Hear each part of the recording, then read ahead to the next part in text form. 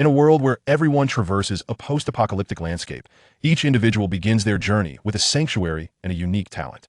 Lin Ye has acquired the ability known as the D-Class Personnel Simulator, enabling him to emulate individuals from other realms classified as D-Class. Lin Ye. Chapter 1. Awakening as a D-Class Personnel. Lin Ye rose from the cold white porcelain tiles, a sharp pain piercing through his mind as lines of text flashed before his eyes. System has been loaded. Sanctuary acquired. Apartment 304 in the post-apocalyptic complex. Received a beginner survival package. *1. Talent ability drawn. D-Class Personnel Simulator. For further information, please consult the system interface. Survival in the apocalypse has officially commenced. What on earth is this? Lin Ye pondered as he attempted to organize his chaotic thoughts, opening the system interface that connected to his consciousness. Personal information. Sanctuary information. Trading. Communications. The system interface contained only these 4 sections, and Lin Ye examined each one with his mind. Personal information. Name. Lin Ye. Gender. Male. Age. 24. Talent ability. D-Class Personnel Simulator. Remarks. None. Lin Ye clicked on his talent ability. D-Class Personnel Simulator. Can randomly simulate 1 D-Class personnel involved in a mission each day. Remarks. Why would anyone seek death? Lin Ye. Sanctuary information. Level. Beginner. Status. Absolutely safe. 7 days. Remarks. Please upgrade your sanctuary within 7 days. So how does one upgrade? It would be helpful if you included the conditions for improvement. Lin Ye retorted. The trading section already featured several pages of item exchanges, yet all involved bartering worthless items for sustenance, lacking any legitimate transactions. The communications section, however, was abuzz with activity. It was divided into 3 segments: world, region, and friends. The world section was eerily silent despite housing over 10 billion individuals. Lin Ye had no friends yet, thus the friends section remained devoid of messages. Region 99997/1000000. Why did 3 die? Isn't the sanctuary supposed to be completely safe? They must have ventured outside. There are monstrous entities lurking out there. I'm in an apartment. Where exactly is this? Ha ha ha. I've awakened the system. From now on, I won't eat beef. Fool. Everyone has a system. There are monsters outside. Don't go out. Nonsense. I've read enough novels. This is prime time for gathering resources. Whether or not one can become a powerhouse depends on now. Oh dear, another 10 have perished. Fool, if it were safe outside, they wouldn't have provided you with an absolutely secure sanctuary. True enough. Thankfully, I didn't venture out. Wait, so you didn't go out? Li Hongwei, are you there? It's your father. Do you all possess a talent ability? As more individuals awoke, the group chat became increasingly active. Lin Ye slowed the flow of information to discern the messages clearly. Most were pleas for information about missing individuals, yet very few familiar names appeared within the vast district, leaving him uncertain about how the system filtered its participants. It seemed that the entire district of 1 million people had been allocated to a singular area, with sanctuaries not far apart, allowing Lin Ye to hear the noises emanating from nearby sanctuaries. Strange footsteps echoed in the corridor, while the peephole revealed only a glimpse of the empty hallway. Outside the window, dense white fog floated, occasionally obscured by massive shadows drifting through the mist. Lin Ye opened the beginner survival package, discovering a 500 milliliter bottle of mineral water, a bag of 1 kilogram toast bread, and a 30-centimeter long kitchen knife. The sanctuary comprised approximately 30 square meters. The door connected to a sink and stove, with a toilet across from the sink, featuring a flushing toilet and shower apparatus. The bedroom was separated from the sink by a sliding door, containing merely a desk, bed, and a window connecting to the outside world. This was the entirety of his sanctuary. Lin Ye turned on the faucet, but nothing emerged. The toilet, too, held not a single drop of water, suggesting the water supply had been off for quite some time.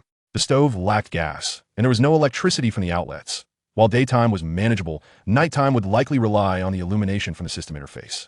However, since the system interface was connected to his consciousness, it remained uncertain whether it could illuminate the real world. What should I do with this meager food supply? I can scarcely survive a few days. Lin Ye was reluctant to venture outside, as thus far, the group chat had revealed no one who had returned alive from the outside. Many had claimed that the outside world was brimming with treasures, encouraging others to explore.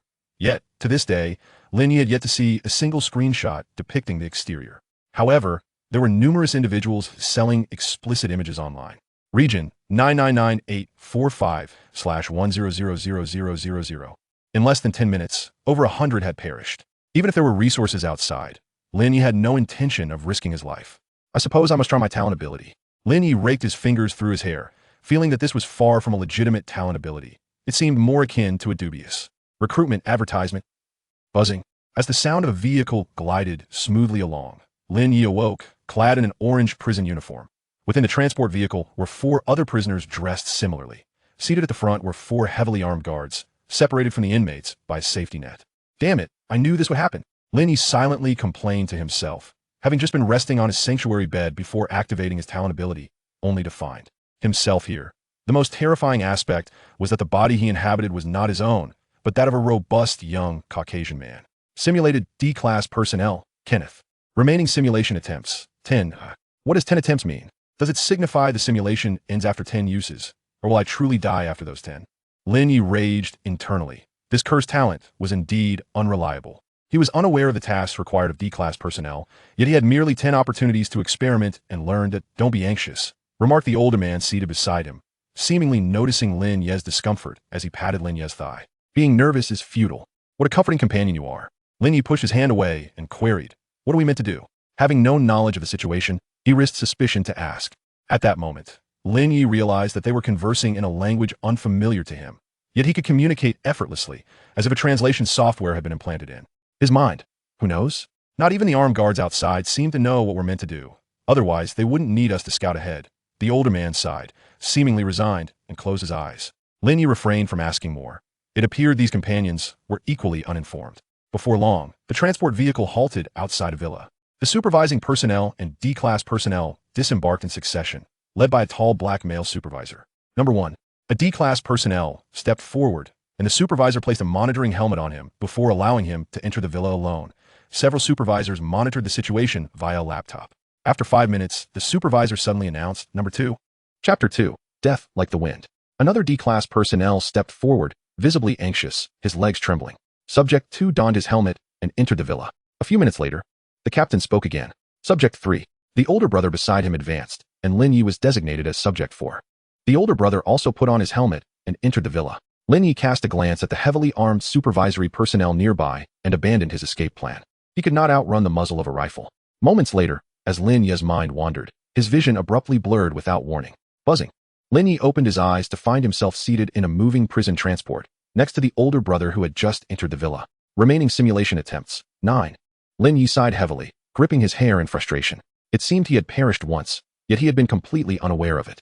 This was troubling. The previous 2 who had entered were likely dead, but waiting outside was equally perilous.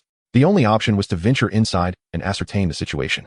As in the previous simulation, Subjects 1 and 2 entered the villa in succession, but when the captain called for Subject 3, Lin Ye took a step forward. "I can't stand it anymore. May I enter first?" The captain glanced at Lin Ye but said nothing, merely signaling for the team members to equip him with a helmet. "Could I have a weapon for self-defense? Surely you wish for me to last a little longer, don't you?" Lin Ye hoped to procure a handgun. Although he had never used one, firing it should not be overly complex. A team member drew a dagger and handed it to Lin Ye without uttering a word. Reluctantly accepting the dagger, he understood that these individuals would not grant him a firearm, but it was worth a try. The villa had 2 stories upon entry.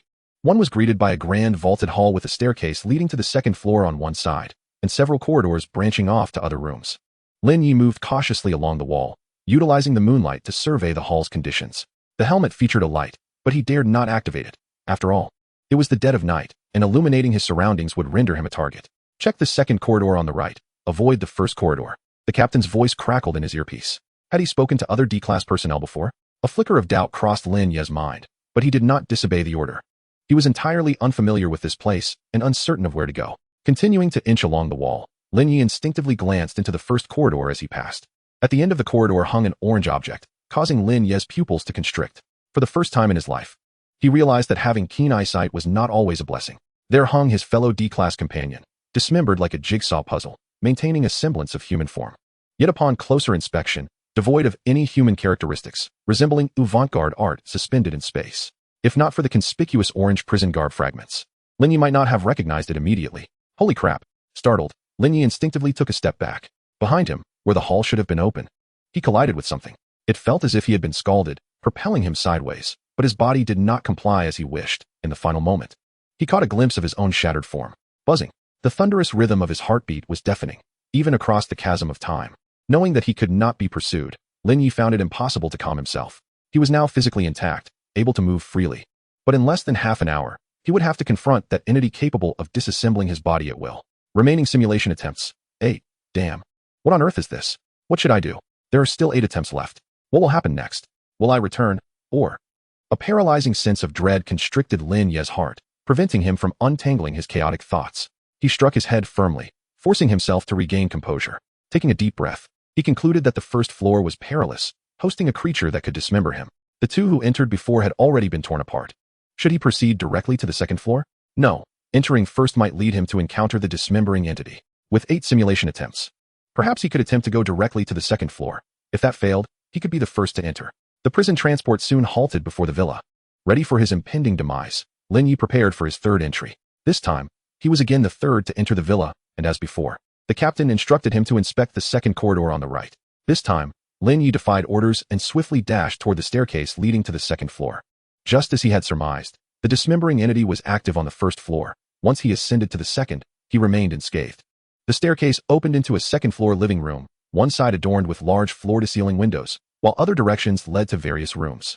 At the center of the living room, an exceptionally captivating black box rested atop the coffee table, its depth eclipsing even the darkness itself, rendering it impossible to ignore. The lid could be slid horizontally, and it was now pushed open to 34, with only 14 remaining atop the box. Lin Ye unconsciously approached the coffee table. The box was a cubic shape about the length of an arm, its interior a void of darkness, obscuring any view of its contents. Completely open the box, and your task will be complete. Thereafter, you may shed your identity as a D-class personnel and freely choose to depart or join the organization. The captain's voice echoed in his ear. Lin Ye instinctively raised his hand, yet an inexplicable dissonance hindered his actions. Open the box. The first time, he had died abruptly while outside. Hurry, open the box. The captain had remained silent while subjects 1 and 2 explored. Open the box, and all suffering will cease. You will receive the rewards you deserve. Could it truly bring an end? Lin Ye slowly withdrew his right hand, gradually turning his head, outside the floor-to-ceiling windows. 4 pairs of eyes were fixed intently upon him. The captain and 3 team members were impaled upon black pillars, their faces bearing smiles as they stared at Lin Ye. While in the distance, more black pillars emerged from the ground, each with a person impaled upon them. Subject 4, open the box. The captain's cold voice urged him to act swiftly. Without hesitation, Lin Ye turned to close the box. The lid felt frigid, reminiscent of the icy water from a winter's pipe. As Lin Ye pushed the lid, he sensed the heat within him depleting. Before he could push it to 12, he could no longer perceive his own body. A vital essence within him was entirely consumed, and before long, Lin Ye lost consciousness completely. Buzzing. Once again, Lin Ye awoke from the nightmare, the familiar older brother beside him. Remaining simulation attempts. 7. Chapter 3. The Abyssal Box. Lin Ye sighed. He felt that if he could close that eerie box, this simulation might conclude, yet he found it impossible to shut it. The box had been opened to 34. Had the previous 2 opened it? No. It must have been the act of opening the box that triggered the anomalous phenomena, prompting our deployment. Closing the box requires a certain energy. What about opening it? Does it also necessitate a specific energy? Did those 2 D-class personnel and the captain unwittingly provide the energy to open the box? If I were to enter first, could I easily close the box? Soon. The prison transport halted once more in front of the villa. Lin Ye refrained from unnecessary chatter, stepping forward to have the team equip him with a helmet. No one objected. After all, this was a deadly endeavor, and no one would refuse Lin Ye the opportunity to take the lead. Once his helmet was secured, Lin Ye swiftly entered the villa, only to find a figure hanging upside down in the center of the hall. The figure opened its eyes, blood-red irises glimmering faintly in the darkness. The moment Lin Ye beheld that figure, his body began to disassemble into fragments, which twisted and reoriented around a center, ultimately reconstituting into a brand new entity. Buzzing. Remaining simulation attempts. 6. Lin Ye stared blankly into the void, devoid of any expression. He did not truly feel pain. Yet an unsettling distortion, transcending his nervous system, lingered upon him, rendering him momentarily unable to move even a finger. Fortunately, this disquieting sensation dissipated swiftly, allowing Lin Ye to regain his capacity for rational thought. He could not be the first to enter. Such a fate was certain demise. He could only attempt to send in the second individual. The prison transport halted before the villa, and Lin Ye waited for the first person to enter before stepping forward to request that the second individual proceed inside. Once again, no one hindered his entry into the villa. Lin Ye skillfully donned his helmet, awaiting the captain's command. Moments later, the captain instructed Lin Ye to enter the villa, and without a flicker of hesitation, he briskly walked inside. This time, the shadow was no longer in the center of the first-floor hall. Lin Ye did not waste time looking around aimlessly, instead making a beeline for the staircase leading to the second floor. Upon reaching the second floor, the black box lay on the coffee table just as before, but the lid was only partially opened, revealing less than 14 centimeters. As expected, opening the box required a toll of life. Those ghastly entities must have emerged from within it. Lin Ye wasted no time and dashed to the coffee table, attempting to close the box. Wait, what are you doing? The captain's voice crackled through his earpiece. Whether it was truly the captain's voice or not, Lin Ye chose to ignore it. If he failed this time, he would have to resort to a more radical approach. The box lid remained frigid. Although the rate of heat consumption was not as rapid as before, Lin Ye gradually lost all sensation of his body. To make matters worse, he sensed something encroaching behind him, silent, with no other perceptible changes, yet he could feel its presence. Lin Ye's body began to contort grotesquely, and fortunately, he could scarcely perceive it anymore, which allowed him to barely push the lid down. The moment he secured the lid, all sensation vanished, and Lin Ye collapsed onto the ground, gazing at the pitch-black ceiling, completely losing consciousness. Simulation ended. Remaining simulation attempts, 6. Acquired 6 random items from this event. Granted access to the abyssal box. 1. Bestowed title, The Savior. Lin Ye awoke in the bed of the sanctuary, feeling no discomfort. However, upon observing his surroundings, he was utterly dismayed. There hung an upside-down orange human reconstruction specimen, displayed like a mural on the wall, unabashedly revealing itself to Lin Ye. What the hell? You can follow me here. Lin Ye was drenched in cold sweat, terrified. Akin to waking from a nightmare only to find the monster from his dreams lurking in the real world. Yet, it soon dawned on him that this must be an item rewarded by the simulator. Aside from the mural, the other 5 items lay scattered on the floor: a loaded handgun, a simple food pack, a basic medical kit, a full set of military combat gear, and a dagger. The handgun was a model Lin Ye had never seen before, containing 10 rounds. The food pack held 5 energy bars and 2 cans of energy drinks, devoid of any ingredient list, leaving Lin Ye uncertain of their composition. The medical kit contained 3 metal syringes labeled emergency, treatment, and life-saving, along with a roll of bandages, a bottle of anti-inflammatory medication, and a bottle of painkillers. The combat gear fit well and was not overly heavy, allowing Lin Ye to move freely after donning it. The dagger was ordinary, yet felt of good quality. Lin Ye opened the system panel, discovering 2 notifications, one for the access to the abyssal box and another for the title he had just received. The Savior. Your actions have salvaged an area, and your deeds have spread within the organization. Note: unlock more titles. Your benefits as a D-class personnel will also increase. Huh, benefits increased? Can it rise to C-class? Lin Ye expressed his exasperation, wishing instead for a role with less challenge. Abyssal box access can be opened once without cost, allowing retrieval of 1 item. Note: dangerous items. Please do not open carelessly. Would it conjure a monster for me? After some contemplation, Lin Ye resolved to utilize the abyssal box. The system indicated that the sanctuary was absolutely safe, and his innate abilities stemmed from the system itself. Thus, whatever the box produced should not contravene the system's rules. The absolute safety would only last for 7 days, so it was prudent to use the abyssal box now. Lin Ye selected the option to open the abyssal box directly within the system. A pitch-black box materialized in the center of the sanctuary, resembling the one in the simulation. The abyssal box opened automatically, and an array of grotesque entities surged forth, filling the entire sanctuary. Danger detected in the sanctuary. Neutralization in progress. Processing complete. Please make a choice promptly. Lin Ye was taken aback. The instant the abyssal box opened, he felt as if he had perished countless times in various ways, as bizarre objects filled the sanctuary. Fortunately, the system's protection shielded him. Otherwise, he would have been doomed. Following system intervention, Lin Ye's sanctuary resembled the basement of a peculiar film, cluttered with an assortment of bizarre and grotesque items. Luminescent bottles of unknown materials, toy animals covered in unfamiliar fur, a one-eyed penguin, and an indistinct hanging painting. Even Lin Ye was adorned with creatures resembling butterflies, their pale blue wings fluttering gently, as if poised to take flight at any moment. Chapter 4. Nocturnal Activities. For a moment, Lin Ye was at a loss as to what to choose. Every item in the room was extraordinary. Not only he but even a master of appraisal would struggle to make an educated guess.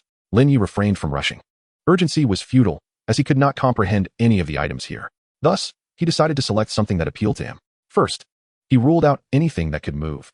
Everything that was rendered harmless could move, and before neutralization, who knew what mischief they could unleash? If the neutralization were merely temporary, the items could revert after 7 days, which would be troublesome. It was best to opt for a relatively controllable object.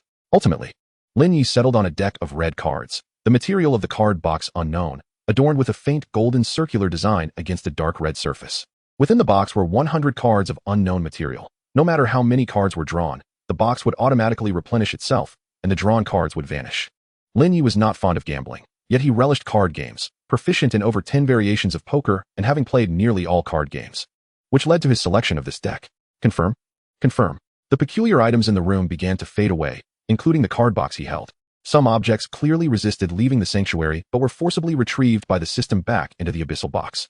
In the end, the abyssal box gradually disappeared, leaving nothing behind. Complete neutralization in progress. Processing complete. Acquired abyssal relic. Card box. Please draw today's card. A card box materialized out of thin air before Lin Ye. As he reached inside, he involuntarily exclaimed, "My turn. Draw a card." The card's material was indiscernible, feeling akin to some form of biological skin. The back of the card was intricately patterned, while the front depicted a creature resembling a goose. As the card dissipated, a blood-red creature, resembling a large goose, appeared in Lin Ye's sanctuary. Lin Ye. The large goose, honk? Their eyes met, and Lin Ye stared for a long time, utterly perplexed as to what purpose this goose served, seemingly perceiving Lin Ye's confusion. The large goose gracefully lifted its wing and conjured a steaming bowl of goose leg rice from the void, presenting it to Lin Ye. Can you conjure anything else?" Lin Ye inquired. "Honk honk, no. Can I have another bowl?" "Honk honk, no." After much communication, Lin Ye finally confirmed that the large goose could only provide him with one serving of goose leg rice and would not entertain any questions unrelated to it. Was this what they meant by neutralization? It seemed excessively harmless. Lin Ye, in silence, captured a photograph of the goose leg rice and shared it in the group chat. Feeling a profound sense of discomfort, surely he could not be the only one to endure such distress. This marked Lin Ye's inaugural contribution to the chat.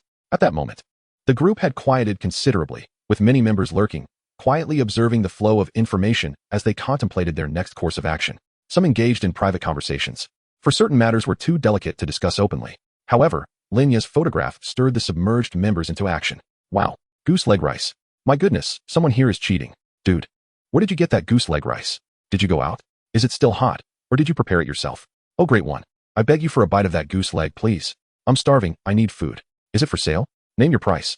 Lin Ye replied, envious. "Aren't you? This is a gift from talent." He was not deceiving anyone. His talent had bestowed upon him the abyssal box, which yielded a card pack that summoned a grand goose, ultimately rewarding him with a portion of goose leg rice. Upon reading Lin Ye's message, the envy dissipated, replaced by a tinge of sympathy. After all, to have a talent that merely conjured goose leg rice seemed rather unfortunate. What is your talent?" "Goose leg talent. How terrifying. Impressive. Can I exchange for a bowl too? I plead with you, esteemed one, to trade a few more bowls. Many are still hungry. Has anyone gone out and returned alive yet? Are your talents all this merry?" Lin Ye responded, "One exchange per day. I can't guarantee what tomorrow holds." As he scrolled through the chat, while savoring his goose leg rice, multiple requests to add him as a friend flooded in, but he felt no inclination to respond. The time consumed in the simulator appeared to synchronize with reality. However, he remained uncertain whether his physical form remained in the shelter. At this juncture, Lin Ye was clad only in his attire, having brought nothing else, and it seemed others were in a similar predicament. Before long, he finished the goose leg rice. And as dusk descended outside, just as Lin Ye lay down to rest briefly, a notification suddenly popped up before him. Nighttime activities commence. Tonight's activity, maze exploration. Do you wish to participate? 9:59. A countdown of 10 minutes materialized in front of Lin Ye, compelling him to make a decision before its conclusion. Are you participating in the nighttime activity? Of course. I can't conjure goose leg rice again, nor do I dare venture outside. If I don't procure some food soon, I'll starve. I'll observe the situation and perhaps join tomorrow. Best of luck to you all. I'm worthless. I'll wait until tomorrow. Good luck. Blessings." As he glanced at the group chat, Lin Ye began to prepare his gear. He was resolute in his decision to join the nighttime activity. Firstly, among all the survivors, he likely possessed one of the best equipped setups. If he couldn't survive, considering his talent, it was likely that over half of those who participated in the night's endeavor would perish. Secondly, he had yet to discover a method to upgrade the shelter. Perhaps the key lay within this nighttime activity. If he chose not to participate, he risked falling behind in the upgrade process. Each step lagging behind would ultimately lead to his elimination by others. Thus, Lin Ye would not let this opportunity slip away. Once he donned his gear, Lin Ye perched on the edge of his bed, fixated on the countdown and the group chat, while the grand goose nestled quietly in his arms, occasionally preening its feathers with its beak. 001. 0000. Rubbing his temples, Lin Ye rose from the dark crimson floor, finding himself in the center of a corridor. Flanking him were irregularly arranged doors, all bearing the same dark crimson hue. The sharp pain in his head began to subside as he drew the pistol from his waist. The grand goose had not accompanied him, yet he felt no lack in weaponry. During the first 3 days of nighttime activities, the probability of treasure chests appearing increases, the probability of higher tier creatures appearing decreases, and the quality of treasure chest output is enhanced. The first treasure chest opened by participants will inevitably yield blueprints for upgrading the shelter. Nighttime activity commences. 1:59:59. A 2-hour countdown appeared beneath the system panel, indicating that participants would be transported back to the shelter in 2 hours. Lin Ye aimed his pistol at the nearest door and gently knocked. No response emanated from within. As he pushed the door open, he discovered a fully enclosed room devoid of life, lacking windows, and littered with refuse. Empty beverage bottles, torn paper, shattered stones, and a dilapidated table cluttered the space. On the debris, Lin Ye spotted text he had never seen yet could comprehend, leading him to collect some of the littered items and stow them in his pockets. Amidst the detritus, he uncovered a dark red metallic coin, the size of a 1 yuan coin but slightly heavier. One side bore intricate patterns while the other showcased a blood-red eye. Lin Ye pocketed the coin and exited the room.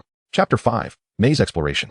The corridor was not lengthy, merely extending for a few meters, yet the adjacent corners diverged, one veering left and the other right.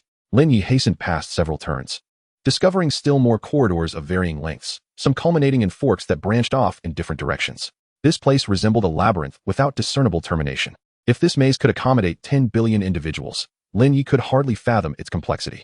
However, this held little significance for him. He did not need to escape the maze, merely to seek out the supplies he required within. After half an hour, Lin Ye had explored 9 red rooms, uncovering only a few red coins, a red key, and some usable odds and ends, yet he had found no treasure chests as mentioned in the system information. Upon exploring a few more rooms, Lin Ye suddenly stumbled upon a locked chamber. The door bore the same characteristics as the others, save for an additional red lock. The lock's hue closely matched that of the door, and had Lin Ye not meticulously inspected each room, he might have missed this one entirely. He knocked on the door, but silence reigned within. This place felt like a desolate ruin, devoid of any sound save for his own presence. Peering into the keyhole, Lin Ye produced a piece of wire he had scavenged from the refuse and inserted it into the lock, attempting to pick it. After a minute of futile effort, he realized this was no ordinary mechanical lock. Using the red key, he unlocked the door, only to have the key vanish upon entry. Inside, the room mirrored the size of the others, yet instead of garbage strewn about, it was filled with shelves. It appeared to be a storage room. Lin Ye stepped inside, examining the shelves. Most were barren, yet he still managed to find a few remaining items. 2 bottles of red liquid, a metallic pendant, and 7 hard cards. The liquid was contained within glass bottles, tightly sealed, each holding approximately 400 milliliters. The pendant was a silver cross, uniform in length and width, suitable for wearing around the neck. The hard cards bore a dark red hue on one side, featuring intricate designs reminiscent of those on the red coins, with 3 distinct patterns across the 7 cards. Lin Ye stowed these items in the backpack he had salvaged from the trash, uncertain of their utility but opting to keep them nonetheless. Just as Lin Ye slung the backpack over his shoulders and prepared to exit, he suddenly heard footsteps. The sound originated from the end of the corridor, not from the direction he had come. The noise was faint, thankfully. The silence of the surroundings allowed him to detect the approach in advance. Lin Ye quietly closed the door, leaving a narrow gap through which he could observe the corridor outside. Soon, the footsteps drew near, and a figure passed by the door. It was a blood-red, desiccated corpse, half of its skull missing, the remaining brain having withered to a husk. It was difficult to ascertain what enabled it to move. Once the corpse had passed the door, Lin Ye gauged the distance and swiftly opened the door, aiming his gun at the remaining half of the corpse's head and pulling the trigger. Bang! The gunshot reverberated in the corridor, the bullet striking the corpse's head with precision, the impact sending it crashing to the ground. This marked Lin Ye's first experience firing a weapon, and he discovered an uncanny familiarity with the act, as though he had fired a gun countless times before. Suppressing his feelings, Lin Ye refrained from approaching and instead cautiously observed the corpse on the ground. The figure had lost half of its skull, and he was uncertain whether the remaining half contained vital organs. Initially, the body remained unresponsive, but a mere 2 seconds later, it began to convulse violently, akin to a patient experiencing an epileptic seizure. Soon, blood-soaked appendages sprouted from the back of the corpse, resembling spider legs that propped up its body. The abdomen ruptured, and the withered flesh and entrails erupted with newfound vitality, blooming forth as if they were flowering, transforming into an entirely new structure. Lin Ye fired 3 shots into the corpse, 1 to the chest, 1 to the lower left abdomen, and 1 to the lower right abdomen, each bullet finding its mark. Bang, bang, bang. He did not believe this monster to be devoid of weaknesses. It was simply that he had yet to uncover them. The creature leapt off the ground like a frog, propelling itself towards Lin Ye down the corridor, covering a distance of 7 to 8 meters with just 2 powerful leaps. Remaining composed, Lin Ye took a significant step back before emptying his magazine into the creature lunging at him. Bang, bang, bang, bang, bang, bang. At this range, precision was unnecessary. Sheer firepower was essential.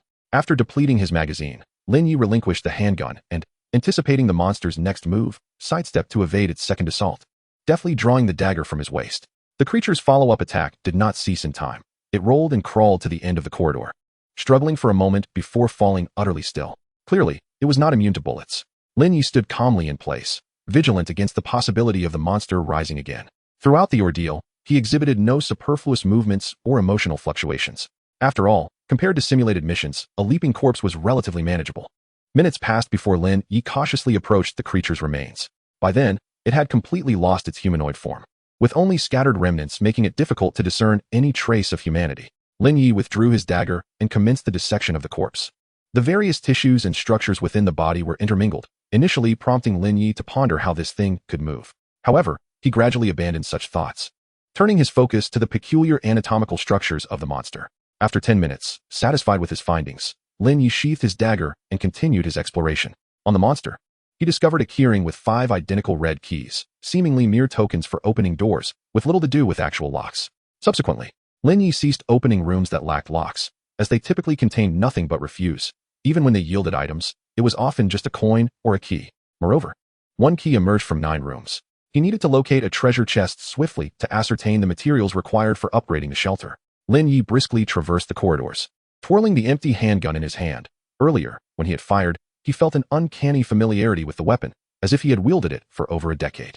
This was likely residual experience from the simulation of Kenneth, for Lin Ye had never handled a handgun before and could not possibly possess such proficiency. In contrast, Kenneth, as a Class D individual, had certainly earned his rank for a reason. One could not ascend to such a status without possessing a few formidable skills. Before long, Lin Ye encountered a locked red door. After knocking with no response, he consumed one of his keys and entered the room. The internal structure mirrored that of the other rooms, save for the absence of debris. At the center stood a redwood chest. The chest was unlocked, and Lin Ye cautiously pried open the lid with his dagger before rapidly retreating. Contrary to his expectations, the chest contained no hazardous items, nor did a blood corpse spring forth. Chapter 6. The Redwood Treasure Chest. Upon opening, the chest vanished, revealing 3 items: blueprints for upgrading the shelter, a sturdy card, and a vial of crimson liquid. Would you like to use the shelter upgrade blueprint? Yes. Please collect 10 anomalous organs from non-tiered mutated organisms as materials for the shelter upgrade. 010. Non-tiered, mutated organisms? Anomalous organs? Lin Ye hastily exited the room and returned to the site where he had dissected the blood corpse, extracting the most anomalous part of the remains with his dagger. Would you like to submit the anomalous organ? Yes. The anomalous part vanished, and upon checking the system, Lin Ye discovered that the task for upgrading the shelter now stood at 110. It turned out that slaying 10 blood corpses would suffice for the upgrade. That was a relief. Although blood corpses were challenging to defeat, they were ultimately just mutated corpses. Lin Ye had previously been unfamiliar with blood corpses. Next time, he would not waste so many bullets. However, confronting blood corpses with a dagger was exceedingly perilous. So Lin Ye resolved to procure some bullets through his innate abilities tomorrow before seeking out the blood corpses again. Having obtained the anomalous organ, Lin Ye continued searching for locked rooms. After a brisk 10 minutes, he located another locked chamber. Using a red key, he opened the door, revealing yet another redwood chest within. Upon opening it, he discovered several bottles of crimson liquid, a few sturdy cards, and a red metal key. This key was evidently different from the earlier red keys and should unlock special rooms. Lin Ye stowed these items in his backpack and proceeded to explore the nearby chambers. With the countdown nearing its conclusion, time was no longer on his side to seek another locked room. Before time expired, Lin Ye found a few red coins amidst the debris. Footsteps echoed outside the door, but with the countdown having reached 0, Lin Ye returned to the shelter. 994-759-10000000. During this exploration mission, over 2,000 individuals perished. Once inside the red maze, communication through the system was rendered inoperative, and as soon as the exploration concluded, a flood of messages erupted in the group chat. Wow, finally back.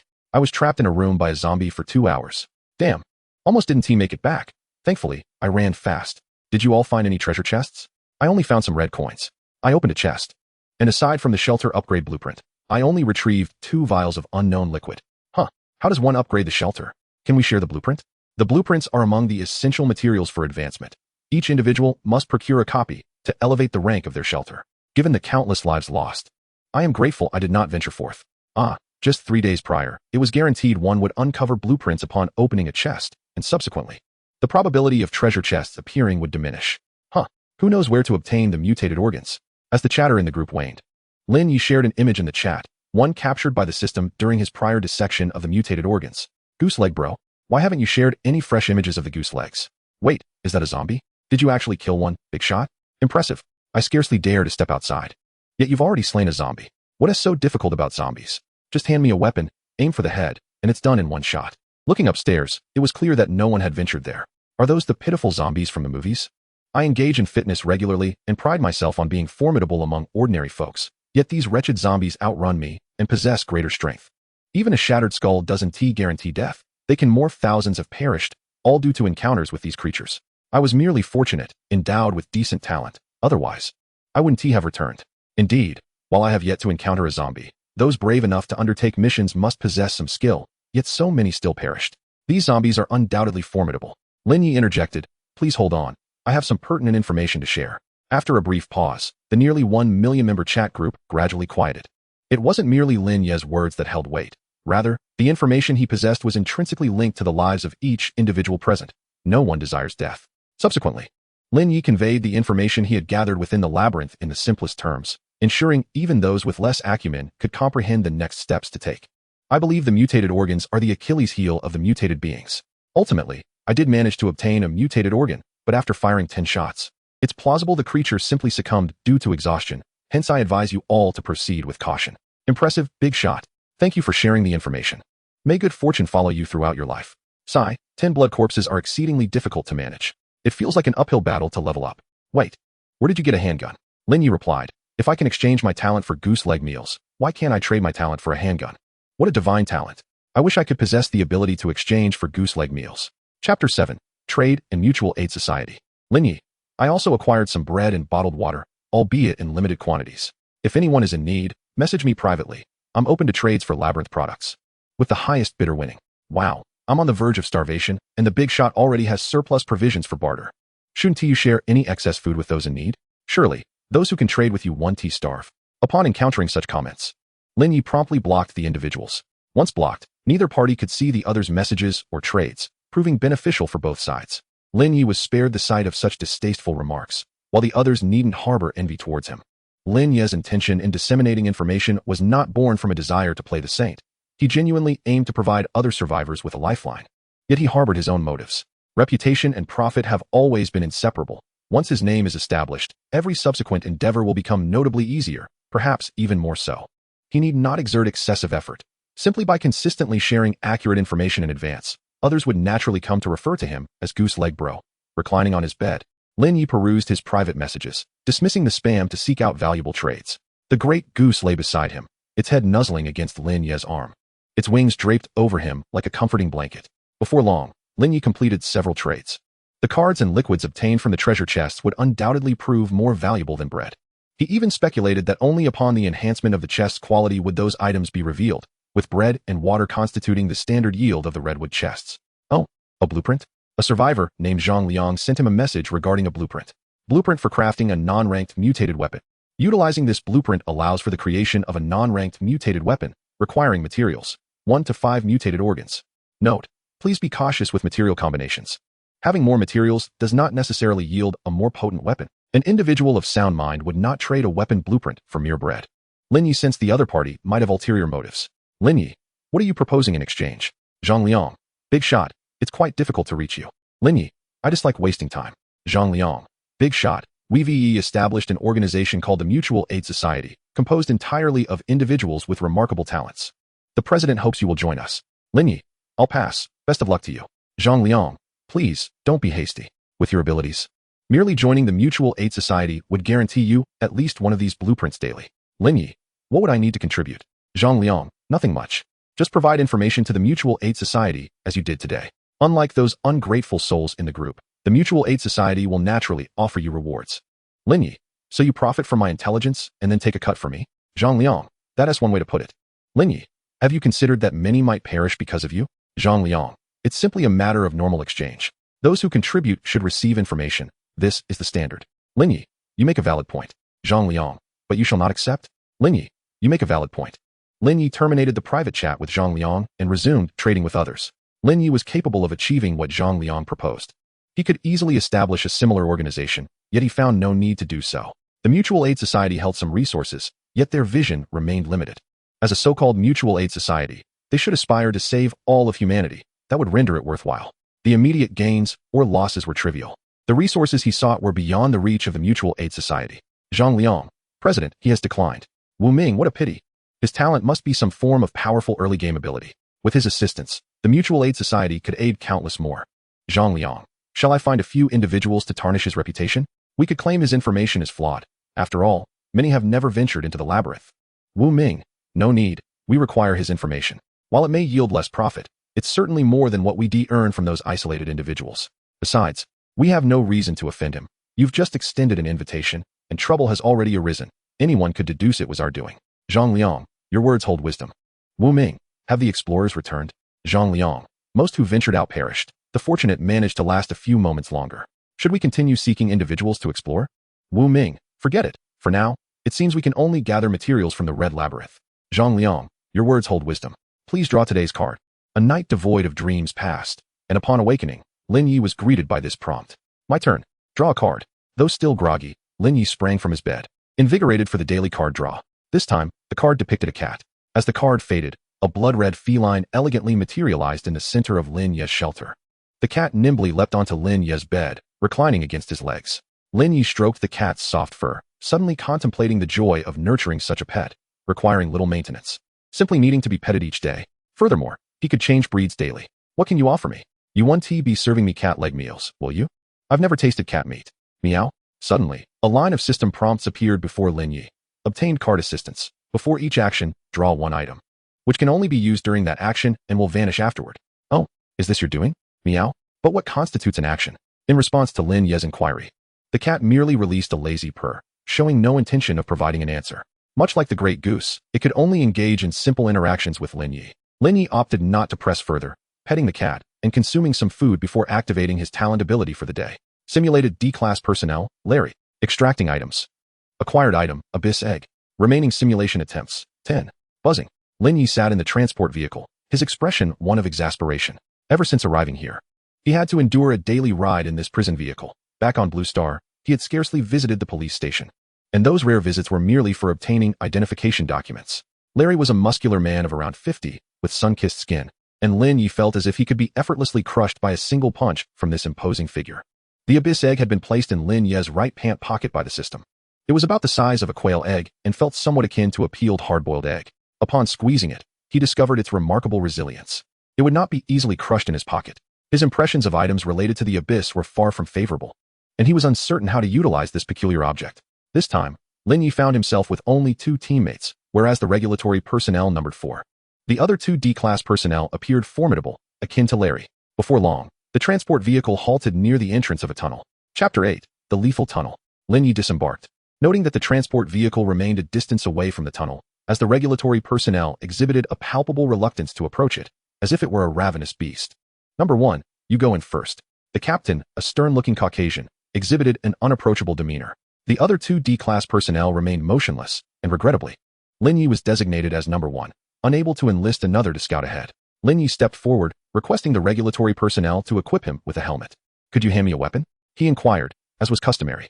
The regulatory personnel exchanged glances with the captain, who nodded, prompting the former to draw a dagger from his waist and present it to Lin Ye. Armed with the dagger, Lin Ye approached the tunnel, which was a vast semicircular passageway, 20 meters wide and 10 meters high. 2 rows of overhead lights illuminated every corner of the tunnel with a yellowish-white glow.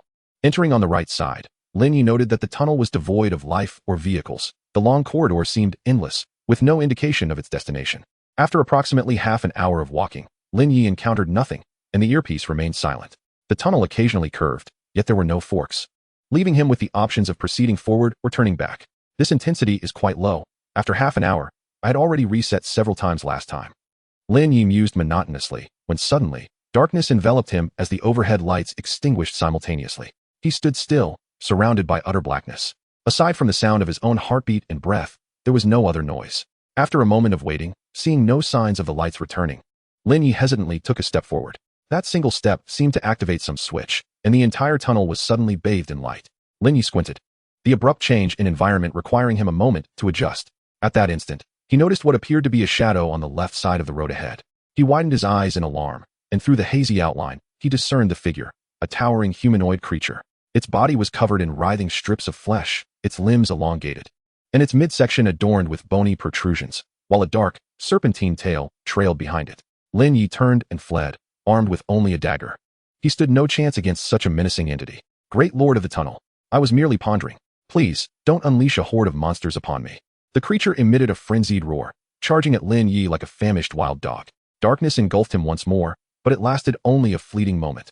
In the next instant, the overhead lights flickered back on, and the creature behind him fell eerily silent. Lin Ye turned back, realizing that there was no creature present. The previous encounter seemed to have been a mere figment of his imagination. What on earth? If he weren't confident in his mental state and aware that this tunnel harbored anomalies, he might have doubted his sanity. Hesitating, Lin Ye retraced his steps to the spot where he had encountered the monster, and this time, the lights remained illuminated, revealing no traces of any creature. Damn, this is truly bizarre. He raked his fingers through his hair, pondering the complexity of this mission, uncertain whether to continue onward or retreat immediately. Forget it, for this simulation. I'll proceed straight ahead and see what lies ahead. After all, I have 10 attempts. Lin Ye continued forward, the tunnel enveloped in a profound silence. Save for the sound of his own footsteps. I could really use a cup of milk tea. No, let me stumble upon a milk tea shop. Or perhaps encounter a few monsters, preferably those with sharper wits. Just let me return to Blue Star, and grant me a fortune of 100 million. As he walked, Lin Ye made silent wishes. The timing of his previous encounter with the monster felt too coincidental, leading him to suspect that the tunnel might possess a wish-granting capability. However, his wishes remained unfulfilled, and the tunnel continued to echo with silence.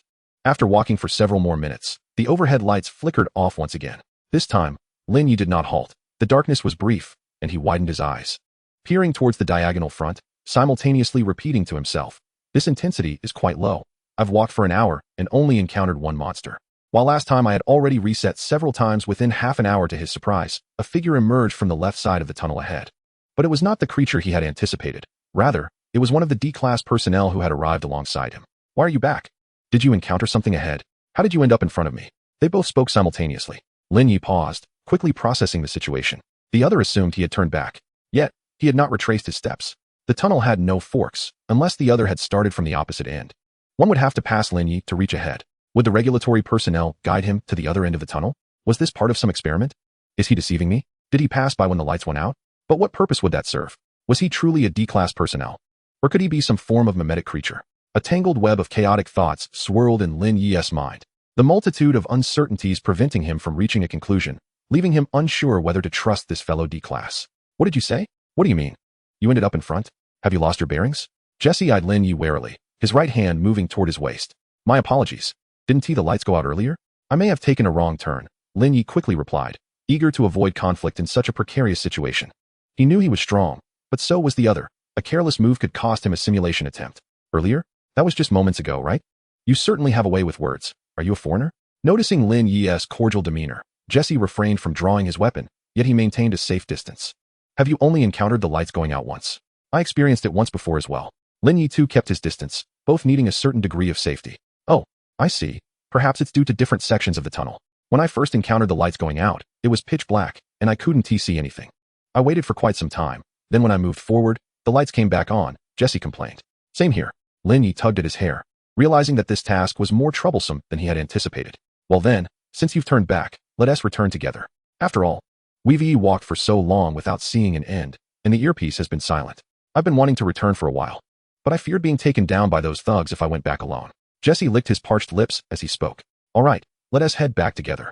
They likely won't harm us. At most, we'll only have to traverse it once more," Lin Ye agreed. As he approached Jesse, Lin Ye suddenly felt something amiss. The other appeared mentally drained, in a worse state than himself. "Sigh, after all this time walking, I'm feeling a bit hungry, thankfully. I had a good meal before coming here," Jesse sighed. "How long have you been in here?" Lin Ye was momentarily taken aback, hearing a response in his ear. Almost 3 hours. It's exhausting." Chapter 9. The bias strip. Lin Ye hastily retreated a step, yet Jesse had already vanished, leaving no trace behind. Much like the monstrous entity, Lin Ye turned and made his way back, contemplating that if the D-class personnel had not deceived him nor succumbed to madness, the anomalies within this tunnel were likely related to time. He had never encountered anything capable of altering time, and even the thought of it filled him with trepidation. No, he could not jump to conclusions. The irregularities might not solely pertain to time. Other possibilities existed. As Lin Ye retraced his steps, he lost track of time, but it surely exceeded the duration he had initially ventured. Ahead of him lay the interminable corridor, with the entrance nowhere in sight. "Oh no, what if I am trapped here?" He ripped off some fragments of his clothing and cast them onto the ground, continuing toward the direction of the entrance. After walking a while, darkness suddenly enveloped him. Having experienced this twice before, Lin Ye had gained some insight. Something must have passed before him. He took a step forward, and the darkness dissipated, revealing a figure in the diagonal corridor ahead. It was another D-class personnel. "Why did you turn back?" Reynolds inquired, regarding Lin Ye with suspicion, sensing something amiss about him. "Which number were you to enter? How long have you been here?" Lin Ye did not respond to the questions, but instead posed his own. "I am number 3, the third to enter. As for how long I've been here, perhaps several hours. Without a watch, I cannot ascertain the duration." Reynolds scrutinized Lin Ye warily, feeling an ominous aura emanating from him. Lin Ye chose not to elaborate further, leaving Reynolds behind as he pressed on. Wait, are you also unable to leave? I changed directions several times, yet found no way out. The marks I left behind have vanished. What caused the lights to go out? Do you know how to escape? Despite his lack of fondness for Lin Ye, Reynolds was disheartened to encounter the first individual in this wretched tunnel, unwilling to perish here. Lin Ye paid him no heed, continuing forward, and when darkness enveloped him once more, Reynolds vanished. I knew it would be like this. Lin Ye quickened his pace, uncertain if his forward motion was of any consequence, but he could not choose to end his life or remain stagnant, awaiting death. After all, even if he were to start over, he would be at a loss as to what to do. Time passed as Lin Ye mechanically advanced, oddly feeling neither fatigue nor the need for sustenance. What is happening? He sensed an inexplicable joy. Engaging in self-dialogue within the desolate corridor, his pace quickened further. After a prolonged trek, the tunnel darkened again. This time, Lin Ye did not pause. As the darkness flickered away, he gazed toward the diagonal ahead and froze in shock. He beheld himself. Though the figure wore a helmet, Lin Ye recognized himself through his physique, skin tone, and the familiar orange prison garb. The other Lin Ye turned and fled, prompting Lin Ye to chase after him, calling for him to halt. But as darkness descended, the other Lin Ye vanished. Lin Ye stood frozen, the scene oddly familiar. He hastily examined his own body, the writhing flesh, elongated limbs, and the bone spurs that had sprouted from his waist. He had transformed into a monster. The creature he had previously seen was, in fact, himself. When had I been affected by the abyssal egg? I was entirely unaware. Truly, it is an item of the abyss. Merely possessing it leads to such a transformation. Lin Ye felt no anxiety over his monstrous form. After all, this was merely a simulation. What mattered now was devising a method of escape. Everything else was secondary. A time loop? But how exactly does it loop? Is it related to direction? To the number of individuals? Would killing those two D-class personnel cause the tunnel to collapse? Should I consider suicide to report this situation directly to the captain? The moment this thought arose, Lin Ye dismissed it. Unless the simulation count reached 0, he would not risk directly reporting to the captain. His innate ability as a D-class simulator meant he might not be able to return without resolving the anomaly. Moreover, Lin Ye harbored deep suspicions about the so-called organization, a body that continuously sacrificed lives to manage anomalous incidents. He could hardly fathom the organization's methods. Should he draw their attention, the consequences would be dire. In the worst-case scenario, Lin Ye might find himself trapped in the simulation, unable to return to the shelter. He was still unclear about the state of his body. If he merely lay on the shelter's bed, it would not be long before he succumbed to thirst. Thus, he had to rely on himself to resolve the tunnel's anomalies. While pondering, Lin Ye's steps did not falter. Now a monster, his physical prowess was terrifying, devoid of any sensation of weariness. Before he could comprehend the nature of the loop, darkness enveloped the tunnel once more. How could it be so swift? Lin Ye stepped forward, light illuminating the tunnel, revealing a monster standing diagonally across from him. Its physique was even more robust than his current form, covered in various twisted, aberrant organs, appearing far more fearsome than Lin Ye. This time, he did not flee. He understood that the creature before him was the next iteration of himself. The two monsters approached each other in the corridor. Lin Ye attempted to greet the other, but emitted only a strange, guttural roar. The next iteration of Lin Ye had anticipated this scenario. He tore off a piece of flesh, spilling a copious amount of dark red liquid onto the ground. Subsequently, the next iteration began to dip the flesh into the blood, inscribing words upon the floor, his grotesque fingers struggling to grasp the flesh as he wrote distorted characters. Kill me quickly. This is the last opportunity. I can barely hold on. If I miss this chance, I cannot proceed to the next simulation. With great effort, the next Lin Ye managed to write these words before forcefully tearing open his own chest, exposing his vital organs. Without a moment's hesitation, Lin Ye plunged his forelimbs into the other's chest cavity, thoroughly mangling his own vital organs. He believed in himself, and the other had inscribed the message regarding the simulation. Whatever the case, slaying the other would unlock the next simulation. After delivering several more blows to ensure the other's demise, Lin Ye finally relinquished the corpse. Just as he prepared to continue onward, he suddenly noticed some scars upon the surface of the body. Perhaps due to the creature's remarkable regenerative abilities, these scars had healed, yet they left some marks on the surface. They were 3 mathematical symbols representing infinity, intertwined to form an eerie glyph. Lin Ye was momentarily puzzled, unable to decipher the message. Surely it could not imply that this path was endless? Even if so, one symbol of infinity would suffice to evoke despair. But soon, Lin Ye realized that these were not 3 symbols of infinity, but 3 bias strips. Chapter 10. Aberration Research. No one understood Lin Ye better than he understood himself. Thus he quickly aligned with his own thoughts. The bias strip is a topological structure embodying infinite loops. Lin Ye, however, did not possess a profound understanding of such structures, leading him to merely perceive that the current situation resembled a bias strip. The 3M bias strips represented the 3D class personnel. So, we did not enter the same tunnel. Instead, there are connection points between the strips.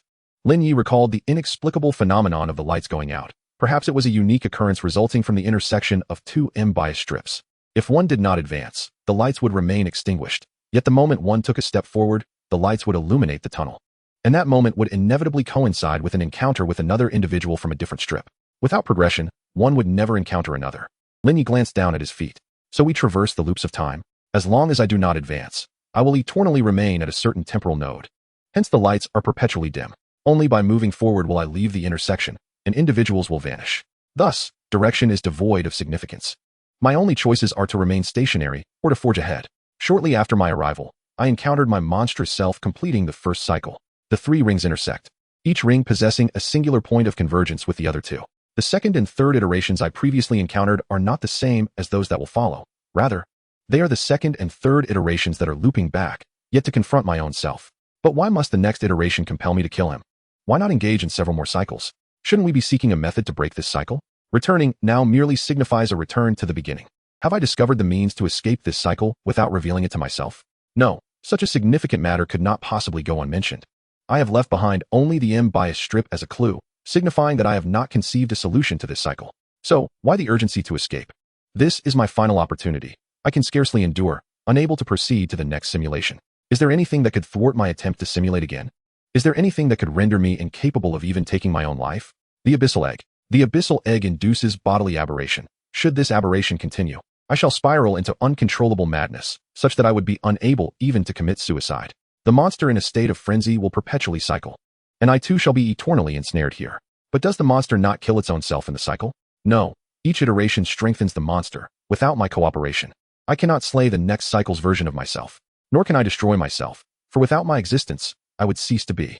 Thus, if I devise a means to eliminate myself, might that bring the cycle to an end? No, the risks are far too great. My understanding of time is far too superficial. Reckless experimentation may invoke unforeseen dangers. Presently, there exists some semblance of order. Once a time paradox is triggered, I may become utterly lost within the temporal tunnel. Lin Ye's footsteps remained unceasing, the severe bodily aberration beginning to affect his mental state. Whispers seemed to echo incessantly in his ears, indistinct yet unrelenting. Fleeting shadows occasionally flickered in his periphery, but upon closer inspection, they vanished. If this continues, it will not be long before he transforms into a genuine madman. Enough, I shall not dwell on such thoughts, leaving the cycle for the next iteration of myself to resolve. For now, I need only to walk toward the predetermined conclusion. Lin Ye relaxed his body while inspecting his condition, and he suddenly discerned that he seemed to possess far fewer aberrant organs than the version of himself in the next cycle. Had they manifested later?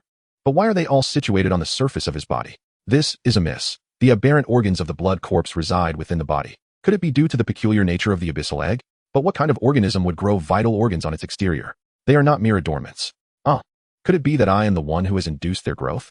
But why would I cultivate aberrant organs on the surface? For the sake of suicide? Yes, aberrant beings possess an exceptionally tenacious vitality. If I do not devise a plan, I may find it impossible to slay myself. Thus, I must relocate the aberrant organs that are destined to grow to the surface of my body. Lin Ye began to study his own form. Upon commencing his investigation, he discovered that after transforming into a monster, he had seemingly acquired a distinct sense of perception beyond the 5 senses. This perception was extraordinarily potent. He could discern his surroundings without relying on his sight, and could even detect the condition within his own body. Utilizing this newfound perception, Lin Ye began to study and influence his aberration process. Time became irrelevant, and eventually, Lin Ye encountered his previous iteration once again. Along the way, he chanced upon the second and third iterations anew. This time, upon seeing Lin Ye, they turned and fled, for the current Lin Ye appeared exceedingly terrifying. After meeting himself, Lin Ye reenacted the prior encounter as scripted. The aberrant organs on the surface, the traces of the M bias strip, the blood markings, and the act of tearing open his chest to meet his demise. The process unfolded with remarkable ease, for this was the predetermined conclusion. At this juncture, Lin Ye found himself increasingly unable to maintain control. The abyssal egg possessed its own consciousness, and he could not bypass the abyssal awareness to end his own life. Tearing open his chest had become his utmost limit. Along the way, he concentrated all his energy within his heart, catalyzing the emergence of a grotesque, yet formidable aberrant heart. Without a doubt, this heart constituted his vital weakness. Through this simulation, Lin Ye gained a profound understanding of aberrant beings and their organs, even beginning to contemplate whether he should attempt to aberrate his own essence. He did not aspire to become a monster, but rather coveted the strength inherent in aberrant beings. The human body has its limits. No matter how much one trains or practices, one can only approach that limit without ever transcending it. Aberration is the key to breaking through those limits. In truth, the term aberration is somewhat misleading. It signifies a form of evolutionary advancement on a biological level, contingent upon precise control of dosage. Should it surpass a certain threshold, one will aberrate into a monster. Aberration into monstrosity not only distorts the body but also exerts a profound influence on the mind. Buzzing, Lin Ye opened his eyes, finding himself seated in the familiar confines of a prison transport, facing the second iteration of D-level personnel. Remaining simulation attempts. 9. There are 9 simulation attempts remaining. Had I not feared that prolonged duration might jeopardize my original self, I might have chosen to simulate here several more times, meticulously studying the aberration process. Lin Ye suddenly realized that his extraordinary innate ability lay not in procuring resources, but in experiencing anomalous events to gain insight, and employing his simulated body to study aberration. Chapter 11. Abyssal Consciousness. Lin Ye was the first to enter the tunnel once more. Unlike the previous simulation task, the sequence of entry into the tunnel bore little impact on the resolution of the event. Conversing with the captain to allow the second and third iterations to enter first might incite unforeseen complications. It could be attempted, but it was unnecessary. Lin Ye refrained from undertaking any actions that might alter the trajectory of the future. This time, he wished not to drastically change the outcome of the last simulation, but rather to calmly allow himself to be slain. The time loop is exceedingly perilous. Relying on simulation attempts recklessly may lead to a situation in which one cannot even end their own life. He intended to utilize the duration of one simulation to contemplate how to safely conclude the time loop. Lin Ye did not discard the abyssal egg. It was a troublesome entity, and disposing of it might yield unpredictable consequences. Retaining it might lead to his aberration. Without the abyssal egg, Lin Ye could maintain communication with the next cycle of himself, affording him ample time for contemplation with each simulation. However, without the abyssal egg, he would also lack the means to delve deeply into the aberration process, making it difficult to determine which option was superior. During this simulation, Lin Ye remained attuned to his bodily condition as he moved, vigilant against transforming into a monster without awareness, as he had done previously. Perhaps due to a cognitive shift, he could distinctly perceive the abyssal egg exerting its influence upon him. After approximately half an hour, Lin Ye was momentarily blinded. Taking a step forward, he encountered the version of himself that had already transformed into a monster, appearing diagonally across from him. Lin Ye approached his other self, and just as he prepared to pose a question, the monstrous Lin Ye spoke abruptly. "It's all right. This time I have controlled the aberration process and retained my linguistic ability, though I likely will not be able to speak in the next cycle." His voice was hoarse, slightly distorted, yet it was far more manageable than communicating through blood-written words. "Let us get to the point. Our time is limited. Have you discovered the method to terminate the cycle?" This was Lin Ye's first instance of conversing with himself. The experience felt peculiar. "Do not rush. We are positioned at a temporal juncture. As long as we do not advance, we possess infinite time." The monstrous Lin Ye wore a calm demeanor, as if everything were under control. "What are you saying? Our bodies remain within the shelter. Can you ascertain that the time here synchronizes with that of the shelter? What if the simulation time accumulates? I dread returning only to find myself starved to death." Lin Ye felt a twinge of strangeness. He should not have overlooked such a simple matter. The monstrous Lin Ye's composure gradually dissipated, as if he had only just become aware of the predicament at hand. "I may no longer be of assistance to you. This simulation has failed. You must end my life." Lin Ye did not rush to act. He sought to discern the source of the issue. What is happening? The abyss is even more terrifying than I anticipated. As my understanding of the abyss deepens, so too does the influence of its consciousness over me. I have already become ensnared. You must kill me to prevent entering the next cycle. The monstrous Lin Ye tore at his own flesh, presenting the dagger from his waist to Lin Ye. "Do not be hasty. We still have time. As you mentioned, we stand at a temporal junction, and the abyss's consciousness will not exert a deeper influence upon you." Lin Ye gazed at his counterpart, uncertain whether he was acting or had genuinely forgotten. Given the cyclical nature of time, he must have experienced a dialogue like this before, albeit from his own perspective. No, the abyss is far from a simple entity. Neither time nor space can impede its influence. To tread near the abyss. No, I have already plunged into its depths. The monstrous Lin Ye displayed a strange smile, extending his arms and allowing his body to plummet freely to the ground behind him, blood gushing from his chest and splattering Lin Ye. He did not flinch, instead rushing forward to deliver several decisive strikes, ensuring his own demise. His counterpart seemed to be conveying some vital information, yet he could not decipher the message, compelled to continue onward. As Lin Ye walked, he sensed the changes occurring within his body. Under the influence of the abyss's egg, a substantial influx of ambient energy surged into him. In this state, he could only influence the mutated parts, struggling to slow the rate of mutation, rendering attempts at moderate transformation impossible. As the ambient energy permeated him, Lin Ye's heart was the first to undergo mutation, gradually forming his initial mutated organ. At the moment the mutated heart took shape, Lin Ye perceived a broader world. It was a bottomless, boundless abyss, hollow, a world, everything. He stood at the edge of the abyss, gazing into its depths, seemingly seeing much yet perceiving nothing at all. What are you saying? Our bodies remain in the shelter. Can you ascertain that time here synchronizes with that of the shelter? What if the simulation time is cumulative? I dread returning only to discover that I have starved. Coming back to himself, Lin Ye realized he now stood before his own likeness. I may no longer be of assistance to you. This simulation has failed. You must kill me. The Lin Ye before him refrained from striking, instead inquiring, what is happening? The abyss is even more terrifying than I anticipated. As my understanding deepens, its consciousness's influence over me also grows. I have become ensnared. You must kill me to prevent entering the next cycle. Lin Ye tore open his own flesh, revealing the mutated heart, and extended the dagger from his waist to his other self. Do not be hasty, we still have time. As you said, we stand at a temporal junction. And the abyss's consciousness will not deepen its influence upon you, the Lin Ye before him stated. No, the abyss is far from a simple entity. Time and space cannot obstruct its influence. To tread near the abyss.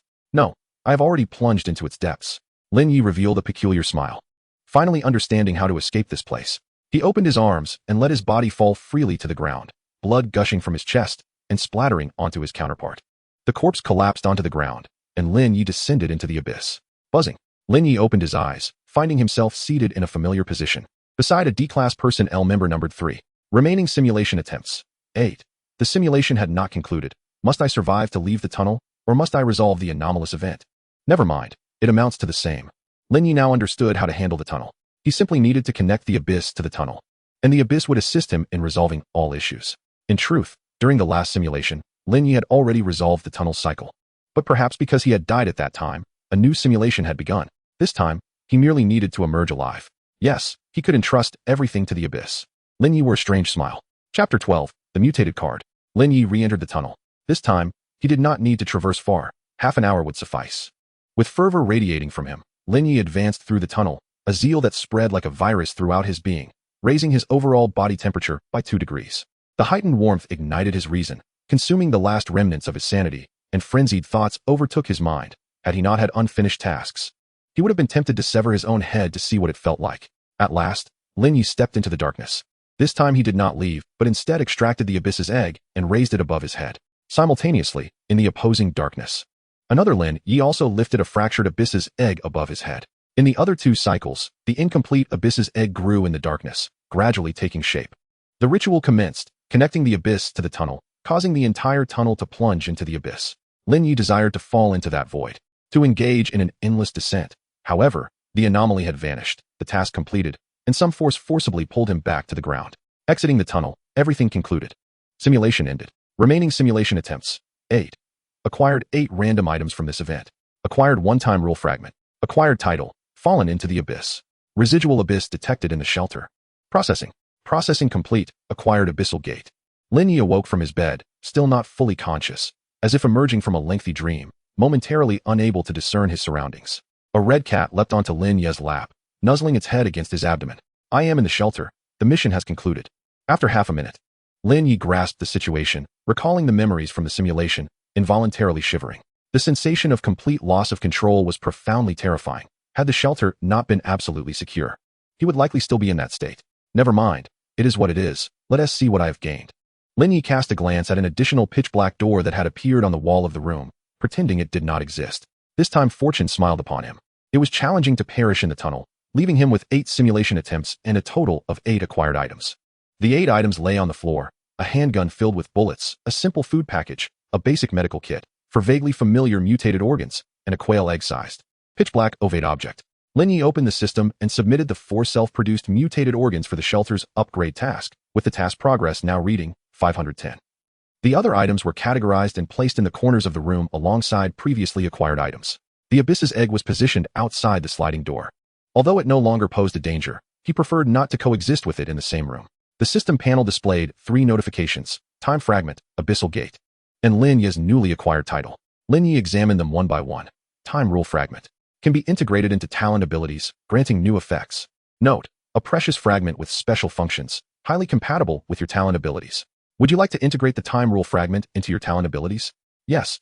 Lin Ye then reviewed his personal information, discovering changes to his talent abilities. Personal information. Name, Lin Ye. Gender, male.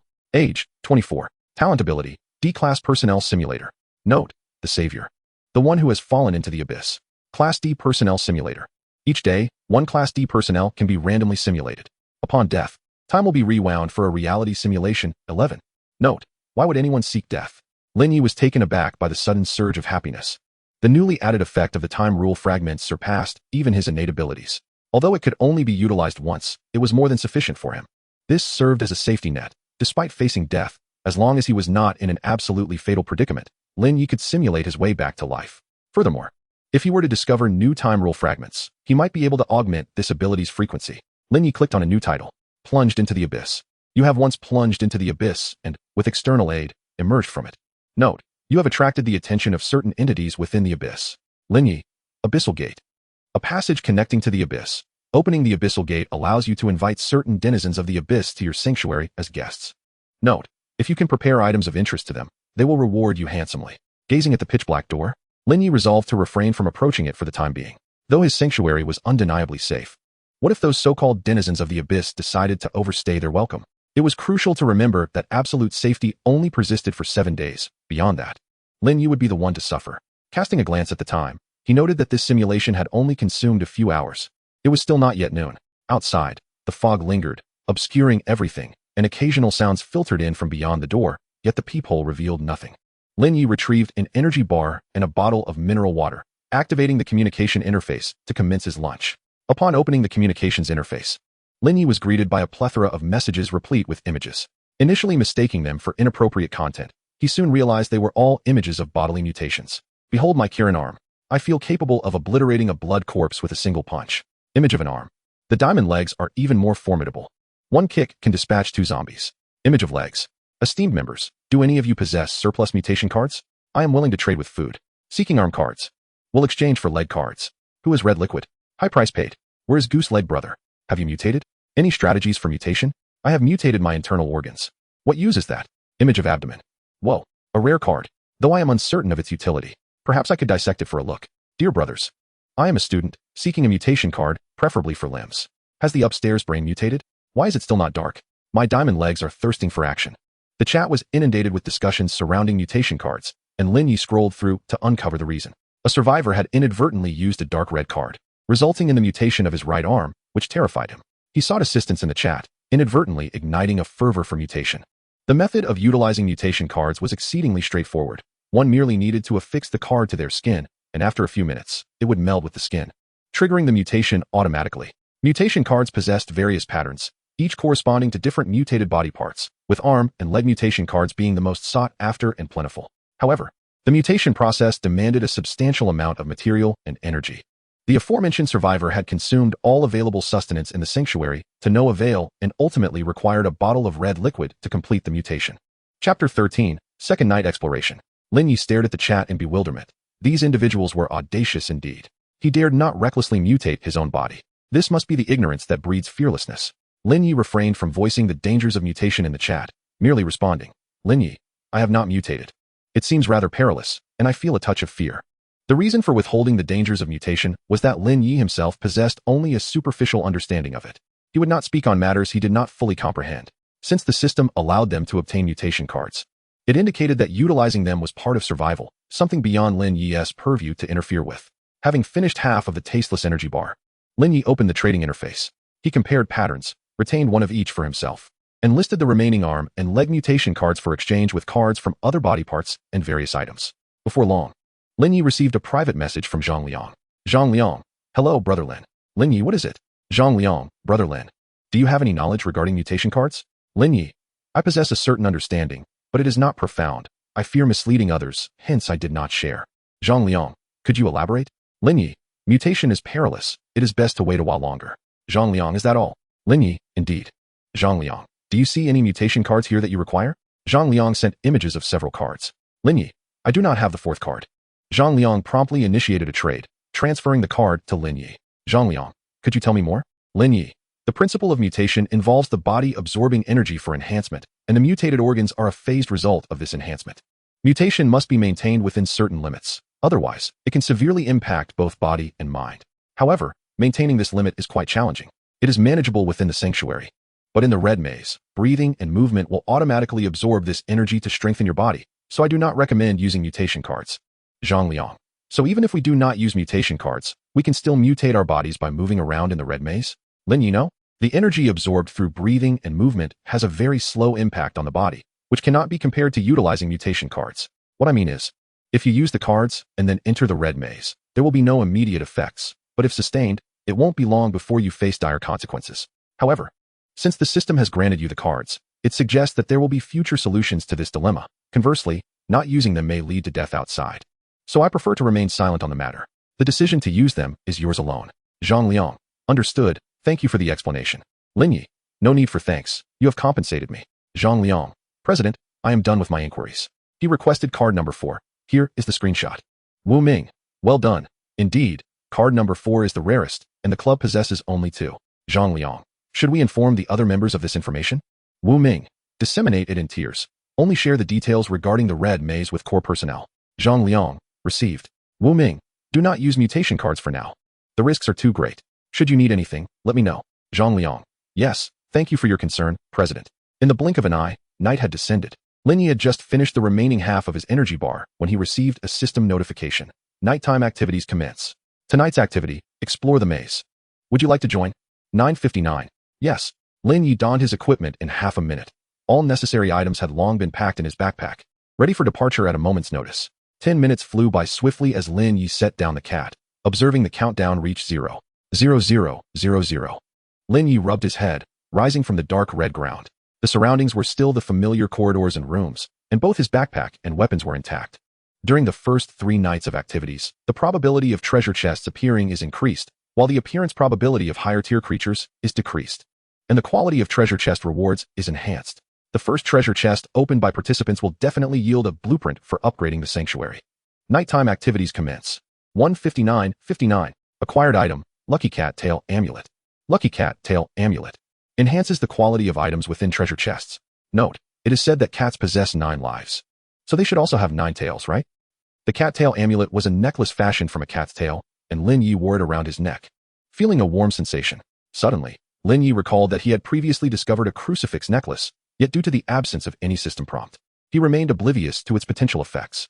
The necklace lay nestled within his backpack, accompanied by other items such as the aberrant cards, crimson liquid, provisions, and medicines. He had brought everything that might prove useful. Lin Ye attempted to don the crucifix around his neck, and in an instant, he felt as though he were transported back to that tunnel, experiencing once more the extraordinary senses that only a monster could possess. Astonished, he quickly removed the necklace. Its potency was alarming, and he feared possible side effects. It would be wiser to retreat to the shelter for further examination. After safely stowing the necklace, Lin Ye commenced his search for the locked red room and the blood corpse, as he required 5 aberrant organs to upgrade the shelter. Armed with bullets, he felt no trepidation in encountering ordinary aberrant creatures. In the case of the previous blood corpse, he might not even need to waste a single bullet. During earlier simulations, Lin Ye had gained a profound understanding of how to terminate aberrant beings from the perspective of a mutated monster. The aberrant organs were the critical points. Once damaged, the creatures would be relatively easy to deal with. Typically, these aberrant parts were conspicuous and easily identifiable. Within a mere 5 minutes, Lin Ye stumbled upon a locked red room. With the red key he had traded for, he now possessed 7 red keys and 1 metallic red key for a special room, alleviating any concerns of running out. Before unlocking the door, he adhered to his customary practice of knocking. Just as he presumed the room would remain silent like before, faint footsteps emerged from within. A fortuitous discovery? He knocked again, this time eliciting discernible growls and the sound of limbs colliding with the door. It sounded like a blood corpse. Should he use his handgun? It seemed a tad wasteful. Most living Class D personnel possessed some hand-to-hand combat skills, and after simulating combat, Lin Ye had acquired a couple of techniques. Contemplating his options, he secured his handgun in an easily accessible location, drew his dagger with his right hand, and with his left, unlocked the door while simultaneously stepping back. Bam! The blood corpse barreled through the door, lunging at Lin Ye like a madman. He sidestepped the creature's assault and delivered a forceful kick to the side of the blood corpse's left knee. Crack! The knee buckled under the impact. And before the off-balance corpse could react, Lin Ye plunged the dagger into its side, striking what was evidently its aberrant organ. Withdrawing his dagger, Lin Ye fled, and the blood corpse, limping after him for a brief distance, collapsed to the ground, utterly still. Chapter 14. The open door having surrendered the aberrant organ of the blood corpse, Lin Ye returned to the door, now ajar, revealing a redwood chest within the room. Upon opening the chest, he discovered a blood-red longsword, its blade approximately 1 meter in length, straight and devoid of a guard. Though labeled a longsword, it resembled more of a single-edged long blade. The hilt was pitch black, without a sheath. Wow, splendid. Just what I needed, a longer weapon. Lin Ye cautiously grasped the hilt and lifted it from the ground. The red blade was neither heavy nor light, fitting comfortably in his grasp. Within the chest lay but one item, likely an effect akin to that of the cat's tail amulet. Lin Ye tested the red blade on the blood corpse, and it effortlessly sliced through the flesh, encountering minimal resistance. After dismantling the corpse into several pieces, Lin Ye continued to navigate the red maze, armed with this weapon. He felt confident that with enough blood corpses, he could elevate the shelter today. As Lin Ye explored the maze in high spirits, he encountered an open red room. Cautiously, he peeked inside, and the sight compelled him to involuntarily step back. The condition of the room was difficult to articulate, if one had to describe it. 2 words would suffice: a lair. It was a nest of blood and flesh. The floor, walls, and ceiling were encrusted with writhing gore, various remnants amalgamated into a grotesque new entity. Among the most striking features was a dismembered man, his body parts scattered throughout the room, intertwined with other matter. What in the world is this? Even Lin Ye, seasoned through numerous tribulations, was momentarily taken aback by the scene before him, an aberration that transcended the realm of reason. Before he could react further, the monster within the room had already taken notice of him and launched an immediate assault. The entire corridor began to tremble as heaps of blood and flesh surged from the room, roaring toward Lin Ye. He turned and ran. This creature was beyond his capacity to confront. Don't run. Help. Have you eaten? Hello? Various voices emerged from the mass of flesh, with the loudest emanating from the man's head, still connected by mere strips of meat, desperately calling for rescue. Lin Ye could not save it. He was the one in need of salvation. The monster's speed was not particularly swift, yet it was decidedly not slow. Lin Ye could outrun it briefly, but he could not maintain that pace indefinitely. After a few more minutes, he would be utterly exhausted. Should the creature catch up to him, it would be his turn to be dismembered.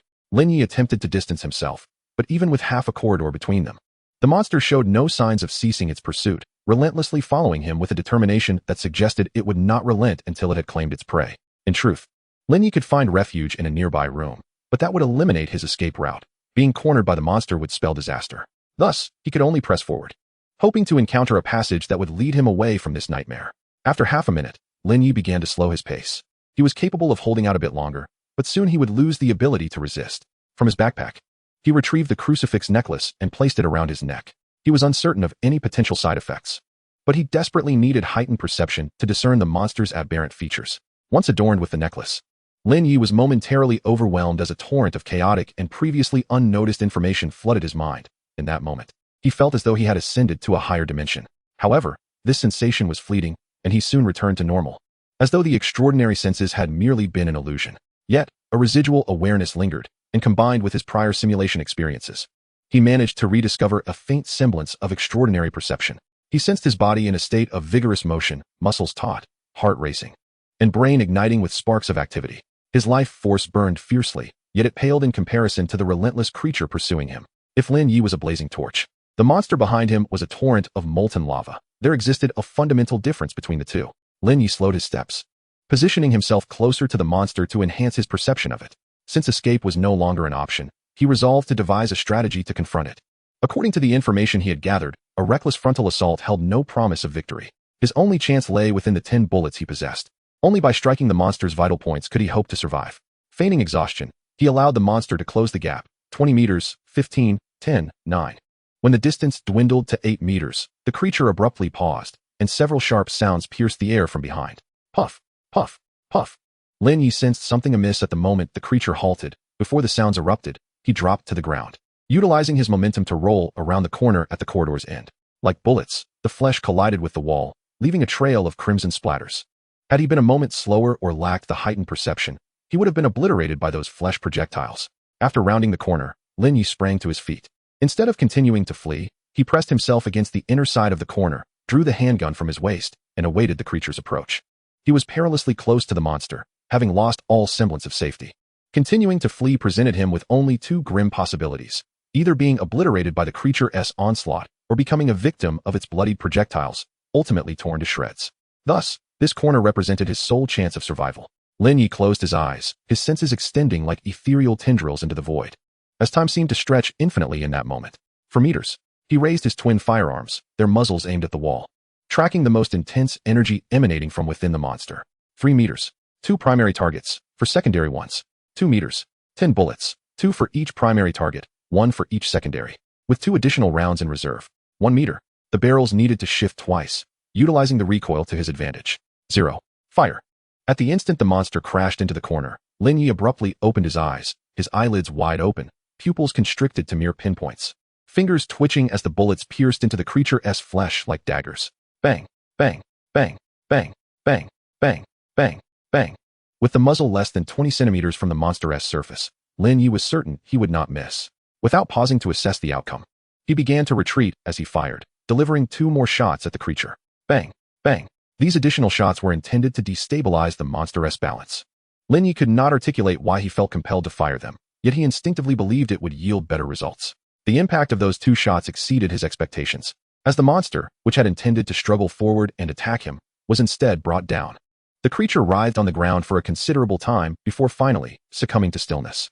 Lin Ye observed its futile convulsions from a distance, waiting until it lay completely motionless. After 10 minutes had passed, and he was assured of the monster's demise, he cautiously approached its carcass. At that moment, Lin Ye was suddenly enveloped in darkness. A sharp pain pierced his brain, and a wave of nausea surged, sending partially digested food and stomach acid surging into his mouth. Cough. Damn. Lin Ye collapsed to the ground, retching violently until he had expelled all remnants of his meal, feeling somewhat relieved. However, the darkness persisted, and the throbbing pain in his head intensified. Hastily, he removed his crucifix necklace, allowing his heightened senses to diminish, which gradually alleviated the throbbing in his skull. Chapter 15. The Storeroom. My goodness, the power of this necklace is overwhelming. Lin Ye sprawled on the ground, gazing up at the dark red ceiling, where flickers of snowflakes and golden stars occasionally appeared. After lying there for more than 10 minutes, the after effects of the crucifix necklace finally faded, prompting Lin Ye to rise and attend to the monster's remains. This creature was unlike the previous blood corpses. It belonged to an entirely different echelon of life, rendering its carcass considerably valuable. It took Lin Ye half an hour to dismantle the mass of flesh and blood completely, uncovering 6 aberrant organs within. As he dissected these organs, he found their structure to be intricate and chaotic, exhibiting a high degree of aberration and poor stability. This was likely why the monster appeared so disordered. Lin Ye found himself at a loss for words to adequately describe the creature. Continuing his examination, he meticulously recorded the structure of these aberrant organs, ultimately discovering some irregular dark red crystalline formations within 2 of the primary organs. Crystallized stones? No. They must be energy crystals. Otherwise, it would be improbable for these organs to generate such immense energy during movement. Lin Ye procured a small pouch to store the crystals. Intrigued by their potential, having submitted 4 aberrant organs to complete his task, he carefully stowed away the crystals and the remaining organs. After consuming a small meal, he returned to the open room and discovered an aberrant card he did not possess. After securing the card, he continued his exploration down the corridor. His condition was far from optimal. He had exhausted his ammunition, and encountering another monster would undoubtedly pose a significant challenge. Fortunately, the area was vast and sparsely populated, requiring an extensive trek before running into another creature. As the countdown dwindled to 15 minutes remaining, Lin Ye stumbled upon a red corridor devoid of rooms. He sprinted to the end of the corridor and pushed open the double red doors, revealing the same grand hall, with another set of red double doors directly opposite. A mahogany door to the left, and to the right, a pale yellow locked room. Quite the variety. Lin Ye knocked on the door, confirming silence within before attempting the red key, which failed to unlock the door. He then used the metallic key from the special room to gain entry, after which the key vanished. Upon entering, he found a pale yellow standard room furnished with 2 machines. A mere glance revealed their functions, as the creator of these machines must have intended for even the simplest of minds to operate them. The left machine was a vending machine, while the right was a receiving machine. The currency was red coins, displayed through glass panels. Although the items lacked descriptions, Lin Ye recognized some of them. A red liquid for 1 coin, a certain aberrant card for 10 coins, another for 5 coins, and yet another for 3 coins. The only familiar items in the machine were these 4 types, with several cards valued at 3 coins, 2 at 5, and only 1 at 10. Additionally, there were more expensive, deeper colored red liquids and other products of unknown efficacy, the priciest being a blood red bone knife priced at 100 coins, the effects of which remained a mystery. With only 47 red coins to his name, most acquired through trade, he lamented his financial plight, unable to afford anything. Lin Ye yearned for an extraordinary item akin to the crucifix necklace, rather than consumables such as cards or nutrient liquids. It wasn't that he deemed these items useless, but at this stage, he found simplicity and utility more appealing. However, even the least expensive item required 50 coins, a sum he could not afford. After some contemplation, he retrieved the small pouch from his backpack, selecting the smallest crystal to place in the receiving machine. Coins tumbled from the left side of the machine, 10 red coins in total. He still had 5 larger crystals, so he decided to sell another, netting 15 coins. He resolved not to sell any more, as he could not ascertain the true value of these crystals, and parting with them for uncertain gains could result in a loss. Lin Ye spent 50 red coins on a circular ring, and then utilized 20 coins to purchase the 3 most expensive aberrant cards before departing the pale yellow storeroom. He refrained from attempting to vandalize the vending machine, suspecting it might be a system device. Even if it transformed into a monster post-attack, he would not be surprised. Perhaps it lacked any protective measures, yet humanity ought to maintain a healthy respect for the unknown. Lin Ye had no desire to perish in such a place due to a failed robbery of an automatic vending machine. As the countdown concluded, Lin Ye returned to the shelter. Shelter Ascension task completed. Would you like to upgrade the shelter's level? Yes. Upon returning, he received this notification, yet, to his disappointment, he observed no apparent changes in the shelter. Ascension complete. Lin Ye hastily checked the shelter's information and discovered that it had indeed changed. Shelter information. Level, Tier 1. New features. Infrastructure, basic information exploration. Status, absolutely safe, 14 days. Note, please upgrade your shelter's level within 14 days. Lin Ye studied the new features for a while before comprehending the additions. Firstly, the infrastructure. The shelter now had access to water, not merely tap water, but also electricity and gas, though Lin Ye currently lacked the necessary devices to utilize these resources. He could turn on lights at night, allowing him to engage in activities beyond merely checking the chat group or sleeping. Lin Ye, filled with joy, took a refreshing shower and subsequently heated a kettle of water. Within the sanctuary, he felt entirely secure, convinced that if the system intended to eliminate him, there were myriad other means to do so. Regrettably, the water in the sanctuary was non-tradable. Otherwise, Lin Ye could have profited immensely by selling bottled water. Another fundamental function of information probing was precisely what Lin Ye required to scrutinize item details, and now he had the means to access item information through the system. For instance, the red liquid is a nutrient solution. Nutrient solution, edible, capable of replenishing certain special energy and nutritional components. Note, please consume in moderation or face the consequences.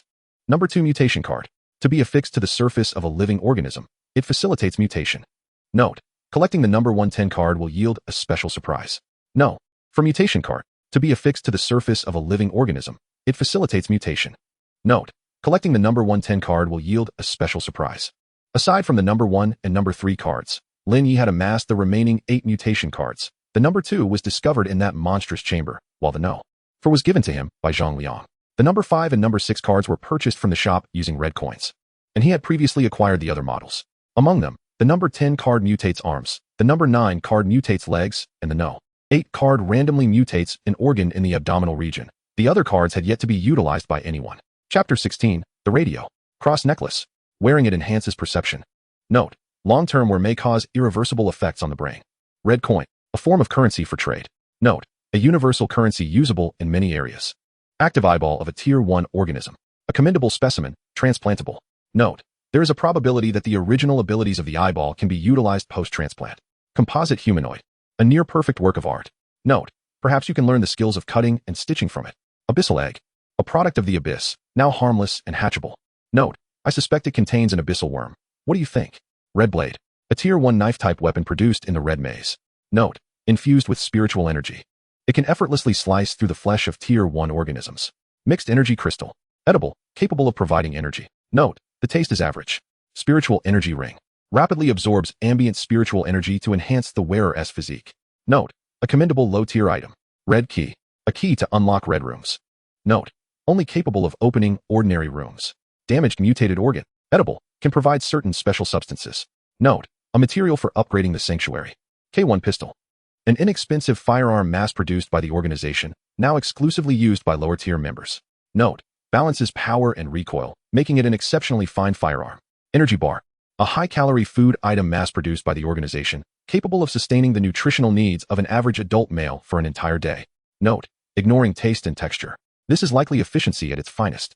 Lin Ye spent some time meticulously reviewing all items, uncovering a wealth of previously unknown information. Upon opening the chat group, he noted that the number of individuals entering the red maze this time was certainly greater than before, yet the fatalities had remained under 2,000, which could be considered progress. Had it not been for Lin Ye's provided information and mutation cards, many more lives would have been lost. The chat was abuzz with excitement, as members showcased their recent acquisitions alongside various trading opportunities. Lin Ye remained silent, merely sharing a photo of his hot water shower, along with images of the running tap and the kettle. What? No water coming from my faucet? Brother, spare some water, my child is parched. Is this a result of the sanctuary's upgrade effects? What? I barely managed to acquire one mutated organ and nearly perished in the maze. I haven't even unlocked the upgrade blueprints for the sanctuary. Lin Ye interjected. The sanctuary's water source cannot be traded through the system. Hold on. I have some new information to share. He proceeded to convey common item details and the new functionalities of the upgraded sanctuary to the group, which sparked a fresh wave of discussion once he finished. Acquiring mutated organs. Scram. It takes 10 mutated organs to upgrade the sanctuary. And who knows what will happen if it isn't upgraded within 7 days. What do you intend to trade for them? Your life? Selling mutated organs. In exchange for 2 arm mutation cards and 2 leg mutation cards. Have you lost your mind? Are you really asking for that? With so many mutation cards, I'd rather use them myself to slay blood corpses. I spent an entire night just to encounter a single blood corpse. Where does Goose Leg Brother get all these mutated organs? Perhaps he exchanged them using his talent ability. Damn, are all of your talent abilities that formidable? Hard to say. I feel my talent ability is quite powerful too, but it feels rather average in practice. Useless. Lin Ye received numerous private messages filled with images from survivors eager to negotiate trades with him. He selected a few suitable transactions to complete. Presently, the good items in the survivor's possession were scarce, but not entirely absent. For instance, some design blueprints, which, although usable only once and requiring material payment, produced commendable items. Blueprint for a Tier 1 Spiritual Energy Crystal Generator. Required materials. Tier 1 Mutated Organ, 010. Note, energy is the true hard currency. Lin Ye utilized 2 number 10 cards, 1 number 9 card, and 3 bottles of nutrient solution to acquire this blueprint. Had it not been for the dizzying requirement of materials, the seller would never have considered trading it. According to the seller, this blueprint was obtained from an item room. Currently, few resources were willing to trade for this temporarily unusable blueprint, and Lin Ye was the most renowned survivor. Thus the seller sought him out first. 10 Tier 1 organs should suffice for upgrading the sanctuary to the next level. Lin Ye employed the blueprint, and the system interface displayed an additional blueprint task. After completing several trades for red coins by exchanging cards, he received a private message from Zhang Liang. Zhang Liang, big boss, are you there? Lin Ye, yes. Zhang Liang, do you have any surplus mutated organs? Lin Ye, too. Zhang Liang, take a look at this card. It should be one you don't possess, but I'm unsure if it's number 1 or number 3. Zhang Liang directly traded the mutation card to Lin Ye, completely unafraid of being deceived. Upon receiving the card, Lin Ye scanned it with the system. Number 3 mutation card. To be affixed to the surface of a living organism, it facilitates mutation. Note, collecting the number 110 card will yield a special surprise. Lin Ye relayed the information and card back to Zhang Liang, who did not accept it. Zhang Liang, big boss, I'd like to trade this card for a mutated organ along with a few other items.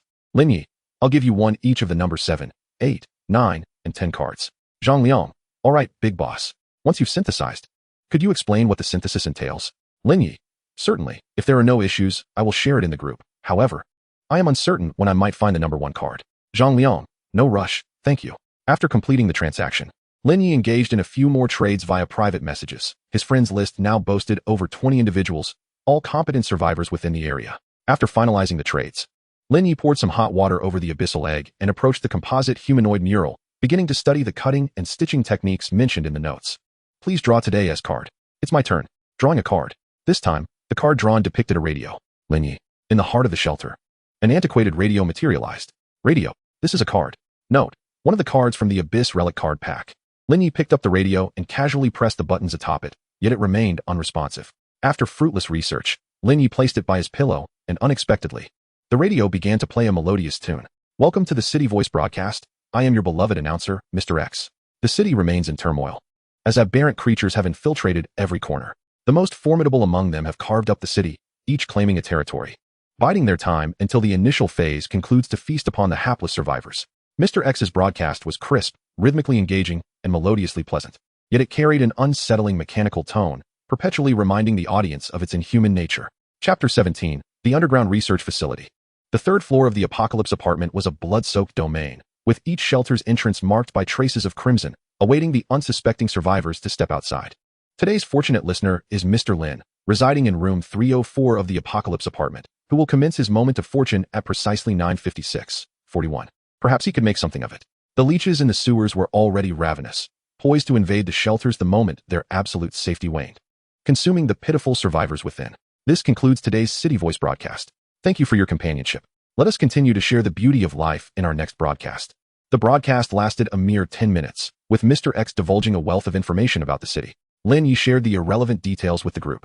Lin Ye, this is information I acquired using my innate abilities. Its accuracy is uncertain. You may decide whether to consider it. Wow. The boss is already making moves this early? Impressive. While we're still trapped inside, the boss has already ventured into the city.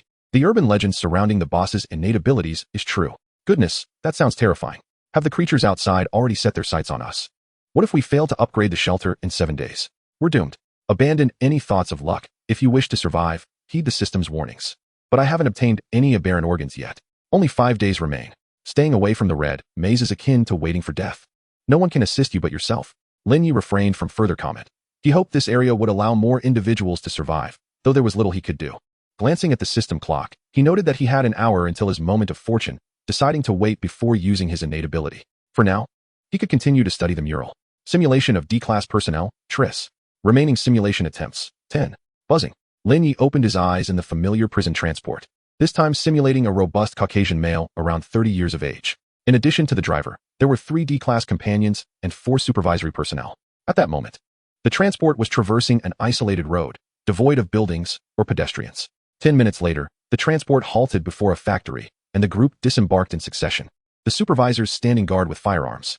The team leader, beaming, addressed them. Last night, the organization lost contact with a research facility in the outskirts. I need you to investigate. You are all elite D-class personnel who have survived at least one mission. I trust you will not disappoint me. Of course, I'm not a monster. The organization will provide you with basic weaponry support, and I hope you can return alive. Do you have any questions? D-class personnel Hans was the first to inquire. May I ask what this research facility was studying? Good question, aberrant creatures, the team leader replied with a smile. What weapons can we bring? With the team leader's expression unchanged, D-class personnel Neil posed another question. A reasonable question, handguns and ample ammunition. The team leader gestured. And a nearby supervisor presented a weapons box filled with K1 handguns and magazines loaded with bullets. Are you joking? You want us to use handguns against aberrant monsters? D-class personnel 3 exclaimed in anger. Bang! Lin Ye blinked as the headless corpse of D-class personnel 3 crumpled to the ground. Utterly oblivious to how the team leader had drawn his pistol, it was as if time had been momentarily siphoned away, akin to a magic trick. Any further questions? The team leader inquired, still smiling. Lin Ye raised his hand. Could I be provided with a blade-type melee weapon? Preferably of superior quality. The team leader regarded Lin Ye with a peculiar expression, seemingly taken aback by this request. You wish to engage in close combat with aberrant creatures? Excellent. The organization requires talents such as you. Give him that experimental weapon and let us test the new equipment. Thank you, Lin Ye replied politely. The research facility was located 50 meters underground, necessitating an elevator ride. The 3 equipped themselves and boarded the lift. Lin Ye carried 2 handguns, 10 spare magazines, and additionally, an experimental long knife. It wasn't that he desired to carry more magazines. It was simply that the ammunition box contained only 30 handgun magazines. Fortunately, with 1 personnel dead, he managed to secure 10 magazines.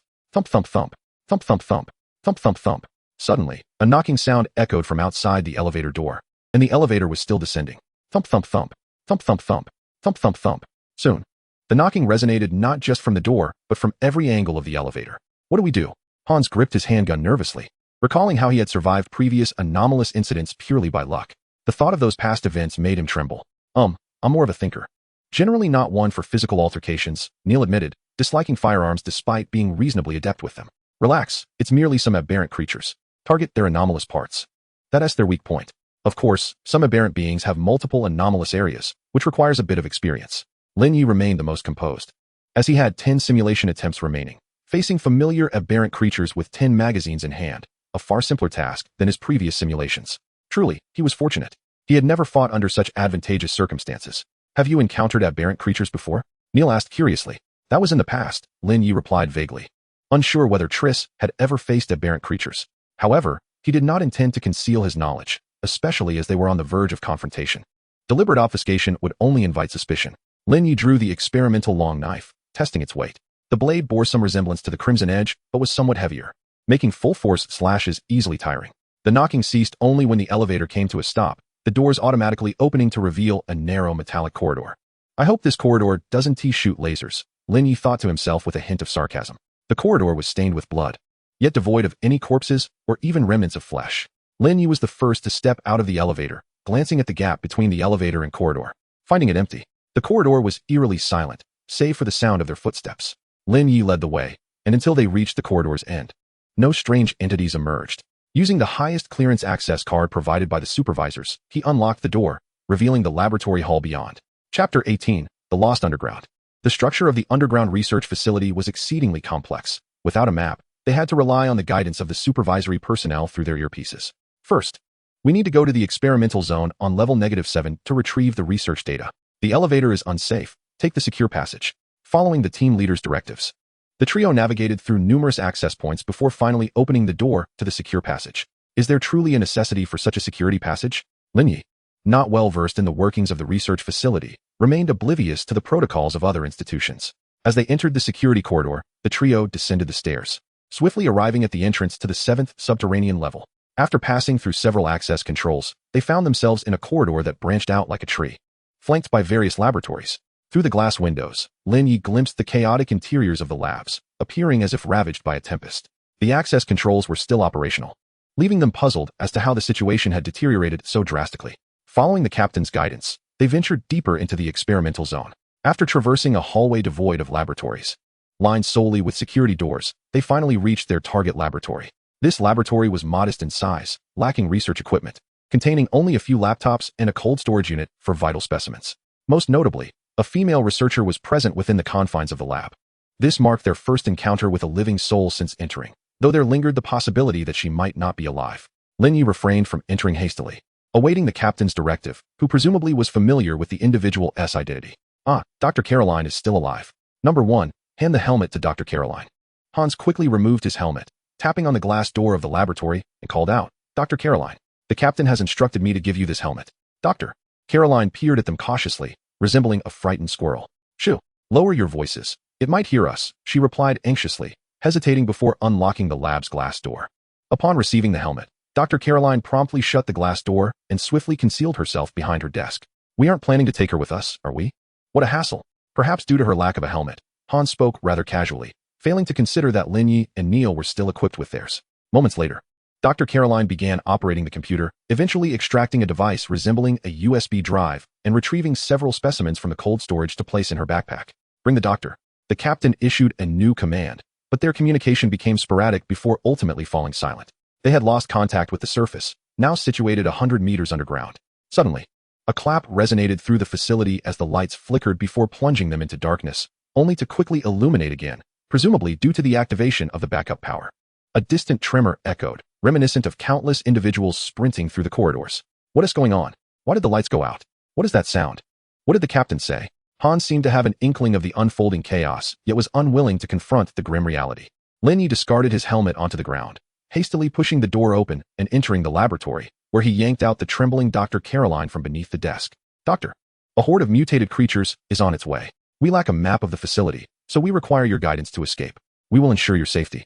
Or you could choose to remain under the desk and avoid the impending torment. I can help you end it all, he declared, drawing his pistol and pressing it against her forehead, awaiting her decision. To live in agony or to pass swiftly into oblivion. Such was the dilemma. Dr. Caroline, trembling, grasped Lin Ye's wrist, fear gripping her heart. Yet, she did not wish to die. In her 20s, she had much left to investigate and experience. Lin Ye hoisted her by her collar, meeting her gaze. Have you made your choice? The sound of numerous footsteps approached. The nearest mutated creatures just corridors away from the laboratory. Follow me. We'll exit through the ventilation system. Doctor. Caroline realized that it was better to fight than to await certain death. Under her direction, Lin Ye quickly opened the laboratory's ventilation duct. One by one, they crawled into the air vent, Lin Ye first, followed by Dr. Caroline, Hans, and Neil bringing up the rear. As Neil squeezed into the vent, a multitude of mutated corpses surged towards the laboratory. The blackout had evidently compromised the facility's access control systems. The glass door could not withstand the ferocious force of the mutated creatures. The laboratory's ventilation system was segmented, preventing a direct escape but allowing them access to other labs. Dr. Caroline, well acquainted with the facility's layout, swiftly guided Lin Ye. Faster! There's movement behind us. They're climbing up. Neil shouted urgently. Lin Ye climbed with alacrity, and under Dr. Caroline's direction, they rounded several corners, soon arriving at another laboratory. Just as Neil leapt down from the vent, a bloodied corpse tumbled down right after him. Lin Ye swiftly plunged his knife into the mutated organ of the corpse. But more bloodied corpses cascaded from the vent like dumplings in boiling water. Go. You lead the way, I'll handle the rear. Lin Ye sheathed his long knife and drew 2 handguns, retreating while firing, each bullet aimed at the mutated organs of the bloodied corpses. Bang, bang, bang. The K1 pistol, as its specification suggested, was an exceptionally crafted firearm, delivering significant firepower. A single shot to a mutated organ would suffice to eliminate a bloodied corpse. The recoil was manageable for Lin Ye, and reloading was straightforward. if not for their limited supply of 30 magazines. Lin Ye felt he could eradicate every bloodied corpse within the research facility. As he continued to shoot and retreat, Lin Ye swiftly dispatched the bloodied corpses emerging from the vent. Before he could catch his breath, gunfire erupted ahead, and the trio in front retreated once more. Bang! Bang! Damn it! There are too many monsters. They're everywhere. We can't break through. Hans yelled as he fired. Then we 1T break through. Let us find a place to eliminate these monsters. I'll take care of them, and you assist me with reloading. Lin Ye pressed down Hans' hand on the trigger. The fool was completely misfiring, wasting precious bullets. I know a good spot. Doctor. Caroline led them to a laboratory equipped with a cell. They rushed into the cell, locking the door behind them, ready to confront the creatures that had followed them. Bang! Bang! Bang! Lin Ye managed to kill a bloodied corpse with nearly every shot.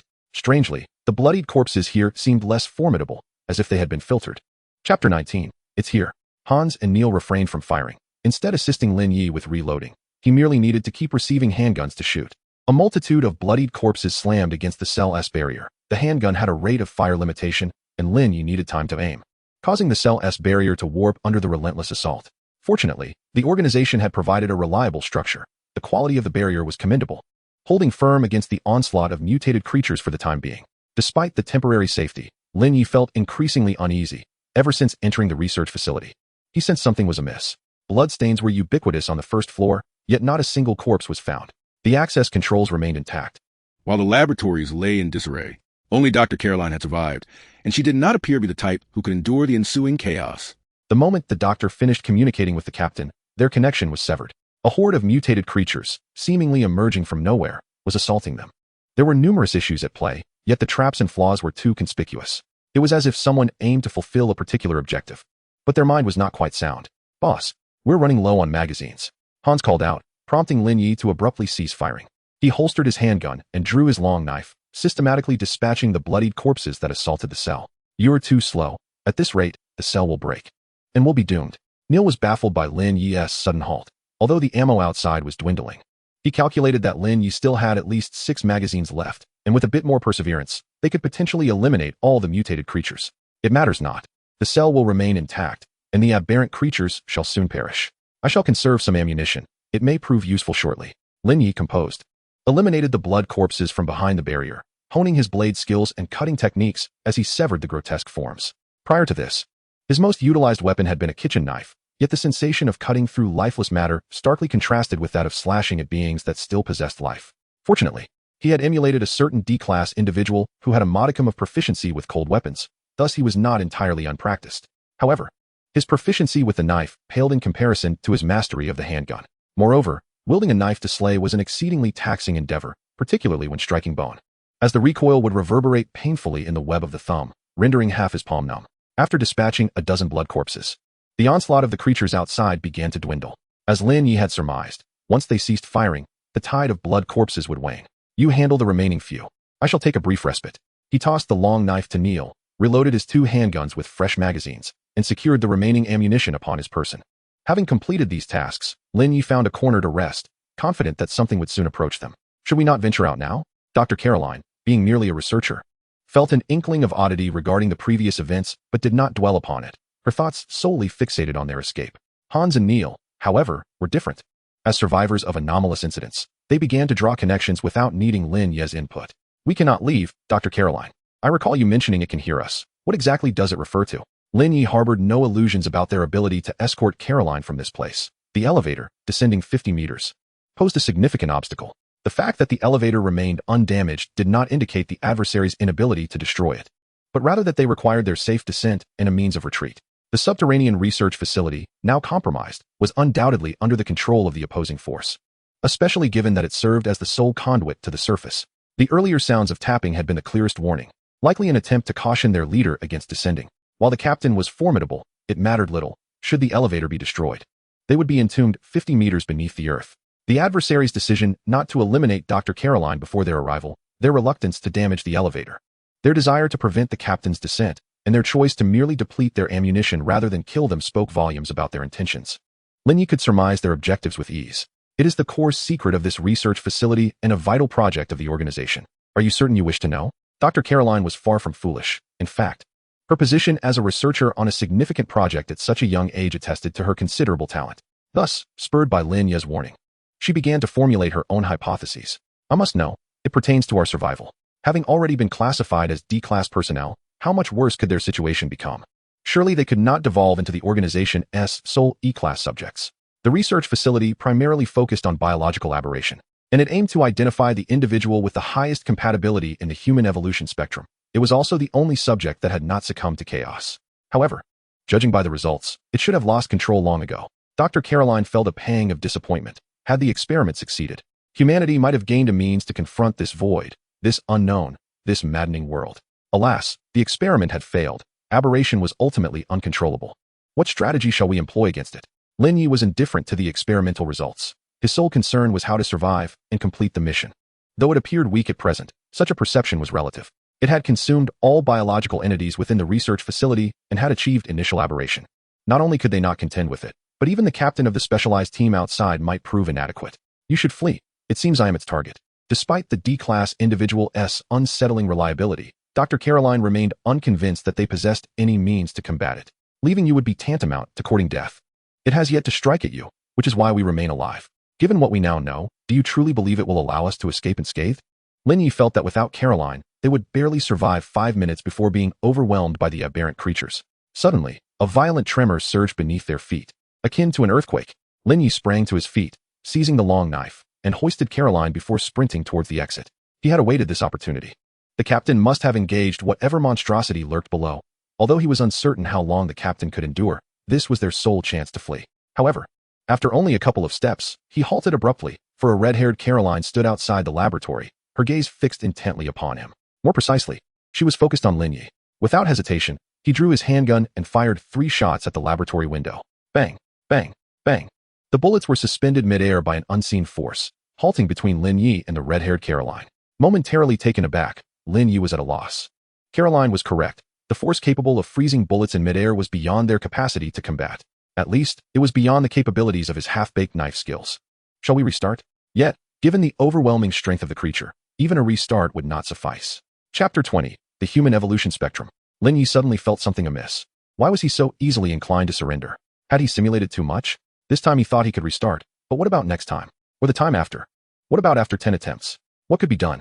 The bullets could be halted. They were utterly outmatched. Perhaps surrender would be the best course. Hans's voice suddenly broke through the moment, low and somber. Lin Ye snapped back to reality, glancing at the red-haired Caroline, who seemed to have drawn nearer. Oh, so this is it. What are you afraid of? Lin Ye chuckled. He was not afraid of the adversary resorting to underhanded tactics. Only of the possibility that it was a numerical entity, which would indeed be insurmountable. What did you say? The red-haired Caroline spoke for the first time, her voice carrying an unusual, murky timbre. I said, you should act directly. Should it choose to act, Lin Ye might not respond aptly. It likely had grown accustomed to employing language and abilities to manipulate others, forgetting the primal and most effective form of violence. Without hesitation, Lin Ye drew both pistols, expressionless, and aimed them at Dr. Caroline. It was only when he redirected his aim that the creature's expression shifted for the first time. Bang, bang, bang, bang, bang. Lin Ye ruthlessly emptied the magazines. The bullets were blocked before Dr. Caroline, the spent casings clattering to the ground, clearly straining against the force. Rapidly reloading, Lin Ye aimed one gun at the red-haired Caroline and the other at Dr. Caroline, firing simultaneously. This time, the bullets were no longer suspended but rather deflected at an angle, whizzing past them. Lin Ye swiftly emptied all the magazines from his person, and without a moment's pause, he drew the long knife and charged at the red-haired Caroline. No testing the waters, no dialogue, no hesitation, only a desperate struggle to survive. It was a fight to the death. Either she would perish, or he would. The red-haired Caroline began to retreat. The body she had abandoned was nearly obliterated by the captain, and her time was running thin. Yet, she lacked the courage to engage Lin Ye in combat. From the moment of her inception, she had always been the one in control, never forced into direct conflict with these inferior beings. The recent effort to block the bullets had drained a considerable amount of her psychic and mental energy, while she still possessed the strength to fight. The assurance of victory had slipped away. However, if given but a moment, she could crush these bothersome lowly creatures as easily as squashing a bug. Lin Ye pursued the diminutive figure with frenzied slashes, each strike rebuffed by an unseen force, yet he did not relent. Rather, he struck faster and faster. After unleashing a flurry of strikes, Lin Ye was nearly exhausted, now relying solely on his willpower and the resilience of life to persist. But he could not maintain it for long. Lin Ye ultimately remained an ordinary human, incapable of matching the monstrous strength through sheer endurance alone. The crimson-haired Caroline seemed to perceive that Lin Ye was nearing his limit, a triumphant smile gracing her lips. Bang, bang, bang. The gunfire echoed as Hans and Neil appeared at Lin Ye's sides. Lacking the courage to confront the monster directly, they refused to relinquish their chance at survival. Their magazines were exhausted, yet their firearms still held a few rounds. Seizing the fleeting moment while Caroline deflected the bullets, Lin Ye steadied himself, taking a deep breath before unleashing his final strike with all his might. Die! The blade's descent was hindered by an invisible force, yet it seemed to resonate with Lin Ye's furious shout, as a surge of intense energy erupted from the hilt, cascading forth from the blade, directly nullifying the energy barrier before Caroline. Lin Ye's strike cleanly severed Caroline's head from her body. Damn, it's voice-activated. You should have warned me. This was Lin Ye's first moment of anger during the simulation. He longed to obliterate that deranged captain, yet he was powerless. Who conducts weapon tests without explaining the usage? Lin Ye hurled his long sword, impaling it into Caroline's heart, then swiftly drew his twin pistols, utterly demolishing her head. Bang, bang, bang. He had merely exhausted his magazine, with several rounds still remaining in his handguns. After completing this, Lin Ye advanced to retrieve his longsword, thoroughly dismantling Caroline's body, having achieved victory with great difficulty. He was not about to succumb to a lack of finishing strikes. Is it dead?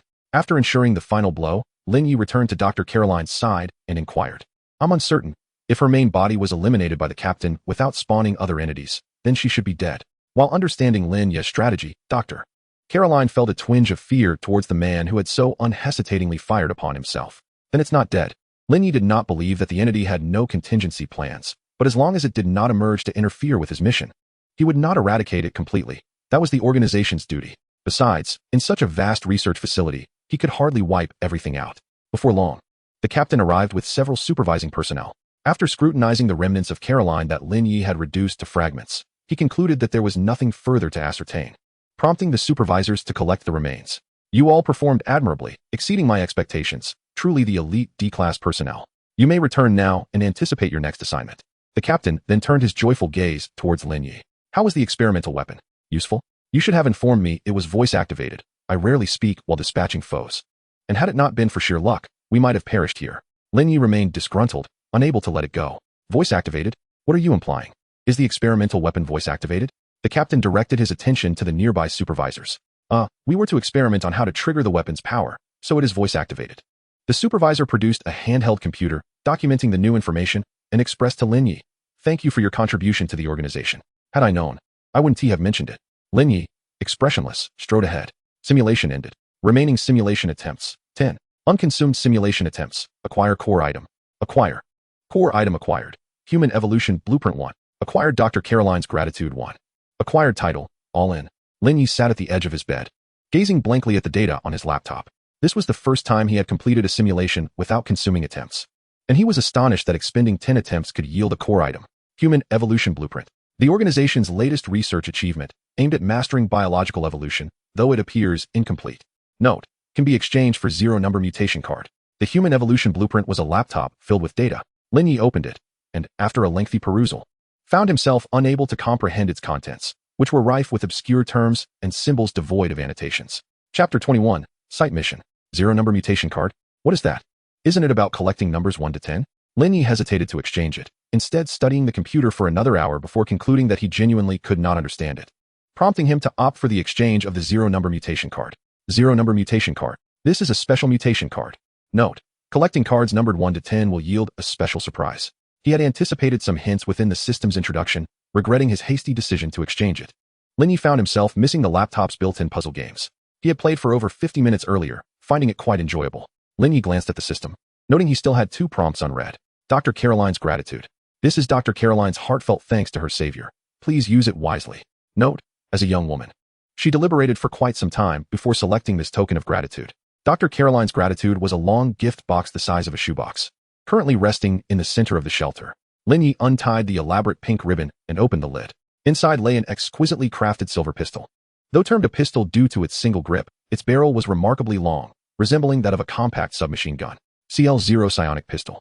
This is a new type of energy weapon developed with Dr. Caroline's involvement. Once filled with flesh, the pistol will automatically absorb psionic mutated bullets from the surrounding environment.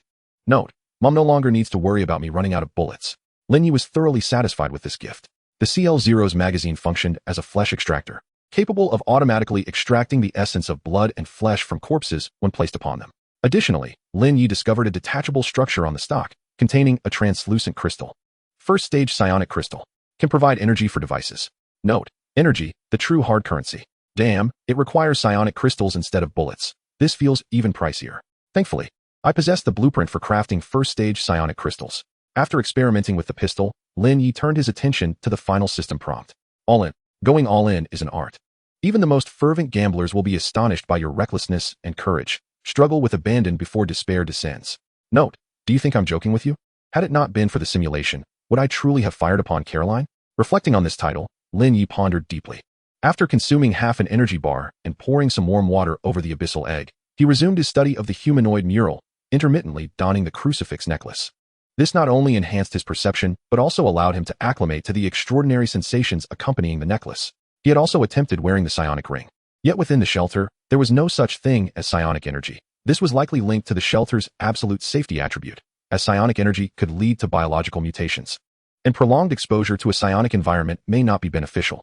Engrossed in his task, time passed swiftly, and before he knew it, the time for nocturnal activities was upon him once more. Numerous newcomers in the group decided to participate in that evening's activities, for in the first 3 days, one was guaranteed to receive shelter upgrade blueprints from opening boxes, and no one could predict the probability of obtaining blueprints after 3 days. As long as one remained human and wished to survive, they would not miss this opportunity. Suddenly, the radio by his bedside began to play lively music. Welcome to the City Voice broadcast. We have a prize-winning quiz segment. I am your favorite announcer, Miss Y, Mr. Lin from apartment 304 in the apocalypse. Guess what tonight's nocturnal activity will be? A. Maze exploration. B. Revelry feast. C. Warfront. D. Site mission. No way. Lin Ye sensed a profound malevolence. He had not anticipated that the system would alter the mission on the 3rd day. This was, in essence, a matter of choice. Those who chose to participate on the first day were the brave, shouldering risks, advancing ahead, and reaping the rewards they deserved. Those who opted for the 2nd day were the wise, gaining opportunities for safe and stable exploration. Those who opted for the 3rd day were the weak, who could only make a last desperate attempt. Should one choose not to participate on the 3rd day, it was highly likely that they would meet their demise. No one should be afforded a 4th chance. Lin Ye suddenly experienced a strong premonition that the schematics for upgrading the shelter would be exceedingly difficult to acquire 3 days hence. Tonight's activities would be the final opportunity. I choose D. Lin Ye favored number 4. It was his lucky number. Correct answer, prize dispatched. Please check. Lin Ye opened the communication interface and sent a message. Lin Ye, I have just received news that tonight's activity will transform into a station mission. After today, acquiring the schematics for upgrading the shelter will become exceedingly arduous. Don't ask me what a station mission is. I do not know either.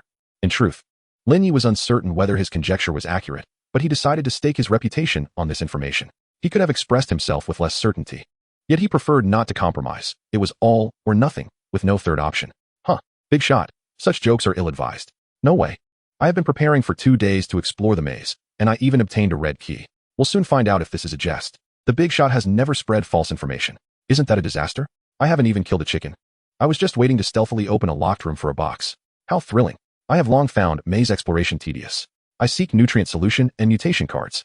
Prices are negotiable. The system prompt hasn't appeared yet. Aren't you afraid of being deceived? Does the big shot have the leisure to deceive you? Once the system prompt arrives, it will be too late. The prize for the guessing game was a key. Universal key. Can open certain doors. 11. Note, it is not as universal as it seems. Lin Ye's private messages were about to explode. He replied to a few acquaintances and began to pack his belongings. Night activity commences. Tonight's activity, station mission. Do you wish to join? Join. 9:59. Damn, the big shot was indeed correct. It's over, we're doomed. Not participating means certain death. Since it has come to this, why not take a gamble? Do you think the big shot could be mistaken? Might it revert to maze exploration tomorrow?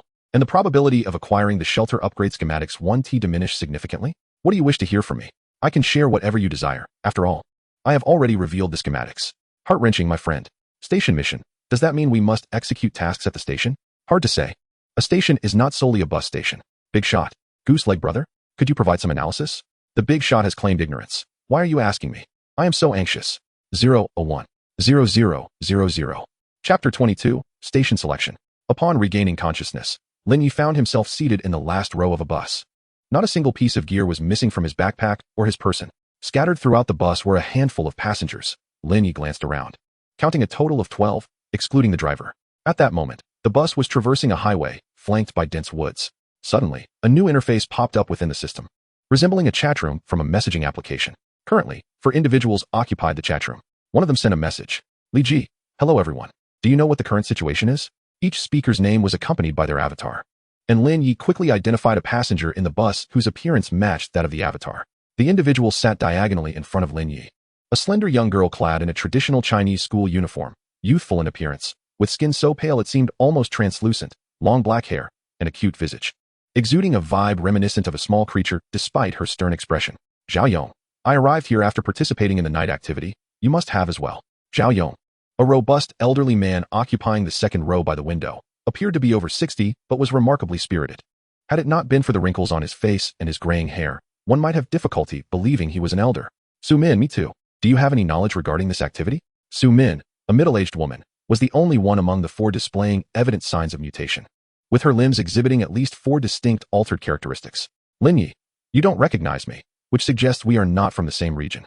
Could you share details about your area? Zhao Yong, so your entire region knows you? That can't be right.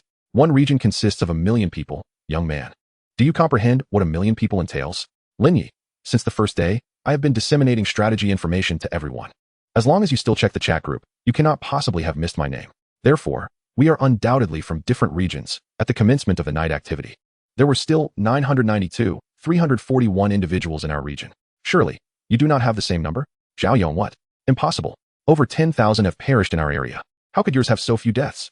Lin Ye, because of me. Zhao Yong. After a brief exchange, they discovered that they were indeed not from the same region. Each region initially consisted of 1 million individuals, and the outside world was perilous. The night missions for the previous 2 days had involved maze exploration, whereas the task for the 3rd day had been transformed into a station mission. Su Min, I am searching for my daughter. Have you seen a girl named Li Xiaolu? Lin Ye, no? Zhao Yong, can't recall. Li Ji, I seem to remember someone similar, but I cannot recall clearly. There are too many people with the surname Li. Just as they were exchanging information, a system prompt suddenly appeared in the chat room. Please select a station to disembark, survive until tomorrow when the bus arrives, and then board the bus to leave the station. Note, after 10 stations, the bus will enter the shallow sea area. Li Ji, is this the station mission? Zhao Yong, yes, it seems the choice of station is crucial. Su Min, the prompt does not seem to indicate that we must select the same station. Li Ji, you don't intend to venture alone, do you? Given the unknown circumstances, it would be safer if we stick together. Su Min, no, I merely suggested that this option exists. Lin Ye, let us look at the stations and decide. I recommend making a choice before the 9th station. Zhao Yong, of course, since the system noted it, the shallow sea area must differ from the previous stations. It is best not to approach there. Soon, the bus arrived at the first station. It was a murky green swamp, filled with various wetland plants, and a dense green mist floated in the depths of the swamp.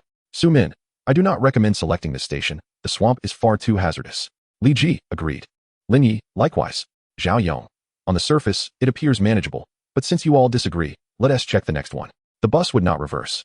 They had but one opportunity to choose at each station, and once selected, it could not be altered, thus they had to make their decisions judiciously. 10 minutes later, they arrived at the second station, which was an exceptionally pristine beach, with fine white sand resembling snow spread across the shoreline, looking both sweltering and desolate. Li Ji, 10 minutes from the swamp to the beach. Something is amiss with this route and the bus. Su Min, yes, this bus seems suspicious. Although the driver and other passengers appear indistinguishably human, they entirely lack any semblance of humanity, as if they were other entities donning human skins. Zhao Yong, so? Should we disembark here? Lin Ye, no, I have never swum in the sea, and the ocean is exceedingly perilous. Su Min, it is quite challenging to discern the areas of danger. 10 minutes later, they reached the 3rd station. The 3rd station is the entrance to a sun-drenched little town, where the friendly townsfolk greet visitors with warm smiles visible from the vehicle. Zhao Yong remarks, this place seems rather pleasant. Any issues here can be easily resolved. Li Ji expresses his discontent, saying, I don't feel quite right about this place. Lin Ye concurs. I too am not fond of it. Su Min adds, the smiles of these people seem overly artificial, akin to mere mannequins. Zhao Yong shrugs, all right then. The 4th station reveals an expanse of emptiness, with one side of the platform entirely barren. Lin Ye states, next. Zhao Yong agrees, as do Li Ji and Su Min. The 5th station is shrouded in mist, obscuring any view of what lies within. Lin Ye repeats, next. Zhao Yong, Su Min, and Li Ji echo his sentiment. The 6th station is a colossal jungle, dominated by a towering plant that stretches into the heavens, its apex hidden from sight. Li Ji comments, this feels quite perilous. Lin Ye nods in agreement. Su Min suggests, then let us proceed to the next. Zhao Yong observes, there are only 4 stations remaining. Perhaps we should select one that is flawed, yet not excessively so. Li Ji proposes, let us move on. I have a hunch that the next station won't be particularly dreadful. Lin Ye consents. The 7th station is a desolate ruin, enveloped in a faint mist. At the edge of the debris, Lin Ye spots a familiar bloodied corpse. In the distance, at the center of the ruins, a massive shadow, several stories high, appears to writhe slowly, its undulating rhythm reminiscent of a creature breathing. Lin Ye asserts, "This one will do. I possess considerable confidence in my understanding of blood corpses." Li Ji agrees. Su Min concurs, adding, "The ruins provide ample hiding spots, and our objective is merely to survive until the bus arrives tomorrow." Zhao Yong echoes, agreed. "At least I know how to deal with them." Lin Ye states, "Then let us disembark." The four of them exit the vehicle, yet neither the driver nor the passengers display any reaction, just as Lin Ye begins to perceive them as mere NPCs. One passenger sitting closest to the door suddenly turns around, revealing a knowing smile. Lin Ye catches his gaze just in time. "Farewell, and may your journey be pleasant." The passenger says, "Farewell, and may your journey be equally delightful." Lin Ye responds before departing with the others. Chapter 23, The Goat-Headed Monster. Station selection complete. Additional tasks obtained. Optional to undertake.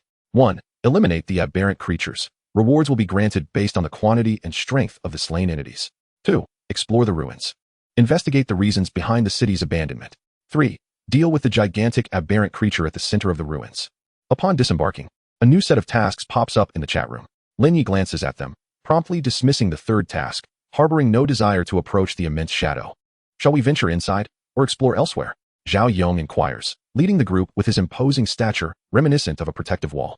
It would be best not to. This road leads to other locations within a 10-minute drive. Until we fully comprehend this area, it is prudent to refrain from wandering aimlessly, Su Min cautions, maintaining a safe distance from the others. Indeed, if we adhere to the system's guidance, we can still return by vehicle. Straying recklessly might prevent our return, Lin Ye reflects. Attuning to his surroundings, he had donned the crucifix necklace and the psychic ring during their earlier station selection, and through previous encounters. He discovered that as long as he did not trigger the instinct that accompanied monster slaying, wearing the crucifix for extended periods bore little adverse effect. The psychic ring proved remarkably effective, enabling Lin Ye to feel a steady influx of psychic energy bolstering his physique. Upon entering the ruins, Lin Ye immediately senses an oppressive atmosphere, as if some unseen force weighs heavily upon him, causing his steps to feel laden. What shall we do now? Seek refuge on the outskirts until tomorrow morning? Zhao Yong suggests, picking up a steel bar still attached to a concrete slab. First, let's gather supplies and search for usable weapons.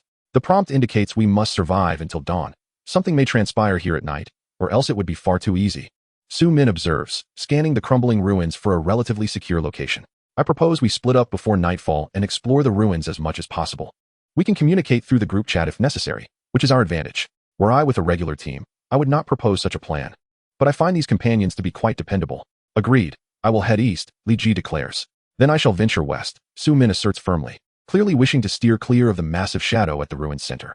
I will investigate the middle, Zhao Yong declares authoritatively, determined to explore the heart of the ruins. Then I shall meander a bit. Feel free to reach out if you need assistance, Lin Ye muses, casting a wary glance towards the shadow veiled in mist.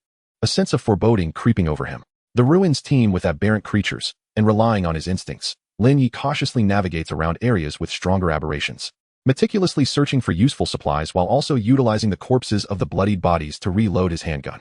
Based on the city's layout, Lin Ye quickly locates a commercial street. Although now a mere shell of its former self, he manages to discover a gun shop along the way. The street is populated with numerous blood corpses, mingled with some aberrant creatures that have developed mutated organs. The street is cluttered with abandoned vehicles, devoid of substantial cover, making noise likely to attract a multitude of blood corpses, rendering single combat impractical. Lin Ye, lacking ammunition, possesses only a red blade and a partially mutated CL0 handgun, insufficient for handling such a large number of foes. Reluctantly, he decides to pursue an alternate route. If possible, Lin Ye wishes to avoid the narrow alleyways. Not only might aberrant creatures lurk in the shadows, but the unstable structures within the ruins could also prove lethal. Previously, Lin Ye had played a game where the protagonist faced a significant risk of instant death while employing climbing skills. Fortunately, he lacks such a fatal passive trait. Choosing a relatively wide path, he cautiously enters the ruins, gripping the red blade as he advances with deliberate steps. It is evident that this realm exists in a different temporal plane from the shelter. He cannot see the sun and remains oblivious to how much time remains until darkness descends, yet he intends to return before nightfall. The aberrant creatures lurking within this alleyway are few and weak, presumably having fled to seize territory. Lin Ye easily dispatches the blood corpses he senses, and after absorbing the psychic energy through the ring, he feels a noticeable enhancement in his physical capabilities. With precise strikes, most ordinary blood corpses require but a single thrust. As the number of slain blood corpses increases, he gradually uncovers various techniques. After eliminating an aberrant wild dog, Lin Ye finally enters the gun store. The interior is eerily quiet, the gun racks bare, and the floor littered with bloodstains and spent cartridges. He quickly locates the store's warehouse, its door slightly ajar, concealing a lurking monster within. The creature, separated from Lin Ye by merely a door, appears acutely aware of his presence, poised to ambush him. Lin Ye senses the creature. Noting it possesses only one aberrant organ, yet its activity exceeds that of the previous monster, which bore multiple mutated appendages. Drawing the CL-0 handgun from his waist, Lin Ye prepares to shoot through the door, despite the bullets not having fully mutated. Just as he readies himself, the monster suddenly lunges. The stillness shatters in an instant. The door splinters under the force of the creature's assault, and in the blink of an eye, it stands before Lin Ye. With the head of a goat, the body of a man, uneven animal limbs, and a thick tail, this abomination is a grotesque amalgamation of various biological components. Lin Ye swiftly sidesteps to the left, narrowly escaping a fate of being reduced to mere pulp. Thud! The goat-headed monster collided with the wall, causing the entire gun shop to shudder several times, with cracks appearing along the walls. Bam! Bam! Bam! Bam! Bam! Lin Ye fired repeatedly at the back of the goat-headed creature, targeting its mutated organs situated within its chest cavity, allowing him to strike that location from behind. All 5 bullets struck true, yet the creature merely sustained superficial wounds. The incomplete strength of the bullets, influenced by the creature's internal energy, lodged within its muscles, failing to penetrate further. Lin Ye swiftly distanced himself, but the confines of the gun shop left him with little room to maneuver, the entrance blocked by the very beast he faced.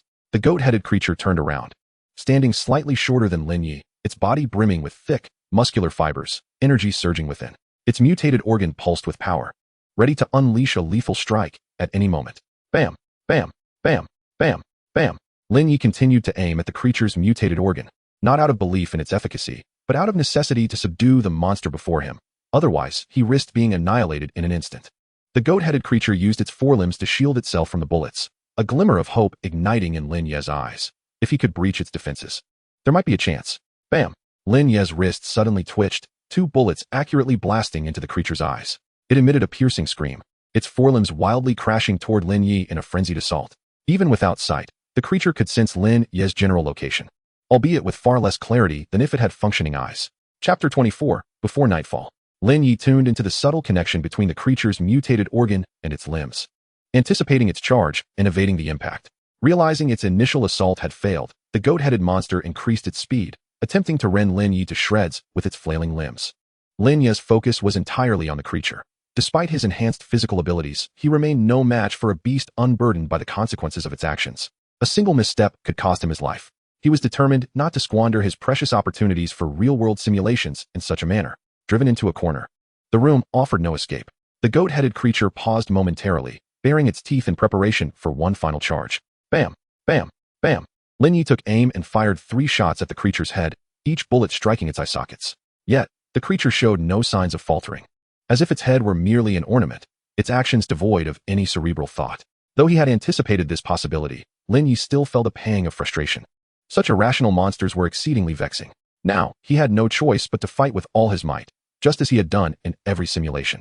The CL-0 handgun still contained 3 bullets. Lin Ye held it in his left hand while drawing out a red blade with his right.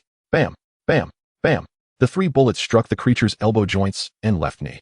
At that moment, the goat-headed monster crashed into Lin Ye, the shots inflicting minimal damage yet effectively disrupting its momentum. Though it could still move without a brain, hitting its joints would cause it to stumble. Perhaps it would learn to maintain its balance in the future, but not this time. Lin Ye concentrated the scant energy within him to his right hand.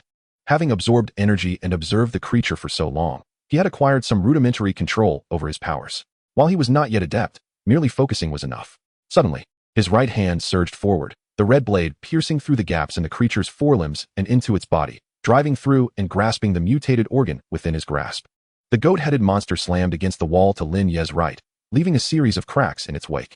Lin Ye withdrew his hand, casting aside the weakened creature, swiftly stowing the mutated organ in his backpack. Thud! Thud! Thud! Thud! The sound of chaotic footsteps echoed nearby, something battering against the gun shop's entrance. The earlier commotion from the goat-headed monster had drawn a horde of mutated creatures toward the shop. Lin Ye hastily dashed into the warehouse. Upon entering, he halted, taking a deep breath. Ah, the scent of gunpowder. This was a warehouse brimming with firearms, handguns, submachine guns, shotguns, rifles, light machine guns, and sniper rifles, each model neatly arranged on racks, while boxes of ammunition piled in the corners. Lin Ye had to admit that he felt a surge of excitement. He began loading weapons with ammunition, having grown weary of the limited 10 bullets he had been confined to. If possible, He wished to take all these weapons back with him. As for the monsters outside, let them deal with the bullets. Lin Ye, I've secured a cache of arms. I'll haul them away shortly. Have you all found a safe house? As he organized the firearms in the warehouse, the gun shop had already accumulated a pile of mutated corpses, their mutated organs collected into a large woven bag. The crystalline cores had been extracted and stored in his backpack. During the process of disposing of the bodies, Lin Ye gradually found himself in a mindset reminiscent of gutting fish at a supermarket. With the aid of his enhanced perception, he could effortlessly extract the crystalline cores with a mere flick of his knife. Sumin, I found a relatively intact supermarket in a secluded location. It still has some basic supplies. We can regroup there. Li Ji, I've obtained some special items. I'll bring them back shortly. Zhao Yong, there are many mutated creatures at the center of the ruins. I've dealt with a few. Lin Ye located a flatbed cart, loading his spoils atop it and making his way to the supermarket Su Min had identified. The supermarket lay in the northwest corner of the ruins, 2 stories high. Approximately 500 square meters, situated in a remote area with hardly any bloodied corpses in sight. Lin Ye was the last to arrive, having wasted some time searching for the flatbed cart. Fantastic. I've been itching to try out a machine gun, Zhao Yong exclaimed, picking up a light machine gun and caressing its surface with affection. I thought you might prefer cold weapons, Lin Ye remarked, unable to resist commenting on Zhao Yong's robust physique. In my youth, I indeed enjoyed wielding blades and weapons. But no amount of training can compare to the efficacy of firearms. As you youngsters say, a gun is quick beyond 7 paces.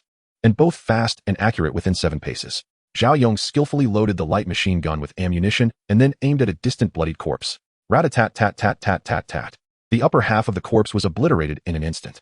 This was the brutal elegance of firearms, the pinnacle of human technology, regardless of morality. It possessed a unique aesthetic. Su Min also selected a few handguns to carry. Though she had never used one, she was eager to learn.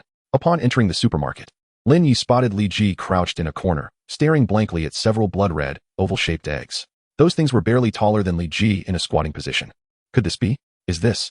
Lin Ye instinctively took a step back. He had a fondness for classic films, particularly classic horror movies, and could even recite lines from certain films. These are not alien eggs, though they do bear a striking resemblance. I cut one open earlier, and inside was something akin to a creature's larva, not an insect, but possessing both plant and animal characteristics. I'm not quite sure what it is. Su Min indicated to a nearby desk where a cut-open red egg lay, its internal structure alarmingly chaotic.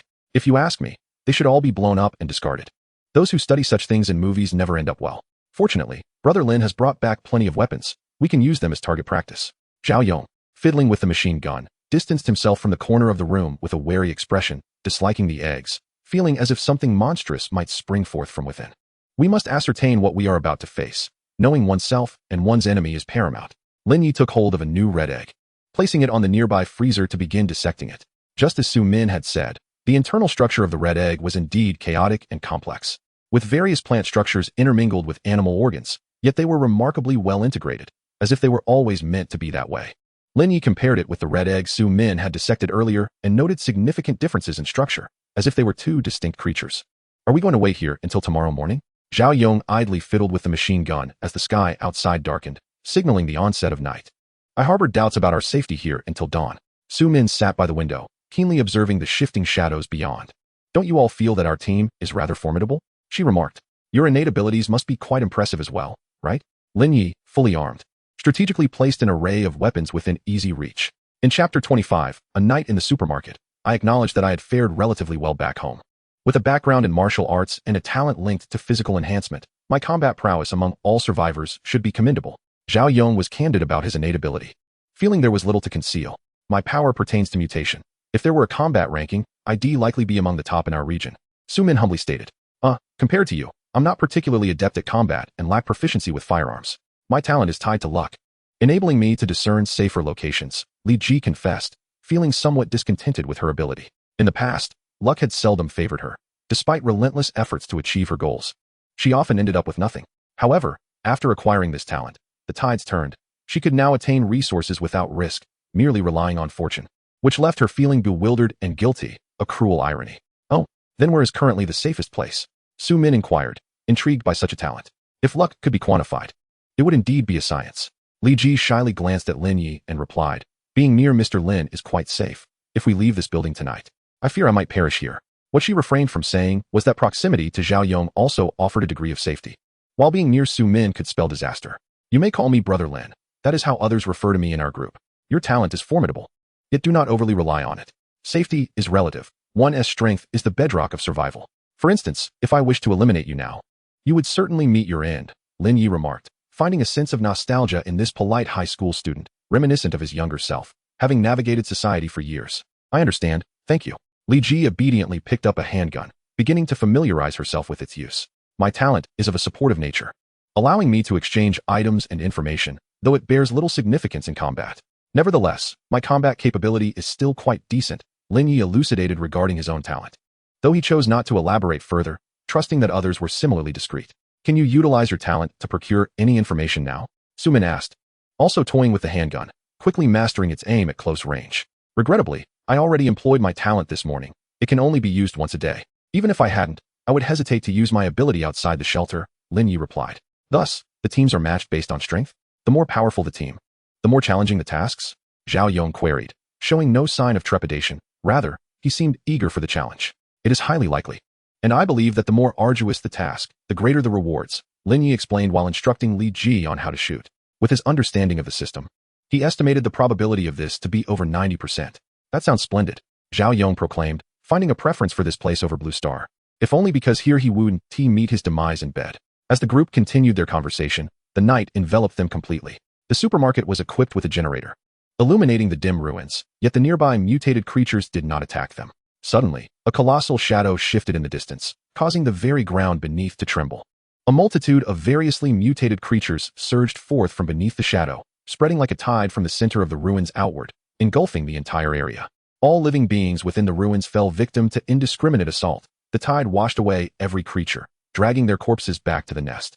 On the second floor, Lin Ye and Zhao Yong set up their machine guns to fire upon the oncoming mutated creatures, while Su Min and Li Ji provided supporting fire, causing many to fall before the supermarket. Yet, the creatures seemed inexhaustible, while their ammunition was finite. Should this onslaught persist, they would soon be forced into close-quarters combat with a multitude of mutated beings. What shall we do? We can't hold out much longer like this, Zhao Yong shouted over the din of gunfire and the roars of the monsters. Fear not. The supermarket has many narrow spaces. Once our ammunition is spent, we can lure them inside and deal with them more methodically. For now, let us defend the stairway. If we cannot hold it, each must fend for themselves. Li Ji, if you find it too overwhelming, seek shelter, Lin Ye bellowed in response. Understood, don't worry about me, Li Ji swiftly replied. Soon, their ammunition was exhausted, and they pushed the remaining firearms to the stairway to continue their assault on the mutated creatures, which appeared as grotesque, half-formed monstrosities. Lin Ye and Zhao Yong alternated their fire, with Li Ji providing cover, and Su Min tackling the creatures that ventured too close. The quartet worked in seamless harmony, managing to withstand the onslaught until their ammunition ran dry, with the monsters failing to ascend the stairs. The first floor was soon littered with the corpses of the creatures. Observing the relentless tide of monsters still surging into the supermarket, Lin Ye sighed. Let each fend for themselves. Had he known the ammunition would deplete so quickly, he would have sought out more gun shops, rather than merely intending to return with some bullets. Though they had resolved to rely on individual strength, the trio did not rush to depart. Instead, they remained at the stairway, making preparations for a prolonged defense. Lin Ye drew his red blade. Zhao Yong grasped a steel rebar embedded with concrete, while Su Min stood unarmed. Together, they formed a barrier against the encroaching tide. As the corpses quickly piled up on the stairs, with mutated creatures crawling over the heaps to meet their demise before them. Initially, they managed the situation with ease. Zhao Yong even took the time to instruct Lin Ye on his strikes. However, as fatigue set in from the dual drain of strength and stamina, injuries soon began to manifest. Su Min was the first to sustain injuries. Her physical resilience was naturally less than that of her male counterparts, and without a weapon, she was the most vulnerable. Fortunately, her innate ability was exceptionally potent. Rather than diminishing her combat effectiveness, her injuries only fueled her ferocity. Where she once required 2 strikes to fell a mutated creature, she now could accomplish the feat with a single punch. The second to be injured was Zhao Yong. Though seasoned and valiant, his age took a toll on his endurance. As time wore on, his reactions faltered. Lin Ye, on the other hand, remained in fine form. The effects of his psychic energy ring were palpable, and coupled with the perception granted by his cross necklace, he adeptly directed the flow of psychic energy to rejuvenate every fatigued part of his body. Thus, among the three, only Lin Ye remained unscathed. Li Ji, meanwhile, was not idle. She diligently lent a hand, occasionally switching places with the injured to provide cover for a few minutes. Her claims of lacking combat prowess were evidently humble. As his mastery of psychic energy grew, Lin Ye found his strikes becoming increasingly fluid, the energy coursing through him bolstering every point of impact, and his movements quickened. Just as he was honing his cutting technique while cleaving through the monsters, a group of distinctly aberrant creatures burst into the supermarket. In Chapter 26, First Stage Mutated Beings. These creatures bore a similar level of mutation to the goat-headed monstrosities. Each possessed unique features, yet all were formidable foes. Should they reach the second floor and encroach upon their vicinity, there would be no question, they would undoubtedly meet their end. Had it been Lin Ye at the onset of night, he would have been capable of handling at most 2 of these creatures. Any more would have proven overwhelming. However, he was no longer that Lin Ye. Through the passage of time and rigorous practice, he had gained newfound insight into psychic energy and the art of cutting. What should we do? Should we flee? Zhao Yong pondered, having noticed the mutated beings as well. He still had a trump card. Yet the sheer number of creatures posed overwhelming odds. Even if he fought valiantly to dispatch a few, he would ultimately be swamped by the remainder. Fleeing is futile. We lack their swiftness, and moreover, dawn has yet to break, leaving the outside fraught with mutated monsters. There's nowhere to escape to. Each must rely on their own prowess. Su Min steeled herself for a desperate struggle, yet she had yet to unleash her innate abilities. Do not rush. Lin Ye managed to utter with great effort. His left hand clasped the crucifix necklace, while his right firmly gripped the hilt of the red blade. The energy within him surged into the blade, transforming it into a vivid crimson hue, as if a stream of red light coursed along its surface. His perceptive abilities were honed to their zenith. The majority of the supermarket lay within his awareness. Go perish. With great difficulty, Lin Ye swung the red blade. But his target was not the monstrosity before him, but rather something far more fundamental. An intangible blade of spiritual energy erupted from the red blade, slicing through the very essence of this concept, stirring the spiritual energy of the entire supermarket, sweeping through it like a raging tide. Lin Ye merely initiated the action. His control over the spiritual blade lasted but a fleeting moment. The rest was a matter of momentum. Yet, even that brief instant drained all of Lin Ye's energy and stamina. He barely managed to tear off the crucifix necklace before collapsing backward, utterly spent. Fortunately, Li Ji stood behind him, catching him in her embrace as he fell. In stark contrast, the mutated creatures did not enjoy such benevolent treatment. Spiritual energy possesses the dual capacity to enhance physical prowess and to utterly annihilate biological forms. Its nature shifts according to the manner of its application. Initially, the spiritual blade merely grazed the bodies of the mutated creatures, cleaving them in two.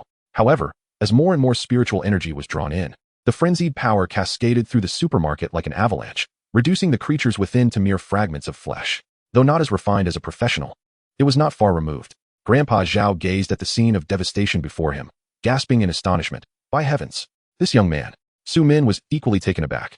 She now fully believed in Lin Ye's earlier bravado, even contemplating that he might have been somewhat modest. Li Ji laid Lin Ye on a chair against the wall. It was her first time being so close to a man, but the urgency of the situation left little room for hesitation. Are you all right? Is there anything we can do? Lin Ye did not respond. He was in a dire state, having exhausted his stamina and spiritual energy with that one strike. And the excessive use of the crucifix necklace had induced a splitting headache, leaving him unable to concentrate, his mind in a fog. After a brief respite, Lin Ye regained some clarity. Su Min and Zhao Yong were downstairs dealing with the remaining mutated creatures, while Li Ji stayed by his side. What's happening outside? Lin Ye retrieved a couple of nutrient vials from his backpack, downing them to feel somewhat better. Those mutated creatures were the last batch. Dawn has not yet arrived. But no further monsters have approached this way. Li Ji, having procured a damp towel from somewhere, gently wiped Lin Ye's forehead. The coolness provided a slight reprieve from his throbbing headache. Until dawn breaks, it is not over. Lin Ye pressed his palms against his temples, while with the other hand, he drew his C-10 pistol. After dispatching the mutated creature in the gun shop, he had replenished the firearm with bullets from the carcass of a goat-headed beast. Yet even now, the mutation had yet to conclude. Though still operable, its power was certainly diminished compared to when the mutation was complete. Suddenly, Li Ji turned her gaze toward a section of the wall, the direction of the center of the ruins. It seems something is approaching, something terrifying, she said uncertainly. Her innate ability appeared to have faltered, as long as she remained near Lin Ye. Even in the previous situation, she had sensed no danger. A phenomenon that had never occurred before, leaving her uncertain about the reliability of the information her ability provided. It must be an approaching first-tier, or perhaps a first-tier mutated creature. If we summon them up and eliminate it, we should be able to return. Lin Ye leaned back despondently, relinquishing his weight to the chair's back. Temporarily rendered powerless, the ensuing battle would have to be entrusted to his dependable comrades. My innate abilities are divided into active and passive. I have yet to employ my active skills. If it is merely a first-tier mutated creature, I should be able to handle it. After hearing Lin Ye's assessment, Grandpa Zhao confidently patted his muscular chest. I have yet to activate my innate abilities as well. Leave it to us. Su Min gazed out at the pitch-black ruins. Following her extensive mutation, her senses had sharpened considerably, leading her to be less optimistic than Zhao Yong. It's here. Li Ji suddenly pointed to a shadowy corner outside the window. There stood a girl with black hair and red eyes, an unremarkable young maiden. She tilted her head, peering into the window from several dozen meters away, her eyes unwavering and unblinking. Lin Ye instinctively tensed his body, but before he could react further, the girl had vanished from her position. Crack! The sound of shattering glass resonated in his ears. The false sense of security afforded by distance evaporated as the girl reappeared on the second floor of the supermarket. Humans rely on experience to survive, thus rendering them ill-equipped to confront situations beyond comprehension. Lin Ye was unfamiliar with first-tier creatures, leading him to misjudge their strength, mistakenly believing that a first-tier creature was merely a stronger variant of a mutated being. This nearly cost him his life. The girl seemed to perceive Lin Ye, the most significant threat in the supermarket, as her primary target for attack. Had it not been for Zhao Yong, who skillfully intervened, Lin Ye would have been shredded by the girl. However, this came at a price. Zhao Yong paid dearly for his protection. The girl plunged her hand into Zhao Yong's abdomen, effortlessly extracting his intestines, various fluids erupting like a fountain from the wound. Zhao Yong collapsed to the ground, and Li Ji was momentarily stunned, while Su Min had already readied herself to flee. This time, there was no barrier between Lin Ye and the girl.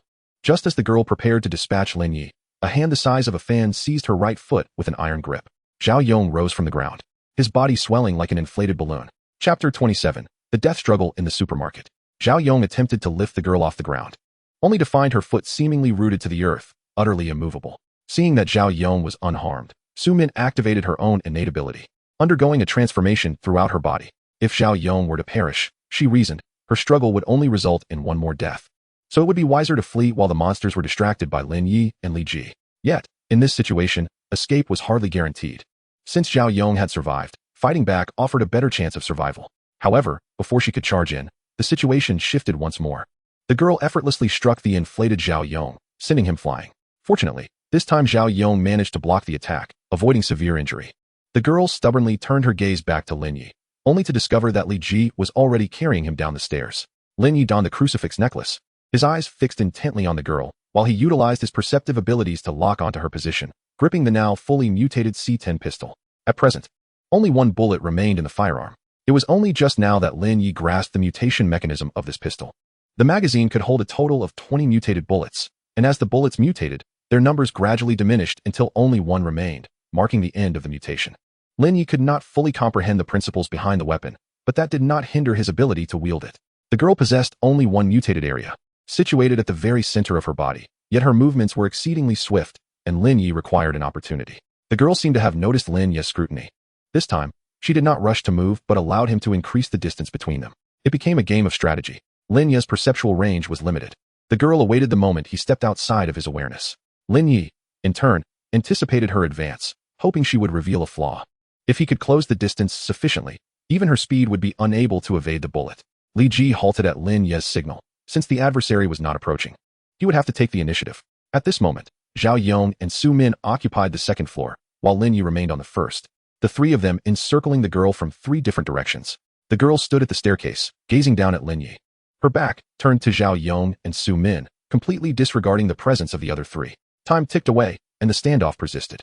Zhao Yong and Su Min wished to delay until dawn, yet the girl remained unperturbed, while Li Ji struggled to comprehend why Lin Ye did not flee. The only one truly in a hurry was Lin Ye, who was on the verge of collapse. The side effects of the cross necklace were becoming increasingly severe, and he began to see double. Nevertheless, he calmly gestured to Li Ji to fetch him a chair.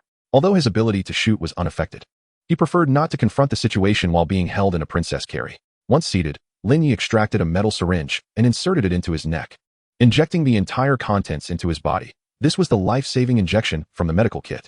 Life-saving injection, an emergency serum produced in bulk by the organization, capable of restoring vitality. Note: please be cautious with dosage, otherwise it may indeed restore vitality too forcefully.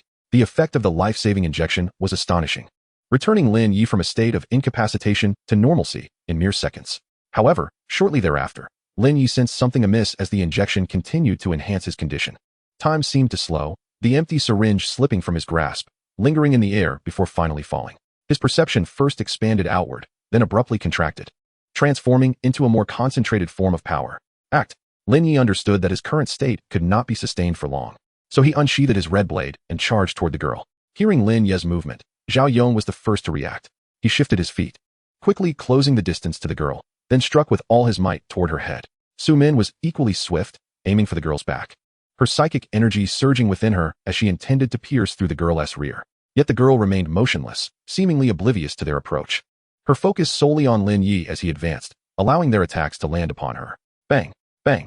Their strikes collided with a psychic barrier just a centimeter from the girl. No matter how forcefully they struck, they could not breach even a millimeter further. Lin Ye observed that layer of psychic protection, a formidable shield constructed from high-density psychic energy, augmented by a force akin to the concentrated perception he wielded. At that moment, Lin Ye had ascended the staircase, the distance between them now less than 2 meters, allowing him to see the coldness within the girl's dark red eyes. Even at such proximity, she showed no inclination to move, for she had long sensed that Lin Ye possessed a power that could threaten her.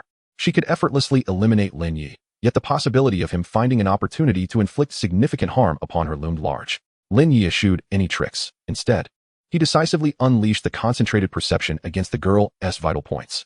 If she could weave a psychic barrier with such power, he had no understanding of it.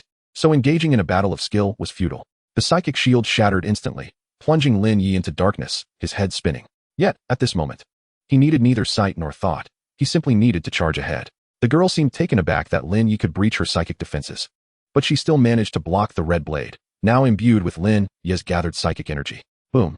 Close-range shot. Lin Ye nearly pressed the gun's muzzle against the girl's aberrant form before pulling the trigger. The shot was immensely powerful, piercing through the girl's body. However, at the last moment, she managed to shift away part of her vital point. Even so, she suffered severe injury, retreating to a corner while clutching her wound to prevent Lin Ye from pursuing her. Lin Ye lacked the strength to chase. The effect of the life-saving injection waned, rendering him once again a helpless figure incapable of rising without assistance. Nevertheless, he lay on the ground, gun aimed at the girl, seemingly prepared to fire at any moment. Zhao Yong and Su Min would not let such an opportunity slip by. Despite their own dire conditions, the stakes had risen to a point where their statuses mattered little. A brutal struggle ensued. It was a merciless fight for survival, with the outcome resting solely between life and death. When all was said and done, none present could stand. After a while, the first to rise was, of course, Li Ji, fortunate enough to escape serious injury. The second was Lin Ye, who remained nearby, gun in hand. Having refrained from participating in the final fray, by then, he was already too exhausted to rise. Lin Ye began to gather the spoils of war, determined not to return empty-handed, even if it meant facing death. By the time the battered Zhao Yong and Su Min managed to stand, Lin Ye had already processed the aberrant organs he could find, filling several large woven bags. Fortunately, they were in a supermarket, where they needn't worry about a shortage of bags. As the four regrouped on the second floor, the hazy morning sun began to filter through the supermarket windows. Chapter 28, Gathering the Spoils. Lin Ye wheeled a cart of woven bags toward the entrance of the ruins, while the others carried their desired loot. Zhao Yong appeared particularly fond of firearms, having gathered a collection of guns devoid of ammunition. Su Min and Li Ji returned with an abundance of food and miscellaneous items from a supermarket, all highly sought after in their region. As the group traversed the ruins, they encountered neither aberrant creatures nor any corpses. Will we meet again? Li Ji pondered wistfully, though their time together had been brief. She had grown fond of her three companions. Without them, she might not have survived this ordeal. As long as we are alive, we will meet again. Lin Ye reflected on the ruins with a sense of regret. The difficulty of this mission had prevented him from attempting to fulfill the last two additional tasks. I hope so. Seeing Li Ji, who was of similar age to his daughter, Su Min felt a renewed sense of hope in finding her own child. Let us add each other as friends.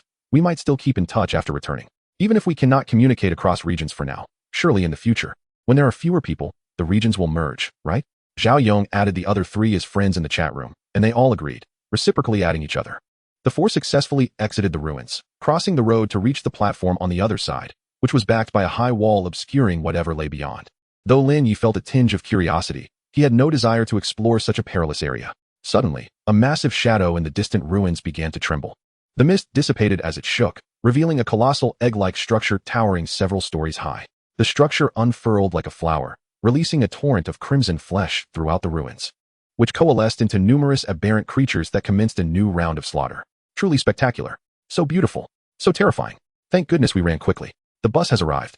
Station mission completed. Reward. Special metal treasure chest X1 based on mission difficulty. Additional task 1 completed. Reward. Additional task treasure chest X1. Please draw today's card. Lin Ye rose from his bed, the cart positioned centrally in the shelter, all the woven bags intact. Beside it lay a red metal box and a yellow box of unknown material. My turn. Card draw. Though much needed to be addressed, Lin Ye decided to draw the daily card first. The card revealed an image of a duck, and as the card dissipated, a blood-red duck materialized in the center of the shelter. Quack. The duck waddled over to Lin Ye. using its wings to pull forth a steaming bowl of duck blood vermicelli from the void and presented it to him. This familiar scene left Lin Ye somewhat speechless. Yet he still inquired, "Can you conjure anything else?" The duck quacked in response. Lin Ye continued, "Could you make a few more bowls?" The duck quacked again. "Oh, you can produce 2 more bowls? Well, that's acceptable. It's a bit better than a goose." Lin Ye picked up the duck blood vermicelli and began to indulge in it. He had to admit that it was a bowl of exquisitely delicious duck blood vermicelli. The broth was perfectly flavored, the chili oil aromatic and spicy, the tofu puff soft and infused with the essence of the soup. And an array of duck delicacies was present, all devoid of any unpleasant odors. The vermicelli was cooked to perfection. The only regret was the inability to add more vermicelli.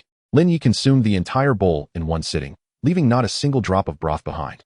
After finishing the duck blood vermicelli, the side effects of the cross necklace completely dissipated, though Lin Ye was uncertain if it was related to the dish. Next came the delightful moment of unboxing. Lin Ye first opened the red metal treasure chest obtained from the clearance mission. Inside lay an assortment of items. First, there were 10 bottles of red nutritional liquid and 5 bottles of shimmering azure liquid. Mental drug, an invaluable agent that replenishes mental strength.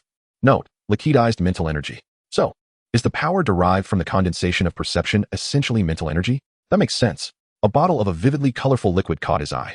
Integration agent. An essential potion for advancement. Note, please use after meeting all criteria. What are the criteria for advancement? A pure black card was present, intricately engraved with elaborate patterns. Basic rune alteration. A card that enables the learning of basic alteration runes.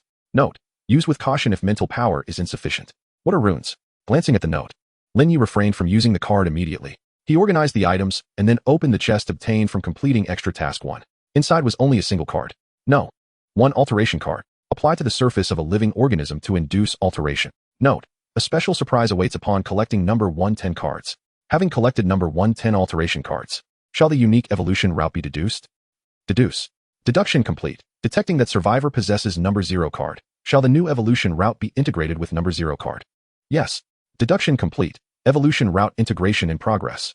Lin Ye found himself standing uncontrollably in place as the spiritual energy within him suddenly coursed along an extraordinarily complex pathway, as if etched deep within his DNA, operating autonomously without the need for conscious control. After a complete cycle of the pathway's operation, Lin Ye regained control of his body.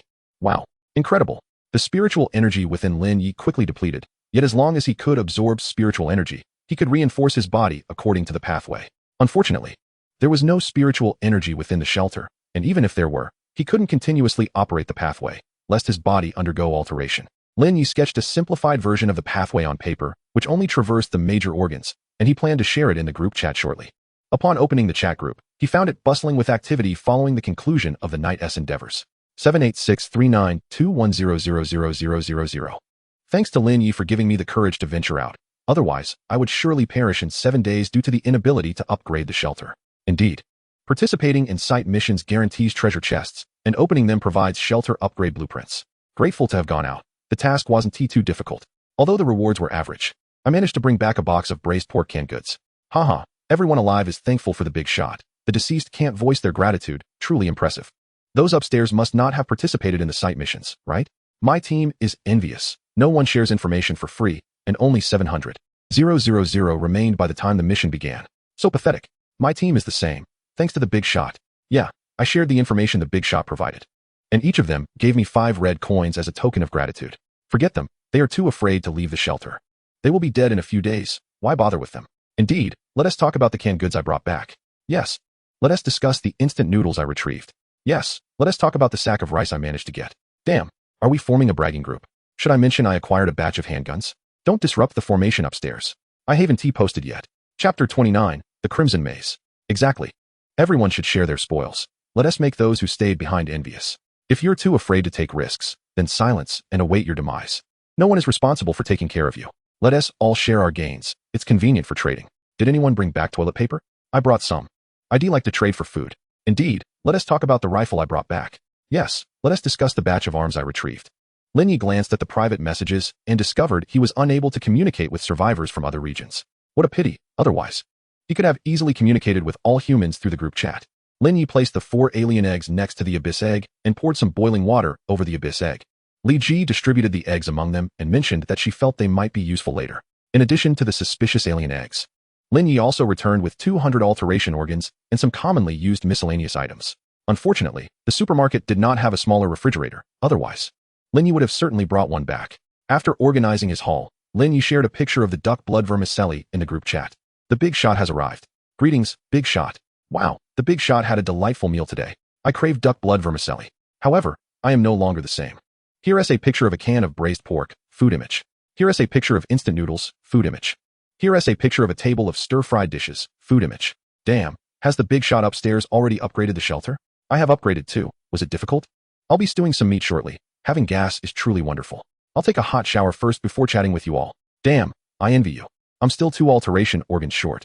After the night's activities, many survivors had gathered enough alteration organs to upgrade their shelters, leading to a flurry of chefs sharing pictures of food in the group.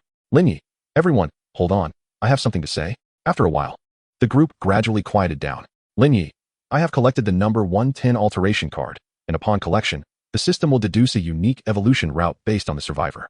We can absorb spiritual energy to strengthen our bodies according to the route, which is exceedingly complex. I've sketched a simplified version for your reference, pathway image. Lin Ye, however, guiding spiritual energy to strengthen the body along the pathway is not an easy feat, and I cannot assist with that. Lin Ye, during this event, I gathered a batch of alteration organs, which I will post in the trading section shortly, at 10 red coins each, limited quantity available until sold out. 10 red coins are not expensive. Searching for 2 hours in the Crimson Maze would yield at least 20 red coins. In truth, Lin Ye could sell them at a higher price, even doubling it, but it was unnecessary. 2,000 red coins would suffice for his needs for now. Damn. The alteration organs in the trading area are already priced at 20 red coins. The Big Shot is quite generous. That goes without saying. Without the Big Shot, our area would have lost at least 200,000 people. Huh, collecting alteration cards? I've only encountered numbers 7, 8, 9, and 10. Could the Big Shot share how to gather them? Hee, I have numbers 5 to 10, just missing 1 to 4. Fool. Clearly, the lower the number, the rarer it is. This pathway diagram is absurdly abstract. What do you know? This is called art.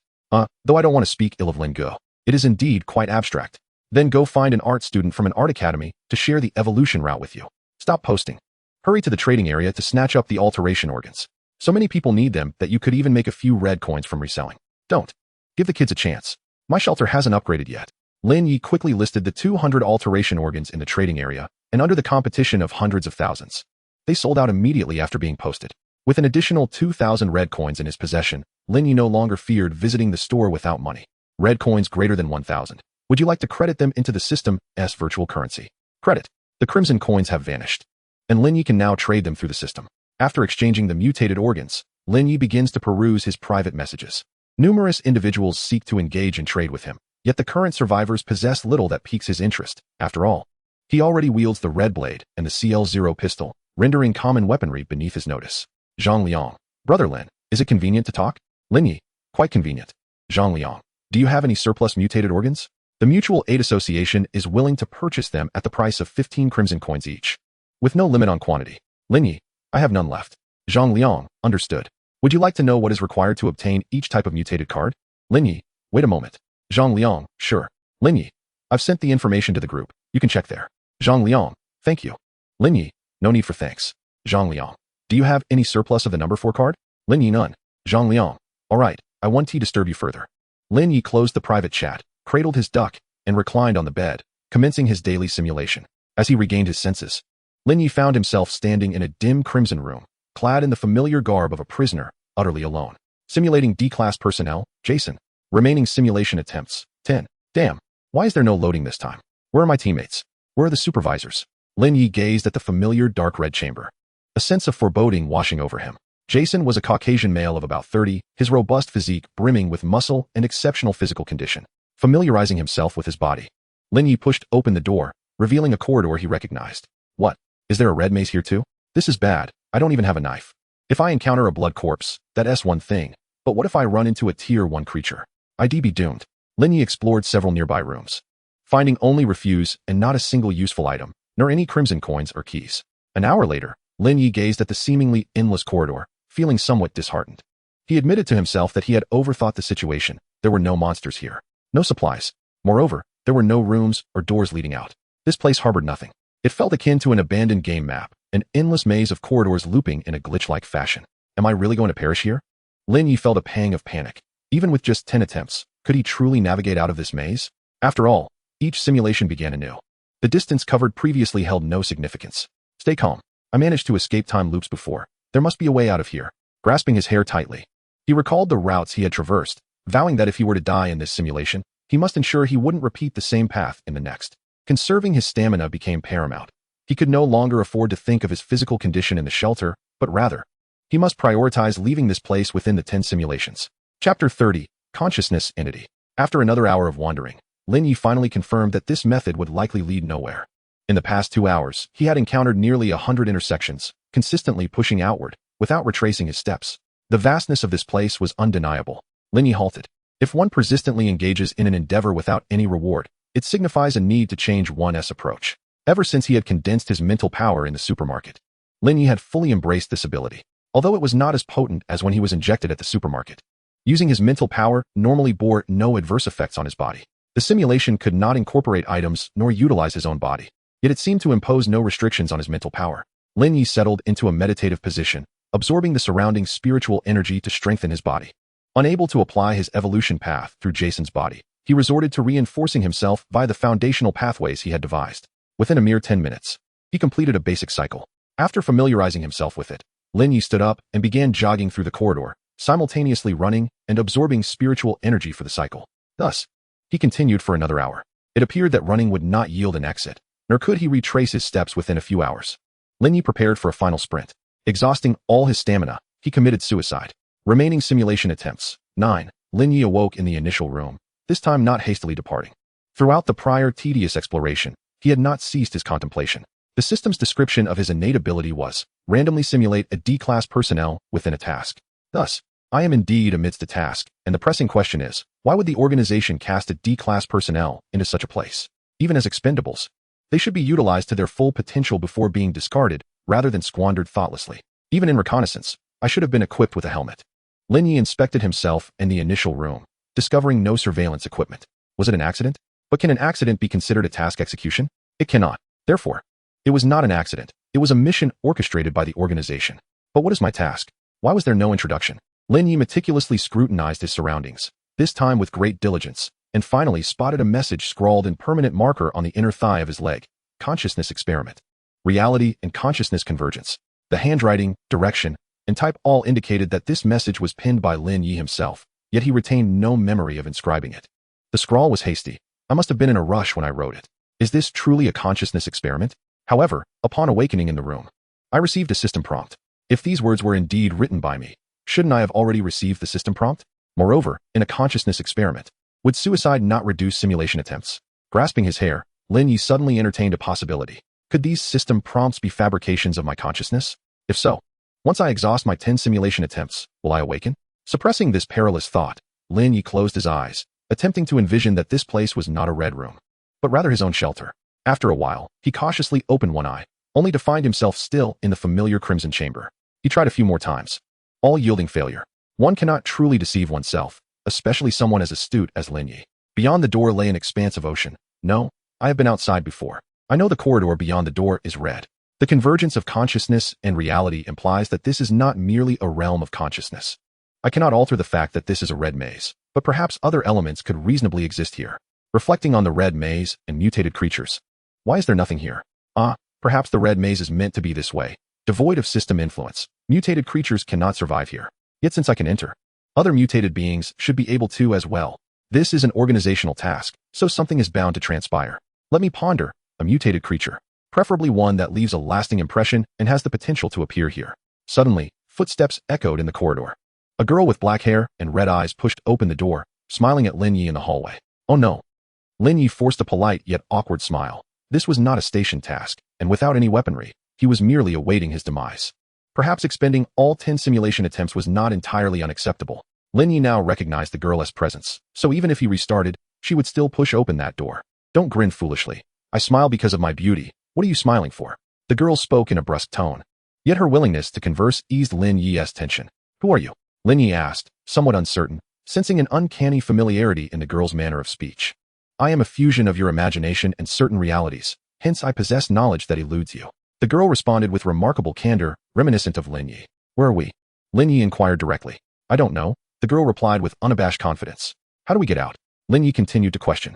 I can facilitate your exit, but do you truly wish to leave? The girl replied, her words laden with implication. What do you mean? A sinking feeling gripped Lin Ye as he considered a troubling possibility. You know what it means. The consciousness experiment is fundamentally designed to study awareness, the girl stated, stepping closer and resting her head against Lin Ye's chest. So this is aimed at me? Lin Ye suddenly lifted his head, scanning the surroundings with suspicion. You are quite cautious, yet you fail to comprehend the nature of the D-class personnel as a vessel. Consequently, your actions will inevitably diverge from the original. And while one instance may go unnoticed, after 2 or 3 occurrences, the organization will undoubtedly catch on, especially considering that Dr. Caroline is still alive. A mere comparison will reveal the anomalies. The girl circled around Lin Ye before gazing up at him, her eyes reflecting a profound and chilling calm. She smiled. Yet her demeanor lacked warmth. What should I do? Lin Ye resolved to heed the girl's counsel. Do nothing. After all, this is merely a consciousness experiment. They cannot pinpoint you as long as you remain inactive. The more you engage, the more problematic it becomes. If I were to send you out directly, that would pose the greatest dilemma, for your consciousness would be irrevocably locked by the organization.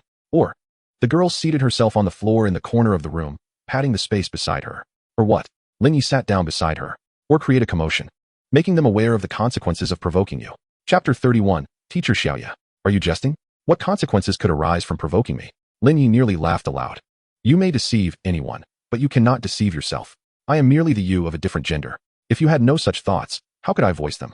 The girl leaned her head against Lin Ye's shoulder, grasping his hand as she spoke. You are not me. Otherwise, you wouldn't propose such a foolish suggestion. My understanding of the organization is scant. How could I possibly risk defying them? Lin Ye pushed the girl away, sensing her resemblance to himself, while simultaneously recognizing their fundamental differences. Do you not find this exhilarating? You underestimate us. While it may be unrealistic to oppose the entire organization, dismantling an external branch is quite feasible. The girl closed her eyes, producing a blood-red popsicle skewered with 2 wooden sticks from seemingly nowhere, breaking it in half and offering Lin Ye a piece. Can you escape? Lin Ye inquired, eyeing the popsicle with curiosity. He took a lick, enjoying the icy, tangy sweetness. It depends on your choice. If you opt to blend in, then I remain merely a fleeting image. This popsicle is the limit. However, if you intend to teach them a lesson, letting them know you are not to be trifled with, then I shall be the tempest sweeping across the world. The girl leisurely savored her popsicle, her words laced with danger. Cannot you make your own choice? Lin Ye queried, puzzled, as he did not feel entitled to command the girl. Of course I can, but I am you. Why would I harm myself? Moreover, I will eventually vanish, and the responsibility will ultimately fall upon you. I am not so irresponsible, the girl asserted with a sense of inevitability. Well, thank you very much. Lin Ye expressed his heartfelt gratitude, relieved that the girl did not resemble the typical doppelganger from cliché novels that sought to eliminate their original. There is still a little time. Allow me to teach you something.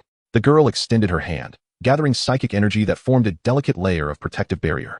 Lin Ye's eyes widened in awe. This was a technique capable of withstanding the full force of Zhao Yong and Su Min's attacks, appearing remarkably sophisticated. You can do this as well? To be precise, I am the only one who can, the girl replied with a hint of pride. That first-tier entity from the mission site could merely utilize it, whereas the exceptionally wise me can instruct you in its application. Impressive. Teacher Lin, please teach me. Lin Ye shamelessly implored. Lin? Forget it. It sounds as though I am your daughter. Just call me Xiaoya, she replied. Very well, Teacher Xiaoya. The so-called psychic barrier is merely the external manifestation of rune application. Runes? Yes, runes are somewhat akin to the legendary words of power. When the divine spoke, "Let there be light," light was born. However, runes are far from as easily wielded as words of power. They are mental symbols, guided by the psyche and founded upon psychic energy, representing the pinnacle of manipulating all things in the universe. The blade you wielded in the supermarket was also an external expression of rune cutting. Precisely, the mural contained runes of cutting and merging, and its rank is not low. Now, I shall teach you the protective runes. They serve a myriad of purposes. Many psychic artifacts and relics are inscribed with protective runes, and they do more than merely function as shields. Xiaoya did not continue her explanation, but instead grasped Lin Ye's collar, pressing her forehead against his, then closed her eyes. A torrent of intricate information flooded Lin Ye's mind. Had he not generated mental fortitude, he would have been overwhelmed in an instant. By expending mental energy, Lin Ye swiftly absorbed the information, though this was merely a temporary reception. Fully digesting and utilizing it would require considerable time. We can only perform this because we are virtually the same person. Do not attempt this with others, or your head will explode. Mental contact is the most perilous form of interaction. If you wish to learn runes, it is best to rely on systematic rune cards. Other methods are unreliable, Xiaoya cautioned. I understand. Thank you, Teacher Xiaoya. Lin Ye rubbed his temples, finding the experience rather pleasant, though his head felt slightly swollen. Time is running short. It is time to bid farewell. Xiaoya gazed through the ceiling, looking far into the distance. What will happen to you afterward? Despite their brief interaction, Lin Ye felt as though he had encountered a long-lost friend. Such feelings were rare for him. I do not know. The red labyrinth was born from the fusion of your consciousness in this place. It should collapse once you depart. My existence is far more complex. And as a conscious entity, I too am uncertain of my future. Xiaoya seemed to have come to terms with her fate, displaying indifference toward what awaited her. I think I shall go out and give them a lesson, making them aware of the consequences of provoking us. A crack appeared in the ceiling, and Lin Ye resolved to take a leap of faith. He was unsure if this would change anything, yet the act of doing, rather than refraining, was itself a transformation, part of the outcome. Well, although deep within I harbor a desire to obliterate everything, fundamentally, I am still you. So farewell for now. Xiaoya smiled, gently declining Lin Ye's invitation. Will we meet again? Lin Ye refrained from pressing further, for they were essentially of the same ilk. As long as we live, we shall meet again, will we not? Indeed. Both shared a knowing smile as the red labyrinth began to collapse, and Lin Ye's consciousness gradually faded. Since it is already beginning to crumble, perhaps indulging in a bit of recklessness will go unnoticed. Lin Ye vanished, and Xiaoya stood upon the remaining crimson floor of the void, murmuring to herself. Lin Ye awakened on a hospital bed, an extravagant helmet upon his head, various instruments surrounding him, and a man clad in a white lab coat standing beside, a row of markers nestled in the pocket of his coat. A few armed regulators stood in the corner of the room. He is fine.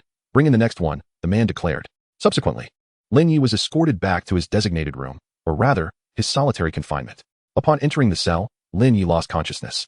Simulation end. Remaining simulation attempts, 10. Unused simulation attempts. Have you acquired core items? Acquired. Obtained core item. Consciousness upload device X1. Obtained. She is gift box X1. Obtained title, Awakening of Consciousness. After rising from the bed, Lin Ye glanced at the system time, realizing that barely 2 hours had elapsed, while the duck remained on the bed. The flow of time in that realm of consciousness seemed to be considerably swifter than in the shelter world. Of course, there were other possibilities, such as the instability of time within the consciousness world, and so forth. Lin Ye did not dwell on such thoughts, nor did he concern himself with the outcomes of the simulation. Having just lost a friend, he yearned only for a bowl of duck blood vermicelli. Chapter 32, The Third Night Exploration. After savoring the delectable duck blood vermicelli, Lin Ye felt a slight uplift in his spirits and began to scrutinize the intricate machine at the center of the room. Consciousness Upload Device. A device developed by the organization that enables the uploading of consciousness into the mental realm. However, due to the randomness of the upload process, many D-class personnel have perished during testing. Note, can be exchanged for a ticket. The consciousness upload device resembled the complex apparatus beside Lin Ye's hospital bed, adorned with numerous buttons of ambiguous purpose and devoid of an instruction manual. After a brief examination, Lin Ye discovered that he could not even locate the power switch. It appeared to possess some form of security certification technology, necessitating specific conditions for operation. Exchange for a ticket. Although he was uncertain about the nature of the ticket, it was undoubtedly more useful than a heap of scrap metal, at least not occupying any space. The consciousness upload device vanished, and a ticket of indeterminate material materialized at the center of the shelter. Lin Ye picked up the ticket and reviewed the system's description. Ticket. A certificate for consciousness to enter the mental realm. Upon use, it randomly transports one to a relatively stable mental environment. Note, the ticket changes color after each use. White signifies a shallow, safe area. Oh, the mental realm? That sounds rather perilous. Best to hold on to it for now and utilize it when necessary. After securing the ticket, Lin Ye opened Xia's gift box. Inside, he found a card intricately patterned in black. Basic Ruin Collapse. A card that enables the learning of the Basic Ruin Collapse rune. Note, use with caution if lacking in mental fortitude, with Lin Ye being an exception. Truly, Xia was remarkable. Lin Ye refrained from immediately utilizing the card. He had yet to fully comprehend the protective rune, making it unsuitable for learning new knowledge at this time. He glanced at the final system notification, Awakening of Consciousness. You awaken in a dream, yet discover yourself still within the dream. Note, in the mental realm, consciousness is the fundamental essence of all. After examining his acquisitions, Lin Ye poured hot water over the abyss egg and the alien egg, then began to organize and study the protective runes, hoping to master some basic psychic protection techniques before the onset of nighttime activities. After all, the 3-day novice period had elapsed, and according to the system's prompt, it was highly likely that he would encounter a first-tier psychic creature tonight. Moreover, he remained unaware of which activity awaited him. The afternoon passed swiftly, and the nighttime activities were imminent. Lin Ye prepared his gear and finished his last bowl of duck blood vermicelli before indulging in a bit of affection for the duck. After all, the conclusion of the nighttime activities might well signify the arrival of tomorrow. With a little time remaining, Lin Ye opened the group chat. What could tonight's activity be? Any news from the esteemed ones? Probably none. The esteemed one traded duck blood vermicelli for their talent today. How infuriating. I want duck blood vermicelli too. Are you all participating in tonight's nighttime activities? According to the system's hint, We might encounter tiered creatures tonight. I am absolutely ravenous. I only need one more mutated organ to upgrade the shelter. I can hardly approach the restroom. I long for a hot shower, planning to gather several mutated organs to sell to my comrades. Damn, I still need 4 more. I haven't even obtained the shelter upgrade blueprint. And the mutated organs I've collected are going to spoil. Who told you not to participate in the nighttime activities? My talent can generate wealth. Why should I risk venturing out? Offering high prices for shelter upgrade blueprints. Oh, I see. A resource tycoon. My apologies. Has anyone tried Lin Ye's martial arts manual? Tried what? It's so abstract, utterly incomprehensible. Don't be foolish. The illustrations are indeed abstract, but the esteemed one annotated the position of each organ. I've already begun to enhance my body following the illustrated route, and the results are rather impressive. How did you sense the psychic energy? Besides, isn't there no psychic energy in the shelter? As long as you've used a mutated card, you can sense the flow of psychic energy. The esteemed one probably hasn't used a mutated card, hence the lack of understanding. As for psychic energy, isn't there nutrient solution that contains psychic energy? Drinking a bottle at the start can sustain half a cycle. No way. That's incredible. Why didn't you say so sooner? It's not just me enhancing my body. Many others are progressing faster than I am. The esteemed one has already shared the routes. If you don't apply your intellect, whose fault is that? Damn. You make a compelling argument. I'll go try it out, aiming to enhance my body once before the activity concludes. Nighttime activity commences. Tonight's activity, maze exploration. Would you like to join? 9:59. Join. Before the countdown concluded, Lin Ye decided to rest with the duck for a moment. 0:01. 00:00. Novice period concluded, increasing the probability of mutated creatures appearing, decreasing the probability of treasure chests appearing, diminishing the quality of treasure chest yields, extending activity duration. Nighttime activities commence. 3:59. Lin Ye rose from the dark red floor, and at the end of the corridor, a blood corpse happened to round the corner. What a vigorous welcome. Lin Ye drew the red blade.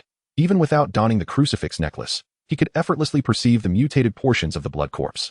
With a flash of the blade, he severed the upper half of the blood corpse, yanking out its mutated organs from the abdominal cavity and tossing them into his empty backpack. The red maze was saturated with psychic energy, and Lin Ye casually selected a room to absorb the surrounding energy while following the evolutionary route. His evolutionary path was exceedingly intricate.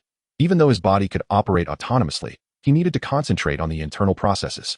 With the aid of the psychic energy ring, it took Lin Ye half an hour to complete his first cycle. Just from that one cycle, he felt a slight enhancement in his physical attributes. Having just commenced, 2 cycles a day would suffice for the time being, and he could gradually increase the number of cycles later on. Lin Ye stood up to stretch his body, deciding to explore the maze first and perform another cycle just before the activity concluded.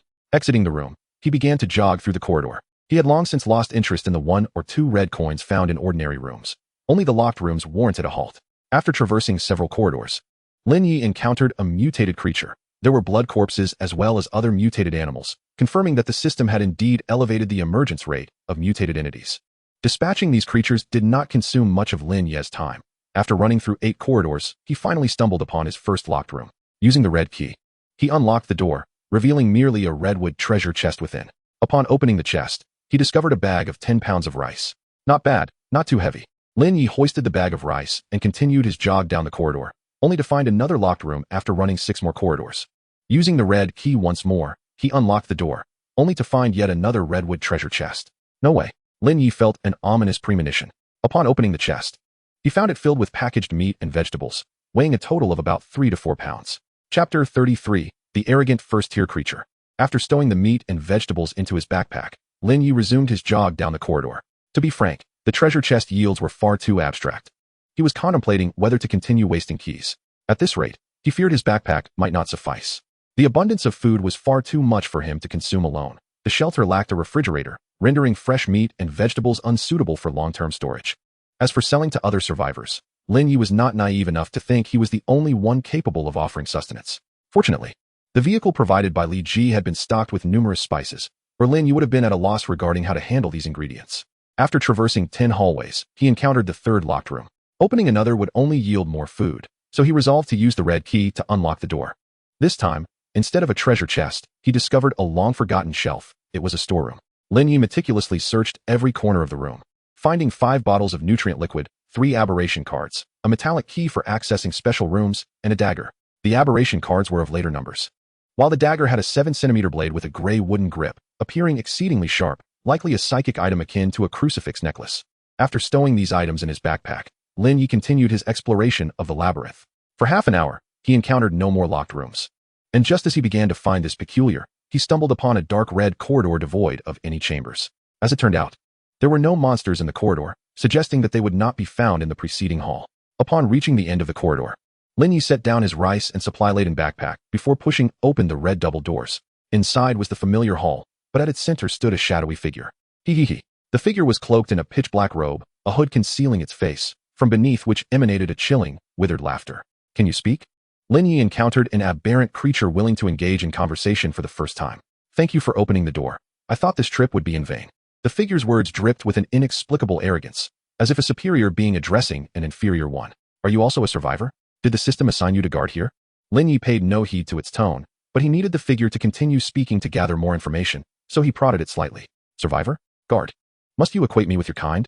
I am not a pitiful creature thrust into survival. I came here of my own volition. The figure's disdain was palpable. Yet you are still watching over the system's interests. Is there truly a difference? At least I am not a guard. Lin Ye retorted with equal disdain. Ha, fool. You have no comprehension of the system's might. Countless dimensions, all races, everything lies under the system's dominion, except for a few exceedingly perilous realms. With your intellect, you cannot fathom the nature of the system. The figure showed no urgency to eliminate Lin Ye. It desired to savor its spoils. But we currently share the same position, do we not? Lin Ye chose not to engage in further banter. He was not one to prattle on, and the figure was merely a first-tier tool. Information from it was of little consequence. They stood a mere step apart, a distance trivial for Lin Ye. In an instant, he withdrew the red blade, directing an invisible psychic edge at the figure's chest, where lay its sole, aberrant organ. Seeking death, the figure tugged at its black robe, conjuring a psychic barrier before it, simultaneously drawing a handgun and firing 2 shots at Lin Ye. Perhaps wary of wasting ammunition, the figure refrained from continuing its assault, believing Lin Ye could not evade these bullets. Indeed, at that moment, Lin Ye could not dodge the bullets, but he could block them. A thin layer of psychic protection effortlessly absorbed the 2 energy-laden rounds, rendering his secondary layer of defense superfluous, let alone the third layer he was in the process of conjuring. In stark contrast, the figure's black robe could not withstand Lin Ye's psychic blade, which bore cutting attributes, leaving a gash across its chest. Without hesitation, Lin Ye plunged the red blade into the figure's chest, piercing its aberrant organ amidst its agonized cries. The CL-0 handgun in his left hand, now charged with bullet transformation, was poised to fire. Had the figure not been so woefully inept, he would have already pulled the trigger.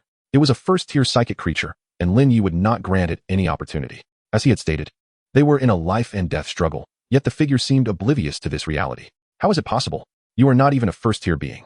How could you damage my equipment? How could you withstand my attacks? The figure's voice was filled with despair, and until the moment of its demise, it remained oblivious to the events unfolding.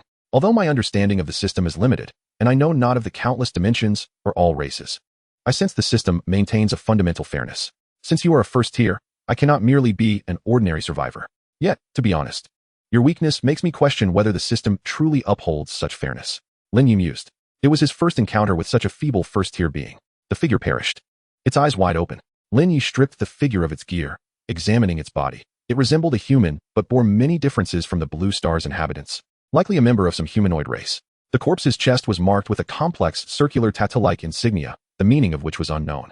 After dissecting and processing the body, Lin Ye acquired a tattered black robe, a handgun with only 8 rounds remaining, and a first-tier aberrant organ. He submitted the aberrant organ for the first-tier psychic crystal manufacturing blueprint quest, bringing his task progress to 210. Previously, he had also obtained a first-tier aberrant organ from a station task, leaving him just 8 more to complete the quest. Lin Ye hoped to expedite this task's completion, as it might allow him to absorb psychic energy to enhance his physique within the shelter. The psychic content of the nutrient liquid was insufficient, given his current reserves. It was inadequate for even a few cycles. Furthermore, the nutrient liquid could not be consumed indefinitely. It was primarily intended to replenish nutrients, and the notes explicitly cautioned against excessive consumption. Having dealt with the dim-witted, aberrant guardian, Lin Ye began to inspect the various doors in the hall. These doors remained unchanged. Opposite was the red double door, to the left was the exit's redwood door, and to the right was a locked dark red metal door. An item room? Just in time, he had acquired a metallic key for a special room. Using the metal key, he unlocked the door, revealing a standard room with a dark red pedestal. Though this time, the pedestal bore a manufacturing blueprint. Chapter 34. Invitation to the game room. After securing the blueprint, Lin Ye did not rush to leave but closed the door to absorb psychic energy for physical enhancement. Midway through the cycle, he suddenly experienced an unusual hunger, recovering only after consuming several bottles of nutrient liquid. This likely represented the correct usage of the nutrient liquid, supplying the body with essential materials during enhancement. rather than serving as a source of psychic energy. Half an hour later, Lin Ye completed his second cycle of the day. With over an hour remaining until the activity concluded, he gathered all his supplies and continued his exploration through the opposite red double doors. Subsequently, Lin Ye unlocked several more rooms, only to find treasure chests filled with various foods within. As the countdown drew to a close, Lin Ye opened the final locked room, only to find yet another redwood treasure chest. Uncertain of its contents, he hoped it would not contain rice. One bag sufficed for quite some time, nor fresh produce. Canned goods or long-lasting junk food would be preferable. With anticipation, Lin Ye opened the treasure chest, discovering only a brightly colored, seemingly frivolous piece of paper. Well, at least it didn't take up much space. After stowing away the paper, the countdown ended, and Lin Ye was transported back to the shelter. Upon returning, the duck remained. Though regrettably, there was no longer any duck blood vermicelli to consume. Lin Ye organized the various foods, listing the aberrant organs for sale at the price of 10 red coins each, before beginning to assess the spoils of his expedition. First and foremost were several unknown function psychic items. Ritual dagger. With a dagger plunged into the heart, a sacrifice is offered to the divine. Note, ritual tool. Exercise caution if you possess limited knowledge regarding such ceremonies. Lin Ye, what on earth is this? Is it meant to stab oneself or someone else? Casting the dagger into a corner to gather dust, Lin Ye proceeded to examine the next item. Black rope. A beginner-level spiritual item mass-produced by the Circle organization, capable of releasing basic spiritual protection. Note, damaged and not worth repairing. Spiritual handgun. A beginner-level spiritual item mass-produced by the Circle organization, capable of firing bullets infused with spiritual energy. Note, the bullets are more valuable than the firearm itself. What is this Circle organization? It sounds rather dubious. Lin Ye was uncertain whether the individual was a member of the Circle organization or merely in possession of their goods. If it was the former, then the Circle organization likely wasn't all that impressive. Considering the circular mark on the corpse, Lin Ye suspected the former was more likely. The handgun seemed decent, still containing 8 rounds, while the robe was of no use to him, so he carelessly tossed it into the pile of miscellaneous items. Next came the most significant find of this venture, an unknown blueprint. Blueprint for a low-tier concentrated nutrient extractor. Required materials: first tier mutated organ, 010. Second tier mutated organ, 010. Third tier mutated organ, 010. Note, the concentrated essence is far superior to a juicer. Lin Ye, perplexed, utilized the blueprint. In the short term, he wouldn't even encounter third-tier mutated creatures, let alone gather the materials. Finally, there was a colorful slip of paper. Game room invitation. Use the invitation in the shelter. Survivors will be transported to the game room. Note, the game room is a safe area. Please select your preferred form of entertainment. A game room? Lin Ye refrained from using the invitation hastily. He planned to wait until the simulation concluded the next day. If there was ample spiritual energy there, he wouldn't need to absorb it during nocturnal activities. After sorting through the spoils, Lin Ye prepared a sumptuous dinner for himself and subsequently opened the group chat to accompany his meal. 7842641000000. Esteemed colleagues, has anyone managed to obtain a blueprint for upgrading the shelter? I'm offering a high price. Surely, someone must have procured a blueprint? What the hell? It's all food. I opened 4 treasure chests today, all containing food. Who is more unfortunate than me? Damn, could it be that Lin Dalao was right? What are we without blueprints supposed to do? Wait to die? I have one. Name your price. Wonderful. I thought the shelter upgrade blueprints were out of print. Dude, you're lucky to have found one. What the hell? The chests were all filled with food. I fought hard in the hall to kill a first-tier mutated creature, then used a special key to open the door, and this is what I got from the item room. I thought it was some impressive blueprint, only to return and find this worthless thing. You all can make an offer. I won't trade unless it's something good. Goodness, I thought you were fortunate. Turns out you're just unlucky. Are you sure you're unlucky? There are still plenty of people without blueprints, and this one could save lives. Do you think those who hide in the shelter have anything worthwhile? This is a powerhouse capable of defeating first-tier creatures. Show some respect. Wait. Haven T, you already upgraded the shelter? Since it's an extra blueprint, you might as well sell it cheap. It could save someone else's life. Sorry. It's already sold. Don't bother messaging me. The buyer offered me an irresistible price, and I'm quite satisfied. You sold it that quickly? It must be that resource mogul. They start collecting blueprints as soon as the event concludes. Impressive. What are we without blueprints supposed to do? Wait to die? What else can we do? Lin Ye, the system won't be overly cruel. I believe you all have a high probability of finding blueprints in the item rooms. And you could try opening several more treasure chests. A low probability doesn't mean it's non-existent. Of course, this is merely my conjecture. The esteemed one has arrived. Lin Gu is right. Have you eaten yet, Lin Gu? Lin Ye, just a simple meal, nothing extravagant. Food image. Lin Ye, by the way, I'm also collecting special room keys. I can exchange them for mutated cards, nutrient solutions, red keys, and other materials. How lavish. The presentation is mediocre. You made this yourself, didn't you? Alas, the esteemed one has fallen to cooking for themselves. I also cook for myself, suddenly. I feel like I'm doing quite well, but it looks appetizing. Do you need a cook? Free of charge. 5-star hotel chef at your service. Leave it to me. Lin Ye. No need, but do you know how to handle fresh food? I have too much food, and I can't finish it all at once. Make it into salted meat and pickles. Would frying it help it last longer? I'm also worried about what to do with several dozen pounds of fresh meat. Wait, didn't you see the esteemed one collecting special room keys? I wouldn't dare venture into the corridor with my keys. After discussing the method of making salted meat with the group for a while, Lin Ye took 40 minutes to finish his meal before exiting the group chat and starting to trade special room keys in private. Chapter 35, The Crimson Nun. Few were trading special room keys, as everyone knew that special rooms contained valuable items. However, with a vast population base, Lin Ye managed to exchange some basic materials for 5 keys. After all, not everyone possessed the courage to face first-tier creatures, rather than hoarding them. It was better to exchange for urgently needed supplies. Zhang Liang, Lin Ge, are you there? Lin Ye. Yes, what's up? Zhang Liang. Do you have any surplus spiritual items? Lin Ye. I have some, but not in excess. Zhang Liang. I'll trade you for a special key. Lin Ye. I've already acquired 5. I want to be able to use more for a while. Zhang Liang. What do you need? Lin Ye. Do you have any rune cards? Zhang Liang. I originally had 2, but now only 1 is left. Lin Ye. Zhang Liang. A member with a mental talent tried to use one, and after using it, their name turned black. Lin Ye. Can one die in the shelter? Isn't it supposed to be absolutely safe? Zhang Liang. We speculate that they may not have died but were deemed unfit to continue surviving by the system. Hence their name turned black. After all, rune cards are used on oneself, leading to personal changes, which may not be covered by the shelter's protection. Lin Ye. What is the remaining one? Zhang Liang. Basic rune of speed. Lin Ye. I'll trade you the spiritual handgun and the spiritual ring. The handgun has 8 rounds left in it. Zhang Liang. Sounds good. The two quickly completed the transaction, both satisfied with the outcome. For Lin Ye, the spiritual handgun was essentially trash, while the spiritual ring was somewhat useful, merely offering a difference in cycle duration from 30 to 40 minutes, which could be shortened with proficiency. For the Mutual Aid Society, the spiritual ring was akin to a divine artifact, given their lack of evolutionary pathways. Guiding spiritual energy was far more challenging than for Lin Ye, and they were currently too afraid to use rune cards, as no one wished to perish in the shelter. Basic Rune of Speed. A card that allows learning of the basic speed rune. Note: use with caution if mental capacity is insufficient. Stowing away the card. Lin Ye also refrained from carelessly employing such a perilous card. Plus he hadn't fully digested the protection rune yet. Coupled with cutting, splicing, and collapse, he wouldn't require this card for some time. After processing the remaining fresh food, he poured some hot water over the abyss egg and the alien egg, then nestled with the duckling in bed, closing his eyes to continue digesting the protection rune until he finally fell asleep. Please draw today's card. My turn. Draw. This time, the card depicted a girl clad in a nun's attire. Before Lin Ye could react, the card dissipated, and a silver-haired girl in a blood-red nun's outfit appeared in the center of the shelter. Hello?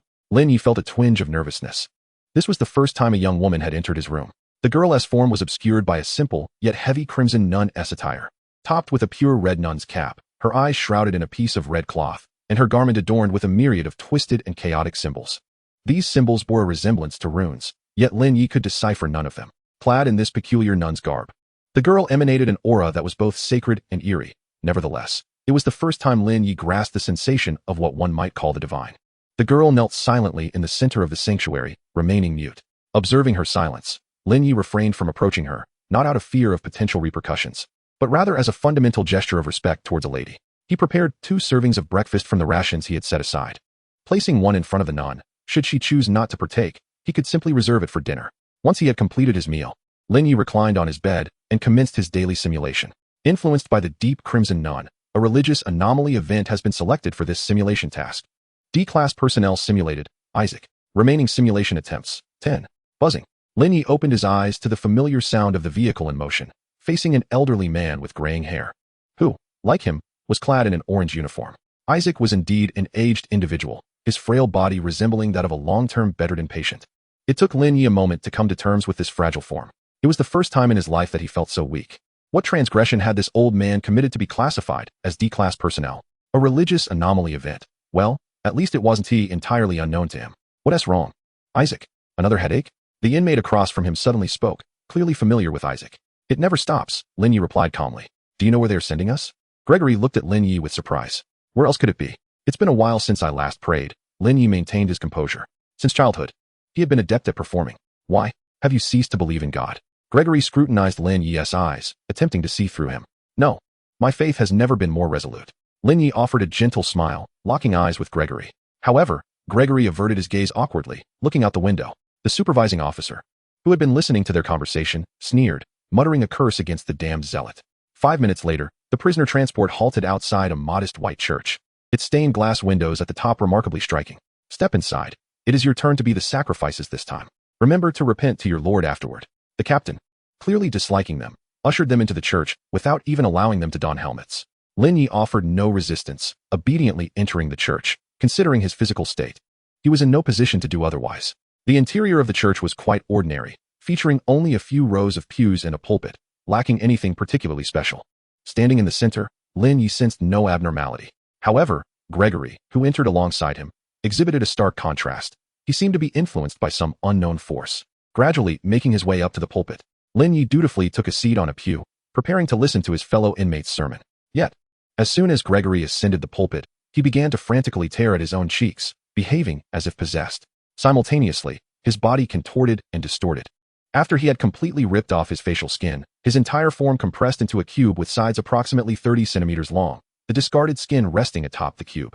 Quite the performance, wouldn't you agree? At some point, the pews of the church had filled with various humanoid entities, all clad in diverse attire. A figure dressed in a gray suit, its features obscured, sat beside Lin Ye. Generally, just a fool who worships desire as faith, too cowardly to confront himself. Even transformed into a box, the contents hold no surprises, Lin Ye remarked nonchalantly. Chapter 36, The Path of Faith. You speak true. Alas, I cannot sense your faith. Otherwise, I would be eager to see what lies within your box. The gray-clad figure displayed a keen interest in Lin Ye. Yet, devoid of the ability to perceive Lin Ye's faith, it could not act against him. Perhaps it's not as intriguing as you imagine. May I take my leave? Lin Ye did not believe that this simulation could be so easily concluded, but he had to attempt to extricate himself from this predicament.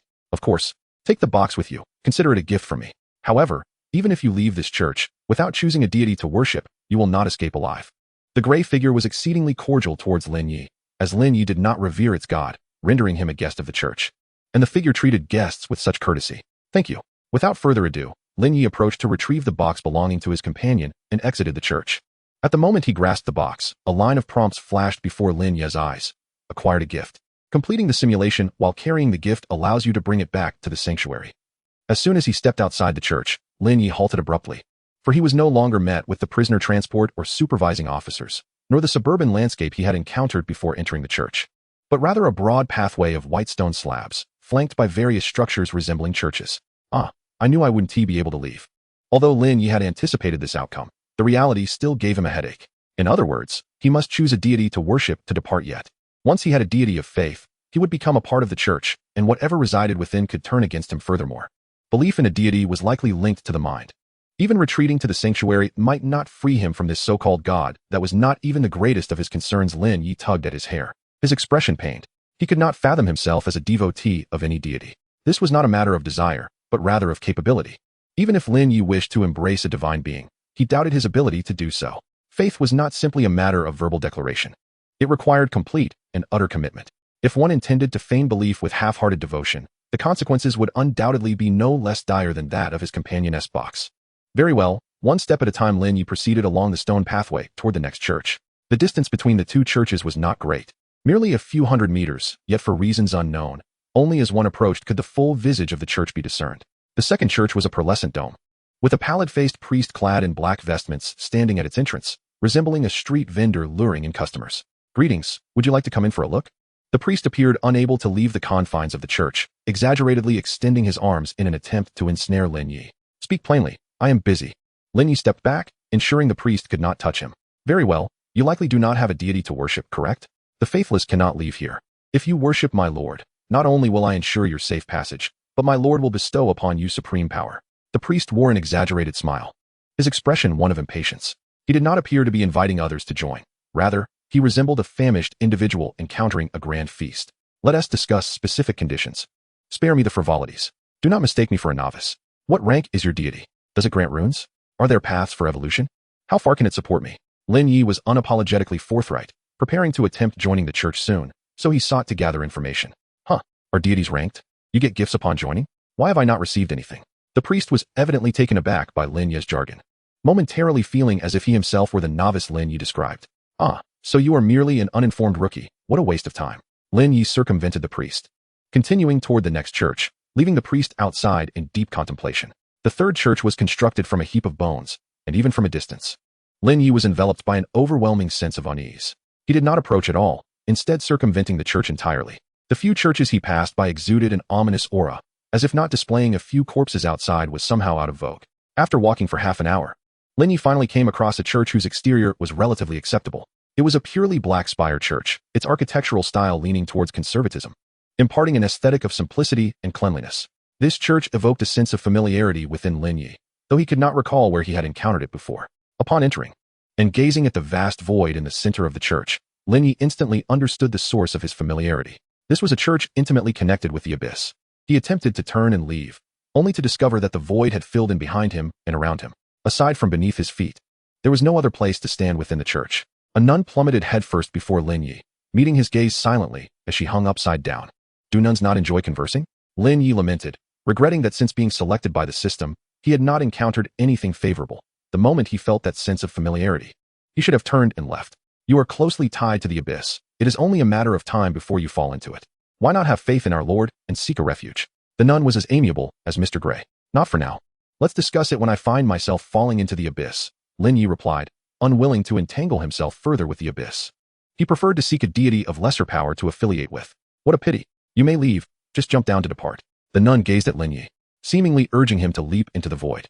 Lin Ye stared into the pitch-black abyss below, neither jumping nor responding, merely observing the depths as time passed by. After 5 minutes, the nun could no longer contain herself, as maintaining the status quo seemed to require some exertion. Thus, the ground reformed, and the church's doorway appeared before Lin Ye. He remained motionless, unable to ascertain whether the ground would vanish again or even if what he saw was indeed the ground. Ultimately, Lin Ye could not determine the correct method to exit this place.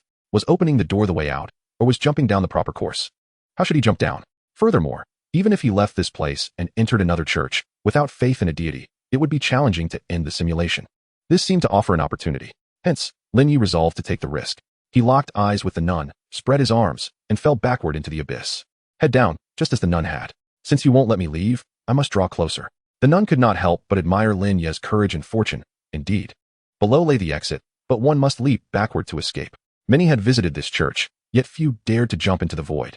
And even fewer could leave in reverse. Truly, he was favored by the abyss. May we soon meet again in its depths. Chapter 37. Inheriting the Divine Office. At the moment of plummeting into darkness, Lin Ye's feet landed on solid ground, and the world spun, bringing him back to stand upon a path of white stone. He had contemplated taking a gamble, and fortune smiled upon him. In truth, Lin Ye held no certainty regarding his escape. 3 apparent methods existed, and he merely chose the one with the highest probability of success, prepared to bear the consequences had he chosen incorrectly. Surveying his surroundings, the abyss church had vanished, and he found himself transported outside a dilapidated crimson church. Lin Ye scrutinized the patterns etched into the church's exterior, noting their resemblance to the symbols on the garb of the deep red nun. If you had arrangements, why not have transported me directly here? Lin Ye could not help but scoff. Naturally, he did not believe that the deep red nun possessed the power to influence the system to such an extent. He even questioned whether this abandoned church had any connection to her. Nevertheless, Lin Ye pushed open the doors of the forsaken church.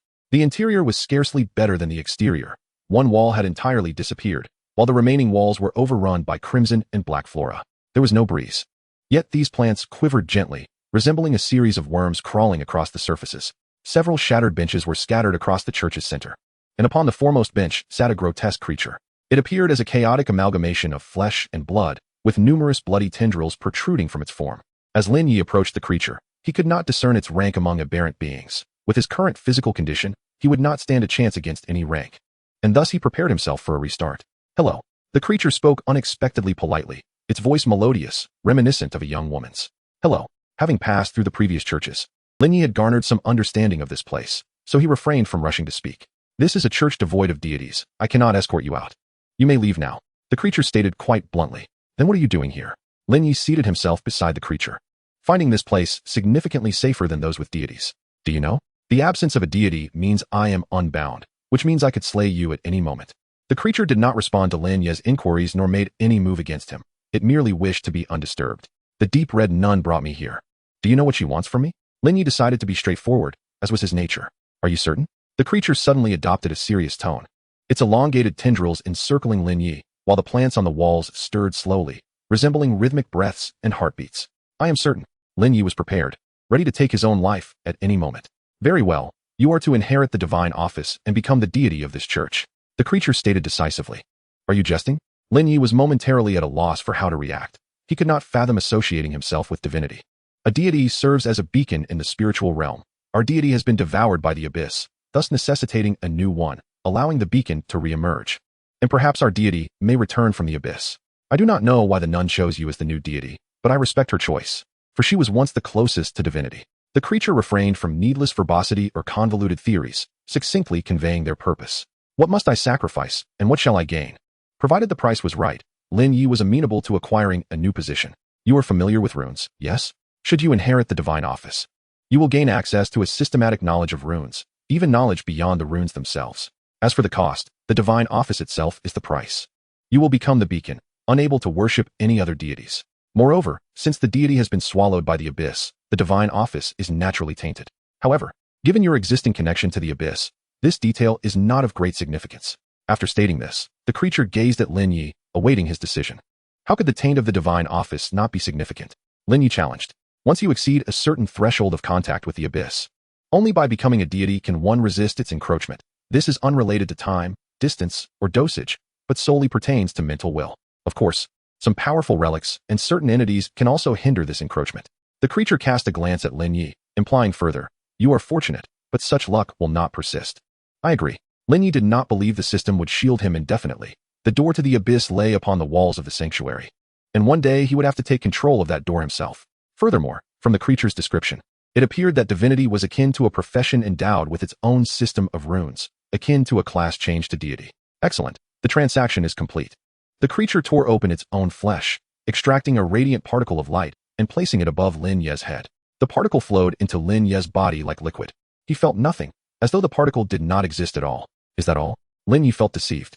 This lack of ceremony and sensation made the notion of divinity seem akin to a scam. You are too weak now, lacking even the qualifications to connect with the divine realm. Should you attempt to force a connection, your brain would undoubtedly explode. However, take solace in the fact that you are now the deity of this church. Merely stepping outside will allow you to leave this place and return to your original world. The creature adjusted the flesh on its chest as if zipping up a garment, then withdrew a card from its pocket-like stomach and offered it to Lin Ye. This is a gift, esteemed deity. I shall continue to pray for you here. You have received a gift. Complete the simulation while carrying it, and you may take it back to the shelter. Lin Ye accepted the card, intending to inquire further about advanced topics from the creature, but was suddenly overcome with discomfort. It is time for you to leave. The one who enters will gain divinity, and the connection will soon be severed. If you do not depart now, you shall remain here forever. Farewell. Lin Ye rose and approached the church door. Just before pushing it open, he turned back and said, I am Lin Ye. I do not yet know your name. You may call me the Saintess. As for my name, I have long since forgotten it. Upon exiting the church, the prison guard and guards remained in place, clearly astonished that Lin Ye had emerged alive. Simulation concluded. Remaining simulation attempts, 10. Unused simulation attempts. Do you wish to acquire core items? Acquire. You have obtained the core item, Corrupted Divine Position 1. You have received Mr. Gray's Gift 1. You have received the Saintess's Gift 1. You have earned the title, Deity. Lin Ye awakened in his bed, the crimson-clad nun still kneeling in place. Her posture and the breakfast beside her unchanged. Chapter 38, The Feast of Revelry. Glancing at the time, it was still before noon. This simulation had not consumed much time. Lin Ye began to examine his spoils. The divine position did not manifest in the center of the shelter, seemingly having merged with him. He picked up the box teammate given to him by Mr. Gray. The Life of Gregory. An exceptionally fine material, suitable for crafting psychic items. Note, the expected conclusion. As expected of a D-class personnel, quite the achievement. Lin Ye then picked up the card gifted by the Saintess. Identity card, Saintess. Can be used to gain the identity of the Saintess in certain activities. Note, exclusive to survivor Lin Ye, non-transferable. Lin Ye. What is this strange item? The card depicted a girl clad in an elaborate gown, her features obscured, exuding an air of nobility and sanctity. Lin Ye stored the card away and turned his attention to the final system prompt, feeling no inclination to utilize it. Deity, seated atop the divine position. All beings comprehend its intent. Note, never before has such a feeble deity appeared. Truly lacking in experience, Lin Ye muttered under his breath. After organizing his gains, Lin Ye retrieved the invitation to the game room. There was still time until evening, and he intended to investigate the nature of the game room.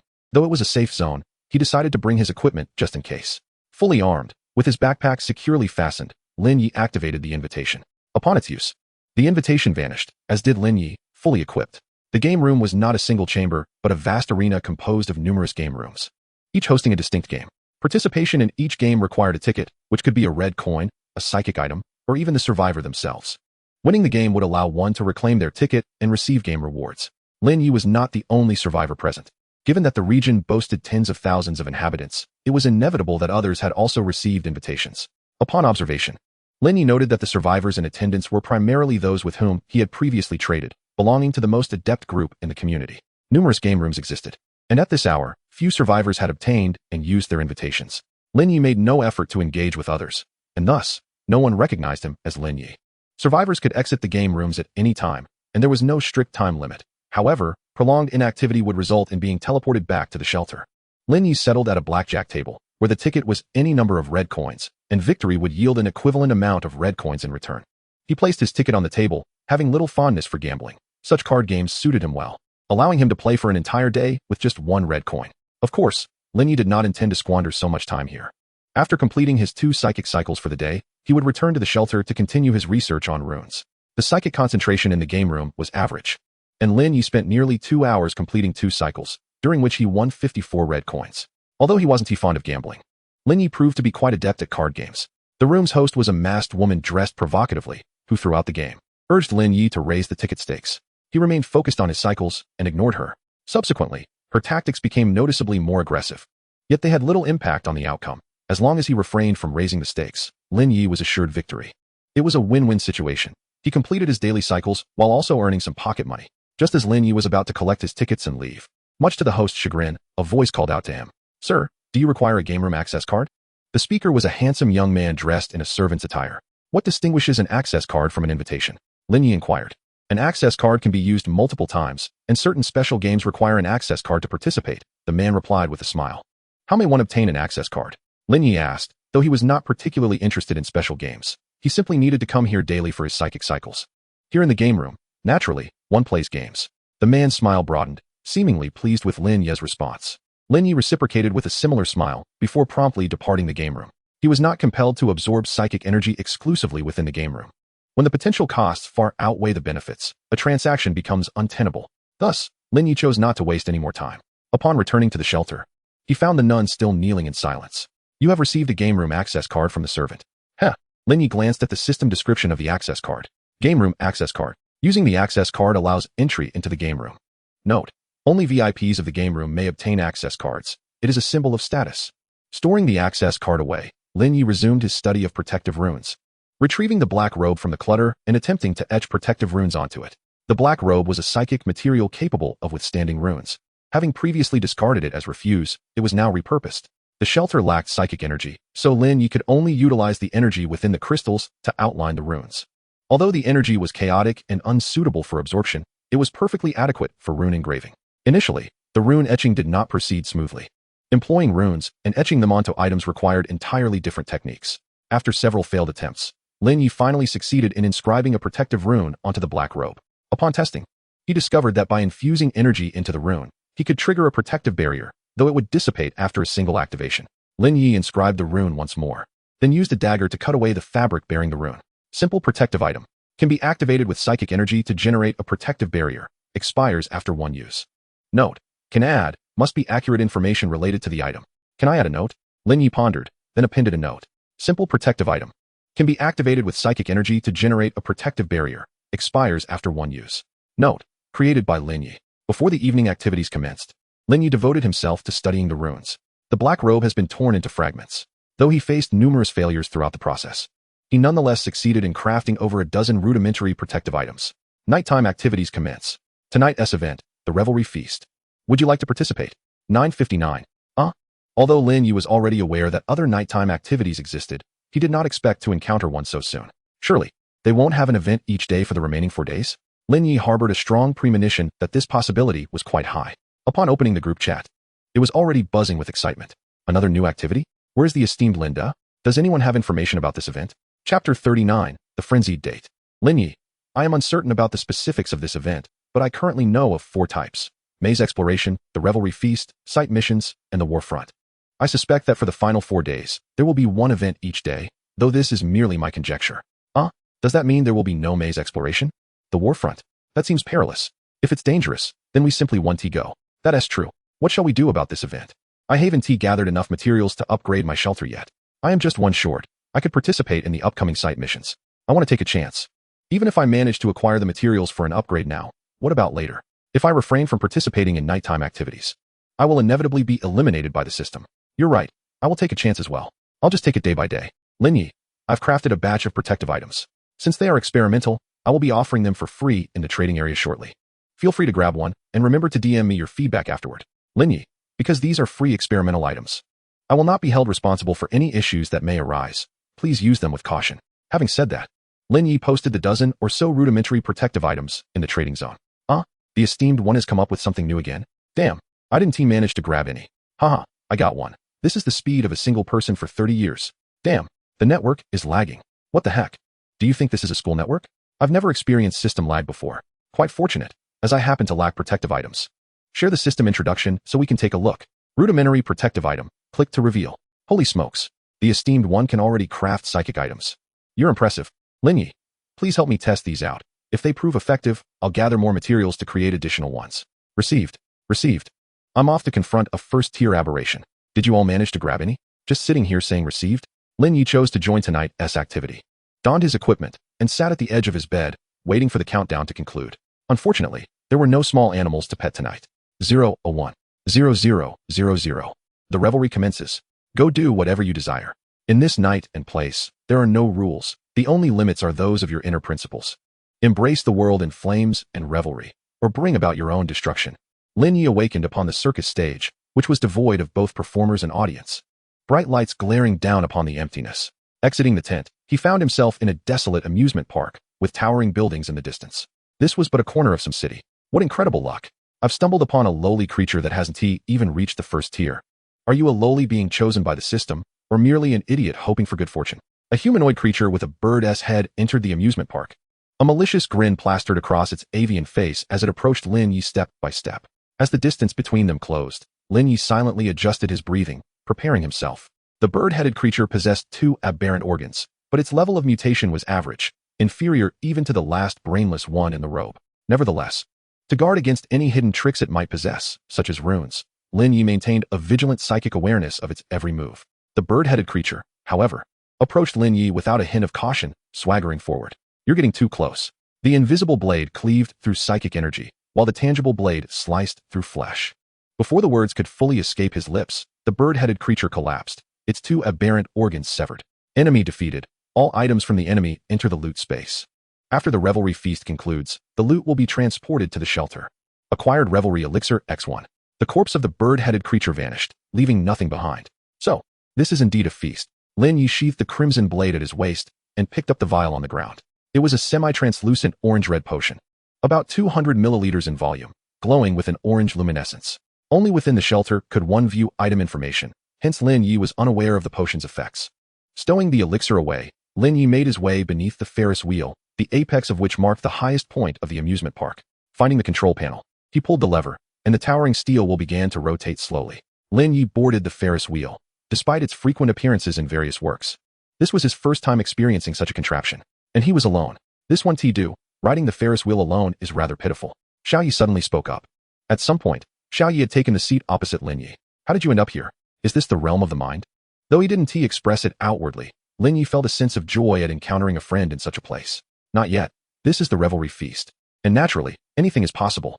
Xiao Yi sat obediently in her seat, gazing at the scenery rising outside the window. So, you think it's a bit lonely to ride the Ferris wheel alone, and that's why you appeared? Lin Ye truly felt a touch of sadness.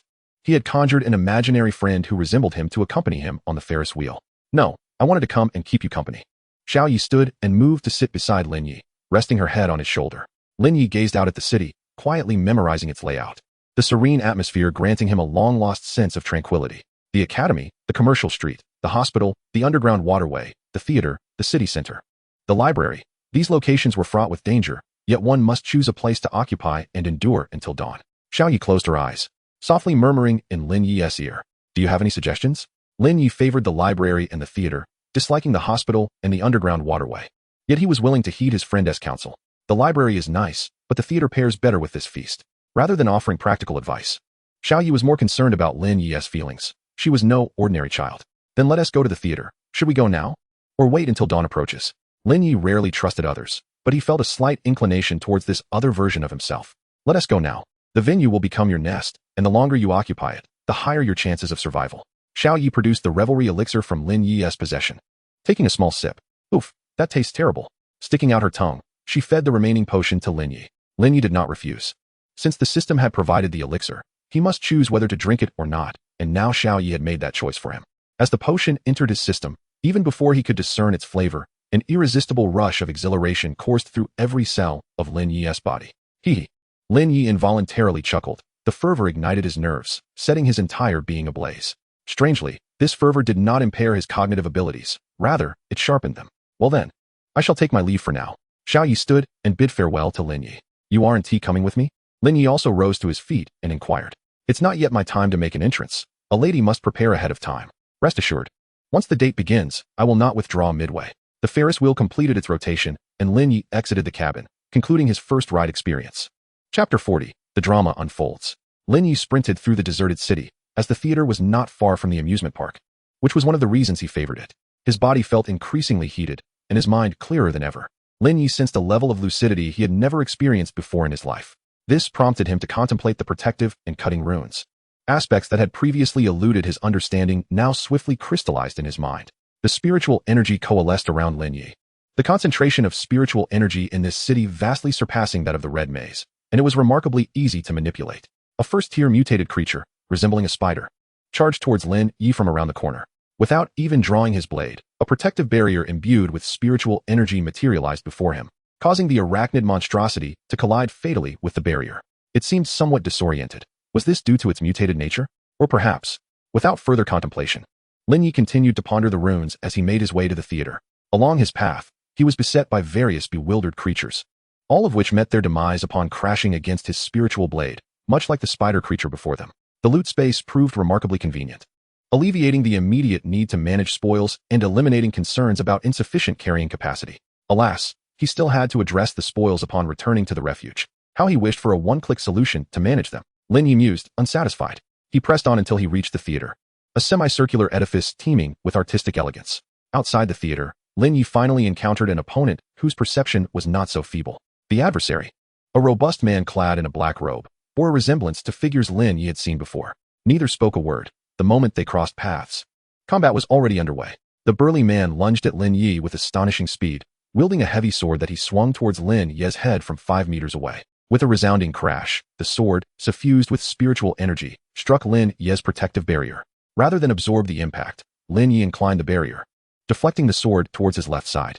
Simultaneously, he drew the crimson blade, aiming for the man's vulnerable points. The robust figure reacted swiftly. As the spiritual barrier of his black robe was severed by the spiritual blade, he sidestepped in an attempt to evade Lin Ye's strike.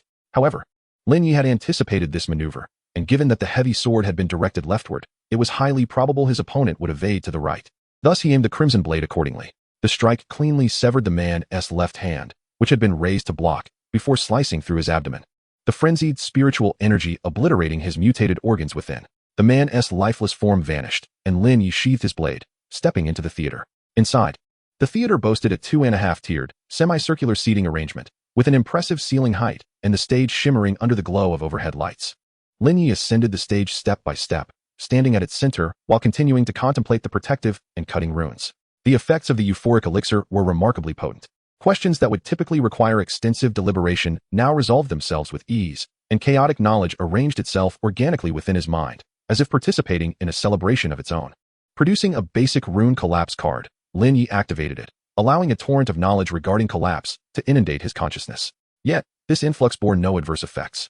Akin to when he acquired the protective rune, an unseen force bore the burden for him. Lin Ye began to absorb this knowledge, gradually learning and comprehending the information he received. He aimed to seize this opportunity to swiftly digest the runes, once he departed from this place. Acquiring further runic knowledge would demand exponentially more time and effort. The theater remained relatively undisturbed, with only the occasional disoriented first-tier, mutated creature wandering in, leaving behind trails of blood upon the stage. After dispatching the first mutated creature within the theater, Lin Ye sensed a peculiar connection forming with the very edifice beneath his feet.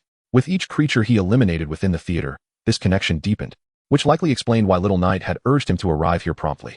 As this connection intensified, Lin Ye's mental perception range expanded continuously, soon enveloping the majority of the theater. Should he eliminate a few more mutated beings, the entire theater would fall under his dominion. Lin Ye continued to delve into his studies of runic knowledge, feeling an urge to utilize the remaining 2 rune cards. But the thought of the unfortunate fellow from the Mutual Aid Society tempered his adventurous spirit. Perhaps it was best to hold off. There remained a wealth of runic knowledge yet to be absorbed, and once he had fully assimilated it, he could explore the application of the runes without haste. Thus, he persisted in his study while dispatching the intruding adversaries. As time flowed on, the assailants entering the theater seemed increasingly frenzied, a madness that not only manifested mentally but physically as well. After dispatching a mutated creature whose head had split in 2, Lin Ye sensed a hint of weakness. It was not fatigue. Both his body and spirit were in an exalted state, devoid of any weariness. Yet, he felt a slight languor akin to that which follows a wild revelry. This sensation was not unpleasant. Indeed, it carried a certain comfort. Nevertheless, it signified that his body was nearing its limits. He could not continue in this manner indefinitely. Perhaps he could inscribe some runes within the theater. Lin Ye began to manipulate the mental energy that had now permeated the entire theater, carving runes into the walls. At this moment, the theater was no longer an ordinary venue. Its structure was entirely capable of accommodating runes and spiritual energy. Prior to this, Lin Ye had crafted spiritual items. But after his recent study of runes, his skills had undergone a fundamental transformation. The spiritual items he had previously created now appeared to him as mere rudimentary scribbles. As he honed his understanding of rune inscribing techniques, Lin Ye meticulously etched various runes throughout the theater, seizing this invaluable experimental opportunity. For such a high-quality spiritual structure was a rare find. Numerous mutated creatures continued to invade the theater, yet this time, there was no need for Lin Ye to intervene. They were effortlessly severed by unseen spiritual blades, leaving only trails of blood at the entrance. Regrettably, the bodies had all been absorbed into the loot space. Otherwise, he could have attempted to experiment with rune stitching. Lin Ye had previously focused on cutting runes, possessing only a superficial understanding of stitching runes. If he had the materials for stitching, he could delve deeper into their intricacies. After some time, the influx of mutated creatures ceased. As if all nearby threats had been eradicated, suddenly, a knock echoed through the theater's grand door. "Enter," Lin Ye called out, extending courtesy to those who displayed politeness. A fully armed humanoid entity stepped into the theater, casting a cursory glance at the interior before uttering a single phrase and turning to depart. Apologies for the intrusion. Lin Ye made no move to pursue. He did not particularly relish the act of killing, yet often found that violence was the sole means of resolving issues. Subsequently, a handful of rational beings entered the theater, but upon witnessing the scene within, they opted to withdraw instead of engaging. Chapter 41, Guests of the Banquet. Just as Lin Ye believed the night would unfold quietly until the conclusion of the festivities, another knock resounded at the theater's door, though this time the sound was peculiar.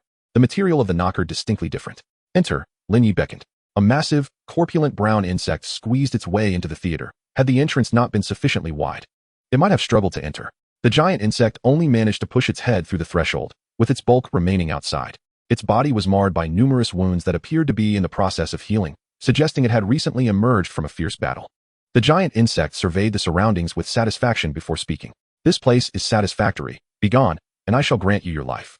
Lin Ye regarded the giant insect with curiosity. He could distinctly hear its garbled utterances, yet his mind comprehended its intent. Such translation capabilities of the system were indeed remarkable. "Is living not preferable? Must one seek death?" Although his words were blunt, Lin Ye had already steeled himself, prepared to unleash his full strength at a moment's notice. This giant insect far surpassed him in both spiritual and physical prowess. Had it not been for the theater's enhancement, he would have fled long ago. Naturally, he held no illusions that the creature would allow him to leave unscathed. If he attempted to exit, he would likely find himself dispatched by the eager insect waiting at the door. "The weakling. My refraining from ending your existence is not due to an inability to do so, but rather a desire to avoid injury. I shall grant you one final opportunity. Depart from this place. It is your sole path to survival." The colossal insect advanced, its numerous pairs of bright yellow eyes fixated intently on Lin Ye, poised to strike. "My reluctance to annihilate you stems from your insufficient depth. Come forth and meet your demise here." Lin Ye concentrated his mind to its utmost limit, convinced that the giant insect would not retreat, for in terms of raw power, he believed he could scarcely withstand even its basic attacks. "You have provoked my ire." The insect surged into the theater, sending chairs flying in all directions. Within mere seconds, it had reached the foot of the stage. Thud! The creature collided with a barrier of protective runes, and a multitude of energy blades pierced its head, violently mangling its brain. Yet this injury was not fatal. Its vital organs lay shielded beneath its massive abdomen. Lin Ye drew forth his crimson blade and struck at that vulnerable area. Energy surging from the edge as invisible blades of power sliced through the chaotic energy surrounding the insect, cleaving through its defenses and body. Thud! A bullet pierced through the wound, obliterating its aberrant organs. As the giant insect's corpse vanished, Lin Ye holstered his CL-0 pistol. All remains were transported to the loot space, preventing him from utilizing the magazines to extract flesh and blood. He would have to seek refuge to obtain more. Before Lin Ye could catch his breath, a horde of mutated creatures surged into the theater, seemingly in unison, charging toward the stage. With an impassive expression, Lin Ye regarded them as a multitude of cutting runes activated, sending dozens of energy blades sweeping toward the theater entrance. These energy blades posed little threat to the giant insect and merely served to exhaust it, which is why Lin Ye had not activated them earlier. After all, each activation of the runes required a period of time before they could be used again. These mutated beings, deeming Lin Ye weak, had congregated nearby, unwilling to depart, and upon witnessing him vanquish the giant insect, they perceived him as a spent force, emboldened to rush in with reckless abandon. Should they succeed in eliminating Lin Ye, all his previous gains would become theirs. Alas, they had misjudged their opponent. All the mutated creatures that charged into the theater were shredded by the invisible energy blades. Their remains transported to the loot space, the entrance soaked in various fluids. Lin Ye felt a headache at the sight of the vanishing flesh. The thought that the system might dispose of these corpses as if they were mere refuse in his shelter made his breath catch. Surely, the system would not commit such a horrifying act? After a moment's contemplation, Lin Ye resolved to relinquish his worries, focusing on the present and entrusting everything to his future self. You possess considerable strength, quite impressive. I am satisfied. A voice resonated behind Lin Ye. He turned to sense the source, and to his surprise, a figure had appeared unexpectedly behind him. Upon turning, he beheld a human clad in formal attire. Approximately 20 years of age, he bore a striking resemblance to the inhabitants of Blue Star, a male with orange-hued hair and eyes, dressed in a bright orange suit. Who are you? Lin Ye retreated, leaping off the stage, summoning protective energy to envelop himself, wary of the stranger's ability to approach silently and potentially strike before he could react. Unaware, are we? I wondered how such a delectable sacrifice could appear. I initially thought you were a willing devotee offering yourself, but it seems you are merely a fool seeking to seize a seat without understanding the stakes. And yet you managed to remain conscious. The man chuckled, standing effortlessly at the center of the stage, seemingly oblivious to Lin Ye's wariness. A revelry feast? Lin Ye suddenly comprehended the implication of the term. I am but a guest at the banquet, while you are the main course. The man's smile widened as he continued. I relish becoming like you. It adds a unique flavor to the act of consuming you. Lin Ye scrutinized the man. Though he could not perceive the depths of his power, he refused to surrender. Since this was a system event, a method to confront him surely existed.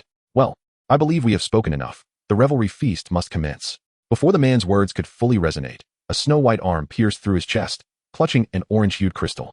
How is this possible? What manner of creature are you? The man fragmented like an illusion, dissipating, leaving only the small figure of Xiao Yi clutching the crystal. Impressive, however. If I were in your position, I would have acted when he did. Lin Ye ascended the stage, halting his assault that could lead to mutual destruction within the theater. In my usual state, I would indeed wait a moment longer, but not now. Every word from him has been a test of my patience. Xiao Yi licked her lips, her gaze fervently fixed on Lin Ye. What ails you? Are you unwell? Lin Ye sensed something amiss in her demeanor. Nothing of consequence. I merely find myself affected by the atmosphere of revelry.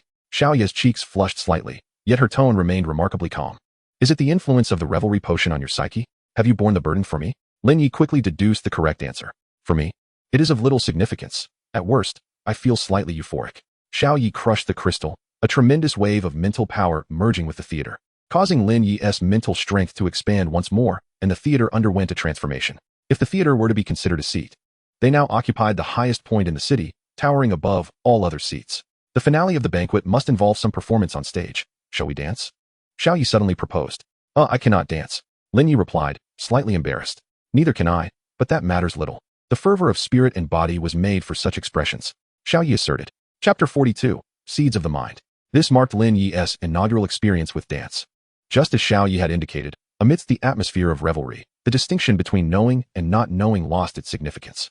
The world gradually crumbled in celebration, the surviving beings departing the city through the system's transport, while the other seats disintegrated following their master's departure. Ultimately, only the theater remained.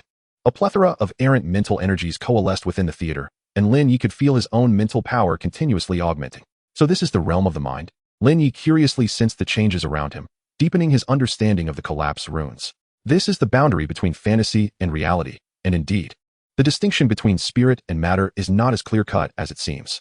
Xiao Yi twirled Lin Ye upon the stage, as the theater began to collapse, leaving only the illuminated stage in the darkness. As the theater crumbled, a vast concentration of mental energy coalesced upon the stage, ultimately forming a colorless, transparent crystal that landed in Xiao Ye's hand. She scrutinized Lin Ye for a moment before breaking off a small piece from the crystal and handing it to him. Lin Ye attempted to grasp the crystal, but it melted in his hand. Simultaneously, a particle of light shimmered in Lin Ye's mind, infusing his mental power into the light particle, and he felt a significant clarity in his thoughts, making the use of mental power smoother. What is this? Lin Ye inquired. Seeds of the mind, the foundation of an individual's spirit. They can grow autonomously and enhance your mental strength, purifying your mental power as well. You are currently too weak to bear more than a small fragment. This is something easily acquired during system events. The entity we just robbed possesses a truly formidable essence. So be cautious when you venture into the realm of the mind in the future, Xiao Yi said with a mischievous grin. Will you appear when I enter the realm of the mind in the future? Lin Ye was not overly concerned. After all, the other party intended to consume him. So what did it matter if she stole it? One could not simply capitulate and await death. Hard to say.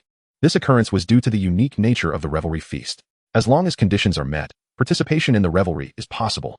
There exists a certain spiritual connection between us, which is why I could enter here. Xiao Yi tucked away the transparent crystal. As the lights dimmed, the stage began to collapse. Lin Ye cast one last glance at Xiao Yi and said, then farewell. Farewell. Xiao Yi waved her hand in parting. The grand feast has concluded. The loot space will vanish in one day. Please clear out the items within as soon as possible. You have received an invitation to the Carnival Day 1. Please draw your daily card. Lin Ye arose from the bed in the shelter, noting that the Crimson Nun had departed. At this moment, a door leading to the loot space had appeared on the shelter's wall. My turn. Draw a card. Temporarily disregarding the corpses within the loot space, Lin Ye resolved to proceed with the daily card draw. This time, the card depicted a blood-red owl. As the card dissipated, a crimson-feathered owl materialized in the center of the shelter. It rotated its head, its yellow-ringed, black-centered eyes fixated intently on Lin Ye. He could see his own reflection in its gaze. It certainly looks adorable, even if it's not for eating. Lin Ye reached out to stroke its head, and rather than resisting, it leaned into his touch. Hoot, hoot. Oh, you say you can help me with the loot? Hoot, hoot. Splendid. Then the loot space is entrusted to you. Hoot, hoot. Do you need my assistance? Is there something too heavy for you to handle? Of course. I shall lend a hand. After conversing with the owl for a while, Lin Ye discerned that it seemed to be under some form of restriction, only able to communicate with him regarding matters of assistance. The duo began to sort through the loot. Under the owl's guidance, Lin Ye's shelter became significantly more organized, with various items categorized and placed accordingly. He extracted the mutated organs and the assorted crystalline structures from the corpses. Lin Ye also submitted 2 schematic tasks pertaining to the first-tier mutated organs. Among them, the schematic for the first-tier energy crystal generator was completed instantly. The first-tier energy crystal generator was embedded into the shelter's wall by the system, resembling a square metal box that required no raw materials, producing 2 first-tier energy crystals each day automatically. In addition to the mutated organs, Lin Ye acquired a plethora of less useful energy items, such as black robes and energy greatswords. Items of such quality could not replace his current gear, serving only as materials.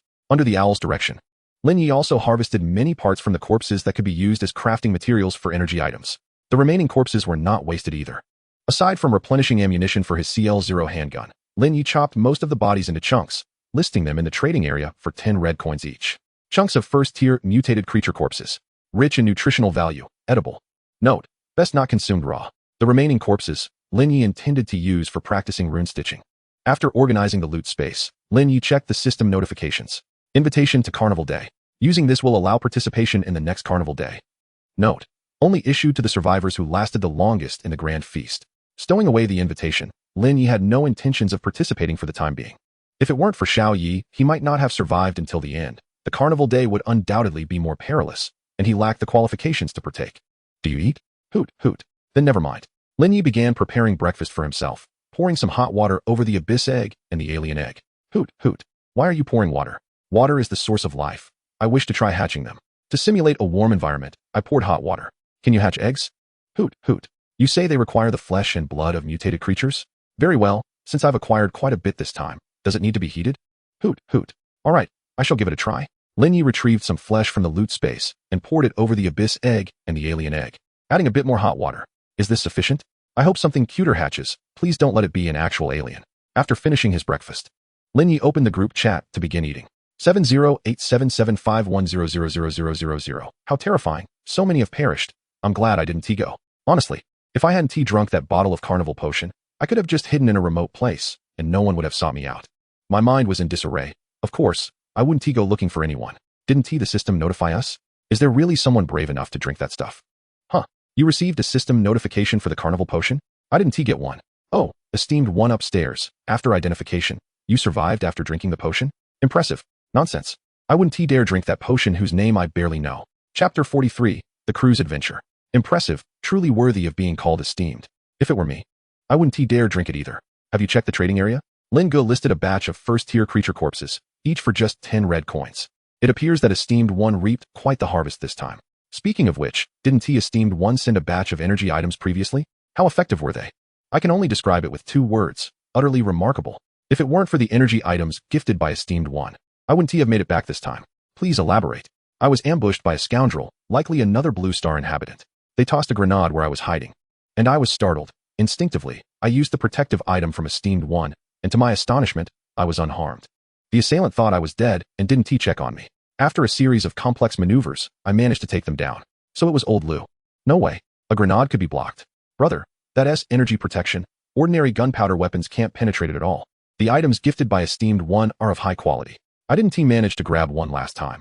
Could esteemed one send another batch? Don't say send. I'd be willing to buy them. Haha, I snagged a chunk of first-tier corpse. That thing is useless, right? It's not a mutated organ. Surely it can't be eaten? It can be used as pet food and fertilizer, and some devices require energy-rich mutated flesh. It's only 10 red coins. So getting it is a profit. Huh, I thought it was worthless. I didn't grab any when I saw it earlier. Fool. How could anything produced by Lin Ye be useless? You'd never lose out, alright? I managed to snag one and sold it for 20 red coins. Damn it. They're all gone already. After finishing breakfast, Lin Ye entrusted the management of the shelter to the owl, lying down on his bed to commence the daily simulation. Simulating D-class personnel, Z. Remaining simulation attempts, 10. Lin Ye awoke from the soft bed, a black formal outfit laid beside him. Oh, has my treatment improved? Lin Ye recalled his first title, thinking optimistically. However, before he could revel in his joy, a fully armed supervisor barged into the room, without ceremony, stating, "Get dressed. It's time to go." Lin Ye offered no resistance. Although he could now handle these ordinary supervisors, given that his task was to resolve anomalous incidents. Alongside the formidable captain and the unknown organization, he could overlook the rudeness of the individual. After dressing, Lin Ye followed the supervisor downstairs, noting that Zed was slender yet possessed considerable strength. While he could not compare to Lin Ye's current physical prowess, he was certainly much stronger than the previous old man. In the hotel lobby, the familiar 4-person supervisory team awaited, led by a disheveled middle-aged man, accompanied by a woman and a child. Exiting the hotel with the captain, Lin Ye discovered that outside lay the port, where a gigantic cruise ship was entering. The cruise ship towered several dozen meters high, and from the side, one could see the multitude of windows dotting its hull. The cruise ship would depart in an hour. Before that, you are to retrieve a black briefcase from room 1904 on the ship and place another identical black briefcase there, then disembark promptly. Of course, you could also choose to leave with the cruise ship. I would be quite eager to see you make that choice. The captain revealed a smile, filled with malice. Is there anything we need to be cautious about? Why 3 people? Does the child really need to go? Lin Ye questioned directly. The captain cast a glance at Lin Ye and replied, without tickets, you can only masquerade as a family of 3 to board the ship, and disembark before the crew checks tickets. Hence, this brat who resembles a child must go up. As for the points to note, perhaps upon your return, you can enlighten me, provided you survive the ordeal. Although this captain was not particularly fond of them, he was willing to answer all questions related to the mission. Lin Ye accepted the black briefcase handed over by the supervisor and, alongside his 2 companions, made his way toward the cruise ship. His companions remained taciturn, and Lin Ye naturally kept silent, which was likely the customary interaction amongst D-level personnel. It was not until he observed the trembling arms of the woman that he realized they were simply too frightened to speak. Lin Ye struggled to comprehend what motivated them to press on. Upon boarding through the gangway, there was no security check, nor any staff present. The trio walked across the deserted deck, the entire cruise ship enveloped in an eerie silence. Lin Ye, silent as a shadow, treaded lightly, deliberately muffling his footsteps to avoid any sounds that might provoke unforeseen consequences. This simulation did not pose much difficulty for him. His task was straightforward. Locate room 1904, exchange the briefcase, and return. Compared to previous simulations, this time there was a clear objective. As the trio entered the cabin, they found the corridor narrow, dimly lit with a yellowish hue, and flanked by a series of orderly rooms. Suddenly, Lin Ye whipped around, only to find that the 2 individuals behind him had vanished. Is this it? Thankfully, I still have the briefcase in my possession. Lin Ye refrained from searching for them, for in a sense, it was he who was lost. The door bore the room numbers, and as Lin Ye scanned each room, he discovered that they were not arranged in numerical order. 967, 1670, 876, 1453, 1964, 797, 470. This presents a quandary. I cannot possibly inspect every single room.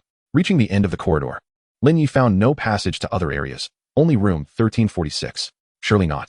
He turned and dashed back toward the entrance, only to find that the corridor he had come through had vanished, replaced by yet another room, numbered 407. Is this some sort of puzzle game? Lin Ye recalled the room numbers he had encountered previously, attempting to discern a pattern, but quickly abandoned the effort. His mathematical skills, though decent, were limited to high school level, and these room numbers might not even correlate with mathematics. I suppose I must try opening a door. Even if I choose incorrectly and encounter danger, I still have 10 simulation opportunities. But what if I die upon opening the wrong door? 10 opportunities equate to merely 10 doors. Can I truly afford to experiment at will? Perhaps I should wait an hour to see if the moving cruise ship undergoes any changes. After some contemplation, Lin Ye ultimately decided to open a door, intending to gauge the level of danger before acting once the ship had departed. Which door to choose? This corridor boasted a total of 32 doors, and ultimately, Lin Ye opted for room 1346 at the corridor's end. Chapter 44, Gathering Information. Knock, knock. He rapped on the door, but there was no response from within. Lin Ye twisted the doorknob. The door was unlocked. Pushing it open revealed an interior akin to a standard hotel room, albeit windowless and somewhat claustrophobic. After a thorough examination of the room, he found only some odds and ends, with no further discoveries. Exiting the room, he noted that the corridor remained unchanged, with rooms still lining both sides. Just as Lin Ye was about to open another door, a system prompt suddenly materialized before him. Inspiration triggered. Perhaps you should try closing the door inside the room. Oh, Lin Ye reopened the door to room 1346, stepped inside, and this time, he shut the door behind him. It felt rather unremarkable. When he opened the door again, he was met with a blood-red corridor, the lighting now blaringly crimson. Furthermore, room 1346 was no longer at the end of the corridor, but rather situated in the middle, directly across from room 1179. Lin Ye swiftly closed the door, waited a moment, then reopened it, finding room 1179 still facing him. His keen instincts ignited a sense of impending danger. Though he was oblivious to its source, Lin Ye exited into the corridor, closing the door behind him. After several seconds, he re-entered room 1346 and shut the door once more. Upon opening it again, he still beheld the crimson corridor and room 1179. After multiple attempts, Lin Ye abandoned the notion of escaping the corridor through room 1346 and resolved to open the next door. Circling the corridor, he noted that this red corridor mirrored the previous one's layout, also featuring 32 rooms, with a room at each end. Upon confirming the absence of room 1904, Lin Ye endeavored to memorize the room numbers, ultimately deciding to open room 966 at the corridor's end. He could not ascertain the arrangement of these rooms, and perhaps examining a room in the same position might yield some clues. Knock, knock. He tapped on the door, but silence reigned within. Lin Ye twisted the doorknob. The door remained unlocked. Suddenly, a flash of red swept past him, and instinctively, he sidestepped to the left. Yet it was too late. His right shoulder and hand were severed, a torrent of blood splattering against the wall. Before he could regain his balance, another crimson shape enveloped him, dragging him into the room. In the final moments of consciousness, Lin Ye glimpsed the door shutting automatically and the reddish-brown walls. Remaining simulation attempts. 9. Lin Ye awoke in bed, staring at a familiar ceiling. The sensation of his body being torn apart and the helplessness of death lingered in his mind. Not yet dissipated. What on earth was that? Dressing quickly, he sat on the edge of the bed, awaiting the supervisor's knock. What to do? 2 doors have already led to death. If I cannot uncover a pattern, even 1,000 simulations may not suffice to locate room 1904, let alone escape with the briefcase. Should I merely wait an hour to observe any changes in the yacht? However, the captain mentioned crew ticket checks. Other dangers could very well arise. The supervisor opened the door to find Lin Ye already dressed. Is it time to set out? Lin Ye took the initiative. Yes, please. Although he harbored disdain for these D-level personnel, he instinctively softened his tone when addressing one who was about to face death. Lin Ye followed the supervisor downstairs, and the subsequent process mirrored the last time. They boarded the yacht once more. However, before embarking, Lin Ye grasped the child's right hand, reasoning that this would create the appearance of a family. The child did not resist, and upon seeing this, the woman took the child's left hand as well. The 3 of them approached the corridor they had entered previously, but this time, Lin Ye suggested they explore other areas first, gaining the agreement of his companions. Circling the deck, they discovered 6 passages leading into the yacht's interior, along with some perilous routes to reach certain rooms' balconies through jumping or climbing. Yet these rooms were all sealed, with opaque windows offering no glimpse into their interiors. Lin Ye led the 2 back to the previous entrance, preparing to test whether the room changes were random, if they were indeed random. He aimed to understand the nature of that randomness and planned to remain in a safe room for an hour to gather intelligence. Of course, if he could enter the same corridor as his companions this time, he might explore additional rooms, as the best ally in investigating clues is a companion. However, the moment Lin Ye stepped into the corridor, he found his hands empty. The 2 individuals beside him had vanished into thin air, as though they had never existed. Lin Ye was completely oblivious to how the two individuals had vanished, nor did he grasp how the corridor behind him had transformed into the door of room 407. It seemed he could only wait. The room numbers along the corridor remained unchanged, prompting Lin Ye to once again open the door to room 1346 at the end of the hallway. After closing the door, he discovered that the rear exit led to a corridor illuminated by a red glow. The room numbers in the corridor remained the same, including that of room 966 at the far end. This time, Lin Ye refrained from further exploration of other rooms, choosing instead to return to room 1346, preparing to wait for an hour to see if any changes would occur. During this hour, Lin Ye resolved not to squander the time. He intended to practice utilizing psychic protection through Zed's body. The air in the simulated world was infused with psychic energy, varying in concentration across different regions, and the yacht boasted a notably high concentration of this energy. However, possessing psychic energy and mental strength did not automatically enable one to manifest psychic protection. For a being endowed with psychic abilities, the mind, psychic energy, and physical form are inextricably intertwined. A harmonious integration of all three was essential for the successful deployment of runes. As Zed was merely an ordinary individual, Lin Ye found it impossible to utilize psychic protection through his body, at least not at his current level. Therefore, Lin Ye decided to dedicate this hour to absorbing psychic energy, relentlessly enhancing Zed's physical form, while striving to gather more intelligence. The hours swiftly elapsed, and Lin Ye completed 2 cycles of basic psychic energy flow. Although the enhancement to his physical attributes was marginal, with adequate preparation, he had managed to tenuously establish a thin layer of psychic protection. Inside the room, Lin Ye could not sense any movement of the yacht, nor could he ascertain the state of the corridor. The door lacked a peephole, leaving him without a channel for information unless he opened it. Without much hesitation, Lin Ye readied his psychic protection and cautiously opened a crack in the door. A brown eye pressed against the crack, making contact with Lin Ye's gaze. A smiling attendant clad in a uniform stood just outside. "Good day, please present your boarding pass." Chapter 45, The Pristine Sea. "Is it possible to purchase a ticket? I possess a boarding pass, but I haven't brought it with me." Lin Ye indeed had a boarding pass, yet he was uncertain whether it was applicable to this yacht. The attendant's smile faded, yet he made no further movements, merely staring at Lin Ye with an impassive expression, seemingly evaluating the situation. "You do possess a boarding pass, yet you have not brought it aboard, which is rather uncommon. This places me in a difficult position." The attendant remained stationed outside the door, not intruding into the room, which offered Lin Ye a glimmer of hope. "Could you provide me with some information about the yacht? I nearly lost my way upon boarding." Lin Ye tentatively inquired. "Had you boarded with your ticket, there would naturally have been someone to greet you. Fortunately, you did not venture deeper into the corridor, otherwise, no one would have been able to rescue you." The attendant appeared to receive some message, and a disconcerting smile returned to his face. "I regret to inform you that while we generally do not harm our guests aboard, you have not brought your ticket, and thus the captain wishes for you to disembark at the earliest opportunity. Will you return me to shore, or will it be at the next port?" Lin Ye asked disheartenedly. "I'm afraid the captain has instructed us to expedite your departure."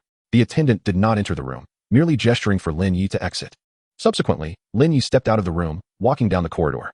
Lin Ye attempted to resist, but discovered he had completely lost control of his body, forced to observe as he moved outward. The corridor, while still bathed in red, revealed that the rooms at either end had vanished. Lin Ye caught glimpses of the room numbers along the sides, realizing that the numbers in this stretch of corridor had not changed. After traversing a lengthy red corridor and passing through a cabin door, the corridor transformed into an ordinary one reminiscent of the initial layout, the lighting dim and yellowed. Lin Ye spotted room 1904. It appeared as a mundane room within an ordinary corridor, devoid of any peculiarities. He wished to take some action, but other than noting the surrounding room numbers, he was rendered incapable of doing anything. He could only retreat step by step from the target room, following the corridor up to the deck. Upon exiting the cabin, Lin Ye was captivated by the scene before him. The yacht was gliding across a sea of pure white, the waters lying flat as a plain, devoid of any ripples. Not even the passage of the yacht could stir a single wave. In the distance stood towering columns of pure white architecture, reaching skyward, their zenith obscured from view even when he looked up. It was at this moment that Lin Ye realized he could move again. "You must disembark," the attendant said respectfully, standing to the side. Lin Ye stood at the edge of the deck, knowing that crossing the railing would plunge him into the expanse of pure white water. He wished to resist, but found that he was more inclined to leap into the pristine sea. "How beautiful it is. Does it have a name?" Lin Ye asked dreamily. "The pristine sea," the attendant replied, gazing at the ocean with awe. "Indeed, it is a splendid name." Lin Ye leaned forward, plunging into the sea without causing a ripple, merging into the pristine sea as if he were part of it. Remaining simulation attempts. 8. Lin Ye awoke in confusion on the bed, only recalling that he had followed the attendant out of the cabin, struggling to remember what transpired afterward, as though that segment of memory had been erased. What on earth happened? He thought, distressed by the inability to recall events. Grasping his hair tightly, he lamented, "At least the memories before exiting the cabin remain intact." providing some clues. But is anything truly missing? Lin Ye began to replay the entire sequence of the last simulation in his mind, pausing only upon confirming that no abnormalities existed elsewhere.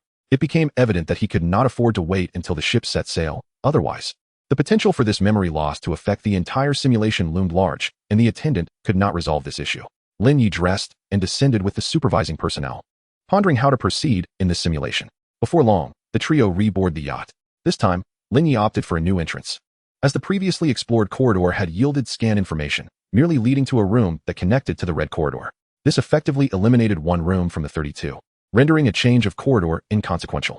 With 6 entrances and 6 corridors, Lin Ye grappled with whether to simulate each corridor once or concentrate on a single one.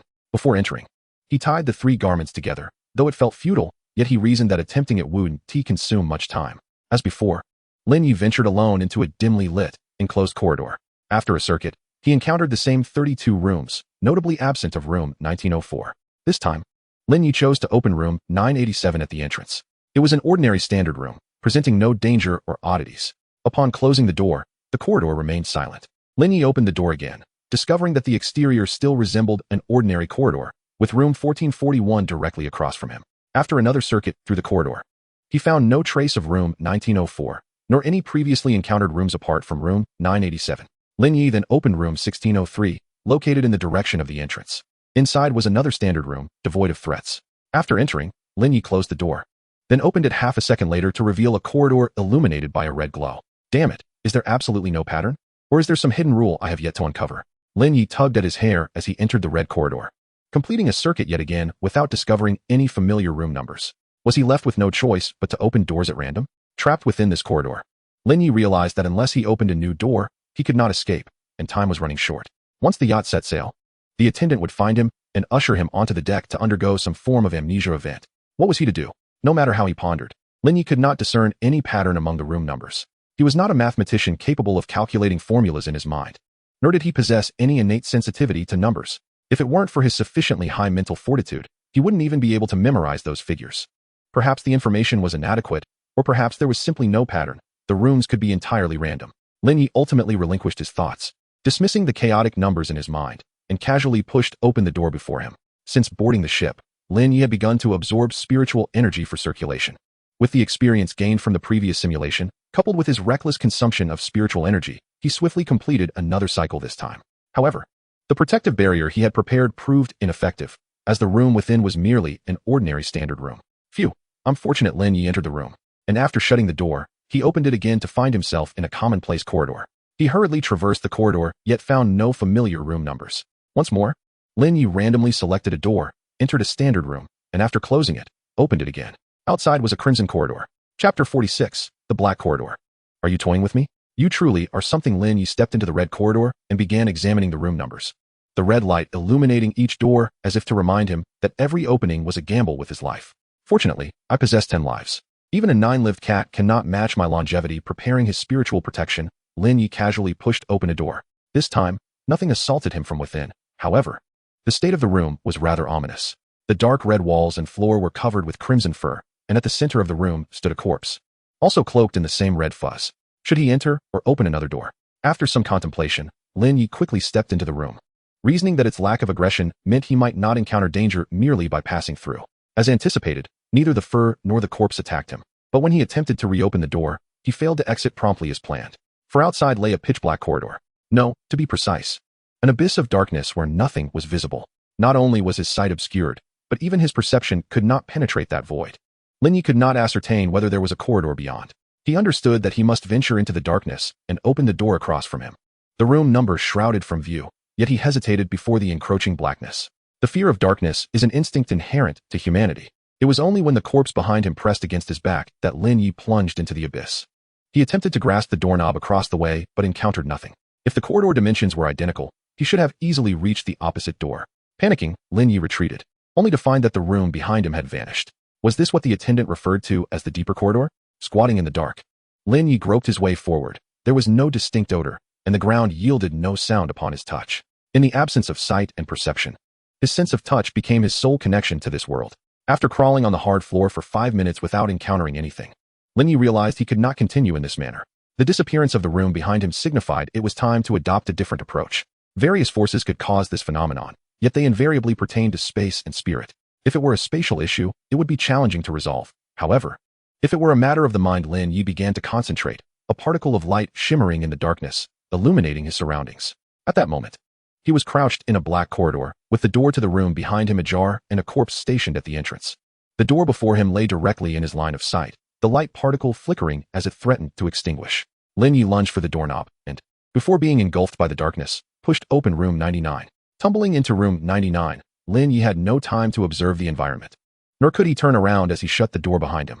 Just as he prepared to open the door to exit, a multitude of thick crimson fur erupted from his pores, drawn into the air. Once all the fur was expelled, Lin Ye's body collapsed to the ground, as if stripped of its contents.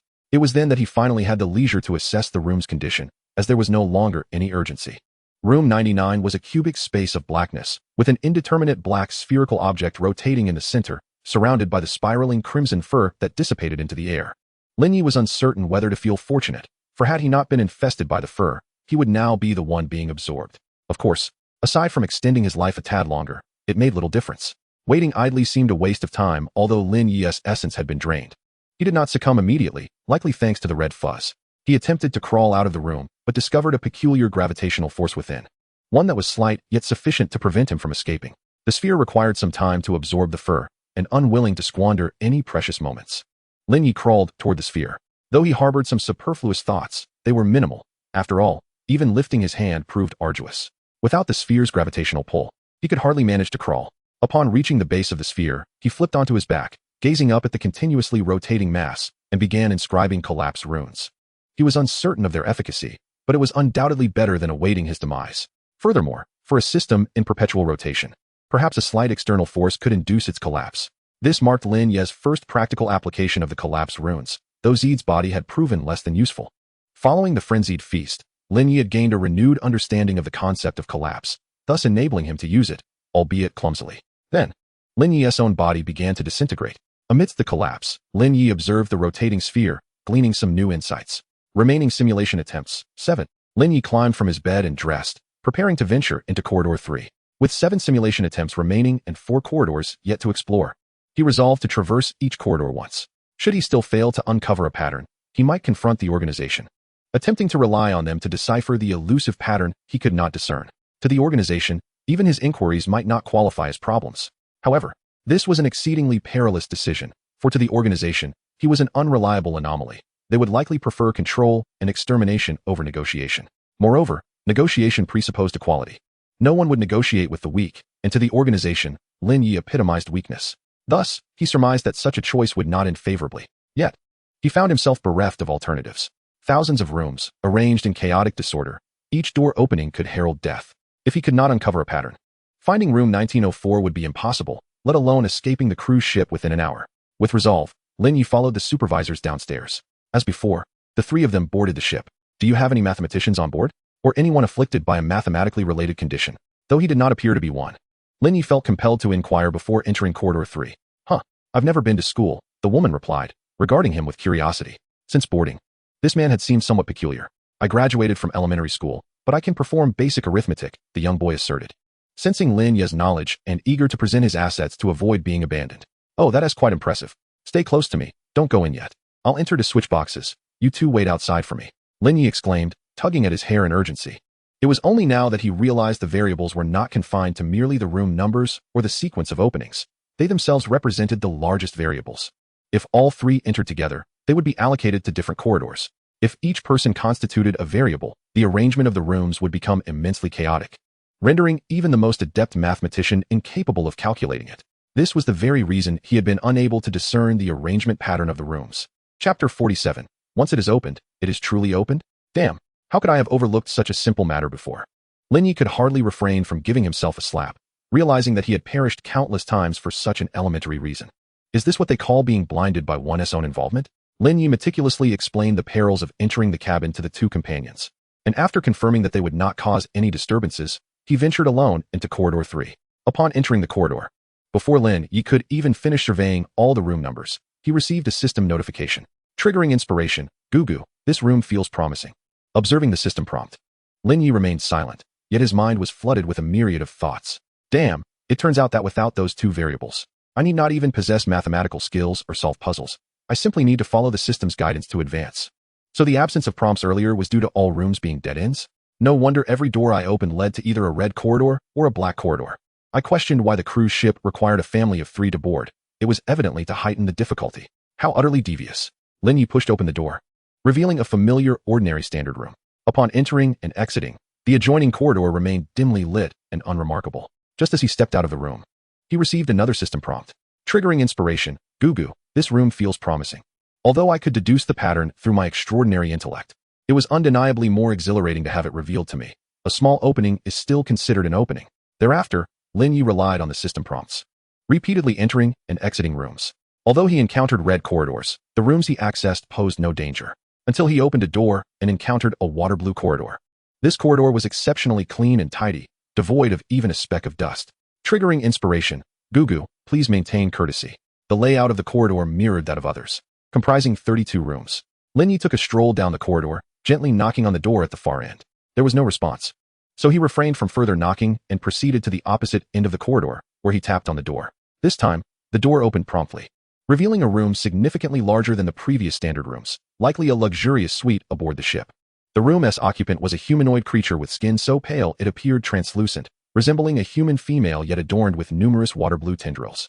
Her eyes and hair also sharing the same hue. Greetings, I am a lost passenger. May I borrow your door? Lin Ye inquired politely. His courtesy was intrinsic, unrelated to the system prompt. Please, come in. It is a rare occasion to meet here, and there is still some time before we depart the ship. Sit down and enjoy a cup of tea, the girl beckoned, using her tendrils to indicate a seat across from her. Lin Ye did not let down his guard, nor did he adopt an excessive wariness. He simply took a seat naturally across from her. The girl poured a glass of water blue liquid for Lin Ye. Upon tasting it, he found the tea sweet and invigorating, instantly revitalizing him. Is there anything you require of me? Lin Ye asked directly. He was keen to avoid squandering another simulation opportunity. Not at present, but I suspect there may be in the future. The dissonance between your mind and body, yet your ability to control it so fluidly, hints at your origins.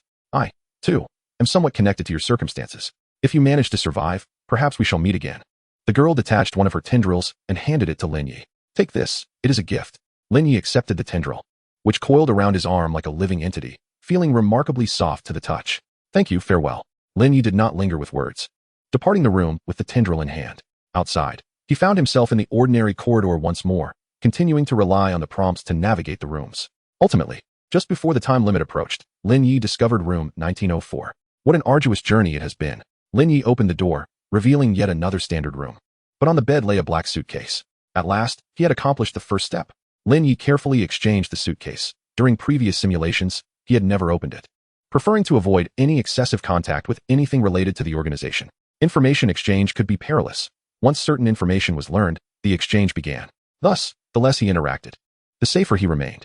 With the suitcase in hand, Lin Ye opened the door, only to find not another room but a dim corridor leading to the deck. So, room 1904 was indeed the exit. Lin Ye stepped out of the cabin, suitcase in tow, joined by 2 astonished companions as they disembarked the ship. The captain gazed at Lin Ye in astonishment, cautiously accepting the suitcase. Periodically, that cruise liner would remain anchored, and the organization had always sought to retrieve the suitcase. Several captains had previously boarded but never returned. Thereafter, the organization dispatched only D-class personnel to take a chance. You cannot possibly be that scoundrel. He would merely coerce others to pave his way, lacking the courage to enter the cabin alone. Hence, entering the cabin solo was the key. Lin Ye offered no reply, merely nodding gently. As a member of the organization, I ought not to harbor any sentiments towards such extraordinary occurrences. Yet I must express my gratitude for all you have done for humanity, even if you may not regard it. The captain bowed respectfully to Lin Ye, who reciprocated with a nod. He had always been courteous. Simulation end. Remaining simulation attempts. 7. Acquired 7 random items from this event. Acquired unmarked gift. 1. Acquired title. Purification. Lin Ye awoke from the bed. The red owl nestled beside him, sharing the same pillow. Shortly after he regained consciousness, the owl stirred as well. Thank you for your assistance this time. Lin Ye expressed his heartfelt gratitude. Although he possessed extraordinary wisdom, without the system prompts, he might not have found the correct path before exhausting his simulation attempts. Gugu. The owl hopped off the bed, resuming its task of managing materials for Lin Ye. Lin Ye began to examine the spoils laid out in the center of the shelter. Among them were 5 items he had encountered before: a pistol filled with bullets, a basic food pack, a rudimentary medical kit, a complete combat suit, and a dagger. It was akin to an introductory kit for the organization. The other 2 items were pure crystal, A pure crystal produced from the pure sea can be used to purify any substance. Note: a highly precious and rare crystal. Please use it promptly after unsealing. The pure crystal was sealed within a black metal box the size of a pencil case, and its contents remained unseen until the box was opened. When had I ever encountered such a thing? Could it be? Lin Ye turned his attention to the next item. Silkworm parasite. Supplementing flesh and blood. Fresh silkworms can be harvested at any time. Note: if you wish to avoid being parasitized, do not carry untreated silkworms out of the shelter. Chapter 48. Selling psychokinetic items. Gazing at the pulsating mass of flesh covered in red fuzz, Lin Ye felt a wave of discomfort wash over him. Although the shelter was undoubtedly safe, the thought of having once been infested with such fuzzy parasites during a prior simulation, losing most of his organs without realizing it, induced a visceral sense of unease. What use do I have for harvesting fresh silkworms? Goo goo. The owl hopped over to the mass of flesh, pecking at a silkworm before swallowing it whole. You mean to say this can be processed into high-quality psychokinetic material? And it can serve as a backup food source, being quite delicious? Lin Ye held no bias. After all, Blue Star had many ingredients that appeared repulsive yet tasted delightful. How should I process this? Goo goo. What a hassle, but it's worth a try. After learning the processing method for silkworms from Goo goo, Lin Ye turned his gaze back to the remaining system prompts. Unmarked gift. Upon use, you will acquire contact with the unmarked individual. Note: this is a nutrient-rich, succulent active tentacle. Perhaps you might consider consuming it. Utilizing it, the tentacle vanished, and an unfamiliar name appeared in Lin Ye's private chat. Yet, like other survivors in different regions, he was unable to send messages. It was uncertain when communication with other areas would be possible. Purification. Consciousness entered the pristine sea, purified before emerging from the pure waters. Note: purity has increased. So, during the period of my memory loss, was I submerged in the pure sea? Lin Ye pondered this again, but still could not recall anything. After organizing his gains, Lin Ye glanced at the time. There was still a while before the nighttime activities commenced, so he decided to head to the game room for a short card game. Talent simulation, nighttime activities, psychic circulation, learning runes, crafting psychic items. There were too many tasks to accomplish each day. However, strengthening his physical attributes through psychic circulation was fundamental and thus required priority. I'll go play some cards. The shelter is in your hands, he said. Goo goo. The game room was still sparsely populated with survivors. Lin Ye casually found a card table and began today's psychic circulation. At his level, even with distractions, he could earn a little pocket money. Of course, even if he lost, it was inconsequential. With a handful of red coins, he could lose all day long. Don't you want to play something special? Just as Lin Ye was enjoying his psychic circulation, the attendant who had previously given him the room card mysteriously appeared behind him. You're too eager, after giving you the room card last time. You come seeking me again, it's obvious something is amiss. Lin Ye tossed out a powerful card, still holding a spade 3. It's worth a try? You won't lose anything. With surplus psychic energy, items that enhance mental strength, and rune albums. These can be easily acquired if you participate in a special game. The attendant remained unperturbed, his charming smile unwavering. No need. I wouldn't recommend you continue wasting time on me. Among billions of survivors, you chose to market to someone who dislikes gambling. Lin Ye didn't harbor any ill feelings toward the attendant, as he had been granted a room card that allowed him to acquire psychic energy for free, so he wished not to waste the attendant's time. You're too modest. I've seen numerous billions, yet few have voluntarily gifted me a room card.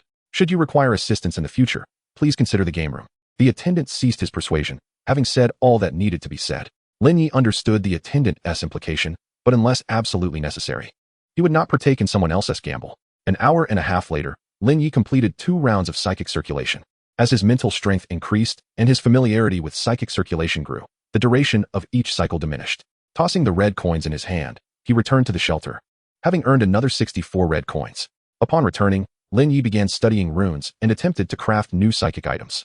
Although the psychic items he was currently creating were of little use to him, it was an invaluable skill that would eventually prove beneficial. Under Goo goo's guidance, Lin Ye learned various methods for processing psychic materials, greatly aiding his crafting endeavors. At least he no longer had to painstakingly cut the cloak into tiny pieces. Time swiftly passed into the evening, and Lin Ye prepared a sumptuous dinner to share with Goo goo. With some time before the nighttime activities, he opened the group chat to enjoy his meal. According to the experts, tonight's activities would likely involve either a sight task or a war front. I believe it will be a sight task. The remaining unseen activities will be the grand finale. I think so too. Sight tasks are manageable. One can hide and still earn a reward, and if paired with reliable teammates, one might even scavenge some items back. Indeed, last time I managed to snag a box that contained blueprints for upgrading the shelter. Me too. Same here. Likewise. Damn you all. Heh, someone has been triggered. I want to say who. Lin Ye sent an image and system description of the silkworm parasite into the group. What the hell? How disgusting. The expert is at it again. No, I'm eating. Silkworm? I think I've seen this before, but I can't recall where. It was mentioned in the intel previously given. Silkworms are in the sewers, and if the shelter's absolute safety fails, they will enter through the sewers and consume the survivors. What? That's terrifying. Thankfully, I've finished upgrading my shelter. Damn, I still need a few more mutated organs. This is bad. I haven't obtained the shelter upgrade blueprints yet. Does that mean those who haven't upgraded their shelters in time are doomed? That's too frightening. Lin Ye, this is a new item I acquired. The silkworm is quite dreadful, and I haven't found a way to deal with it yet. So you'd best complete your shelter tasks promptly. Also, if tonight is a sight task, could you share the psychic circulation blueprint? A fee is acceptable. But don't be too greedy. It's always better to save a few lives. Understood.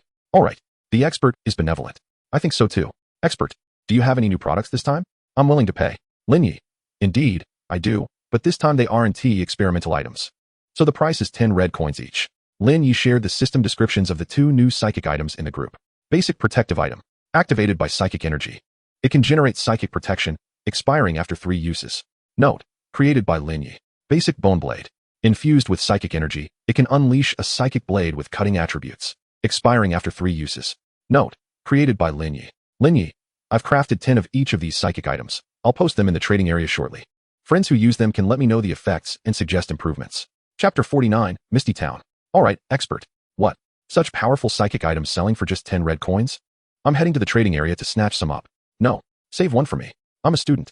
You're useless as a beast. Ah, I got one. I'm a beast. Truly a beast. I didn't even see clearly before they vanished. You all ought to be damned. Nighttime activities commence. Tonight's activity, sight task. Would you like to join? Join. 9:59. I probably won't return tonight. Lin Ye reluctantly stroked Gugu's feathers, compared to the previous card creature. Gugu was simply a model of diligence. Gugu. Alright, see you next time. 001. 0000. Upon awakening, Lin Ye found himself seated in a compartment of an old-fashioned train, one he had only seen in movies. Through the window, he could only see the enclosed tunnel. With no indication of the outside world, there were 4 individuals in the compartment, their avatars in the chat room perfectly matching. The other 3 were the adorably cute high school student Zhou Wan, the middle-aged man with a beard, Su Changyan, and the provocatively dressed woman in her 30s, Hu Tingting. Lin Ye, Zhou Wan, are you male or female? Lin Ye furrowed his brows, staring at the high school student across from him. He could discern the other's gender through mental perception, but that would be too impolite. Zhou Wan, do you prefer males or females? Lin Ye, if you're inquiring about sexual orientation, then certainly females. Zhou Wan, oh, then I'm female. Hu Tingting, he is male, though indeed quite cute. Zhou Wan, how do you know? Hu Tingting, how many men do you think I've slept with? Zhou Wan, sister, you're quite experienced. Hu Tingting, heh, I have no experience in posing as a man to seduce women. Su Changyan, enough bickering, we're about to choose a site. I suggest we elect a leader first. Zhou Wan, I vote for Lin Ge. Lin Ye, you know me? Zhou Wan, I don't know you, but I have keen perception. You could certainly use your mental power to confirm my gender if you wished, I wouldn't mind. Lin Ye, I might. Lin Ye shared the psychic energy circuit diagram in the chat room. Su Changyan inquired, is this the circuit diagram for absorbing psychic energy? Lin Ye replied, I have gathered all the mutated cards, and this is a simplified version of the circuit diagram tailored for me by the system. I have already shared it in our regional group, and I hope you can help disseminate it in your respective groups. Zhou Wan responded, understood, Captain. Su Changyan added, as long as you don't give foolish commands, I agree to your leadership. Hu Tingting chimed in, I concur. But could I receive some coins before you share it in the group? Lin Ye replied, that's up to you, of course, but you must bear the consequences. Hu Tingting reconsidered, then perhaps I'll pass. Please choose a station to disembark and survive until the train arrives tomorrow to depart from the station. Note, after 10 stations, the train will enter the shallow sea area. Lin Ye stated, alright, let us first choose a station, we can ponder other matters afterward. Zhou Wan agreed. The captain is right. Hu Tingting remarked, with your skills, you could certainly earn a fortune. Zhou Wan observed, it's evident that my sister excels at her work. I, however, am not as fortunate. My family is strict, and my academic performance is decent, so I likely won't have the opportunity to engage in such industries. During their friendly exchange, the train halted at the first station. Unlike last time, they could not see the outside world. Only the station's interior walls adorned with posters akin to movie advertisements. A team of explorers ventures into the endless wasteland in search of lost relics. Will they emerge alive from this deathly expanse filled with anomalies? Beneath the text was a depiction of a black wasteland, with 4 abstract figures standing at its center, surrounded by monstrous entities. Lin Ye suggested, shall we take a look at the next one? Zhou Wan replied, this one looks perilous. The next one must surely be simpler. Hu Tingting expressed, I am not keen on outdoor adventures either. Su Changyan remarked, it seems mediocre, we can certainly explore further. 10 minutes later, the train arrived at the second station. The station introduction read, the deep-sea mine has come under attack from creatures lurking beneath the ocean. and a team is trapped at the seabed. Will they manage to return to the surface? Below the text, an illustration depicted a deep-sea mine disconnected from the surface, with 4 abstract figures ensnared within, surrounded by ominous shadows. Lin Ye declared, "Let us discard this option." Zhou concurred, "I agree." Hu Tingting followed suit, "I agree." Su Changyan added, "Agreed." No one was willing to venture into the depths of the sea. The train resumed its journey, stopping 10 minutes later at the 3rd station. The station introduction stated, "A highly dangerous, mysterious relic has fallen into Mingting City. As a team from the city's law enforcement, can they avert the impending disaster?" Below the text was an illustration of a bustling city, with 4 distinctly more abstract figures jostling amidst the crowd, swept along by the throng. Lin Ye remarked, "This is overly complex. I suggest we eliminate this option." Zhou echoed, "That's what I think too." Hu Tingting countered, "But our options are limited for this station. As long as we locate that mysterious relic, it should suffice, right? Furthermore, as law enforcement personnel, we should have access to official assistance." Su Changyan added, "I also think this station is viable. If we can find the relic in advance, it should be relatively safe." Lin Ye cautioned, "Do you understand what a relic entails?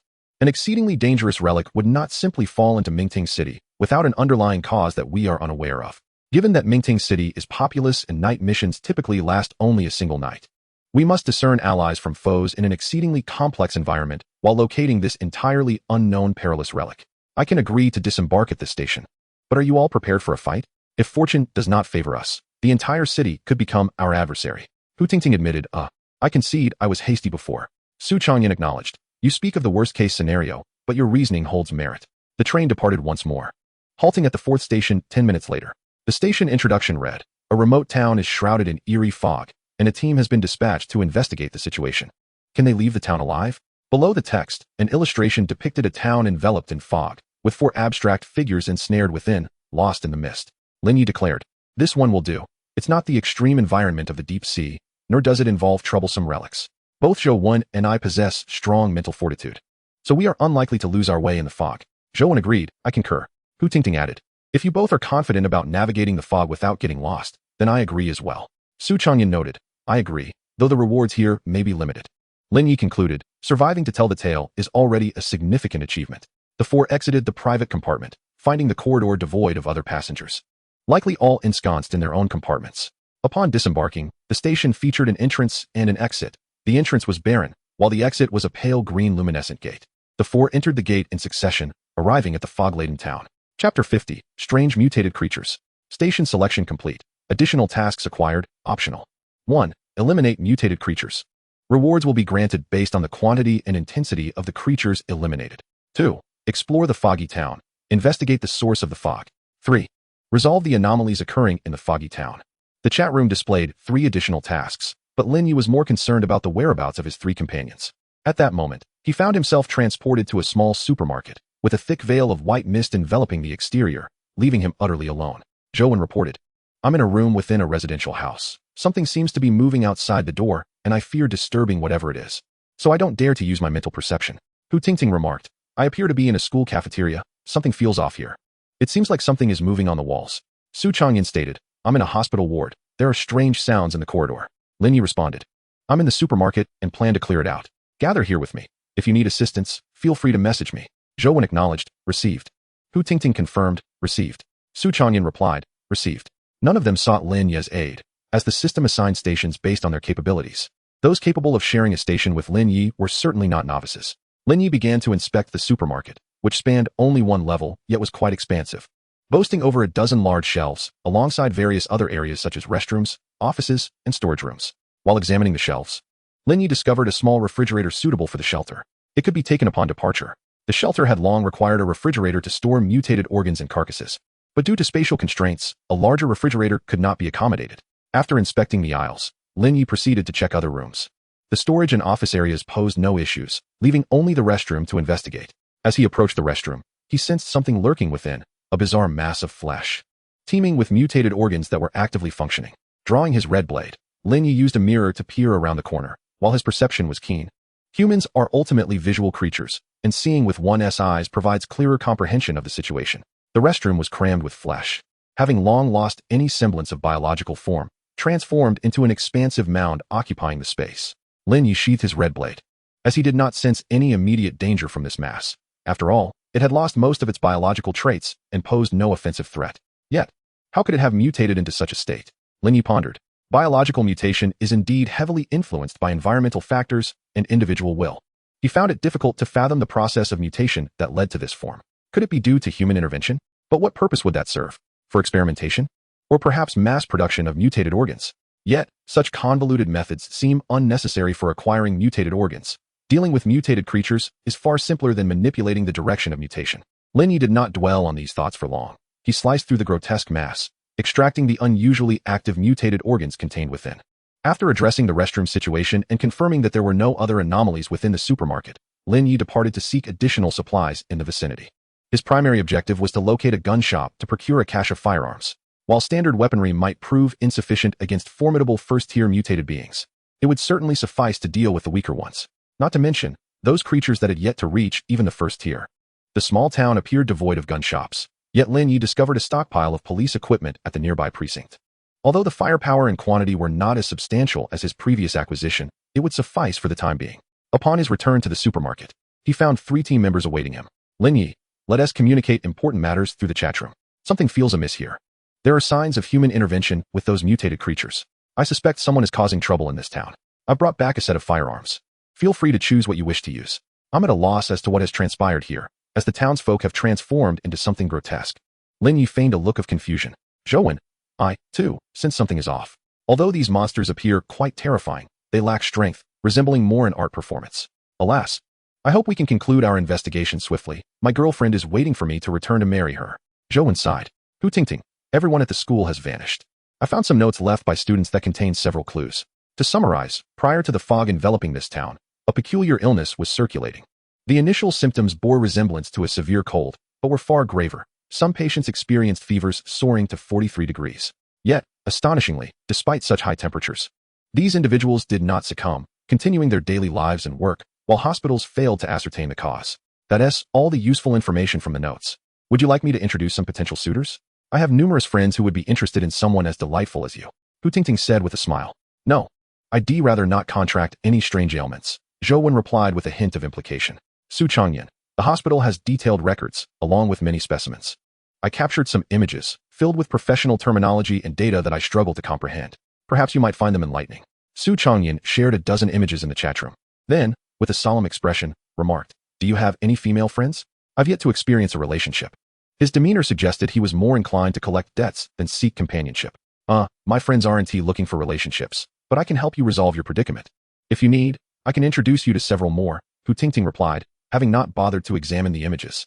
As she had entered society before completing elementary school and found such reading laborious, better suited for high school students. Lin Ye and Zhouwen engaged in casual banter. Yet both were secretly engrossed in the details presented in the images. Meanwhile, Su Changyan meticulously inspected the equipment while engaging Hu Tingting in earnest conversation. These numbers are insufficient. Can you introduce a few more, Tingjia? Hu Tingting glanced at Su Changyan's lower half in surprise. A few aren't enough? My friends are all seasoned veterans, but if that's inadequate, I can certainly bring in dozens of sisters, ensuring your satisfaction, Su Changyan asserted, loading his shotgun with ammunition. Visibly pleased. Excellent. The last time I visited the matchmaking agency, the lady only introduced 3 potential matches before insisting I meet her colleague, who was even more outrageous, presenting just one option and telling me to wait at home, after which she never contacted me again. Hu Tingting looked at Su Changyan in disbelief, feeling a tinge of sympathy for those matchmaking agencies. Lin Ye, I have a general grasp of the situation now. Chapter 51, The Mutated Runes. Zhouwen, I'm still a bit unclear.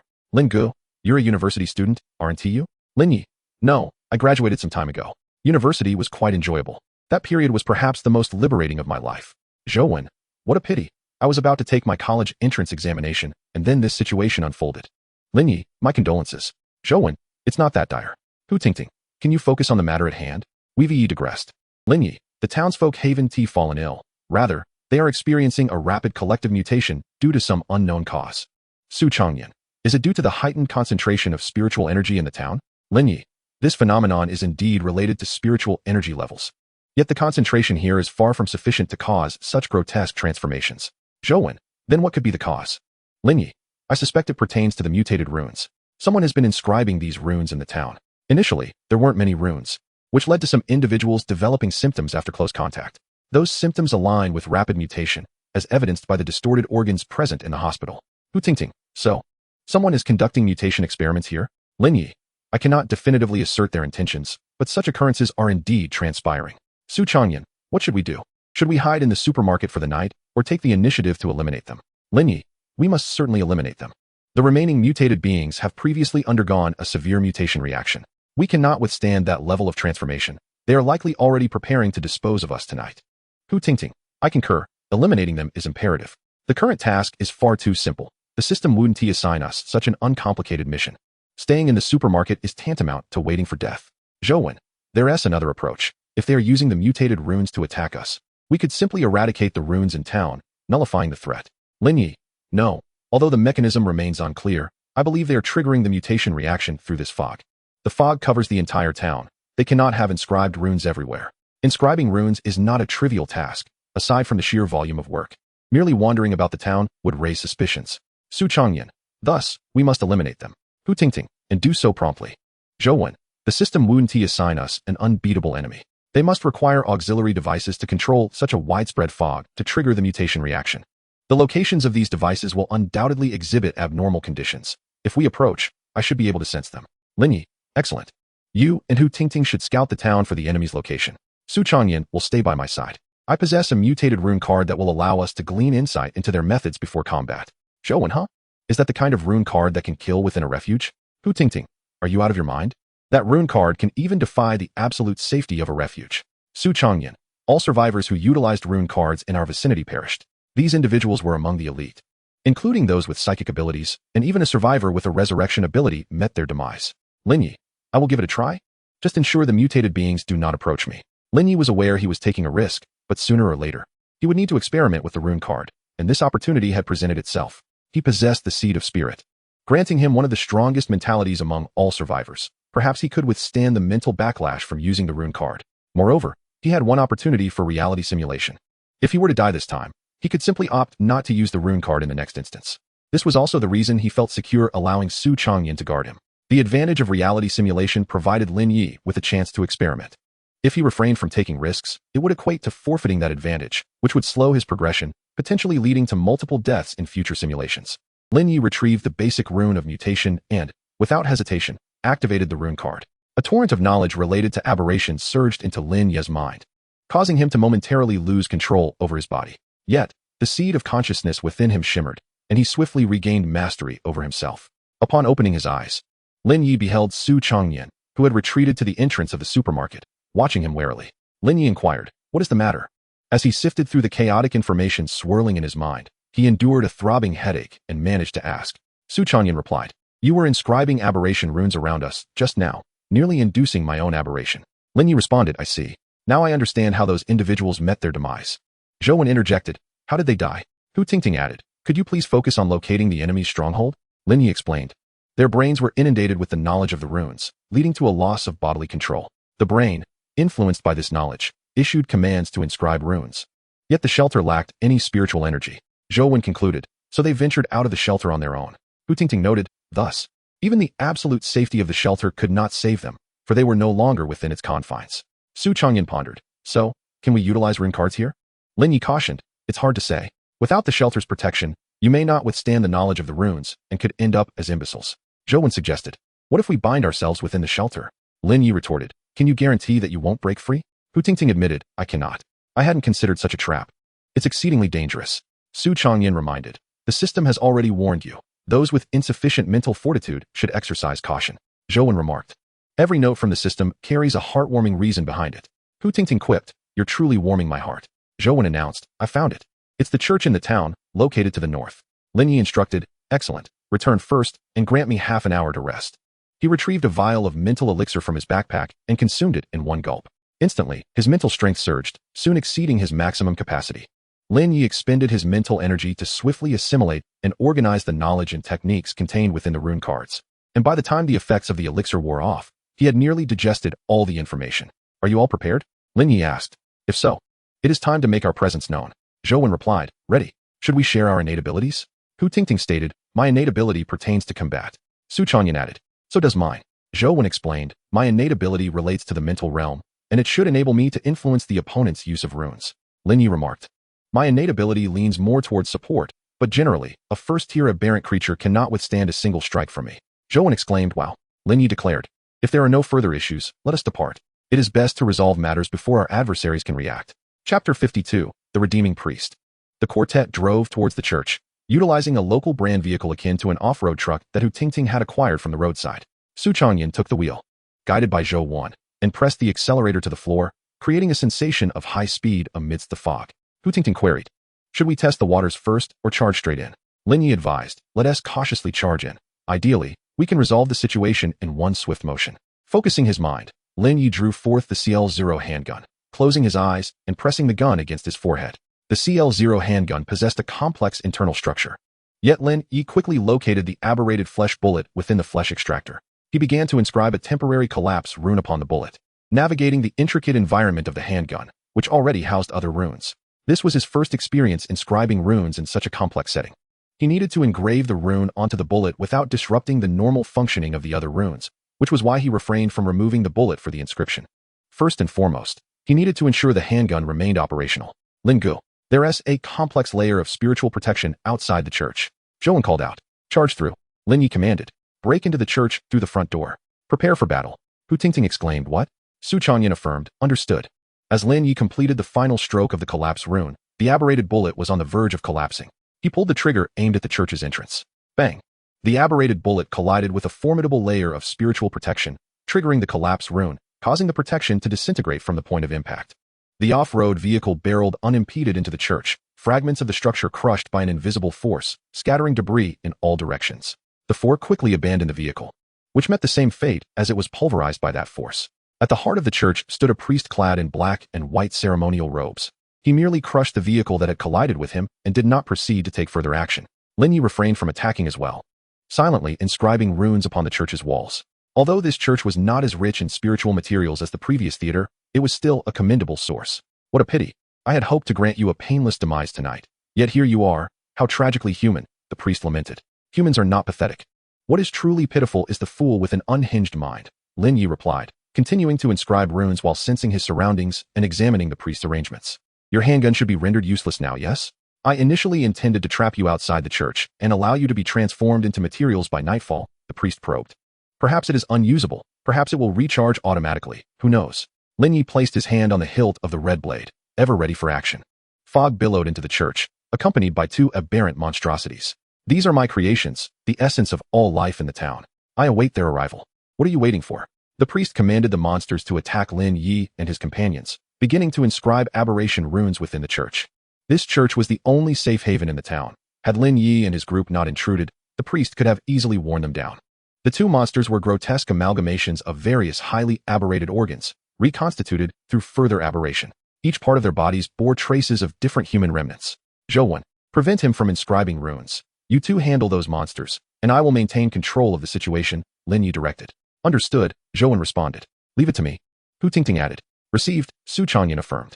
Zhou Wan retreated behind Lin Ye, activating his innate ability. His ability could impede others' use of mental energy, naturally dependent on the target's mental strength. As the priest was halfway through inscribing an aberration rune, Zhou Wan interrupted him. The priest glanced at Zhou Wan, only to be met by the poised Lin Ye. The two aberrant creatures were formidable and difficult to slay, yet they were ultimately mindless brutes. With Lin Ye's support through runes, Hu Tingting and Su Changyan managed to hold back the two monstrosities with relative ease. Observing the resilience of the aberrant creatures, Lin Ye abandoned his plan to swiftly eliminate the priest, opting instead to fill the church with runes and exhaust the priest. I await your move. If your trump card consists solely of these, I suggest you take your own life. This way, we can conserve our energy. And you need not suffer a torturous death at our hands. Lin Ye spoke with a calm demeanor. Though these two aberrant creatures were tenacious, they could only endure for another 10 minutes at most, and that was with Lin Ye's focus primarily on the priest. I never anticipated that a few investigators, none even at the first tier, would force me into such a predicament. I can see that you are currently stronger, but even so, I must save you. That is the very essence of the Church of Redemption, the priest declared. He shed his ceremonial robes, and his once proportionate form began to aberrate and morph, transforming into a 3-meter-high, 1-meter-wide cylindrical mass of flesh adorned with long, slender tendrils. I apologize. I have never excelled in combat from a young age, so I have had to reshape myself into this form. You may proceed to attack. As I stated, I am not skilled in battle, the priest said. Lin Ye unleashed a blade of spiritual energy, which struck the surface of the priest's form, but was halted by a peculiar layer of spiritual protection, failing to even breach the outer skin. Simultaneously, a multitude of complex aberration runes manifested upon the priest's surface, influenced by these runes. Any use of spiritual energy within the church would accelerate his bodily aberration. Zhouwen, Brother Lin, I cannot influence the runes inscribed upon him. Hu Tingting, these two monsters have undergone further aberration. If this continues, before we can resolve them, we ourselves may become monsters. Su Changyan, I can eliminate one. But after that, I shall be of no assistance. Lin Ye, that will not be necessary. Prepare yourselves, we shall soon join forces to confront the priest. Lin Ye summoned his psychic energy to shield against the attacks of the two aberrant creatures while swiftly inscribing aberration runes upon the walls of the church. The distinction between aberration and evolution lies in their stability. Aberrant beings inherently exist in an unstable state. The priest's aberrant creatures, constructed from various aberrant components, are among the most unstable of entities. However, this instability is well within the priest's control. He does not require these beings to endure for long. Rather, he needs them to channel and unleash powers beyond what a stable system can withstand. As an expert in aberration, the priest is adept at wielding such forces, which could spiral out of control at any moment. But what if Lin Ye intervenes? Though not an expert in aberration, Lin Ye possesses the capability to utilize aberration runes. By continuously inscribing these runes within the church, the delicate balance would be disrupted, causing the two aberrant creatures to unleash their final reserves of power, revealing vulnerabilities in the priest due to the ensuing imbalance. As expected of an aberration expert, the priest quickly detected Lin Ye's subtle maneuvering and hastily ceased the activation of the aberration runes upon his surface, but it was already too late. Chapter 53, Inquire of the Divine. Lin Ye and the priest locked eyes. Neither displayed any sign of trepidation, for both were resolute in their belief that they were in the right and destined for ultimate victory. Are you prepared? Lin Ye queried the priest. Bring it on. The priest responded loudly. The two aberrant monsters detonated behind Lin Ye with their final surge of power. Lin Ye initially intended to withstand this with his psychic shield, but at the moment of contact between the shield and the energy, a vision of the obsidian sphere he had encountered in the dark corridor of the cruise ship flashed through his mind. At that time, it had merely rotated normally, reversing Lin Ye's collapse rune back onto him. Recalling the obsidian sphere, Lin Ye instinctively rotated his psychic shield to deflect the energy explosion. The energy surge did not collide with the shield, but rather, curiously circumvented Lin Ye and his companions, striking the unprepared priest instead. This was the recompense due. Without a moment's hesitation, Lin Ye and his companions unleashed their most formidable attacks upon the priest. The psychic blades sliced through the priest's form, while energy-infused pellets obliterated his upper body. Zhouwen continuously utilized his innate abilities to disrupt the priest's mental fortitude, while Hu Tingting swiftly maneuvered to the priest's side, stuffing a psychic bomb into his lower half. Boom! The priest exploded. Yet even then, he did not perish. A thin layer of psychic shield protected the remaining 14 segments of his upper body, retreating to the altar of the church via his tendrils.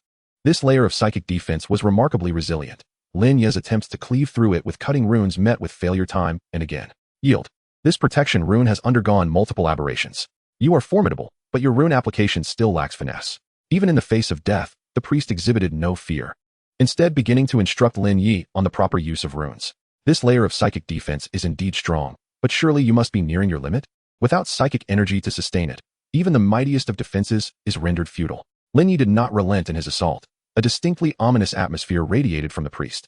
You speak the truth, yet that shall suffice. Did you not wish to glimpse my trump card? I shall reveal it to you now. The priest bowed his head in prayer, an unseen force sweeping through the church, expelling all impurities beyond its confines. The church was left with only the priest and Lin Ye. Why have you not been expelled from the sacred domain? The priest inquired, astonished. Why did you not employ this tactic to banish us from the church earlier? Lin Ye echoed his surprise.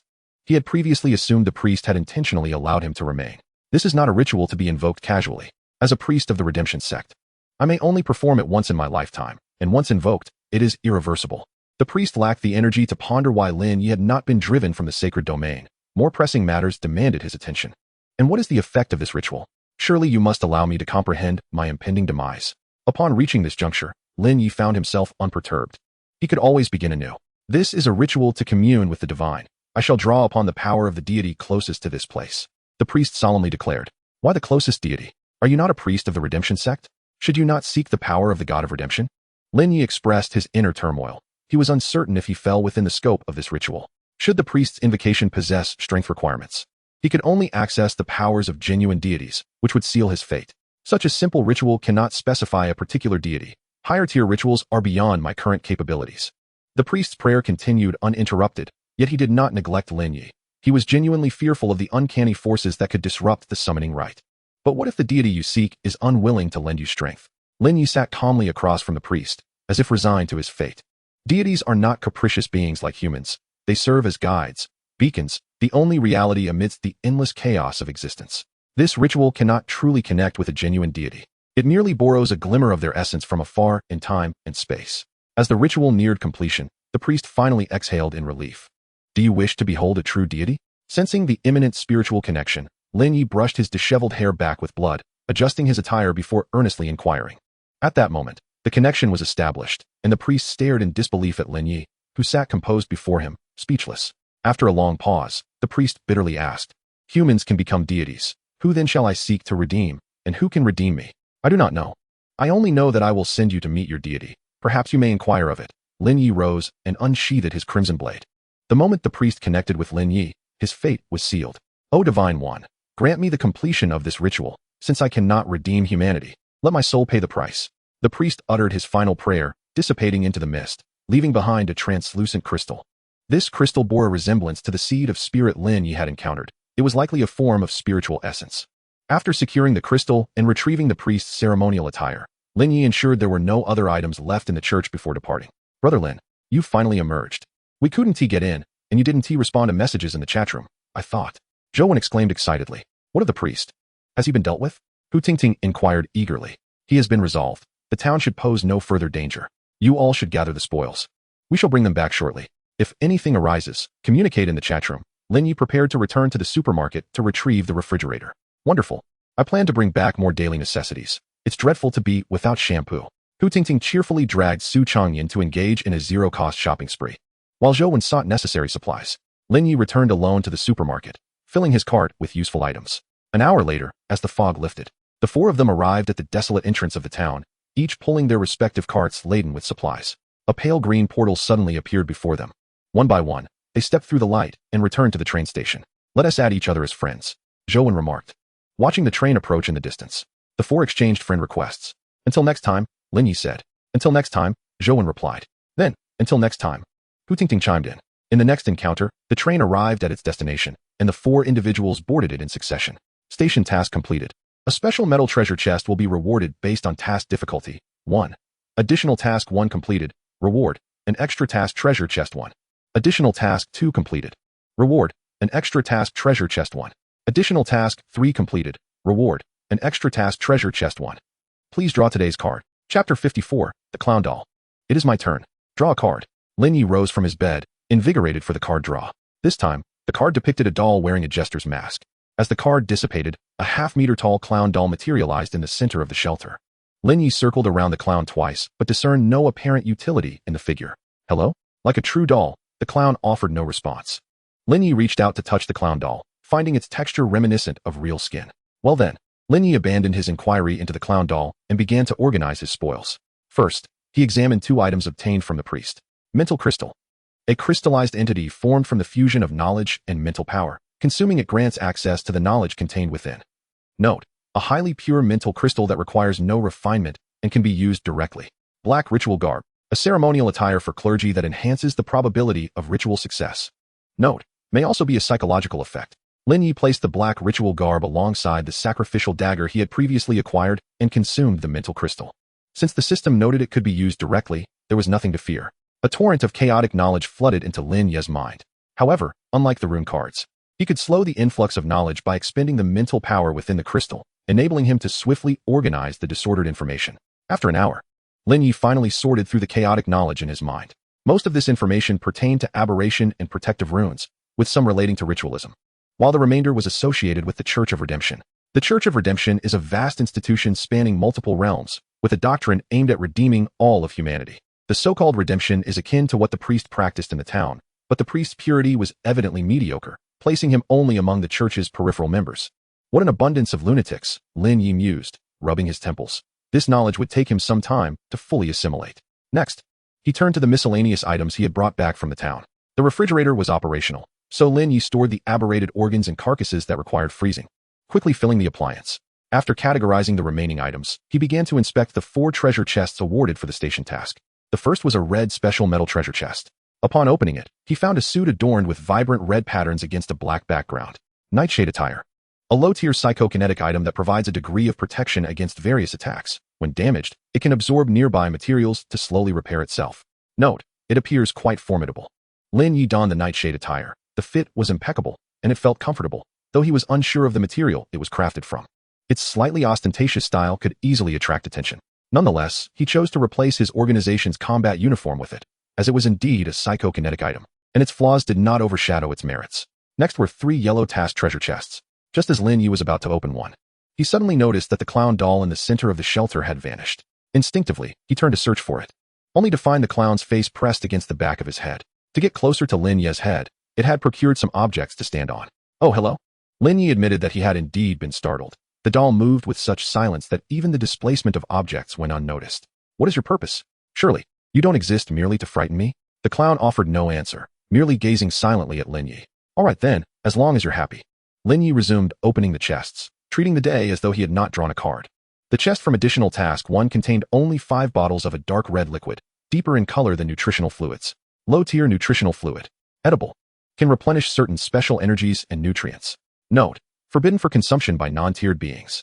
The number of aberrated creatures slain was few, so although a few bottles of nutritional fluid were acceptable, the prohibition on consumption made him contemplate whether to pour some into the aberrated eggs to observe the effects. The chest from Additional Task 2 contained only a blueprint. Psychokinetic Workshop Blueprint. Required materials: low-tier spatial crystal 05, low-tier psychokinetic crystal 05.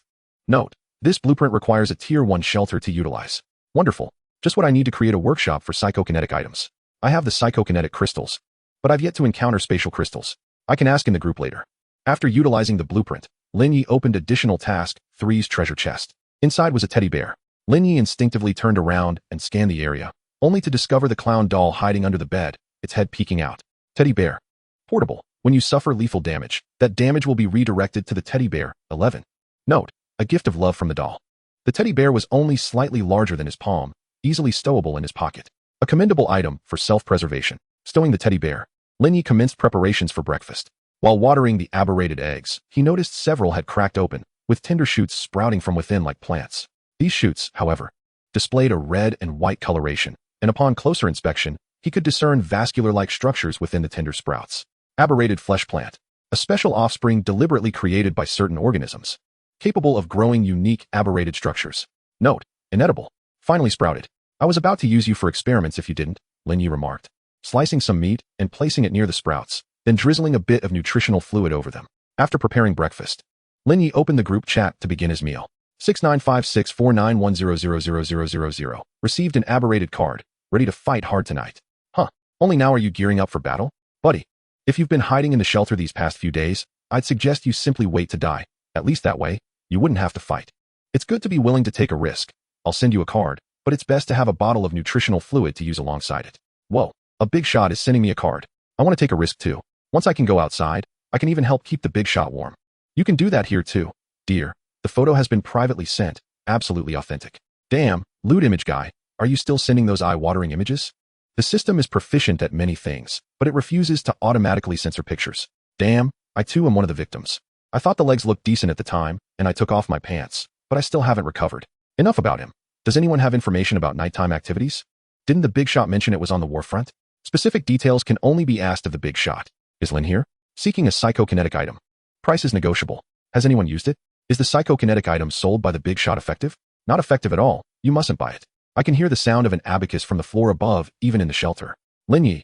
Indeed, it isn't very effective. After all, it's an experimental product. Do any of you have spatial crystals? I need a few for the blueprint task. Price is negotiable. Chapter 55, The Base Falls. Damn, I just kneeled to the big shot. I was joking earlier. Lin Ye, it's alright. Big shot, have you eaten today? Any news about nighttime activities? Lin Ye. Picture of food. No, but I suggest you prepare well. If it comes to worst, don't participate.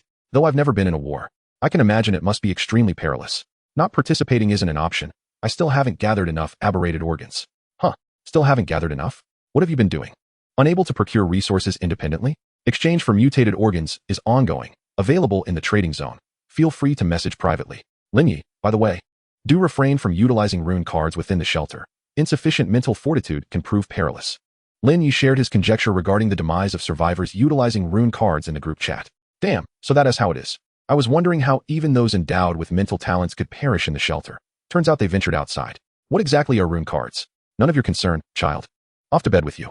If I were to bind myself, could I not use rune cards without harm? You must ensure you can indeed untie yourself. However, if you truly cannot, what will you do after utilizing the cards? You cannot remain bound indefinitely, can you? Is it possible to fabricate an artificial psychic environment within the shelter? That depends on how long it takes you to absorb the cards. What if it takes several days? Use fur. Given the danger, I might as well sell it to a big shot, right? It would enhance combat power. Far better than clinging to the cards and awaiting demise. Huh, as if you possess rune cards. Ouch, that stings, my friend. Lin Ye, offering high prices for rune cards. How long does it take for the big shot to regain consciousness after using a rune card? Lin Ye, quite promptly. But many first-tier mutated beings possess greater mental power than I. It would be wise not to rely on my data. Impressive, as expected of the big shot. Big shot. How exactly does one awaken mental power? Lin Ye, perception is related to the mind. It is said that using mutated cards allows one to sense the flow of psychic energy, which is the simplest way to commence. You may also seek items related to perception and the mind. Repeated usage may help you find the feeling. Thank you, big shot. I shall proceed to use the mutated cards, offering high prices for items related to perception and the mind. Huh, I just sold one yesterday. What a loss. Lin Ye opened the trading zone and private chat, initiating the acquisition of spatial crystals and rune cards. Spatial crystals appeared to be exceedingly rare. Only 3 survivors approached Lin Ye for trade in the entire area. Ultimately, Lin Ye exchanged some of his crafted psychic items and basic supplies for the 3 spatial crystals. Another survivor sought to trade rune cards with Lin Ye. The counterpart had yet to upgrade the shelter, acquiring this card purely by luck. Lin Ye exchanged a full set of basic supplies along with his crafted psychic items for this unknown card. Basic Rune Power, a card that allows learning of basic power runes. Note, use with caution if mental power is insufficient. Stowing away the rune card and spatial crystals. Lin Ye cradled the clown doll hiding beneath the table, lying down on the bed to commence his daily simulation. Simulated D-class personnel, Carl. Acquired special skill, Deadly Joke. Deadly Joke. You can randomly appear in a location unnoticed by the target, but cannot attack until they become aware of your presence. Note, do not be alone, otherwise. It may appear in any unexpected place. Remaining simulation attempts, 10. Lin Ye opened his eyes. This time, rather than beginning in a prison transport, he found himself lying on the bed of a solitary cell. Carl was a young Caucasian, around 18 or 19 years old, and he had no idea how he had arrived there. Bang, bang, bang. Ah, die monster. Help, bang, bang. Damn, hurry and close that damn door. Bang. The sounds of screams and gunfire erupted outside the cell, but soon, silence fell. Is this even considered a mission? It's merely a riot. Lin Ye approached the heavy door of the cell, straining to listen to the commotion outside. The living conditions for D-class personnel were relatively decent. The cell resembled a small hotel room, with a metallic door complete with a peephole for external observation. It appeared necessary to venture outside, but how? Should he cut through or collapse it? At this moment, Lin Ye realized that there was no psychic energy within the cell.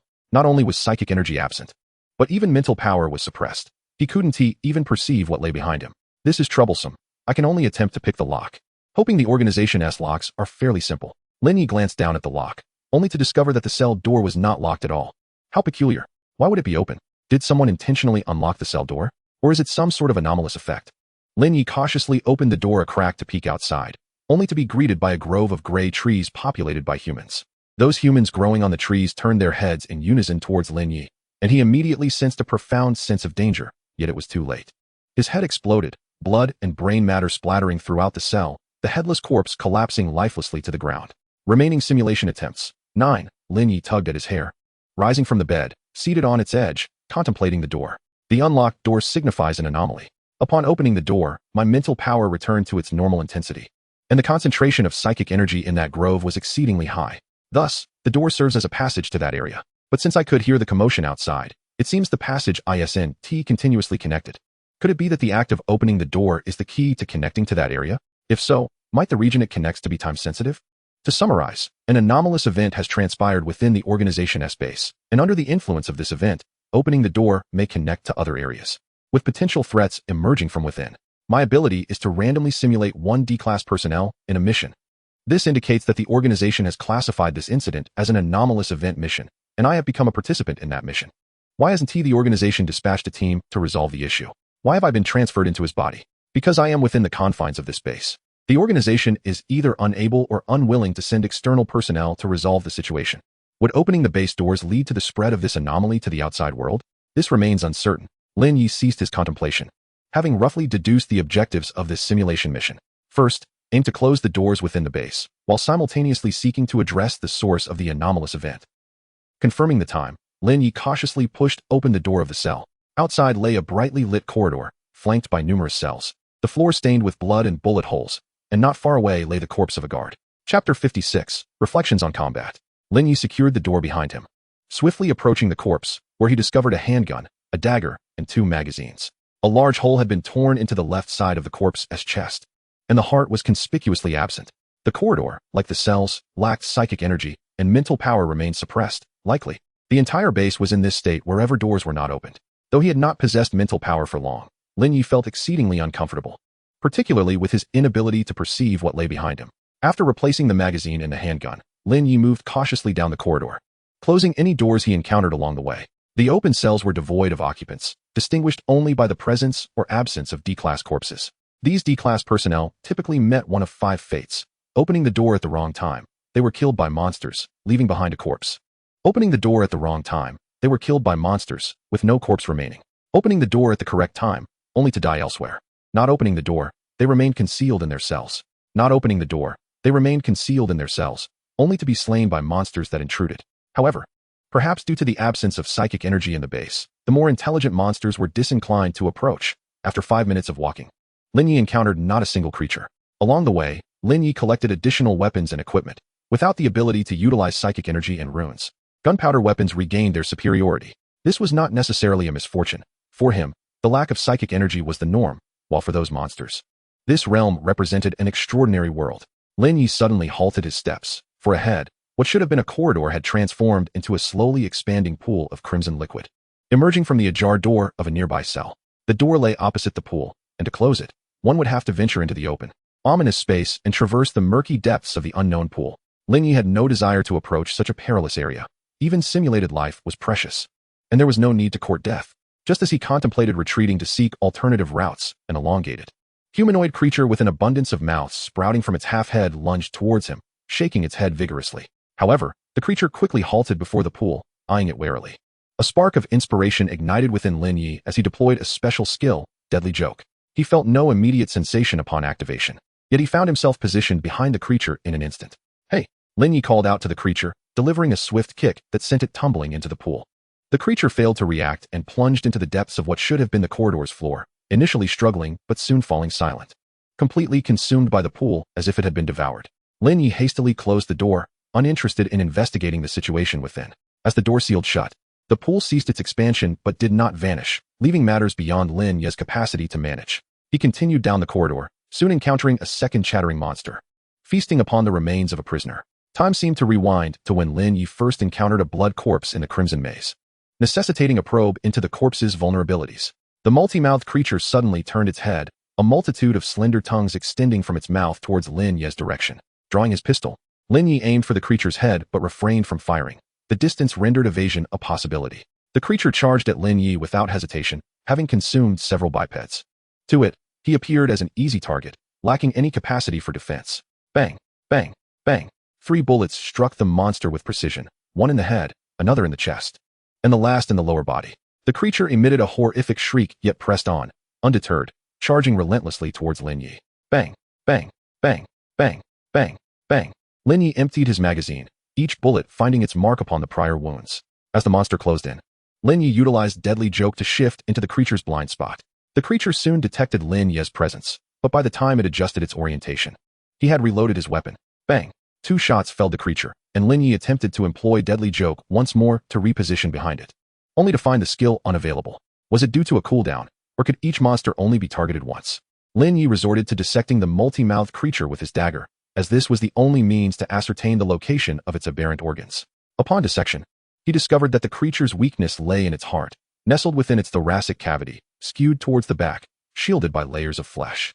Additionally, the residual psychic energy within the creature rendered it resilient against his bullets. Holding the energy crystal extracted from the creature's heart, Lin Ye pondered its potential uses. The distant sound of creatures running drew closer. The earlier gunfire had attracted more multi-mouthed monsters. As Lin Ye gripped the crystal, he contemplated its application upon witnessing 2 more monsters approaching. Drawing the psychic energy into his hand, Lin Ye used his skill to teleport behind the first creature. Just as it became aware of his presence, his right hand plunged into its body. The collision of energies neutralized one another as Lin Ye crushed the monster's heart.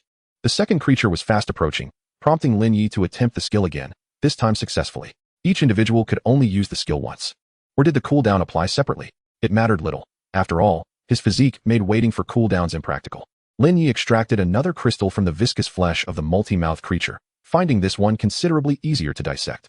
As he excavated yet another crystal, he continued to explore the base while closing doors behind him, occasionally encountering more multi-mouthed beasts from various directions, subsequently extracting crystals from them.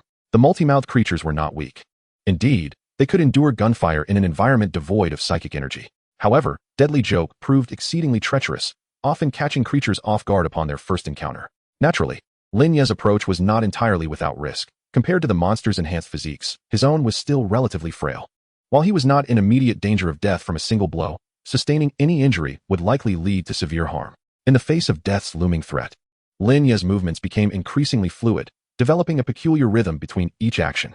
In previous situations where he had choices, Lin Ye would engage in close-quarters combat. Yet he had generally preferred ranged attacks, particularly after acquiring knowledge of runes, which allowed him to opt for safer combat methods. However, he now realized that he might have miscalculated. The issue lay in the intensity and precision of his control. As distance increased, his mastery over psychic energy and the strength of his output diminished. Conversely, engaging at close range, or even augmenting his body with psychic energy, significantly enhanced both his control and output. Chapter 57. In the Depths of Darkness. While ranged attacks were safer, Lin Ye would inevitably encounter opponents that could not be resolved through distance. He could not afford to contemplate solutions at that moment. Though close combat was perilous, he possessed the advantage of simulation, allowing him to practice melee skills during simulated missions. Moreover, each of these D-grade individuals had their own unique skills, making every simulation a learning experience. The interplay between flesh and spirit meant that Lin Ye would return from each simulation with some semblance of muscle memory, thus rendering close combat not a weakness for him. As for runes, perhaps he could devise melee techniques that could integrate with them. For instance, while he could not achieve the same level of displacement, swiftly repositioning before an enemy did not seem insurmountable. As Lin Ye pondered, he continued to eliminate multi-mouthed creatures. Regrettably, this area lacked psychic energy. Otherwise, he could have experimented with creating new skills using these monsters. Nonetheless, even in the absence of psychic energy, Lin Ye endeavored to dispatch the multi-mouthed creatures more swiftly and effortlessly, recognizing that close combat often relied more on instinct than intellect. As he explored further, Lin Ye discerned that this base was essentially a prison for D-grade personnel, with the majority of its facilities designed for them. Though the cause of the anomalous events remained a mystery, the entire base was circular, divided into 3 zones: the confinement area, the functional area, and the administrative area, with the confinement zone occupying half of the circle, while the other 2 zones each took up a mere 14%. Currently, Lin Ye found himself between the confinement and functional zones, facing a large metallic door. Due to the anomalies, all access controls had failed, making the timing of his door openings his primary concern. No one knew what awaited beyond. Previously, he had only needed to close a door in the corridor. This was the second large door he needed to open during the simulation. Hoping to avoid encountering something lethal, he at least desired some reaction time. Casting a glance at the time, Lin Ye swung open the door. Behind it lay a very familiar shelter, prompting him to slam the door shut without hesitation. What a pathetic fool, daring not to replicate the abyssal gate while attempting to deceive others. Lin Ye reopened the door, revealing a standard corridor of the base, strewn with corpses, and at the corridor's end, a heavy machine gun was mounted. "Don't move. Move, and I'll shoot," a guard shouted, aiming his firearm at Lin Ye. "We're on the same side. Don't shoot." Lin Ye raised his hands, recognizing their shared position. If he could garner the guard's assistance, the ensuing challenges would become significantly more manageable. "Are you a D-grade personnel? How did you get out?" Jim regarded Lin Ye with suspicion, particularly his right hand, drenched in blood. "Of course, I fought my way out. I killed those monsters. Listen, we are both in the same perilous situation, and I have no desire to perish. So I can only assist you. I will help you close those doors to swiftly resolve the anomalies here."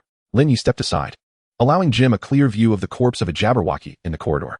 "How can I be certain you are not one of those monsters?" Jim, drenched in sweat, yearned to trust Lin Ye, yet the latter's demeanor appeared exceedingly strange. "If I could have killed you yet refrained, would that not demonstrate my lack of hostility?" Lin Ye whispered the latter part into Jim's ear. "Ah." Jim flinched, though he did not react excessively. "All right, I shall tentatively place my trust in you. What now? Do you have any idea what triggered the anomaly?" Lin Ye inquired. "If we can resolve the root issue, we need not keep shutting doors." "I do not know. I am merely a guard. However, the captain took the others to close the doors, as we were ordered to secure all exits," Jim responded. "Can you reach your captain?" Lin Ye pressed further. "I cannot. 10 minutes ago, I was still receiving messages in the group, but for the past 10 minutes, no one has spoken, and my messages have gone unanswered." Jim's tone was less than amiable, clearly hinting at some unsettling deductions he had made. Thus, he was so readily collaborating with Lin Ye. He was at a loss for what to do next. Let us proceed. Lin Ye cast a glance at the heavy machine gun, signaling Jim to push it along. Where are we going? Jim instinctively queried. To resolve the anomalies, of course. Fear not. I am a Class D personnel, well versed in handling such situations. Lin Ye strode towards the functional area, with Jim following closely behind, pushing the heavy machine gun. All the doors in the functional area were securely shut. Their captain had completed his task with meticulous care. Only the office area and the opposite side of the confinement zone remained. The two entered the office area with ease. Although they passed several large doors, they were all ajar, clearly left open as an intentional retreat. Upon passing through, Lin Ye closed all the doors behind them. The office area connected to the exit of the base, and they had no need to return here. Upon entering the office area, they were taken aback to find that all the doors were also closed, save for a few passageway doors left ajar, ultimately leading to the confinement zone. The door between the office area and the confinement zone was shut. Without a doubt, Lin Ye sensed that something was amiss behind that door. Nevertheless, he opened it. As the door swung open, Lin Ye initially believed he had access to passage to another area. But he soon spotted the familiar corpse of a Jabberwocky amidst a multitude of bodies. The space was cluttered with grotesque corpses, the cells flanking the corridor had been flattened, and the ground was covered in a dark green soil. A faint essence of spiritual energy lingered in the air, and the suppression of mental capacity had lessened. Captain? Jim exclaimed, lifting the upper half of a corpse leaning against the door. By its position, it seemed that this captain had shut the door just before meeting his demise. Shadows flickered deep within the corridor, and the bright lights flickered subtly, pulsating like the breath of some creature. Lin Ye quickly absorbed the spiritual energy emanating from the environment. Although the captain's strength varied, he did not believe he was significantly stronger than the captain at this moment. He certainly did not wish to meet a grim fate like the captain's. Jim, nervously aiming the heavy machine gun into the depths of the corridor, rested his tense finger on the trigger, ready to unleash a barrage of fire upon any emerging beast. Lin Ye concentrated, attempting to inscribe runes within his body. The degree of aberration in this body was minimal, and he was uncertain of his success. Just as the two braced themselves, a shadow darted past. Lin Ye instinctively sidestepped. But the shadow had no intention of targeting him. Jim's headless corpse crumpled to the ground. He had not squeezed the trigger even in death. There was no time to mourn Jim. Lin Ye dashed behind the heavy machine gun and squeezed the trigger towards the direction where the shadow had retreated. Rat-a-tat-tat-tat-tat-tat-tat-tat. Bullets illuminated the depths of the corridor as numerous shadows flitted by, utterly shredding the heavy machine gun and Lin Ye, who was hiding behind it. Chapter 58, The Jabberwocky. Remaining simulation attempts. 8. Lin Ye awoke suddenly in bed, glancing at the time as he began to contemplate his next course of action. The shadow's speed had been astonishing. He had not felt pain before being utterly torn apart. Jim had mentioned that 10 minutes prior, messages were still being received in the group, indicating that was when the captain had encountered the shadow creature. Should I wait until that time has passed to assist, or should I proceed directly to investigate? Lin Ye pushed open the door at the appropriate moment and stepped out of the confinement cell. No, the shadow creature is too powerful, even with my addition. Victory is not guaranteed. I must first assess the situation. If I can close the door through which the shadow creature invaded beforehand, I can eliminate that trouble. Lin Ye first retrieved a handgun and magazine from one of the corpses. He needed to kill the first monster with the handgun, or else he would be unable to break through the defenses, even if monsters appeared behind him. After acquiring the handgun, Lin Ye charged directly towards the shadow creature's direction. Along the way, Lin Ye dispatched every Jabberwocky he encountered and absorbed the spiritual energy crystals collected. Utilizing the chaotic spiritual energy within the crystals, Lin Ye inscribed cutting runes on his right hand and protective runes on his chest. Regrettably, the speed and strength rune cards had yet to be employed, otherwise, he could have attempted to inscribe more runes upon himself. Indeed, knowledge is power, the adage holds true. As he neared the exit of the confinement zone, the number of Jabberwockys increased, and Lin Ye found himself growing increasingly adept at slaying them. The path was unobstructed, and soon Lin Ye was close to the exit of the confinement zone. A Jabberwocky, its entire head covered in mouths, stood in the center of the path, with an open door behind it from which Jabberwockys continuously emerged. Lin Ye refrained from employing his skills directly. If this full-mouthed creature was the one that had previously slain him, using skills would not guarantee an instant kill.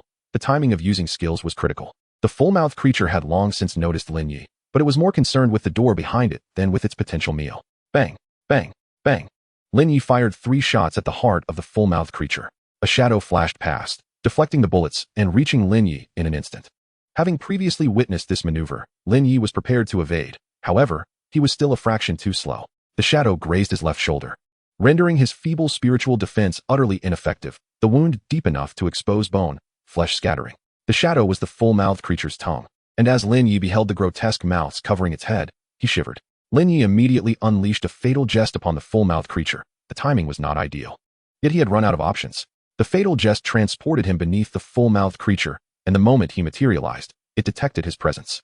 Lin Ye thrust his right hand towards the creature's heart. His right hand shattered upon impact, when spiritual energies collided. The weaker side would be utterly crushed by the violent surge of energy. Pain did not extinguish Lin Ye's resolve. Rather, it heightened his clarity. He understood he could not kill this monster, yet he had not yet failed. No one could halt him before death. Lin Ye utilized the fatal jest to position himself behind a Jabberwocky that had just exited the door, disregarding the conditions within. He swung his remaining right arm and forcefully shut the door. The full-mouthed creature emitted a cacophony of piercing screams as a multitude of shadows erupted from its mouth, indiscriminately piercing every corner of the surrounding space, like a hedgehog. Lin Ye barely evaded the lethal joke after employing it 4 times, while the target he had chosen, the Jabberwock, was impaled and shredded into pieces. Ignoring the furious Jabberwock, Lin Ye continued to execute lethal jokes to hastily escape the scene. With the door now closed, the Jabberwock was far less formidable than before. If the captain could handle it, this simulation should conclude. Lin Ye forcefully pushed open the door connecting to the office area, this time fortunate enough not to trigger any anomalies. Before long, he discovered the captain, accompanied by supervising personnel, closing the door. The captain was a resolute young man. "Stop," he commanded sternly. "All right, but I have some intelligence to share with you." Exhausted, Lin Ye sank to the ground, blood loss having drained his strength. Even if the captain insisted he continue, he could barely hold on. What intelligence? Noticing Lin Ye's dire condition, the captain softened his tone slightly. Lin Ye relayed all the information regarding the Jabberwock. Though the captain remained skeptical about him, he nonetheless instructed the supervising personnel to tend to Lin Ye's wounds. "Thank you," Lin Ye expressed sincerely. He certainly did not wish to commence another simulation at this juncture. At the very least, he needed to ascertain the captain's combat capabilities to strategize for the next simulation. Soon, the captain led them into the confinement area, where the Jabberwock was incessantly opening and closing the cell door, attempting to breach the previous passage. Without unnecessary commands or exchanges, all supervising personnel began firing upon the creature upon sight. The organization's grassroots personnel were still utilizing gunpowder weapons, which, while ineffective at penetrating the Jabberwock's hide, left superficial wounds on its surface. Shadows flitted past. Each shadow claimed the life of a supervising staff member, the air filled with anguished cries, yet none retreated. The captain drew his long knife to fend off the shadows. He alone could barely keep pace with their speed. However, he was merely a formidable fighter without psychic energy, capable of dealing with ordinary Jabberwocks, but utterly unable to contend with the Jabberwock. Lin Ye was powerless as well, lacking even the use of his hands. He could only observe the unfolding chaos. Before long, all supervising personnel were slain, leaving only the captain to engage in close combat with the Jabberwock. The captain, evidently a master of hand-to-hand combat, managed to stalemate the Jabberwock through sheer anticipation. Though he was battered and bruised, he had avoided fatal injuries. Yet as time progressed, the Jabberwock gradually gained the upper hand, and the captain was clearly nearing his limit. Just as Lin Ye pondered how to assist, the situation took a turn. The captain, employing some unknown technique, suddenly sliced open the Jabberwock's body, which retaliated with a flurry of tongue strikes, penetrating the captain's form. Lin Ye swiftly used his skills to teleport behind the captain. The captain's body was torn asunder by the Jabberwock, and the long knife fell from his grip. Lin Ye maneuvered through the captain's remains, using his left elbow to grip the fallen weapon, and with a forceful twist of his body, drove the knife into the Jabberwock's heart. At this moment, the Jabberwock was also on its last legs. It attempted to take Lin Ye down with it. But Lin Ye spotted another Jabberwock approaching from behind. He swiftly moved to the creature's rear and then turned to flee. He lacked the capacity to confront it directly. However, after merely 2 steps, he halted, realizing why the Jabberwock had fled. Before him lay not a corridor, but an endless expanse of crimson water pooling ominously. Chapter 59, Master of Backstabbing. Remaining simulation attempts. 7. Lin Ye voluntarily leaped into the water. He sought to test whether he could traverse above the pool. The outcome was grim. As he crossed over, numerous red tendrils ensnared his body, pulling him into the depths. The pool was deep, its bottom obscured from view. Shortly after sinking, he lost consciousness entirely. Before fading away, he vaguely felt something writhing within him. I must first close the door to the water pit before returning to deal with the Jabberwock. But to reach the door, I must rely on the Jabberwock on the opposite side. What will I do when I return? That means I need to lure a Jabberwock here to serve as a stepping stone. Lin Ye stepped out of the cell at the right moment, continuously recalling the timings of each creature's appearance and the various temporal nodes, ultimately devising a complete plan for this simulation. First, he needed to acquire a handgun.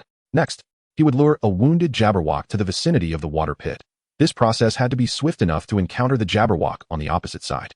Additionally, while attracting the Jabberwock, he had to be exceedingly cautious, ensuring it could not catch up to him and that he did not inadvertently kill it. Having formulated every step, Lin Ye soon encountered the first Jabberwock.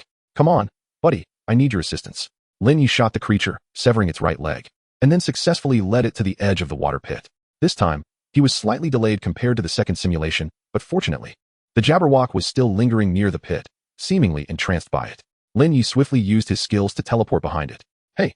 Just as Lin Ye attempted to kick it into the water as before, an unforeseen event occurred. He found himself unable to attack the Jabberwock. At that moment, he had conveniently closed the door, abandoning his attack on the Jabberwock to move behind the injured one, emptying his magazine to eliminate it. Only then did he have the opportunity to observe the Jabberwock across the water pit, noting something was amiss about its condition, perhaps startled by Lin Ye. Numerous red tendrils sprouted from its body, writhing like living entities. Lin Ye turned and fled. This matter was best left to the organization. After dispatching all the Jabberwocks along the way, Lin Ye encountered the Jabberwock once more. This time, he made no attempt to confront it. Instead, he swiftly moved beside a newly emerged Jabberwock and closed the door behind him. Then, he quickly teleported away from the Jabberwock's furious strikes. Before long, Lin Ye found himself before the supervising team who were closing the office area door. After explaining the situation to the captain, he agreed to accompany Lin Ye to confront the Jabberwock. Captain, can I ambush that creature? Do you have anything that can bypass its defenses? Lin Ye inquired, glancing back at the captain leading the way. Yes, but there's only one, and it must be used in close quarters, the captain replied, fixing his gaze on Lin Ye. Let me handle it. Otherwise, many lives may be lost. Lin Ye halted, calmly meeting the captain's gaze. Apart from earnestly appealing for trust, he had no other means to convince him. All right, I will draw its attention, and you will take care of it. The captain produced a spherical device from his pocket and handed it to Lin Ye. But remember, I will be watching you closely. If you make any sudden moves, I will personally eliminate you, the captain warned, gripping Lin Ye's right hand firmly. I understand, Lin Ye responded gravely. The spherical device was capable of emitting high-energy blades. As long as it was aimed at a target and the button pressed, it was straightforward and effective. Lin Ye had witnessed the device's power before, so he had no concerns about its efficacy in bypassing the Jabberwock's defenses. Now, he needed to contemplate the timing of its use. Should he deploy it immediately, or wait for the captain and supervising personnel to exhaust the creature's energy before using it? The former could save many lives, while the latter would significantly enhance the likelihood of defeating the creature. Should he allow others to risk their lives, or should he stake his own? This dilemma hardly required deliberation. It was merely the duty of a D-class personnel.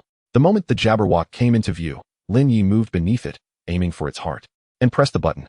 Thanks to the Jabberwock's reaction speed, he did not even need to prompt it. The high-energy blade effortlessly pierced through the Jabberwock's vital point.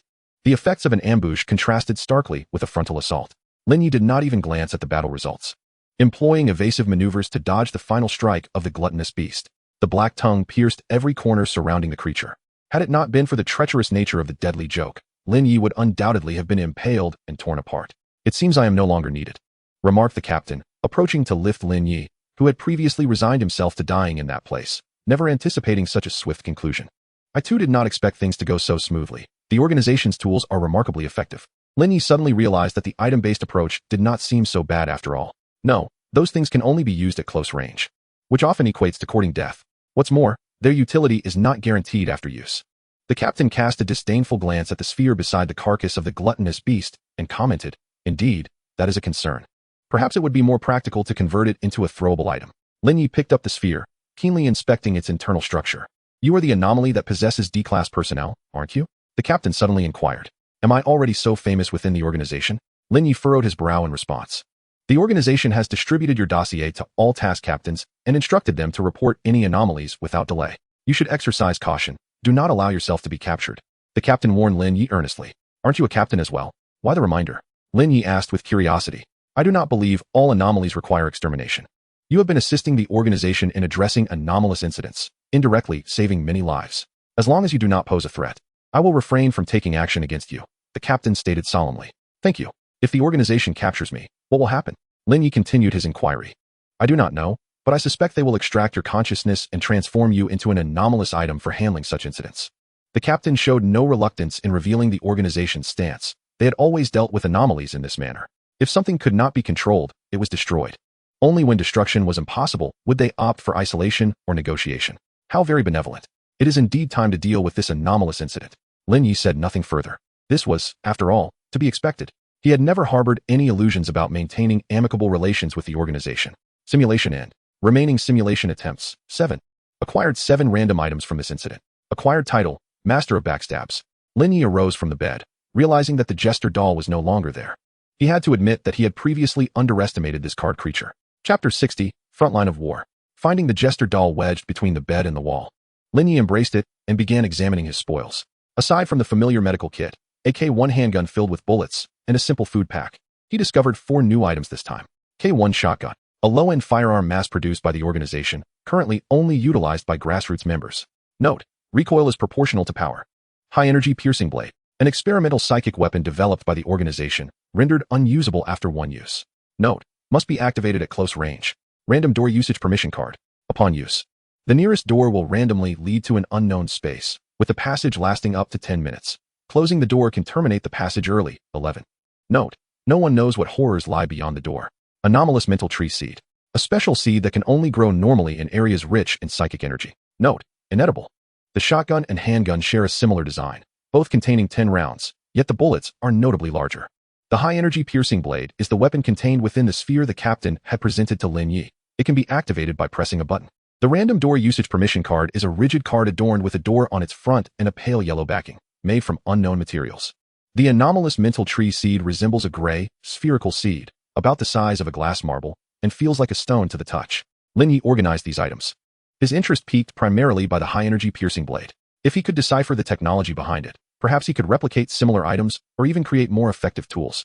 Essentially, it represents a method of utilizing psychic energy. If his body could withstand it, he might even be able to unleash high-energy piercing attacks physically. As for the other items, the shotgun seemed rather mediocre. He would refrain from using the random door card unless absolutely necessary. And concerning the mental tree seed, he would address it once he found an area abundant in psychic energy. Lin Ye took another glance at his new title, Master of Backstabs.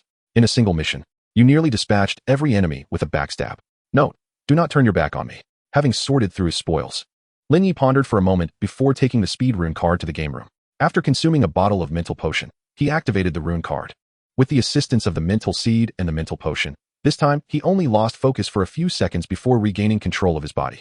A torrent of knowledge concerning speed runes flooded Lin Ye's mind, causing a splitting headache, but with the aid of the mental potion, this sensation quickly dissipated, and the chaotic information organized itself within his psyche, no longer burdening his mind.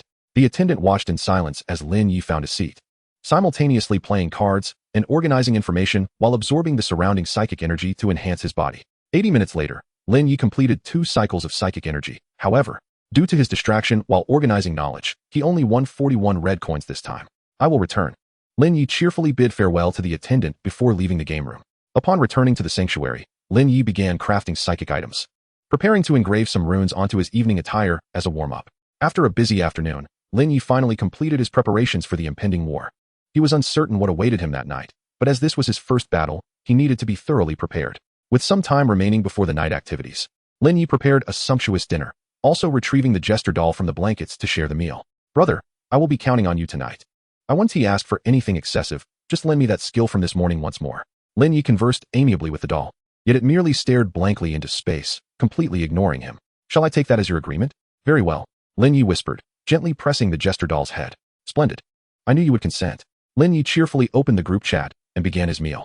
The jester stood behind him, its eyes fixated intently on his neck. 6956441000000. Are you participating in the night activities? Not participating. I have already finished upgrading the sanctuary. The front line of war sounds exceedingly perilous, and I have no desire to join. You all go. I will wait for you to return to the sanctuary. Food image. Sigh. I still need a few anomalous organs. And there are no other resources in the sanctuary. I can't trade, so I have no choice but to venture out and fight. Forget trading. The anomalous organs in the trading area are nearly depleted, and what's left is absurdly priced. Food image. Indeed, there are even those priced at 100 red coins. Only a fool would buy them. Food image. Lin Gu is quite reasonable, selling for just 10 red coins. Food image. Where's the big shot? I am all set to rush to the trading area for items. Food image. Enough already. I'm about to starve to death. Stop sending images. Huh. Is it even possible to starve to death? Don't you come back from a station mission with all sorts of supplies? Just bring back something to trade. I returned with a mountain of canned goods last time, enough to last me 6 months. Food image. Come on, don't gloat. Some are too scared to go out. By the way, can I swap my self-heating rice for your beef canned food? It looks quite good in the image. Food image. Alas, I find myself bereft of suitable locations for my station tasks on 2 occasions. Ultimately, I was left with nothing but the wilderness, yielding only the most rudimentary of rewards. Now, I must barter resources with others for sustenance. My unfortunate compatriot above, I offer my silent condolences. Image of food. Nighttime activities commence. Tonight's event, Warfront.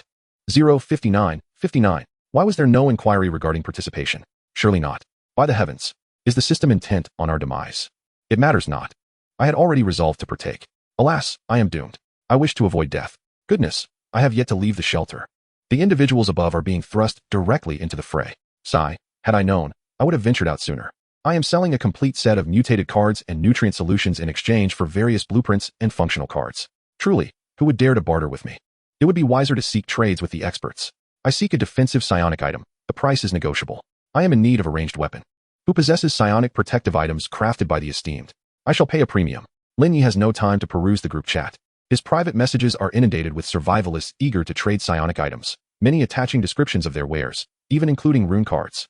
Most of these individuals desire to exchange for protective gear, though some seek weapons and other tools. Lin Ye welcomes all, prioritizing valuable items, until he finally ceases his endeavors. Feeling a lingering sense of satisfaction. Chapter 61, Abyssal Front. Lin Ye, you need not be overly concerned.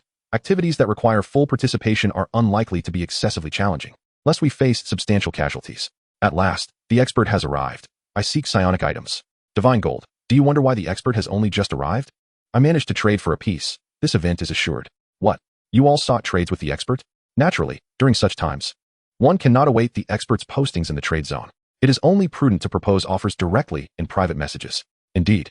We are on the cusp of the front lines. Why delay in acquiring weapons, waiting for others to send them to you? Utterly ridiculous. I am here, anticipating a test of speed. I am offering a psionic protective item produced by Brother Lin, in pristine condition for personal use. Private message for pricing, highest offer wins. Same here. Same here. Alas, you second-hand traders are utterly shameless. I am envious beyond measure. I exchange for one. No amount of resources is worth more than preserving one's life. Alas, there are no more items for sale. Even with funds, I cannot spend them. I still have several mutated cards and nutrient solutions. I shall sell them at a high price. Closing the group chat, Lin Ye donned his complete set of gear. Seated at the edge of his bed, awaiting the countdown's conclusion, while the clown doll had seemingly vanished once more. 000001. 000000. Assigned to a battlefield corresponding to strength, teleporting. After defeating 10 enemies, survivors may choose to return to the shelter at any time. The more enemies defeated, the more substantial the rewards upon conclusion of the event. Acquired special skill, Ace. When the situation turns dire, you shall become the ace. Note, the world lies beneath your feet. The stars are destined to shine. What an absurd skill. I cannot comprehend. Where is my teleportation prowess? Lin Ye had prepared to glide across the battlefield, only to find the most crucial skill absent. I do not wish for the situation to turn dire. I merely desire to relish the slaughter of minions on the battlefield, to leap and bound with abandon. Lin Ye gazed sorrowfully at the system prompts, wishing to test this skill, only to be met with a message indicating insufficient conditions. Before he could emerge from his despondency, the teleportation had already commenced. Psionic energy surged, the sky low and heavy with clouds. Lin Ye was transported to a dark red wasteland. The wasteland stretched infinitely, merging with the horizon in a gradient of black and white. Scattered across the expanse were fragments of corpses, some human, some of other races. But the majority were the remains of various insects. A disordered army was fortifying defensive structures, and Lin Ye was among them. The chaos extended beyond mere attire and equipment. Most members of this army belonged to disparate races. Yet, there were also a number of fellow humans clad in neat military uniforms, equipped with standard gear. Kid, stop daydreaming. Come help. A middle-aged soldier in uniform bellowed at Lin Ye. Honestly, I can't fathom what the higher-ups are thinking, sending these mismatched troops here. They might as well have dispatched logistics personnel, who could at least handle some menial tasks, remarked another young soldier in uniform disdainfully. Of course, they are here to absorb hits. We need them to hold off those low-tier insects. The middle-aged soldier replied matter-of-factly. The battlefield was rife with abundant psionic energy. Lin Ye inhaled deeply, moving closer to the soldiers to assist in reinforcing the defenses. Had I known, I would not have cycled in the game room. With such a plentiful supply of psionic energy here, the cycling should proceed swiftly. Lin Ye silently listened to the conversations around him, absorbing information related to the conflict. Before long, he had garnered a considerable understanding of the war. This was the Abyssal Front. The Abyss periodically attracts planes to descend into it. The invasion of the Abyss is the initial step of such an attraction. When a multitude of abyssal creatures invade a plane, it inevitably succumbs to the Abyss. Thus, whether resisting the abyssal incursion or delaying time to seek survival in other planes, the beings of that plane must confront the abyssal creatures at the juncture of the Abyss and their own realm. This juncture is known as the Abyssal Front. The forces to which Lin Ye belongs are a coalition of ragtag armies composed of the Empire and other races, a veritable assemblage of misfits, the dregs of the dregs. Naturally, they are tasked only with confronting the so-called low-tier abyssal insect swarms, mere cannon fodder, to guard the fringes of the front line. The orders from above merely dictate that they delay time, harboring no further expectations of them. Even if their entire battalion were to be annihilated, it would scarcely affect the overall battle. Even should they triumph over this wave of foes, it would only afford them a brief reprieve. This battlefield concerns the survival of races and realms, rendering them expendable. Yet, none of this pertains to Lin Ye. He need only contemplate how to maximize his own kills. Incoming, the middle-aged soldier suddenly shouted. Lin Ye turned his gaze toward the horizon, where a tide of darkness surged toward them like a wave. Defensive structures erected a multitude of psionic barriers, and all drew their weapons, readying for combat. As the tide approached, Lin Ye finally beheld the abyssal insects in their entirety. There exist myriad varieties of abyssal insects, armored and spiked variants, airborne creatures spewing acid, massive burrowing worms with gaping maws, and the rarer brain insects, adept at mental assaults. The first wave of insects consisted entirely of low-tier cannon fodder, easily shredded by a barrage of ranged attacks before they could even approach. Lin Ye watched enviously as his alien companions unleashed a barrage from what appeared to be machine gun-like weaponry, lacking any means for ranged assault. He could only observe from the sidelines. Yet, this state of affairs did not endure. These insects, seemingly endless, soon advanced atop the carcasses of their kin, closing in on the defensive structures. A deluge of acidic liquid mingled with psionic energy struck the barriers, sapping their strength. Lin Ye, through the gaps in the psionic barriers, unleashed waves of psionic blades, each capable of cleaving through one or two insects. The psionic energy on the abyssal front was immensely plentiful. Lin Ye scarcely felt any depletion of his reserves. Swarms of armored insects collided with the psionic barriers, their brownish-green fluids splattering as the barriers began to falter. Lin Ye utilized his mental acuity to perceive the situation in every direction. Once the psionic barriers fell, they would be forced into the most primitive and savage close-quarters combat with these insects. In such a chaotic battlefield, even a moment's inattention might lead to demise from an unknown projectile. Lin Ye inhaled the ethereal energy, taking advantage of the lingering energy barrier to swiftly eliminate various insects, meticulously noting their vulnerabilities and attack patterns. Were it not for the constraints of time, he would have relished the opportunity to dissect a few specimens to study their anatomical structures. As Lin Ye cleaved a blade of energy, the barrier before him flickered momentarily before vanishing entirely. Chapter 62, The Surge of Tides. At the instant the energy barrier dissipated, the true conflict commenced. A multitude of spiked shell insects surged into the defensive perimeter like an overwhelming tide. Lin Ye deftly evaded a sharp, spiny appendage, dispatching a nearby spiked shell insect with his crimson blade, only to find another lunging towards him immediately thereafter. In the distance, a swarm of acid-spitting insects unleashed their corrosive projectiles upon the front line, exhibiting a blatant disregard for their comrades. The ground trembled as massive abyssal worms, their mouths lined with rows of jagged teeth, erupted from the earth to engulf the throngs of people. Summoning the nightshade garb, Lin Ye enveloped himself in a layer of altered energy protection that deflected all unavoidable assaults. Initially, he relied on his mental acuity to monitor attacks from all directions, attempting to dodge them. But soon he abandoned this inefficient method for a more intuitive approach, focusing on the intensity of nearby energy.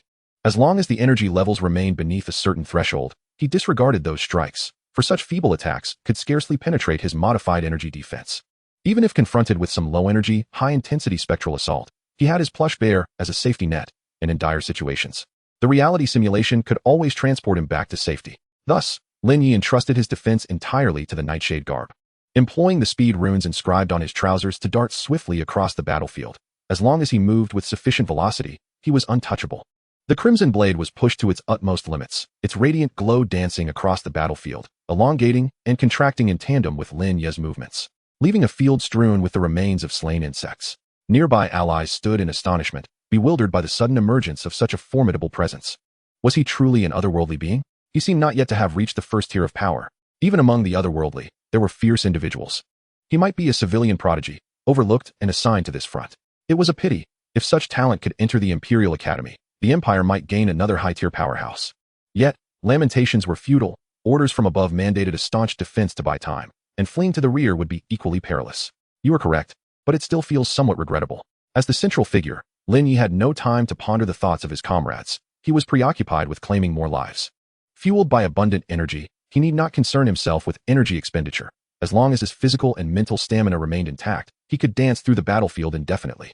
Moreover, expending energy alleviated physical fatigue, and concerning mental strength, he had 3 vials of mental potions at his disposal. His only consideration was the potential for prolonged absorption and usage of energy to induce bodily mutation. Yet Lin Ye followed a self-designed evolutionary pathway, conducting energy cycles only twice a day, which was significantly below his limits. If he merely absorbed energy for combat without deliberately mutating his body, he could endure an entire day of battle with ease. This was the advantage conferred by a compatible evolutionary route. Gradually reinforcing each part of his body with energy greatly enhanced Lin Ye's resilience to mutation. While Lin Ye reveled in his agile maneuvers upon the battlefield, a rotund brain with gray wings stealthily approached him, concealed behind a spiked shell insect. Accompanied by several similarly stealthy creatures, Lin Ye was gradually acclimating to the instantaneous acceleration produced by the speed runes. In the beginning, he could only accelerate in a straight line, akin to a haphazardly thrown stone, unable to alter his trajectory. Now, he began to embrace the sensation of acceleration. Aided by his mental prowess, his cognitive speed also quickened. He attempted to change direction mid-acceleration, even altering his path multiple times within a single burst of speed. The bright red gleam of his blade flickered across the battlefield, tracing erratic paths, while the remains of insects were violently shredded by the unleashed energy, leaving behind a scar of differing hues along the trajectory. Suddenly, a first-tier abyssal worm burst forth from the ground, its gaping maw aimed directly at Lin Ye. Several first-tier acid insects spewed forth a torrent of corrosive energy, attempting to obstruct Lin Ye's retreat. A first-tier brain insect waved its tendrils from a distance, seeking to invade Lin Ye's mind. A swarm of first-tier spiked shell insects encircled him, intent on overwhelming him completely. The brain insect's mental assault failed to affect Lin Ye. Faced with the imminent threat of the abyssal worm, he not only remained unfazed but accelerated sharply, evading the myriad of sharp teeth and plunging into the creature's interior before it could close its jaws. A deluge of corrosive liquid fell upon his altered energy protection, steadily depleting its energy reserves. Cut. Lin Ye activated the cutting rune, swinging his crimson blade against the resilient inner walls of the abyssal worm's digestive chamber. With a surge of energy, the blade managed to carve a narrow opening. The digestive chamber served as the abyssal worm's organ of mutation, rendering it nearly impossible for a first-tier creature trapped within to escape, destined for a slow demise. Bursting forth from the abyssal worm's body, Lin Ye found himself surrounded by a horde of first-tier spiked shell insects, trapping him within their grasp. His nearby allies had been scattered by the onslaught, leaving him without support. Deeply encircled, Lin Ye remained composed, calmly parting the spiked appendages of the nearest shell insect, retrieving an energy drink from his backpack, and taking a sip. In contrast to the flavorless energy bars, the manufactured energy drink was a delightful improvement, tangy and refreshing, with a cool sensation as he consumed it. Dodging the acid spat by a first-tier acid insect, Lin Ye sensed that enough insects had entered a particular range and completed the final stroke of the cutting rune. After his earlier attempt in the supermarket, Lin Ye had been contemplating the feasibility of a large-scale attack. At the onset of the battle, he had tried to channel energy to strike the swarm, but to no avail. If the supermarket could be likened to a tranquil puddle, then the battlefield was a tumultuous ocean. With his current strength, he could only create a ripple, incapable of summoning a wave. Thus, he began inscribing a grand cutting rune across the battlefield. With each movement, he etched a stroke, the fallen insects providing ample energy ink for his design. This rune had taken Lin Ye considerable time to perfect. Now, with the final stroke complete, he swung his blade to activate the grand cutting rune. The energy blade served as the conduit, directing all nearby energy into it to fulfill the cutting function. A torrent of energy coalesced around the energy blade, gradually entwining with more free-flowing energy, forming a wave of energy imbued with the concept of cutting that swept away all life forms before Lin Ye. From above, one could observe the vast expanse of insects being obliterated in waves, a red-green tide extending into the distance until the surge finally subsided. Witnessing this spectacle, the battlefield fell momentarily silent, even the less cognitively endowed insects instinctively distancing themselves from Lin Ye's vicinity. Chapter 63. First-tier energy user. What in the world is that creature? I have no idea. Does anyone recognize him? Not at all. How could such a monstrosity be assigned to this army? Perhaps he has offended some powerful figure. As Lin Ye swallowed the last sip of his mental potion, he realized that activating the grand cutting rune consumed more mental energy than he had anticipated. While the effect of the grand cutting rune was commendable for clearing lesser foes, it lacked the density of energy required to vanquish stronger first-tier beings. He retreated to the inner defensive line, preparing to withdraw. The earlier ambush had confirmed that these insects were not mindless beasts. The enemy would undoubtedly seek to eliminate him now. With his current state still below the first tier, they possessed myriad methods to ensure his demise. The task has nearly reached its conclusion, and there is no need to waste the teddy bear here. However, there remains a unique skill that has yet to be employed. Lin Ye possesses a slight obsessive-compulsive tendency. For instance, when playing games, he takes pleasure in thoroughly clearing an entire map before proceeding to the next. If he departs without utilizing this special skill, he would feel unsettled for the entire day, lingering in curiosity for a long time thereafter. After a brief wait, if things do not unfold, he would slip away. Subsequently, Lin Ye refrained from approaching the front lines, instead retreating to the rear of the battle to unleash his psychic blades upon the foes. His allies assumed he was merely conserving energy, given his previous performance, and no one questioned his decision. However, it was not long before Lin Ye found himself unable to hide any longer, for all those in front had perished. He could retreat further back, and these soldiers would not protest. Even if the unfamiliar faces uttered something, Lin Ye would remain indifferent. Yet, he was reluctant to withdraw any further. Observing the demise of those ahead was hardly a pleasurable experience. Lin Ye returned to the front line, engaging in close combat with the first-level insects. This time, he refrained from charging recklessly into the throng of pests, instead methodically striking at their vital points. With a multitude of first-level insects flooding the battlefield, a reckless charge would undoubtedly lead to death amidst the swarm. The front lines continuously shifted backward, as if the insects were inexhaustible, no matter how many he felt. Contrary to Lin Ye's assumptions, the insects did not seem to deliberately target him. Rather, they relentlessly compressed their defensive line while dispatching swarms to the flanks in an attempt to encircle them. After some time, Lin Ye began to perceive their objective. They appeared intent on depleting his stamina to capture him alive. Although he was uncertain of the purpose behind their desire to seize him, he was resolute that they would not succeed. As his allies dwindled in number, some second-level insects gradually emerged on the battlefield, tearing gaping holes in the front lines and devouring the nearby friendly forces. Yet, these second-level creatures refrained from attacking Lin Ye. Confirming his earlier suspicions, they sought to drag him back to the shallow depths of the abyss, using his body to incubate higher-tier insect eggs. A shrill voice echoed behind Lin Ye. He turned to find nothing there. "I shall always be behind you, watching." Lin Ye reached behind him, yet grasped nothing. "Be cautious. You have yet to utilize my abilities." Lin Ye dodged the acidic spray of a first-level acid insect, retreating to the rear of the lines. "Are you female? If so, I sincerely apologize. I should not have forcibly held you while sleeping. In our realm, there exists a custom of embracing dolls during slumber. I did not mean to offend. My body indeed harbors the flesh and blood of a female, yet I am merely a clown doll, devoid of gender.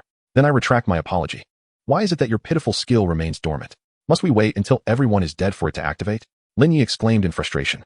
"My presence here signifies that the skill can indeed be utilized, but prior to its activation, a choice must be made." "What choice?" "Become a doll, allowing me to control your body, or retain your autonomy as an ace. What is the difference?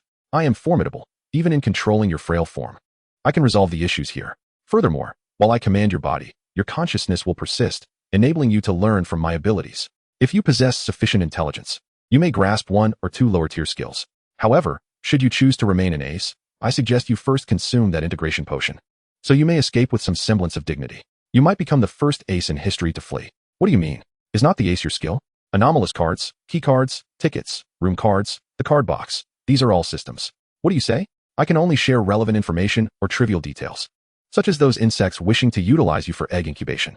Now, please make your choice." The voice of the clown doll suddenly took on a grave tone, as if cautioning Lin Ye not to err in his decision.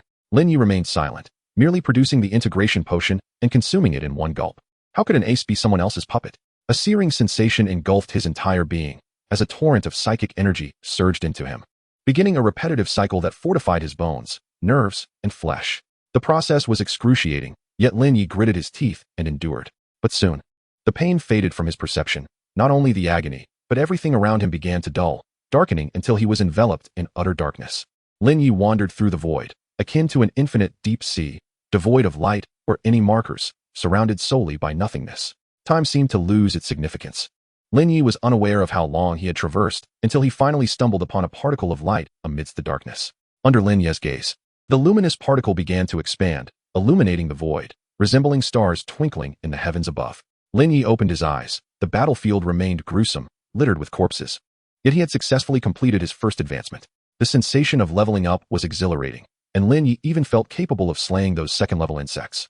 But he refrained from acting impulsively, sensing a formidable danger lurking in the distance. Lin Ye activated his special skill, Ace. The clown dissipated, leaving behind a parting remark. "What a pity. I had hoped to dance with your body. No worries. I shall return to dance with you until the day's end." Whoosh. A creature, half human and half insect, adorned with red markings, suddenly materialized before Lin Ye, thrusting its forelimb towards his heart with a speed that left afterimages in its wake.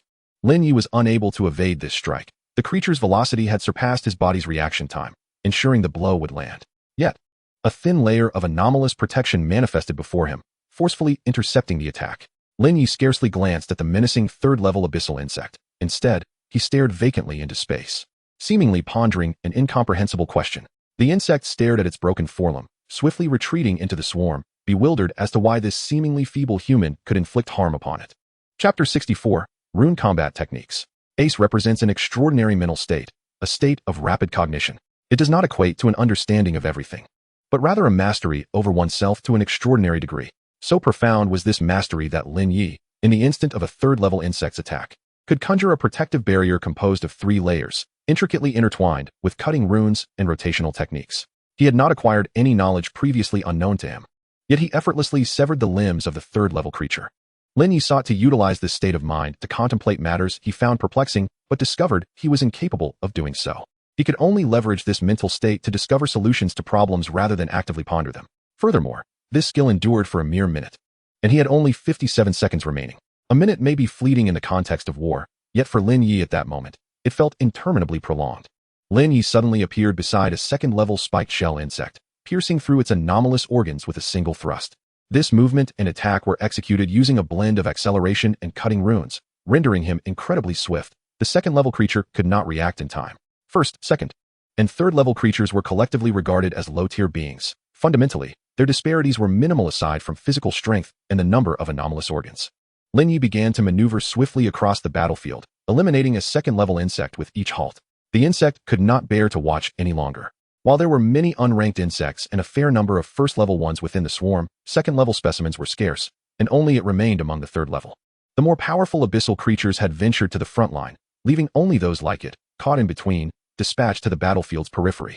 Previously, it had intended to capture Lin Ye alive, utilizing him as a source of active materials. Now, it merely sought to eliminate him as swiftly as possible. The insect monstrosity charged at Lin Ye once more, yet Lin Ye paid it no heed. Instead, he employed his mutated psionic energy for protection against the creature's assaults, simultaneously leveraging its force to eliminate the second-tier insects. Thus, Lin Ye continued to decimate the second-tier beings within the swarm. After eradicating all visible second-tier insects, the monstrosity finally breached Lin Ye's psionic defenses. Lin Ye reinforced his protective layer and drew his CL-0, aiming skyward before firing a shot. Thud! The bullet did not ascend into the heavens. Rather, it followed a slightly angled trajectory, embarking on a protracted, zigzagging motion. During its flight, the bullet not only maintained its velocity, but accelerated with each turn, and upon closer observation, one would discern that these bending points corresponded to the locations where Lin Ye had vanquished the second-tier insects. Ultimately, the bullet reached a velocity that left the monstrosity utterly unprepared, striking it squarely. The creature's form disintegrated upon impact, leaving behind mere remnants. With the third-tier monstrosity dispatched, a palpable confusion spread amongst the insect horde, prompting Lin Ye to swiftly eliminate the first-tier insects. The lower-tier creatures began to retreat, along with the unranked insects. Lin Ye drove them back, accomplishing this feat in a mere 53 seconds. In the final 4 seconds, Lin Ye connected with his divine essence. Although he had sensed this connection from the outset, he chose to prioritize his immediate tasks first. Closing his eyes, Lin Ye once again plunged into that abyss of darkness. Particles of light illuminated the void, but Lin Ye did not tarry in the brightness. Instead, he willingly traversed deeper into the shadows, following the thread of connection with his divine essence. It was unclear how long he walked, perhaps a second, perhaps an eternity, until he entered a blood-red realm, where a crimson moon cast its glow upon a dilapidated divine throne. "Big brother, who are you?" A youthful voice called from behind Lin Ye. Turning, he beheld a little girl with long pink hair, tilting her head inquisitively at him. "I am Lin Ye." He could surmise, with a mere thought, who she was, and he admitted to feeling a flicker of panic. Only those connected with the divine essence could stand unimpeded before the throne. What should one do when confronted by the deity itself? "I'm in a rather urgent predicament. Could those two insufferable nun and saint have been more reliable? Why send me here when your divine being is perfectly fine? Am I merely here to engage in idle chatter with the divine? I am but a first-tier being. Even the ace cannot handle such a situation, can they? Lin Ye, do you know who I am?" The little girl passed by him, seated upon the divine throne, resting her chin on the armrest, yawning and sleepily inquiring. "Of course, you are the deity of this realm," Lin Ye responded respectfully. "You are seated upon the throne. Yet you ask me?" The little girl queried in confusion. "A deity is the beacon of the spiritual world," Lin Ye replied, gazing into her crimson eyes, responding like a devoted acolyte. "I don't understand. Lin Ye, would you like to sit beside me?" The little girl closed her eyes, on the verge of slumber. "If you don't mind." Lin Ye pondered what the girl might be thinking. Surely, she wasn't contemplating what to have for dinner like he was? "Of course. You should sit here. I don't know why, but I feel you ought to," she murmured in a trance before drifting off. Lin Ye approached the throne, turned, and sat beside her. The blood moon above suddenly shone brilliantly, illuminating the surroundings like a lighthouse in the dark. At that moment, countless dimensions and powerful beings were stirred by the crimson light. Lin Ye opened his eyes, this time, upon connecting with the divine essence. He did not acquire new runes, but rather a skill named Sacrificial Rite. This skill had stringent requirements for activation. Yet with less than 4 seconds remaining in his ace state, it was perfectly timed for experimentation. Sacrificial Rite. As Lin Ye uttered these words, every corpse within sight began to converge at his feet, culminating in the formation of a platform of flesh and blood that elevated him towards the heavens. A box composed of flesh materialized before Lin Ye, automatically opening to reveal a pulsating, mutated heart. As he grasped the heart, amidst the terrified gazes of his allies, Lin Ye chose to return to the shelter. Warfront activity concluded, awarded a special war gift box based on enemy kill count. 1. Upon returning to the shelter, Lin Ye did not hastily sort through his spoils. Instead, he began to mentally organize the rune skills he had developed while in his ace state. With the ace state now lost, Lin Ye could not utilize the intricate rune techniques, but having employed them previously, he believed that with time and study, he would once again master them. Cutting speed movement skill, cutting speed offensive skill, mutated rotational protective skill, bullet node acceleration and mutated directional skill, accelerated collapse rune bullet. Within the span of a mere minute, Ace Lin Ye had devised various skills to annihilate the insects, and now he regretted not utilizing the power cards earlier. However, he truly had no time to employ new rune cards. He had already used so many that his mind felt on the verge of breaking. Chapter 65. The first week of survival concludes. After organizing the rune skills, Lin Ye prepared a bowl of instant noodles, retrieved a clown doll from beneath the blanket, and opened the group chat to commence his meal. 5376841000000. 154765410000000. 3 monsters per person. That is acceptable. There are still individuals yet to emerge. More may yet fall. It's truly remarkable. Thanks to Lin Ye. Otherwise, our district wouldn't have retained so many survivors. Nor would there be such formidable individuals reducing the monster pool to this extent. The thought sends chills down my spine. During the last station task, I encountered a particularly strong survivor who mentioned their area had dwindled to merely over 10,000. Had I been assigned there, I would have been doomed. Just emerged. Still trying to grasp the situation. What does that population bracket mean? Can't you comprehend? 1 million, 10 monsters each. The remaining creatures will undoubtedly require our handling shortly. Are we to form a team? I wish to brush against Lin Gu's thigh for a bit of luck. Hard to say. It might be evenly distributed. Aren't you afraid of being inadvertently eliminated by the ace? Would you still dare to approach? I'm a woman. Surely, the ace wouldn't be so ruthless? Then you should be fine. After you've touched it, lend it to me for a moment. You're playing such a twisted game. Consider this. If only one person remains in a region, upon completing their task and checking the system interface, wouldn't they feel utterly despondent? One person battling 10 million monsters. Just contemplating it gives me a headache. Even an ace would likely succumb to the onslaught, wouldn't they? Hard to say. What if the ace exchanged for a few psionic nuclear bombs with their innate abilities? What on earth are psionic nuclear bombs? They sound formidable. Who knows? Have you utilized the psionic items crafted by the ace? They're truly effective. I'm fortunate to have secured one earlier. Otherwise, I'd have surely perished this time. Indeed, they are remarkably useful. The psionic protection they generate is significantly sturdier than before and can be employed multiple times. If only they could be used indefinitely. You're dreaming. Damn it. I've never managed to snag one. Esteemed colleagues, does anyone possess blueprints for upgrading the shelter? Time is running out. And I still haven't acquired any. What? You've managed to survive this long. You possess something. I had presumed those without blueprints had perished. Perhaps my innate ability is particularly strong. So, you were hiding in the shelter all along. The probability of blueprints dropping is exceedingly low. The odds of obtaining shelter upgrade blueprints are even slimmer. If they were ever released, they'd have been sold long ago. Why are you only now seeking to purchase blueprints? Today marks my first departure from the shelter. I've been relying on the charity of my group mates until now. Good gracious. What? You've managed to survive? Your innate ability must be quite impressive. Could you elaborate? It's a stealth ability. I returned only after the war concluded. However, I secretly collected some spoils, which I can trade entirely for blueprints. Impressive indeed. With such a powerful ability, why didn't you leave the shelter? Avoiding the monstrosities while exploring the Crimson Chamber, you seem to be faring rather well. I, however, dare not venture forth. In a moment, you might request a blueprint from the creatures that invade the sanctuary. Who knows, they may possess one. It's worth noting that if you were to go outside and slay some monsters, there is indeed a possibility of acquiring a blueprint. Better to take a chance than wait idly for death.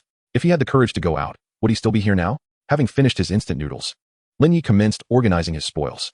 The special warfare gift box was a sleek, obsidian-colored rectangular box. Upon opening it, he discovered merely a card adorned in shades of crimson and black. War summons. When you initiate a war, you may invite any allies you wish to join you at your location. 11. Note, I am the army. This card exuded potency. yet it was of no immediate use to him. Lin Ye stowed away the war summons and examined another item from his collection. Tier 3 Mutated Heart. An exceptionally flawless mutated heart, suitable for transplantation. Note: upon transplantation, one will gain the abilities inherent to this heart. The rite of sacrifice is a skill that enables the creation of mutated organs, demanding an immense amount of mental fortitude. The more materials utilized during the crafting process, the superior the final product, albeit at a greater toll on one's mental capacity. Had it not been for his ace status, Lin Ye would not have been able to deploy this skill on such a grand scale. Clutching the mutated heart, he found himself at a loss as to how to employ it. Undoubtedly, it was a remarkably powerful heart, yet Lin Ye was entirely disinclined to mutate his own body. Furthermore, as a Tier 3 mutated heart, his current physical condition could scarcely endure its capabilities, rendering its use out of the question. After pondering for a moment, he cast the mutated heart aside and seized the clown doll lurking behind him, engaging it in a dance within the sanctuary, for he was a man of his word. As his body twirled, Lin Ye shed those trivial concerns and began to relish his first weekend since arriving here. Prior to this, he had not been particularly enthusiastic about life, existing in a state of reluctant survival, neither eager to perish nor particularly fond of living. Yet now, having reached this juncture, his desire to continue living had intensified. Perhaps it is only when one confronts death that humanity comprehends the sheer terror of it. All survivors in this area have completed pre-war activities. Supplementary activities have commenced. Surviving individuals are to eliminate any remaining mutated creatures. 0059-0058. As Lin Ye gazed at the countdown before him, he did not halt his movements. Instead, he closed his eyes and began to spin faster within the sanctuary, for he still had ample time before the countdown concluded. 0001, 0000. As the countdown reached its end, Lin Ye was transported to a 30-square-meter white chamber, where a Tier 1 mutated creature stood at its center. With a mere flick of his hand, he extracted the creature's mutated organ without even employing his crimson blade. Shortly thereafter, a second Tier 1 mutated creature materialized in the center of the room, meeting the same fate as its predecessor. Thus, Lin Ye continued his extermination of mutated creatures, and upon vanquishing the fifth one, he was returned to the sanctuary. The clown doll vanished, marking the official conclusion of the first week of apocalyptic survival. Please draw today's card. My turn, I draw. This time, the card revealed a red chicken. And as the card dissipated, a fully feathered crimson chicken appeared in the center of the sanctuary. You should have arrived sooner. I've already finished my instant noodles. What can you offer me? Drumsticks? Braised chicken? Or perhaps poached chicken? Lin Ye picked up the chicken, intrigued. After the appearance of ducks and geese, he had anticipated this day would come. Cluck, cluck. What did you say? Can you help me hatch that abyssal egg? Is that for real? Lin Ye exclaimed in astonishment. Cluck, cluck. The chicken puffed out its chest, patting Lin Ye's shoulder with its wings. Truly, you are remarkable. I shall entrust this task to you. Chapter 66, The Stygian Mine. On the 8th day of apocalyptic survival, at 6:34 a.m., Lin Ye prepared a lavish breakfast and gathered the fresh, delectable silkworms requested by the incubating chicken. He opened the group chat and began to dine. 535-799-10000000. You phone. Great ones, please help me. There's truly no way out unless you venture out to find a safe sanctuary, and the survivors inside must consent to your entry. You truly are adept at surviving. The others without upgraded sanctuaries have perished, not a single one lasting even 10 minutes. Yet you survived an entire night.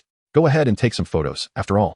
If death is imminent, might as well leave behind some information for your comrades. Come on, a useful photo earns you a ration of food. You wouldn't want to become a starving ghost, would you? Brother, you reside in a residential area while I dwell in an office building. Even if I were to allow you entry into the sanctuary, you wouldn't be able to reach it. Lin Ye reviewed the previous messages, recognizing this individual as the survivor with abilities related to stealth from the previous night. All other survivors without upgraded sanctuaries had perished last night. He was the sole one still standing, providing some external intelligence in the group.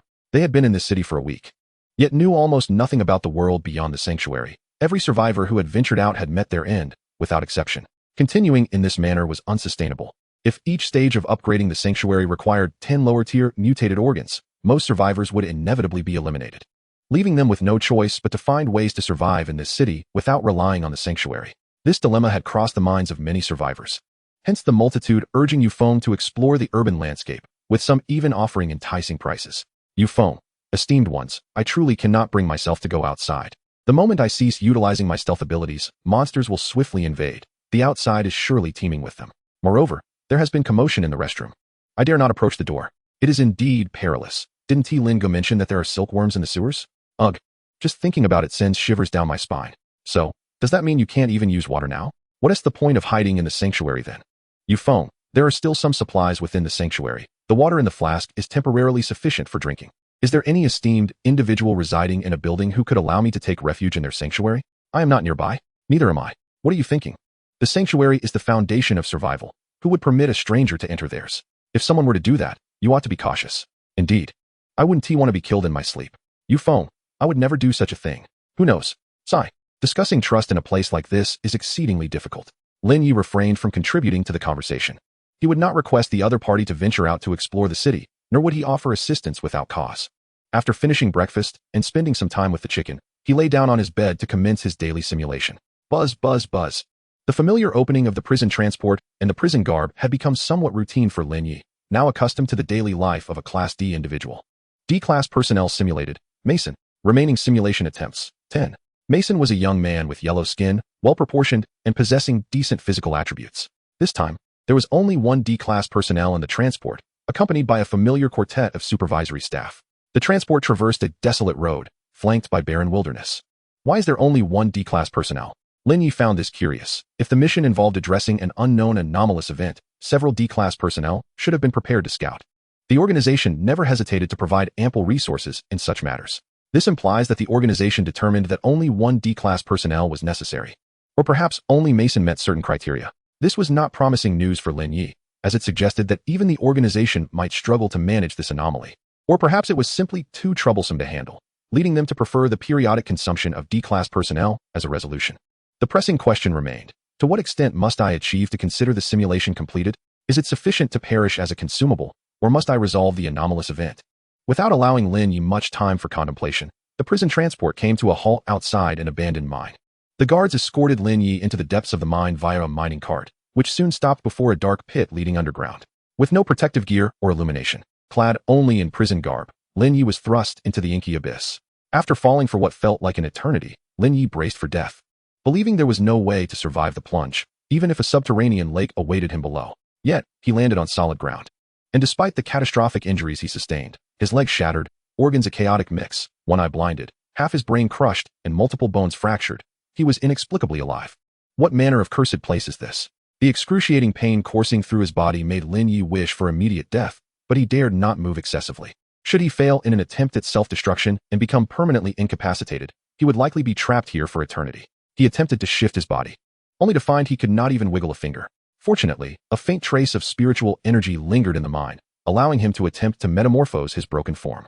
At that moment, faint sounds emerged nearby, and Lin Ye perceived several heaps of flesh akin to his own. These poor souls had not perished, yet none could fathom how long they had been languishing in this darkness. Lin Ye was determined not to suffer the same fate as these unfortunate predecessors. So he hastened to inscribe the runes of transformation upon his body. The Father's profound understanding of fundamental transformation runes exceeded ordinary comprehension. Without absorbing the mental crystallization he left behind, Lin Ye would have been incapable of inscribing them upon his damaged form. Within a mere 10 minutes, he achieved partial metamorphosis, successfully developing 2 limbs that could assist in his movement. When he tested his mobility, it proved successful. The Father's knowledge was born of practical experience and functioned flawlessly. However, Lin Ye refrained from embarking on an immediate exploration of the mine. He needed to metamorphose additional offensive appendages. Though he could not die, should his remaining parts be stripped away by adversaries, it would spell disaster. Uncertain of the presence of enemies in this place, he resolved to be prepared. Reflecting on the Father's knowledge of transformation, he lamented the scarcity of information regarding offensive organs within the mental crystallization. The Father had not lied. He was indeed no warrior. With no other recourse, Lin Ye fashioned 2 rudimentary spiked appendages and inscribed simple protective runes upon his body. This was the utmost he could achieve given the lack of materials. Even a master of metamorphosis would be at a loss. Chapter 67. The first prayer. Navigating around the shattered forms of D-Class personnel, Lin Ye painstakingly crawled deeper into the mine, his body racked with agony. He could not bring himself to consider these living counterparts as mere materials. Transforming them would not end their suffering, but rather amplify it. The pitiful moans of the flesh heaps echoed in the darkness, each creature unable to see Lin Ye yet sensing his presence.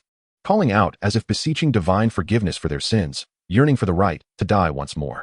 Though Lin Ye could be considered a half-deity, his current state was scarcely better than theirs. Thus, no savior awaited them, only a desperate human seeking his own salvation. Amidst their wails, Lin Ye crawled onward, acclimating to his new bodily structure, soon leaving their cries behind as he delved further into the mine's depths. With no light to guide him, he relied solely on his spiritual awareness to perceive his surroundings. It was not long before he encountered his first adversary, a rat the size of a forearm.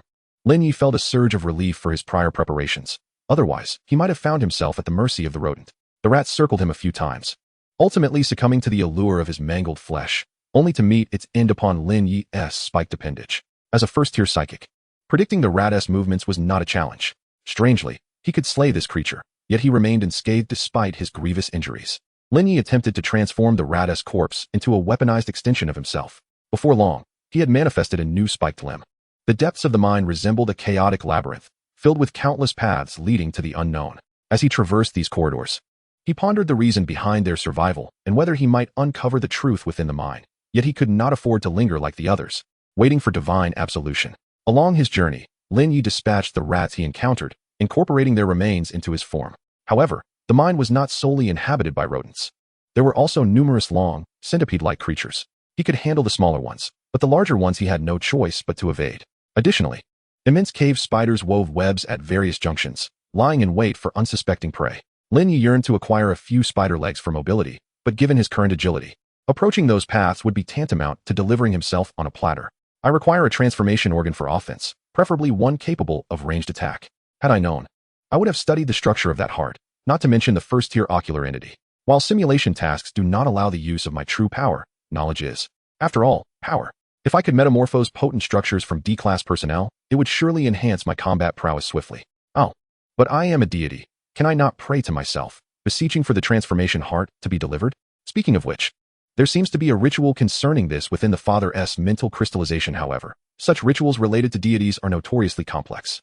And my true self is currently resting on a bed in the sanctuary. Surely no one could respond. Not even Chicken Brother would she respond.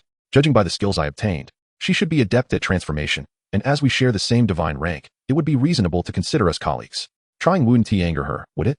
With that thought, Lin Ye tore off his entire arm and half a shoulder, alongside several rat appendages and a few centipede segments as offerings, initiating his first sacrificial ritual. In truth, the sacrificial ritual was not overly complex. It bore similarities to remote communication and consisted primarily of three components: the sender of the message, the sacrificer, the recipient of the message, the deity, or perhaps some other formidable entity, as long as the sacrificer was unconcerned, and, most crucially, the communication channel, which was also the most perilous aspect of the ritual. Should one err, any number of calamities could ensue. Fortunately, Lin Ye need not worry about this aspect, as he was directly connected to the divine rank. As long as the entity on the other end agreed to assist, the sacrificial ritual would not falter. Through this connection, the other party should be able to project their power. Lin Ye closed his eyes, linking to the divine rank, and commenced his first earnest prayer. However, the moment he began, he encountered a critical dilemma. He had no idea how to address the other party and was uncertain whether they could recognize him. After a moment of contemplation, he began to whisper his prayer. Great deity, Lord Lin Ye, please transform this refuse into a ranged weapon. Tonight, I shall prepare a sumptuous feast in your honor as a token of gratitude. After silently repeating this several times, Lin Ye opened his eyes to find that the heap of refuse had vanished, replaced by a grotesque creation resembling a gun barrel. I am profoundly grateful for your assistance, Lin Ye declared earnestly. After expressing his gratitude, he grasped the gun barrel, which affixed itself to his body, beginning to grow within him, ultimately becoming an inseparable part of his being, more authentic than the original. If an unknowing individual were to dissect Lin Ye in his current state, they would undoubtedly conclude that the gun barrel constitutes his true essence, with all else merely supplementary attachments. Lin Ye, employing his mental acuity, attempted to comprehend the workings of the gun barrel, yet even within the confines of his own body, the intricacies of its operation eluded him. Nevertheless, without the need for contemplation, he instinctively mastered the art of wielding the barrel, as effortlessly as one would manipulate an arm. Commencing the transformation of his flesh and blood into ammunition for the gun barrel, Lin Ye noted that it contained a single round, far superior to the inferior replicas he could fashion, a waste to use it against mere spiders. Having readied the bullet, Lin Ye set forth in search of a path adorned with cobwebs, and soon discovered a cave spider. This arachnid, a first-tier aberrant creature, measured a full meter in length, with its aberrant organs situated between its abdomen and thorax. With a swift shot from his newly modified right hand, Lin Ye struck the spider's aberrant organ, catching it completely off guard, as it had evidently never encountered such a weapon. After dispatching the spider, Lin Ye proceeded to dismantle its body, intending to integrate its 8 elongated legs into his own form, thereby enabling him to walk with greater ease. The priest's mental crystal contained knowledge pertaining to the connection of aberrant organs, and combined with the sigils he had learned from assembling humanoid forms, the task of affixing several spider legs to his body proved relatively uncomplicated. After 20 minutes of meticulous effort, he successfully integrated a few spider legs, albeit still limping. he could finally traverse normally. Chapter 68, Colorful Oregon. Once equipped with the spider legs, Lin Ye began to maneuver with an unsteady yet novel gait. Initially clumsy but gradually adapting to the sensation of ambulation on multiple limbs, even leaping about within the cavern. With the advantage of 8 legs, he could exert force in an alternating manner, facilitating movement along the walls with remarkable ease. Lin Ye commenced the eradication of aberrant creatures within the mine, merging portions of their carcasses with his own while fashioning the remainder into ammunition for his right hand. After clearing out a nest of large, elongated worms, he stumbled upon a peculiar, vibrant or within the nest, an oddity that appeared far from ordinary, glimmering in a myriad of colors akin to festive lights. Lin Ye excavated the mine walls and soon uncovered a similar or within. The or was likely related to the anomalies present here. Perhaps he could trace the source of the aberrations based on the density of the ore. He endeavored to sense the ore embedded within the mine's walls, persistently advancing towards areas rich in the mineral. After an hour of navigating the labyrinthine passages of the mine, he finally arrived at a vast subterranean chamber, hollowed out and expansive enough to accommodate a football field. The walls were adorned with exposed ore, casting a luminous glow throughout the space, which bore signs of prior activities. Though now only remnants remained. At the far end of the chamber lay a grotesque, swollen humanoid creature, its form riddled with ore and pus-filled sacs. Had it not been for the remnants of human features in some of its organs, Lin Ye would scarcely have recognized it as once being human. Of course, his own appearance was hardly superior at this juncture. Embedded in the wall behind the creature was a door crafted from ore, resembling a vigilant sentry guarding its threshold. Lin Ye refrained from attempting to communicate with the ore creature. Instead, he leapt forward to close the distance, greeting it with a shot from his right hand. The bullet shattered the creature's aberrant organ, yet it seemed unfazed, roaring as it lunged at Lin Ye. He quickly retreated, repeatedly striking the creature's various body parts with his right hand. But regardless of his relentless assaults, the creature displayed remarkable regenerative capabilities. Even if its joints were shattered, they would soon grotesquely rejoin. However, the ore creature remained confined to its mineral domain. As Lin Ye retreated into the mine, it ceased its pursuit, returning to its post. This posed a dilemma. Perhaps he should test that bullet. After several forays back and forth into the mineral chamber, realizing that mere attrition wouldn't suffice to vanquish this monster, he resolved to utilize the bullet to deliver a catastrophic blow to the ore creature. The pressing question remained. Once the bullet was expended, should he confront the creature or attempt to open the door? Engaging the creature bore significant risk. If the bullet failed to incapacitate it, he would be the one facing demise. Though perhaps not fatal, the prospect of being trapped here was daunting. Opening the door was fraught with uncertainty as well. It might refuse to budge, and he knew not what lay beyond. After some deliberation, Lin Ye ultimately chose to investigate what resided behind the door. If he were to become trapped, he could devise a means to leap back, whereas proximity to the creature might not afford him such an opportunity. Resolute in his decision, he loaded the bullet and once more plunged into the mineral chamber. The ore creature charged at him, its intellect lacking, yet it fulfilled its role as a vigilant guardian. Lin Ye sprang toward it, and within a meter of its upper body, he fired a shot. Boom. The upper half of the ore creature was obliterated, its lower half collapsing helplessly to the ground. Without a moment's hesitation, Lin Ye employed all 8 legs to leap toward the ore door. As he pushed open the ore door, he sensed the remaining half of the creature's body rising anew, rapidly advancing toward him. Lin Ye hurriedly entered the room and slammed the ore door shut. Thud. The ore creature collided with the wall beside the door, refraining from making contact with the door itself, let alone pursuing Lin Ye inside. Surveying his surroundings, Lin Ye found himself in a room entirely constructed from colorful ore, measuring merely 50 square meters, yet boasting an impressive height of over 10 meters. At the center stood a headless statue of a human figure. Embedded within its chest was a crystalline gem akin to the colorful ores, though appearing far purer. Lin Ye cautiously scanned the room, initially anticipating danger, yet after a thorough assessment, he discerned no immediate threats. Shouldn't there be something perilous? Was the statue itself the source of danger? Standing before the statue, he sensed no malevolence emanating from it. He cautiously attempted to extract the colorful crystal from the statue. The moment he grasped the crystal, Lin Ye convulsed and collapsed to the ground, lifeless. Simulation end. Remaining simulation attempts, 10. Unspent simulation attempts. Should the core item be acquired? Acquire. Core item acquired. Redemption Stone 1. Title obtained, Aberrant. Upon returning to the sanctuary, Lin Ye realized he had resolved the anomaly. The state of invulnerability had dissipated, and due to his grievous injuries, his internal organs obliterated. He perished as soon as the state lifted. I had thought the crystal was the issue. I never anticipated the resolution would be so straightforward. Lin Ye picked up the luminous crystal resting on the sanctuary floor and began to examine the system's description. Redemption Stone. A sacred artifact of the Redemption sect, possessing the power of salvation. Most who come into contact with it become followers of the god of redemption. Note: death is the true salvation. So it is a relic of the Redemption sect. No wonder it seems so dubious. Entering that mind easily turns one into a disciple of redemption. Was that why the organization refrained from sending personnel to address the anomaly? What was the purpose of throwing people in? A ritual of sorts? As a half-deity, I can no longer pledge allegiance to any other divine being, so I'm unaffected? Lin Ye found a small box to securely store the redemption stone. He had no desire for the sanctuary to shine with colorful lights at night. After securing the redemption stone, Lin Ye glanced at his new title. Aberrant. You have altered your body and can adeptly utilize the newly aberrated organs.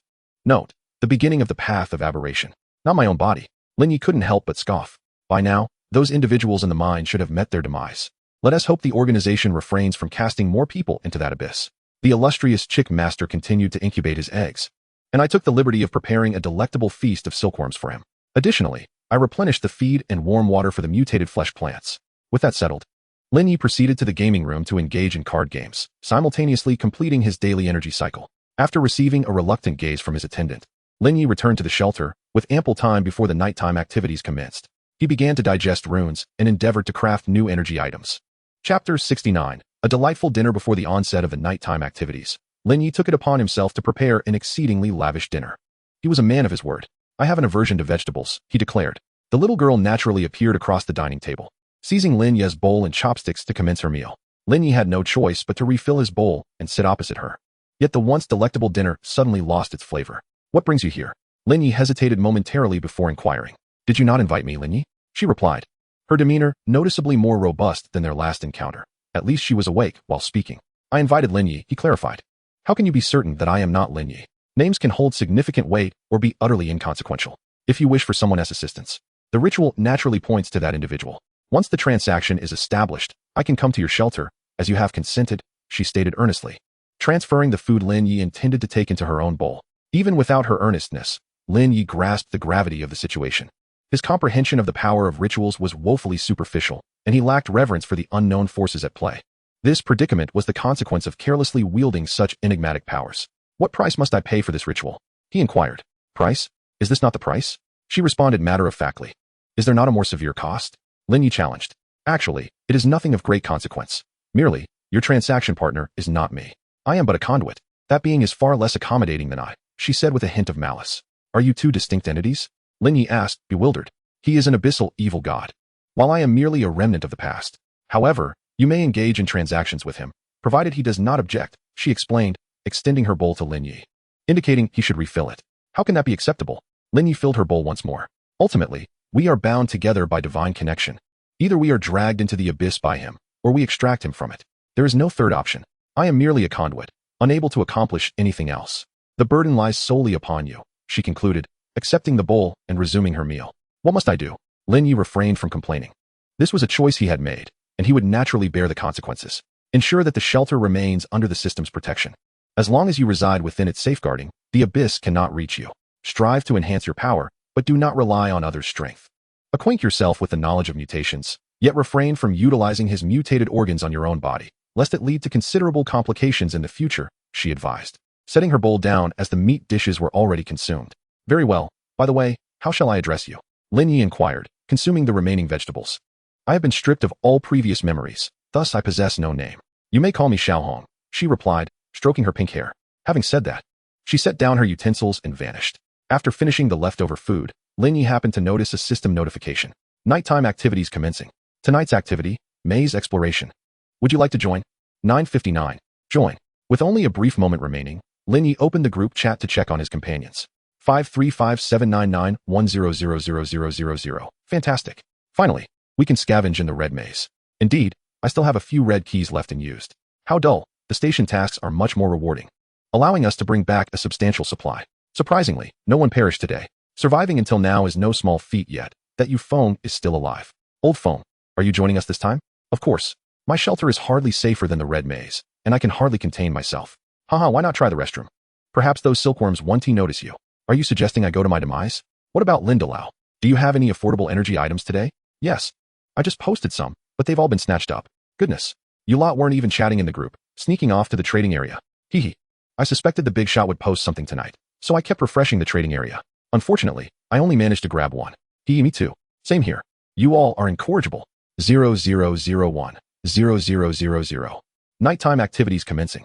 3:59. Lin Ye awoke in the center of the hall. lying upon a red sliding door leading into the depths below.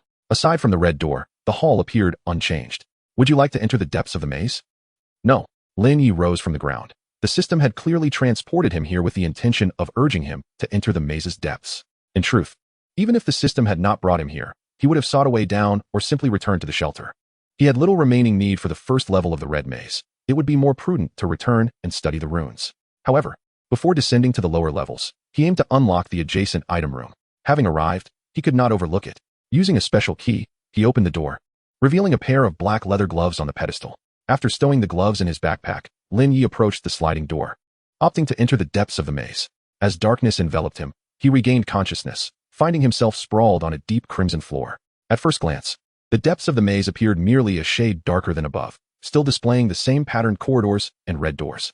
Approaching an unlocked red door, Lin Ye attempted to sense the room's interior with his mental energy, only to discover that the materials here obstructed his mental probing. Employing his old method, he knocked on the door, soon hearing rustling from within. Preparing to open the door, an abundance of blood-red tendrils surged forth.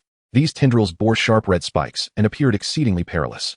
Lin Ye quickly retreated from the door. The tendrils, limited in length, swayed in the corridor for a moment before retreating back into the room. He swiftly closed the door and began searching for locked rooms. Though he could deal with those tendrils, it was unnecessary. The room contained only refuse, and resolving that would yield no benefit. He certainly could not bring the tendrils back to sell as calamari to his companions. After traversing merely a few corridors, Lin Ye discovered a locked room. He knocked on the door, and a crashing sound echoed from within. Bracing himself, he used a red key to unlock the door, only for a robust first-stage beast-like creature to burst forth from the room, swiftly meeting its demise at Lin Ye's blade. In this world, mutated creatures fell into two categories, those with intellect and those without. The latter, clearly marked by their mutated organs and possessing limited regenerative abilities, posed no challenge. Lin Ye did not require a second strike. Chapter 70, Second Stage Shelter. Upon entering the red room, he found only a red metal treasure chest. Once opened, the chest vanished, revealing two items, a blueprint for upgrading the shelter and a low-tier spatial crystal. Would you like to use the second stage shelter upgrade blueprint? Use. Please collect 10 first-stage mutated creatures' organs as upgrade materials for the shelter, 010. Is that all it requires? The depths of the maze yield blueprints so readily? Or is it time-dependent? Lin Ye was somewhat taken aback. The blueprint drop rate during system events had always been low, yet this time, a single chest yielded one. There were still organs stored in the shelter's refrigerator. Upon returning, he could upgrade the shelter. With the spatial crystals stowed away, Lin Ye continued his exploration of the labyrinth. Much like the first layer, he swiftly navigated through corridors in search of locked rooms. Soon, he discovered a second locked chamber, yet he refrained from approaching the door. For a substantial portion of the corridor was inundated with a mysterious red liquid, the locked door submerged within. Deciding against it, he promptly abandoned this room. His experiences thus far having taught him the perils of engaging with unknown substances. Opting for an alternate corridor, Lin Ye quickly stumbled upon another locked room. He unlocked the door, only to be met by a first-tier blood corpse that surged forth. Drawing his blade, he dispatched the creature. But as he prepared to enter the room, he was suddenly alerted by faint knocking sounds emanating from the corridor's end. Clink, clink, clink. A blood corpse, endowed with 6 sharp appendages, rounded the corner, entering Lin Ye's line of sight. This grotesque entity bore a resemblance to a hairless spider, its torso still human, while its legs had morphed into a dark red tail. This abomination served as a stark reminder of the dangers of mutation. If one failed to regulate their level of transformation, this fate awaited all who absorbed spiritual energy. The human spider lunged at Lin Ye, its 6 appendages rhythmically striking the floor. Producing a crisp sound, Lin Ye surveyed the creature with his mental energy. It was a second-tier mutated being with 3 mutated organs, one within its abdomen controlling spiritual energy, and the other 2 forming its front limbs and tail. Without the aid of speed runes, the creature's velocity far surpassed his own, prompting Lin Ye to remain stationary, concentrating on perceiving its every move. As the human spider charged, it thrust its front limbs toward Lin Ye's head and torso, activating the mutation energy protection on his night-colored attire. He forcefully blocked its assault and plunged his red blade into the creature's abdomen, thoroughly mangling its internal organs. Thud! The spider's tail struck the energy shield, shattering it, and sending Lin Ye flying a short distance. Seizing the momentum, he swiftly retreated. The creature's innards had been pulverized, and even a mutated being could not disregard such grievous wounds, allowing him to strategize for an easier resolution. The human spider, seemingly unaffected by its injuries, continued its advance. However, Lin Ye sensed its unstable condition, prompting him to activate the acceleration rune etched on his trousers and retreat rapidly. Soon, the creature entered a weakened state, allowing Lin Ye to charge forward and employ a slicing rune to sever its front limbs. The human spider retaliated by swinging its tail at Lin Ye, who had preemptively conjured a layer of energy protection, barely absorbing the strike before using his red blade to excise its final mutated organ. With the human spider vanquished, Lin Ye began to process its remains while absorbing the surrounding spiritual energy. The red maze was not a battlefield. The concentration of spiritual energy here was insufficient for Lin Ye to inscribe runes continuously. Therefore, each use of a rune required him to expend his internal energy. Moreover, spiritual items necessitated a period of time before they could be utilized again after each use. On the human spider, Lin Ye discovered an unfamiliar red card. Differing from the style of mutated cards, he could only inspect its details back at the shelter. He placed the 3 second-tier mutated organs into his backpack, collected some usable spiritual materials, and left the disfigured corpse behind. In the previously unlocked red room, he found a metallic treasure chest containing a large bundle of red fabric. Was this some kind of spiritual material? Stowing the fabric, Lin Ye resumed his exploration of the maze. Throughout his journey, he encountered several corridors saturated with red liquid, and out of caution, he refrained from approaching these anomalous areas. Due to the need for detours, it took him quite a while to locate the third locked room. Upon opening the door, he was met by another first-tier blood corpse. This time, Lin Ye did not dispatch it immediately. Instead, he severed its limbs and continuously eliminated newly mutated appendages until it was sufficiently subdued. Within the room's metallic treasure chest, he found only a sealed metal syringe. After securing the syringe, Lin Ye grasped the blood corpse by its neck, akin to capturing a rabbit, and returned to the corridor previously flooded with red liquid. Maintaining a safe distance, he forcefully hurled the mutilated blood corpse into the crimson liquid. Upon contact, the corpse began to mutate rapidly, transforming into a diminutive human spider brimming with limbs in less than 10 seconds. It emitted a piercing scream, its many legs thrashing wildly as it charged towards Lin Ye. Without hesitation, Lin Ye turned and fled, not out of fear of the small human spider, but to avoid contact with the red liquid. The horrifying degree of mutation posed a significant threat. Even a slight touch could result in localized mutation on his body, and he wished to avoid acquiring any strange appendages. After establishing an energy shield and ensuring he wouldn't come into contact with the liquid, Lin Ye stopped and swiftly dispatched the small human spider. This time, he did not dissect the corpse. He held little interest in the liquid that accelerated mutation. At present, he lacked the qualifications and conditions to study such a perilous substance. The depths of the maze were riddled with waterlogged areas, severely hampering Lin Ye's exploration speed. By the time the countdown concluded, he had yet to uncover any special rooms in the depths. Returning to the shelter, he found Chicken Brother still incubating eggs. Lin Ye promptly submitted the 10 frozen mutated organs for the shelter's upgrade task. Upgrade task for the shelter completed. Would you like to elevate the shelter's tier? Yes. Advancement completed. Lin Ye examined the new shelter information. Shelter information. Level. Tier 2. New function. Basic loot space. Status. Absolutely safe. 21 days. 13 days remaining. Note. Please upgrade your shelter level within 21 days. The newly added basic loot space function resembled the previous loot space, yet it could only store 1 cubic meter and required survivors to actively place desired items within. This feature was only usable during system events and could not be employed in simulation tasks. Having upgraded the shelter, Lin Ye began reviewing the items he had collected. Chapter 71, Mutated Abyss Worm. Black Gloves. Inject spiritual energy to activate a glove space. Note, perhaps you can conceal a dagger within. Low-tier spatial crystal. Crystals containing trace amounts of spatial power. Note, essential materials for many blueprints. Special room teleportation card. Use in the depths of the red maze to randomly teleport to a special room. Note, it is advisable not to use this card for escape. Red material. Low-tier spiritual material, usable for crafting spiritual items. Note, quality material. Mutated syringe. Upon injection, a mutated organ with special functions will emerge at the injection site. Note, please use with caution, as not everyone can handle 2 heads. Lin Ye donned the black gloves and injected spiritual energy, quickly sensing a small space for storing and retrieving items. After practicing a few times, he became familiar with the process, enabling him to extract items from the space in a remarkably short time. This item proved to be quite practical, though the space was rather limited. The red material was an excellent spiritual material, suitable for crafting spiritual items. He submitted the low-tier spatial crystal for the task. Now only 1 more crystal away from completing the blueprint task for the spiritual workshop. Lin Ye intended to use the special room teleportation card on his next visit to the red maze. However, the notes indicated that the special room might also harbor considerable dangers. As for the mutated syringe, Lin Ye promptly placed it in the trading area, fully aware that he would not use it himself. No sooner had he listed the item than he received a flurry of private messages. Despite the ominous notes, many were willing to gamble for the special function of the mutated organ.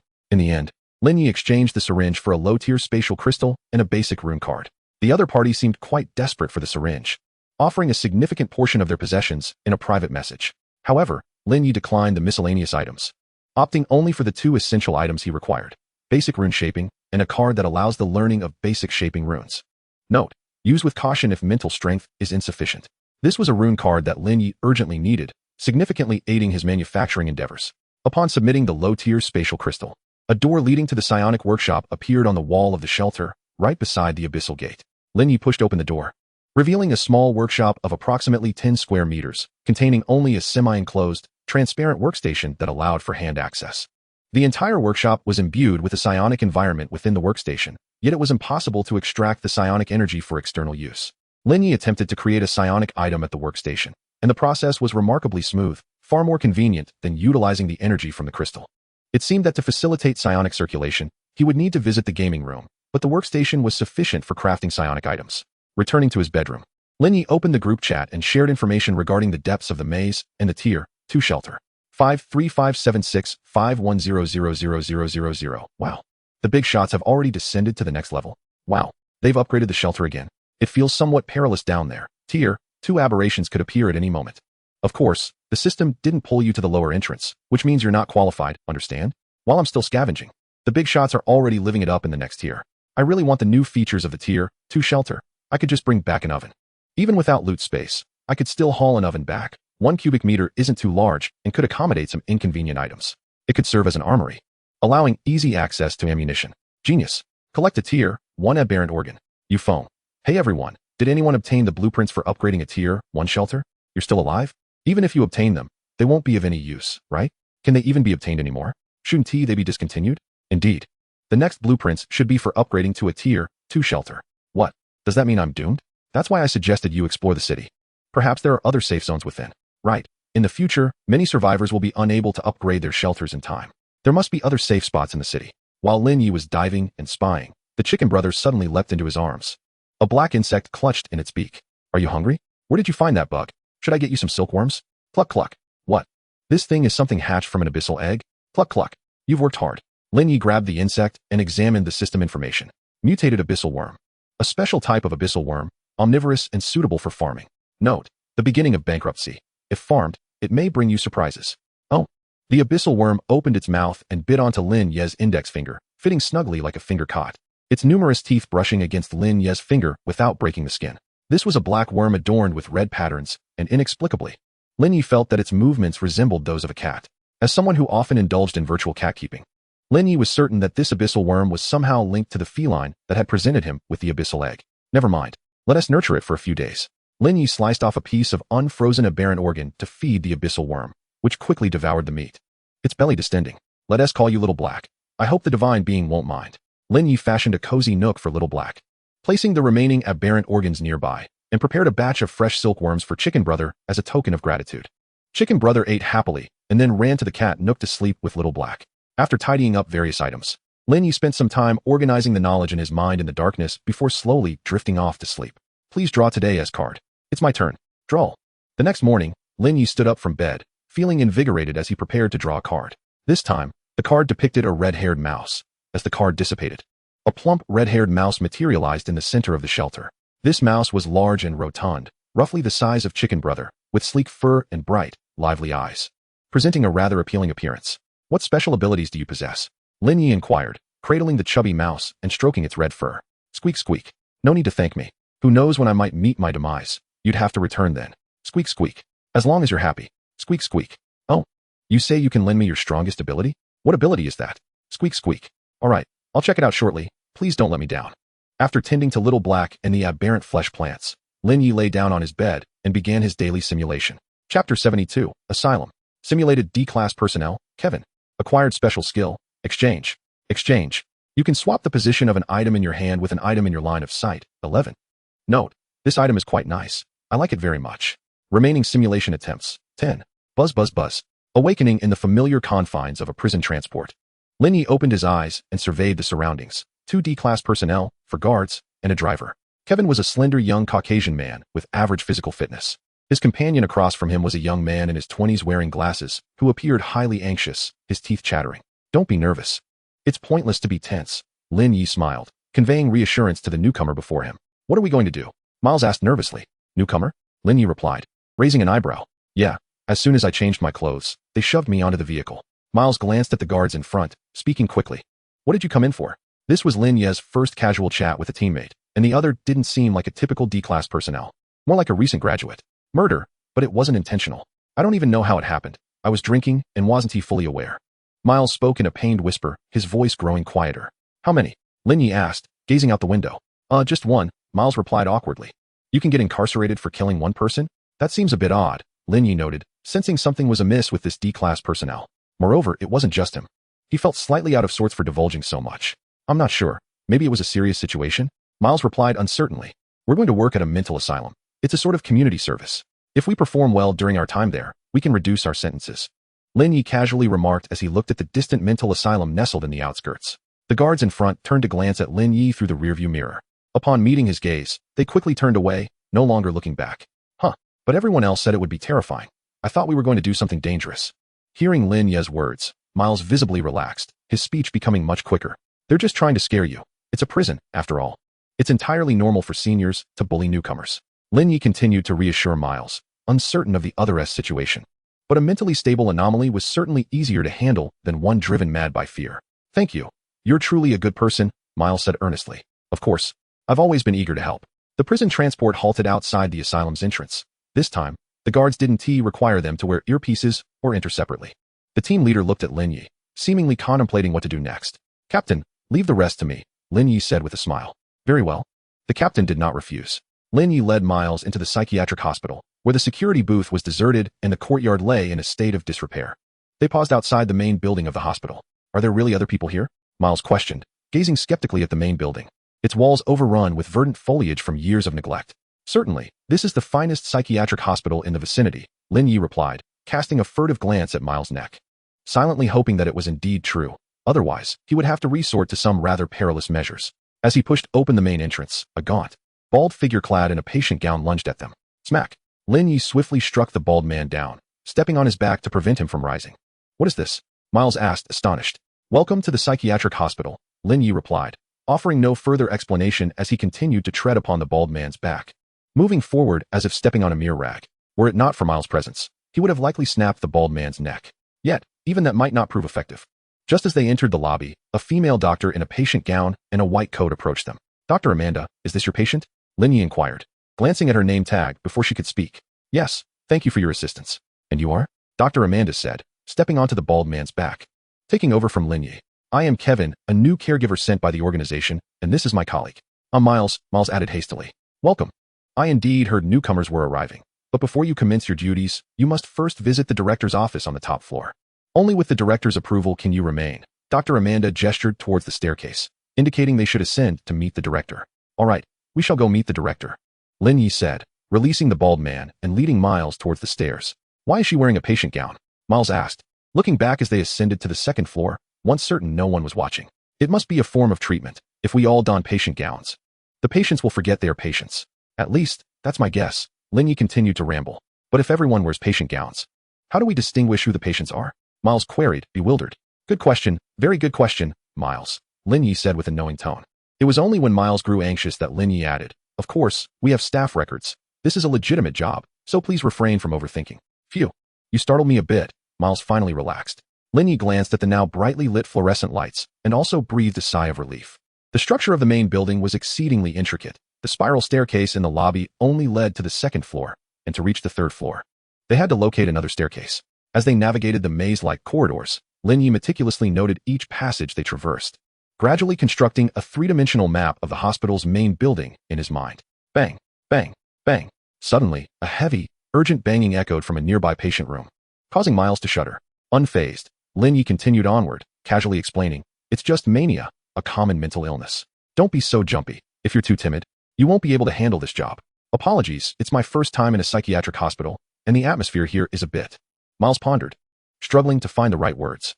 Unusual? Lin Ye completed his thought. Yes, unusual. I don't know why, but I feel something's off here. Miles exclaimed, somewhat agitated.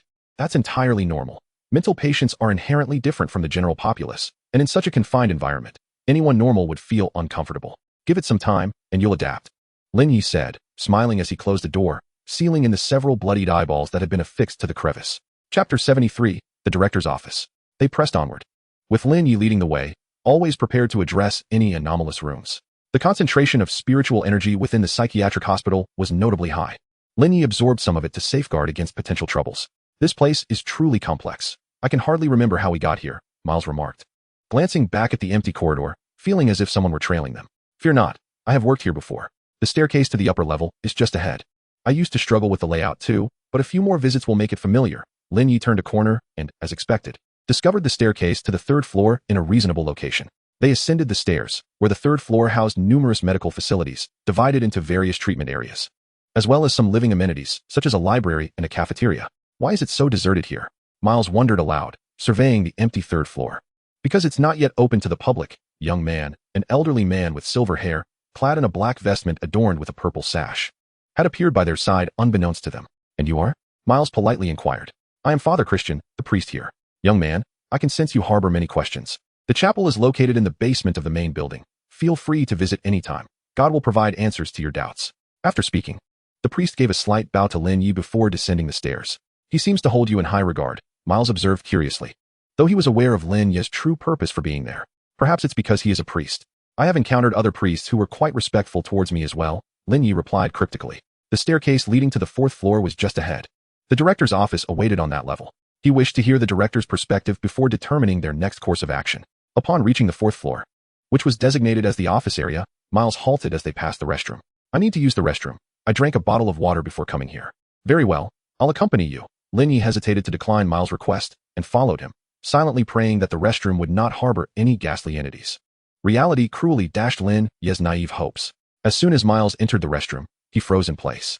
Lin Ye followed closely behind, and the restroom was filled with grotesque, blood-red tumors, a multitude of deformed masses piled together like a mountain of flesh at the back, while writhing alien tendrils crawled up the walls and ceiling.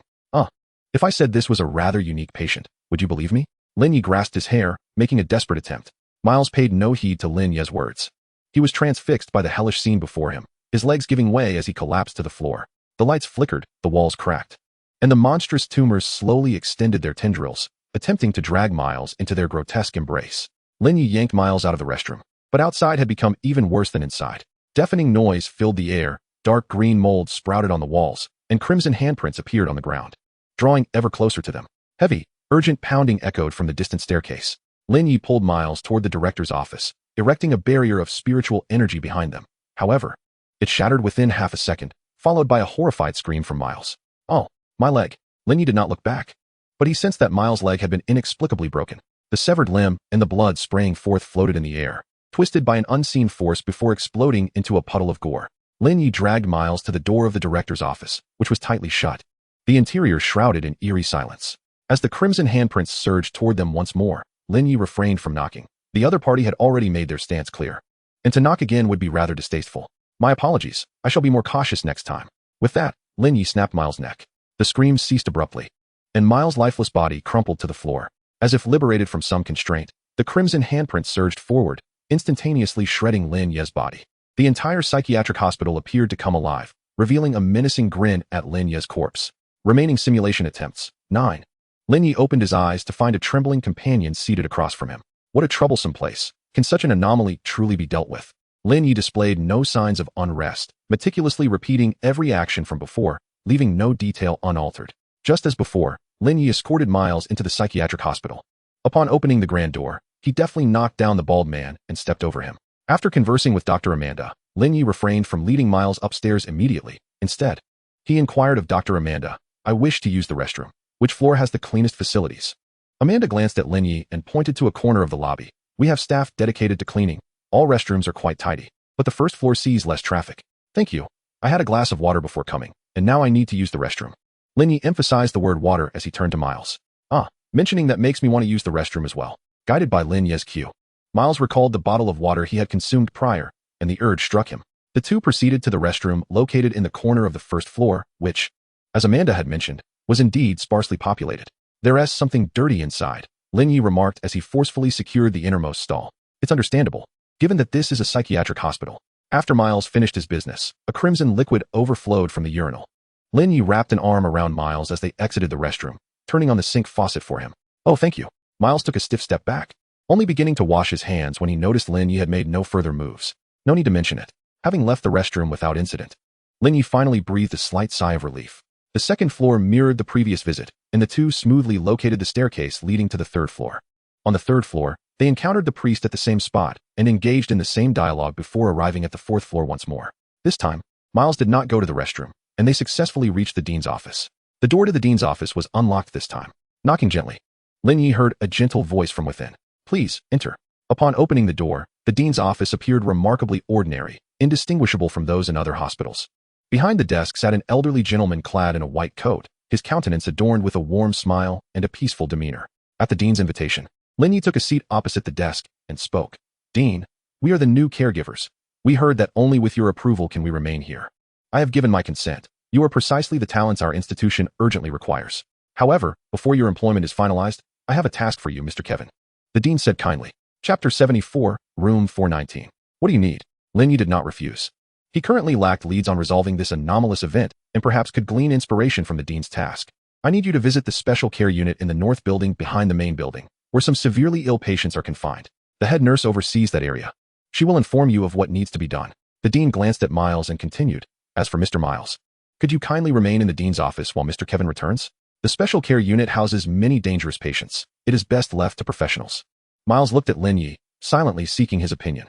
"All right, stay here and don't wander off. I'll be back shortly from the north building." Lin Ye had no desire to escort Miles into what sounded like a perilous special care unit. It would be too exhausting. "Excellent. Then I leave it to you, Mr. Kevin," the dean replied happily. Exiting the dean's office, Lin Ye hurried downstairs. Although he had temporarily evaded the volatile presence of Miles, whose stability contributed to the atmosphere of the psychiatric hospital, his absence could render the surroundings less secure. Thus, he needed to swiftly complete the dean's task and return to the office before Miles felt any anxiety. Successfully leaving the main building, Lin Ye traversed the corridor connecting the main and north buildings. The north building, though only 3 stories tall, was slightly larger than the main building. The corridor led to a first-floor lobby, which connected to several passageways leading to the interior and a staircase to the second floor. As Lin Ye observed the reception desk in the center of the lobby, he found it odd that, though the lobby was devoid of people, he seemed to hear a cacophony of sounds.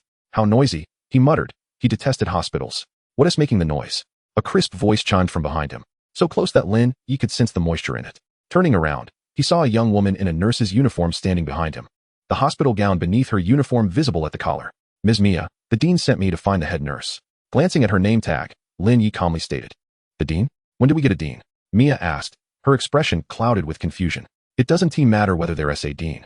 Could you kindly take me to see the head nurse?" Lin Ye remained unfazed. The presence or absence of a dean was inconsequential, as any information held value. "Never mind. I want to tease you. Follow me." Mia spun on her heel and led Lin Ye toward the staircase to the second floor. Lin Ye trailed behind Mia, cautiously attuning himself to his surroundings. It was only when Mia spoke that he realized someone had been behind him. No wonder this is a psychiatric hospital. Lin Ye suddenly thought of Xiao Yi. Though his mastery of mental energy was still rudimentary, if teacher Xiao Yi were here, she would likely handle the situation with ease. Mia guided Lin Ye into the third-floor nurse's station, which was completely empty. "Care to collaborate with me?" Mia abruptly stated, locking the door behind her. "How do you propose we collaborate?" Lin Ye remained silent, mentally preparing himself for a struggle. This ISNT collaboration, it's a threat. Given the disparity in their capabilities, Lin Ye understood he had to act first. "Fine, since you're unwilling to collaborate, go play with that old dean." Mia suddenly changed her mind, unlocking the door and gesturing for Lin Ye to leave. It seemed this was her domain. As Lin Ye exited the nurse's station, the door closed behind him, as if severing the connection between two realms. A chill swept over him as he quickly dashed toward the staircase. With his separation from Mia, the entire third floor seemed to brim with malevolence. Lin Ye raced down to the second floor and prepared to charge down to the first floor, only to discover that the staircase did not lead to the first floor lobby. Instead, it opened onto an unfamiliar floor. Turning back to the second floor, he found it had transformed into an identical level to the one below. The staircase faced the nurse's station, flanked by circular corridors, each lined with prison-like patient rooms. Lin Ye ascended and descended several levels, realizing that no matter how he moved, the staircase led to the same floor. He had no choice but to venture inside to investigate. Lin Ye inspected the nurse's station but found no patient records for this level. There were no computers or any machinery, compelling him to enter the circular corridor to check the nearest room 401. So this is the fourth floor? He pushed open the door only to find the room vacant, save for an unoccupied bed. Beside the bed, a transparent vase held a single pale blue flower. It was an exquisitely beautiful bloom, remarkably fresh, as if it were still in the process of blossoming. Lin Ye was not well versed in types of flowers, nor did he believe this place would house any he recognized. He hesitated to touch anything here, especially a living entity. Just as he prepared to leave the room, he suddenly sensed something was amiss. The space felt layered, with apparent discontinuities emerging within. Moreover, he found himself unable to move. Lin Ye lowered his gaze, and it was at that moment he realized that the dissonance did not stem from his surroundings, but rather from within himself. He felt as if he had unfurled like a flower, each layer blooming in splendid disarray. His skin, bones, flesh, organs, and eyes transformed into petals of sanguine blossoms. As Lin Ye bowed his head, the petals completely unfurled. Remaining simulation attempts. 8. Lin Ye found himself back in the prison transport. The experience of death had not inflicted pain upon him, yet the sensation of dislocation and loss of control left him profoundly uneasy. Following the previous steps, Lin Ye successfully re-entered the northern building. This time, he did not linger, but swiftly proceeded to the first-floor corridor. With Mia's intentions unclear and the upper floors fraught with danger, he resolved to explore the ground level first. Should there be complications on the first floor, he would have no choice but to converse with Miss Mia. However, at the nurse's station on the first floor, Lin Ye encountered head nurse Isabella with remarkable ease. "Greetings. I was sent by the director," he stated. Isabella, a gentle woman in her 30s, bore no resemblance to a typical head nurse. "I am aware of your purpose, Mr. Kevin, but for your personal safety, it would be prudent for you to vacate this place promptly. Do not concern yourself with Mr. Myers. The director will ensure his well-being." She replied in a tone that was both soft and resolute.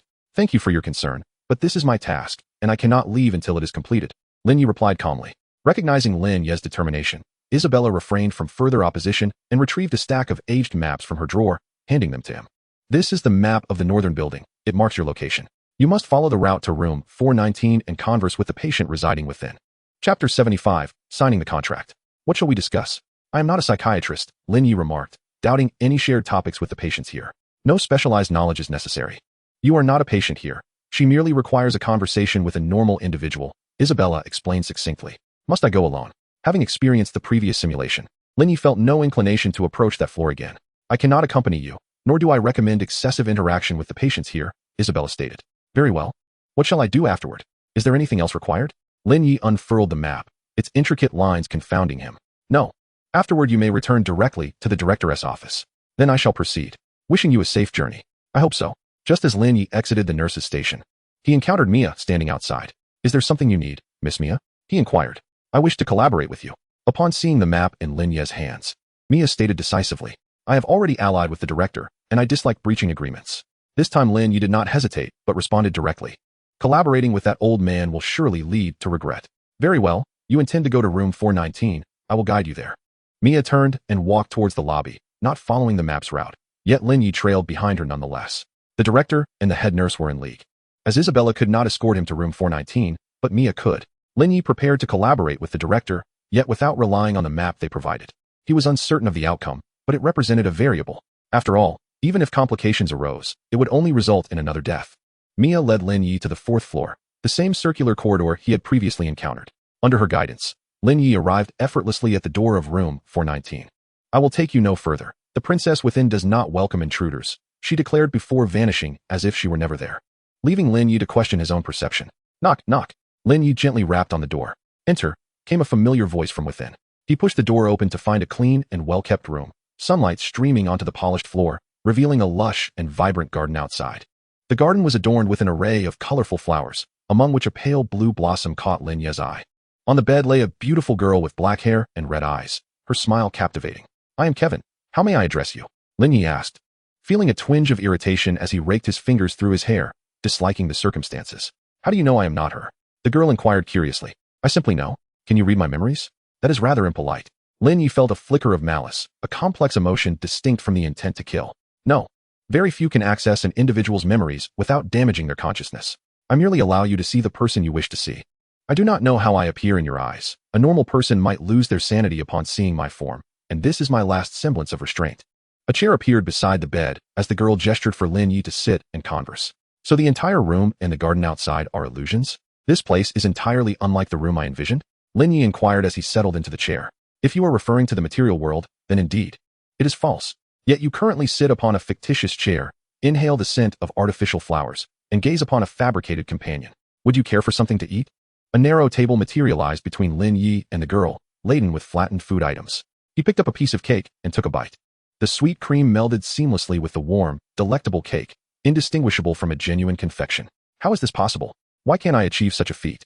Lin Ye attempted to conjure an object using his mental power, only to find he could not produce even a single hair. First, a special environment is required, followed by potent mental energy and extensive practice. The girl produced a sheet of paper inscribed with an unfamiliar script and placed it upon the table. The food had vanished. What is this? Lin Ye attempted to decipher the text, but his mind failed to comprehend the information, despite the system's assistance. This is a contract. You merely need to deliver it to the director. The girl closed her eyes, and the door opened automatically. Lin Ye grasped the contract and exited room 419. Did you obtain it? Mia materialized beside Lin Ye, eyeing the contract in his hands with eager anticipation. I do not understand. Why was I tasked with retrieving this contract? Lin Ye remained perplexed regarding the intentions of these individuals. Only you could procure this contract. The place is on the verge of collapse. Outsiders brought Myers in, preparing to annihilate it while simultaneously eliminating Myers. By stabilizing his consciousness, you have afforded this mental institution a chance for survival, thus validating the contract's existence. Mia scrutinized the text of the contract, attempting to manipulate it with her mind, but quickly abandoned the effort. As long as the institution remained intact, the contract could not be altered. In other words, I have been striving to save this mental institution? Lin Ye felt a pang of despair. Had he remained indifferent upon entering, could he have simply returned? Yet upon remembering that the system did not count his mission as complete upon Myers' death, Lin Ye found solace in the thought. He could hardly withstand minor adversaries, let alone obliterate the institution. Indeed, now are you willing to hand over the contract to me?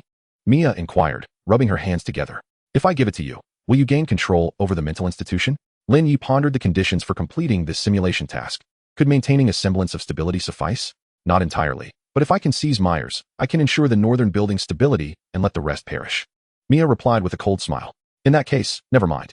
Could you escort me back, beautiful Miss Mia? Lin Ye had no desire to leave the situation in disarray, for that would certainly hinder his mission. Very well, but I can only accompany you to the downstairs. Despite being rebuffed by Lin Ye, Mia did not press the matter further.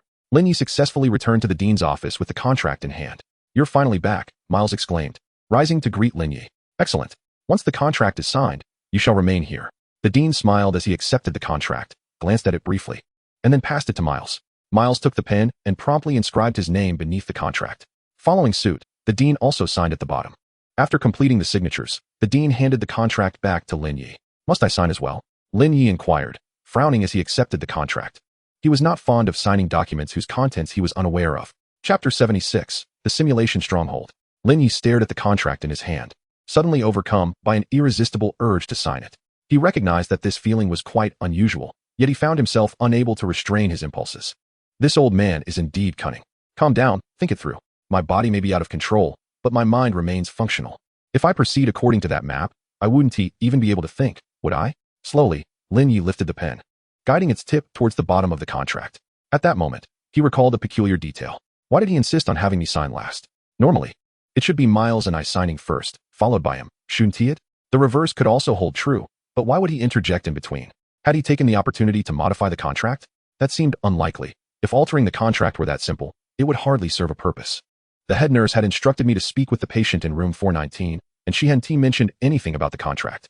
Could it be that they only require me to enter room 419, rendering the contract insignificant? Thus, Lin Ye focused his mind and activated his special skill, exchange. The moment the skill successfully activated, he unhesitatingly inscribed his name beneath the contract. He understood that he needed to finalize the contract before the dean could react. This was his only chance. Contract signed. This area will become a simulation stronghold. Before the stronghold is destroyed, the area can be re-entered for daily simulations. Having signed the contract, Lin Ye regained full control of his body. He smiled as he released the pen and turned to the dean. Even though the latter was stronger, he had ultimately managed to outmaneuver him, just as he was about to sign the contract. He had employed the exchange skill to swap it with another contract.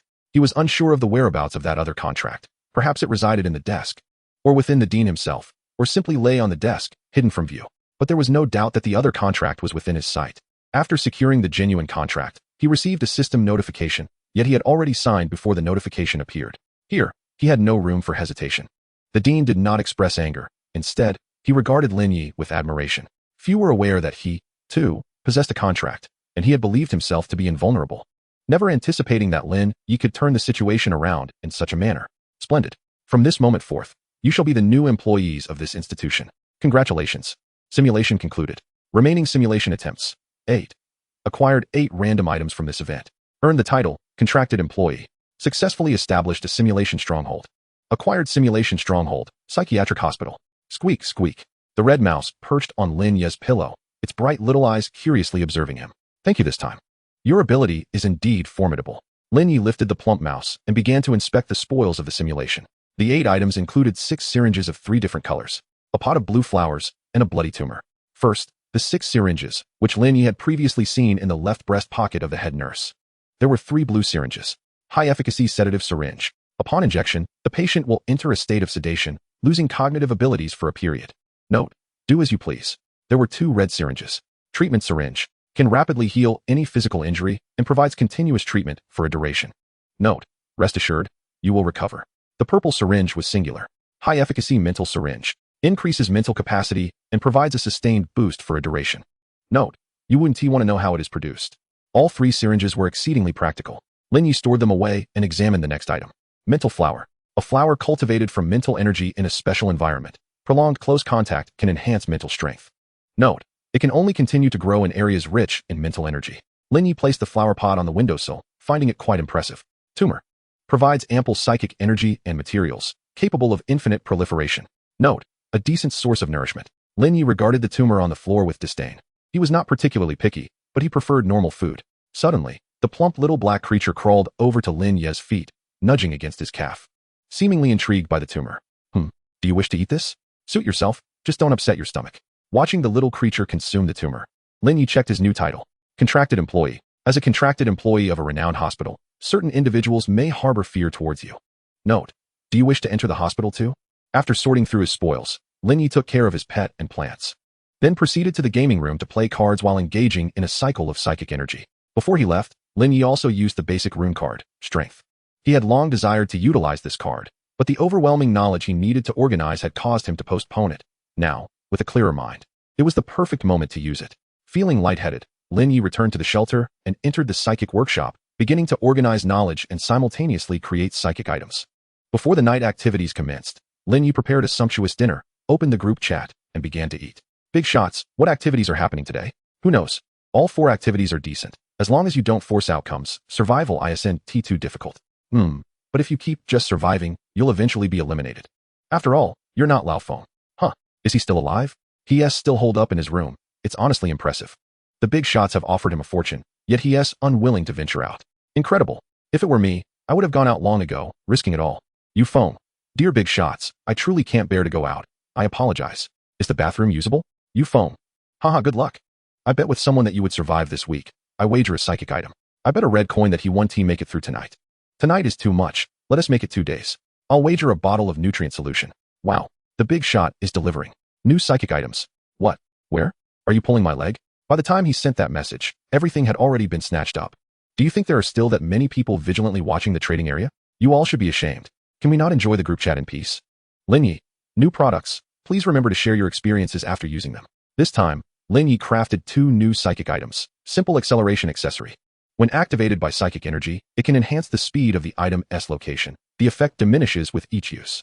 Note: crafted by Lin Ye. Simple strength accessory. When activated by psychic energy, it can enhance the strength of the item's location. The effect diminishes with each use. Note: crafted by Lin Ye. Received. Off to try them out. Chapter 77, Director Lin. Sigh. Still didn't he manage to grab anything? For those who did, please share the item information. Let me feast my eyes. Just looking at it is enticing. It's an escape artifact.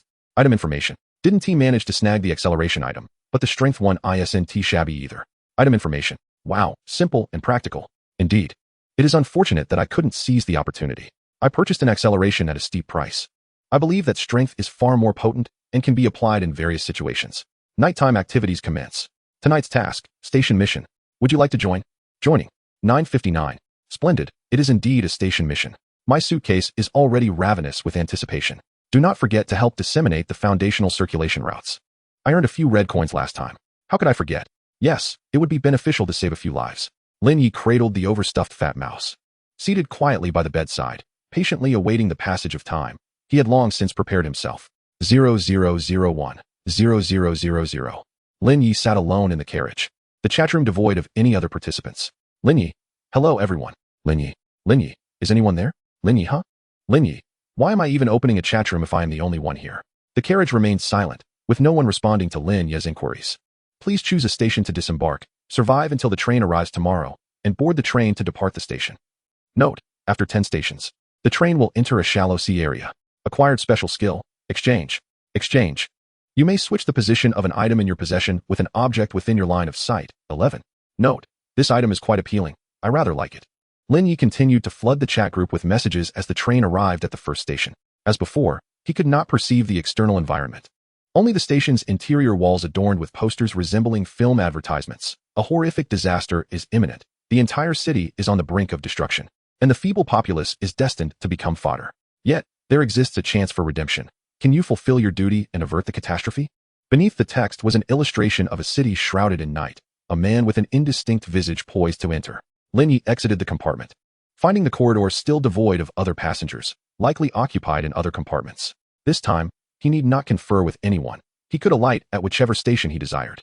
Upon disembarking the train and entering the pale green luminescent exit, Lin Ye lost consciousness. Station selection complete. Additional tasks acquired. Optional. 1. Eliminate enemies. Rewards based on enemy count and intensity. 2. Investigate the key causes of the disaster. 3. Prevent the disaster and save the city. The chatroom displayed 3 additional tasks as Lin Ye regained consciousness in the back seat of a moving vehicle. It was not a prison transport. Instead, it was a sleek black luxury sports car, and Lin Ye could sense a flow of spiritual energy within the vehicle. The driver was a young woman clad in a uniform, appearing no older than 20, her demeanor tense as she occasionally glanced back through the rearview mirror. Beside Lin Ye sat another woman, also in uniform, around 30 years of age, with a remarkable figure, a handgun holstered at her waist. I didn't expect you to arrive early. The bureau wasn't prepared, Grace remarked, glancing at the excessively youthful director beside her, burdened by thoughts of the bureau's troublesome cases. My arrival is, of course, purposeful. Have you brought the files? Lin Ye inquired calmly. Yes, all the case files, including those of the former director, are right here. Grace replied, a hint of sorrow in her tone, as she recalled her early days working under the venerable elder who had tragically met his end in the bureau. Lin Ye swiftly perused the voluminous case files, focusing intently on every detail of significance. Although Grace questioned the speed of his reading, she refrained from interrupting. As the assistant director, she understood precisely when to remain silent and when to speak. Grace, does anyone else in the bureau know of my arrival? After a moment, Lin Ye set down the files and asked. No, only I and Officer Nora are aware, Grace responded, referring to the driver up front. Grace, can I trust you both? Lin Ye's gaze bore into her. Absolutely, Director, Grace assured earnestly. Excellent. I wish for no one else to learn of my presence. First, take me to the armory at the bureau, and then you shall remain there. Additionally, I require a driver familiar with the city. Report. I grew up here and know this city very well. Nora exclaimed eagerly. Very well, tonight will be quite busy, and you may find yourself working late, Officer Nora. Lin Ye swiftly organized each case in his mind, calculating the itinerary for the evening. I enjoy working late, Director. With Grace's assistance, Lin Ye successfully accessed the armory of the bureau. Nora stood guard outside, while Lin Ye hastily gathered every weapon he could stow in his loot space. Given the suspicious circumstances surrounding the former director's death, he opted not to involve any other officers. Humanity is such that reasons for betrayal are always found. Weapons, however, remained ever reliable. Returning to the car with Nora, Lin Ye donned a wireless earpiece that could be placed inside his ear and a microphone attached to his collar, enabling constant communication with the two women. Director, where shall we investigate first? Nora asked as she drove the sports car onto the road. Investigate? No, Officer Nora. We will not be investigating tonight. Lin Ye had always excelled at assuming various roles, yet he preferred to embody a reasonable persona rather than relishing it. This night, he would not play the role of the bureau director, for he had no intention of adhering to any rules. Tonight, he was the rule. Tonight, we hunt. First, we shall proceed to the Golden Apple Club. Accelerate fully. Aye, Director. Nora excitedly pressed the accelerator, as if to crush all the pressure she had endured beneath her feet. The sports car drifted to a halt outside a high-end club, leaving long skid marks on the pavement. Wait for me in the car, and keep the engine running. Lin Ye strode towards the Golden Apple Club, confronted by 2 burly men in black uniforms blocking his path. I'm sorry, the club is closed tonight. One of the men, with a menacing countenance, stated. Is that so? How delightful. Lin Ye smiled, contemplating how to clear the premises. Before the bouncer could finish, Lin Ye effortlessly snapped his neck. The other doorman barely had time to react before he too met a swift demise. Chapter 78. The Tree of Flesh and Blood. Everything concluded rapidly. Apart from a few dazed women and the club's proprietor, Lin Ye had eliminated everyone within mere minutes. The Bureau's energy rifles proved highly effective. Boasting substantial power and minimal noise, typical spiritual protective gear was utterly inadequate against a few bullets. Lin Ye was unerring in his aim. The bullets sliced through the air like indomitable swords, leaving no intact skull in their wake. Mr. Jean collapsed onto the floor, aghast as the man before him had effortlessly dispatched his amassed personnel within mere minutes. The energy bullets procured from the black market left not a single trace on the dark-hued suit of his assailant. Lin Ye approached Mr. Jean leisurely, seizing his hair and forcing him to meet his gaze. I have complied with everything you instructed. I delivered everyone you wanted. Why must you kill me? Mr. Jean shouted in desperation. Allow me to introduce myself. I am the newly appointed director of the bureau, and my name is Lin Ye. Lin Ye spoke softly, courteously introducing himself. What? Mr. Jean was taken aback, but quickly altered his demeanor. Which department were you from? I know the leaders of your bureau. Do you have evidence to come here and apprehend me? I may lack concrete evidence, but there seems to be a fundamental misunderstanding, Mr. Jean. We belong to the same ilk. You possess the capability to make individuals vanish at will, and so do I. Your actions are indeed unlawful. Mr. Jean was compelled to meet Lin Ye's dark gaze, trembling as he spoke. The law is paramount, yet it serves to protect the ordinary citizens of a civilized world. And it just so happens that neither of us fits that description. Lin Ye sensed the location he sought deep within the club, thus he dragged Mr. Jean further into its depths. What do you wish to know? I will divulge everything. I possess evidence of the cultist's crimes. Mr. Jean, left with no recourse, played his final card, indifferent to the potential repercussions from his associates. There's no need. I did not come seeking evidence. Lin Ye remained unmoved, leading Mr. Jean to a section of the floor that was intricately carved, which he shattered with a single step, revealing a staircase that descended into darkness. Then what is it that you desire? Money? Information? Women? I can provide anything within my means. The splintered wood grazed Mr. Jin's eye, blood seeping into his vision, rendering it hazy. I merely wish for you to experience a slower demise. What? If I were to suddenly appear and shoot you point blank? You would have no time to suffer. That would be unfair. I intend to grant you the demise you deserve. Lin Ye dragged Mr. Jean into the dimly lit dungeon, where most of the cells lay empty, though a few unfortunate souls were imprisoned within. These captives were merely ordinary townsfolk, individuals Mr. Jean had once disregarded. But now he clearly recognized a new avenue for profit. As Lin Ye passed, the doors of the surrounding cells opened automatically. He did not extend aid to these wretches, for he was no savior, and would only offer the assistance they rightfully deserved, leaving their survival to their own devices. Deep within the dungeon, there existed a chamber sealed with psychic energy barriers. Lin Ye inscribed a ruin in the air, dismantling the room's protective enchantments. Upon entering, he beheld a vast space of approximately 100 square meters, at the center of which stood a grotesque tree of flesh and blood. Its trunk was fashioned from bones, its branches woven from sinew, and its blossoms were formed from brains. At its base pooled congealed blood, the branches quivered, and the brains pulsated, as if the tree were conscious, welcoming its guests home. Ugh! For the first time, Mr. Jean laid eyes upon this abominable tree. He cared little for the cultist's activities within, wishing to avoid complications. As for the Public Security Bureau, he had myriad ways to deal with them. After all, the Bureau adhered to regulations. Lin Ye wielded his psychic energy, tearing apart the flesh and blood tree, which appeared to be part of a ritual, precisely what he had been seeking. Wait. I possess a wealth of information. I know who killed the director. I know the whereabouts of those cultists. I can assist you. I have ample funds. All of it can be yours. Seeing Lin Ye's gaze shift towards him, Mr. Jean was utterly alarmed, sensing the chill of death encroaching. I have never been fond of detective films, particularly those where the protagonist engages in a battle of wits with the murderer, with the good people nearly all perishing before the protagonist finally gathers enough evidence to apprehend the suspect.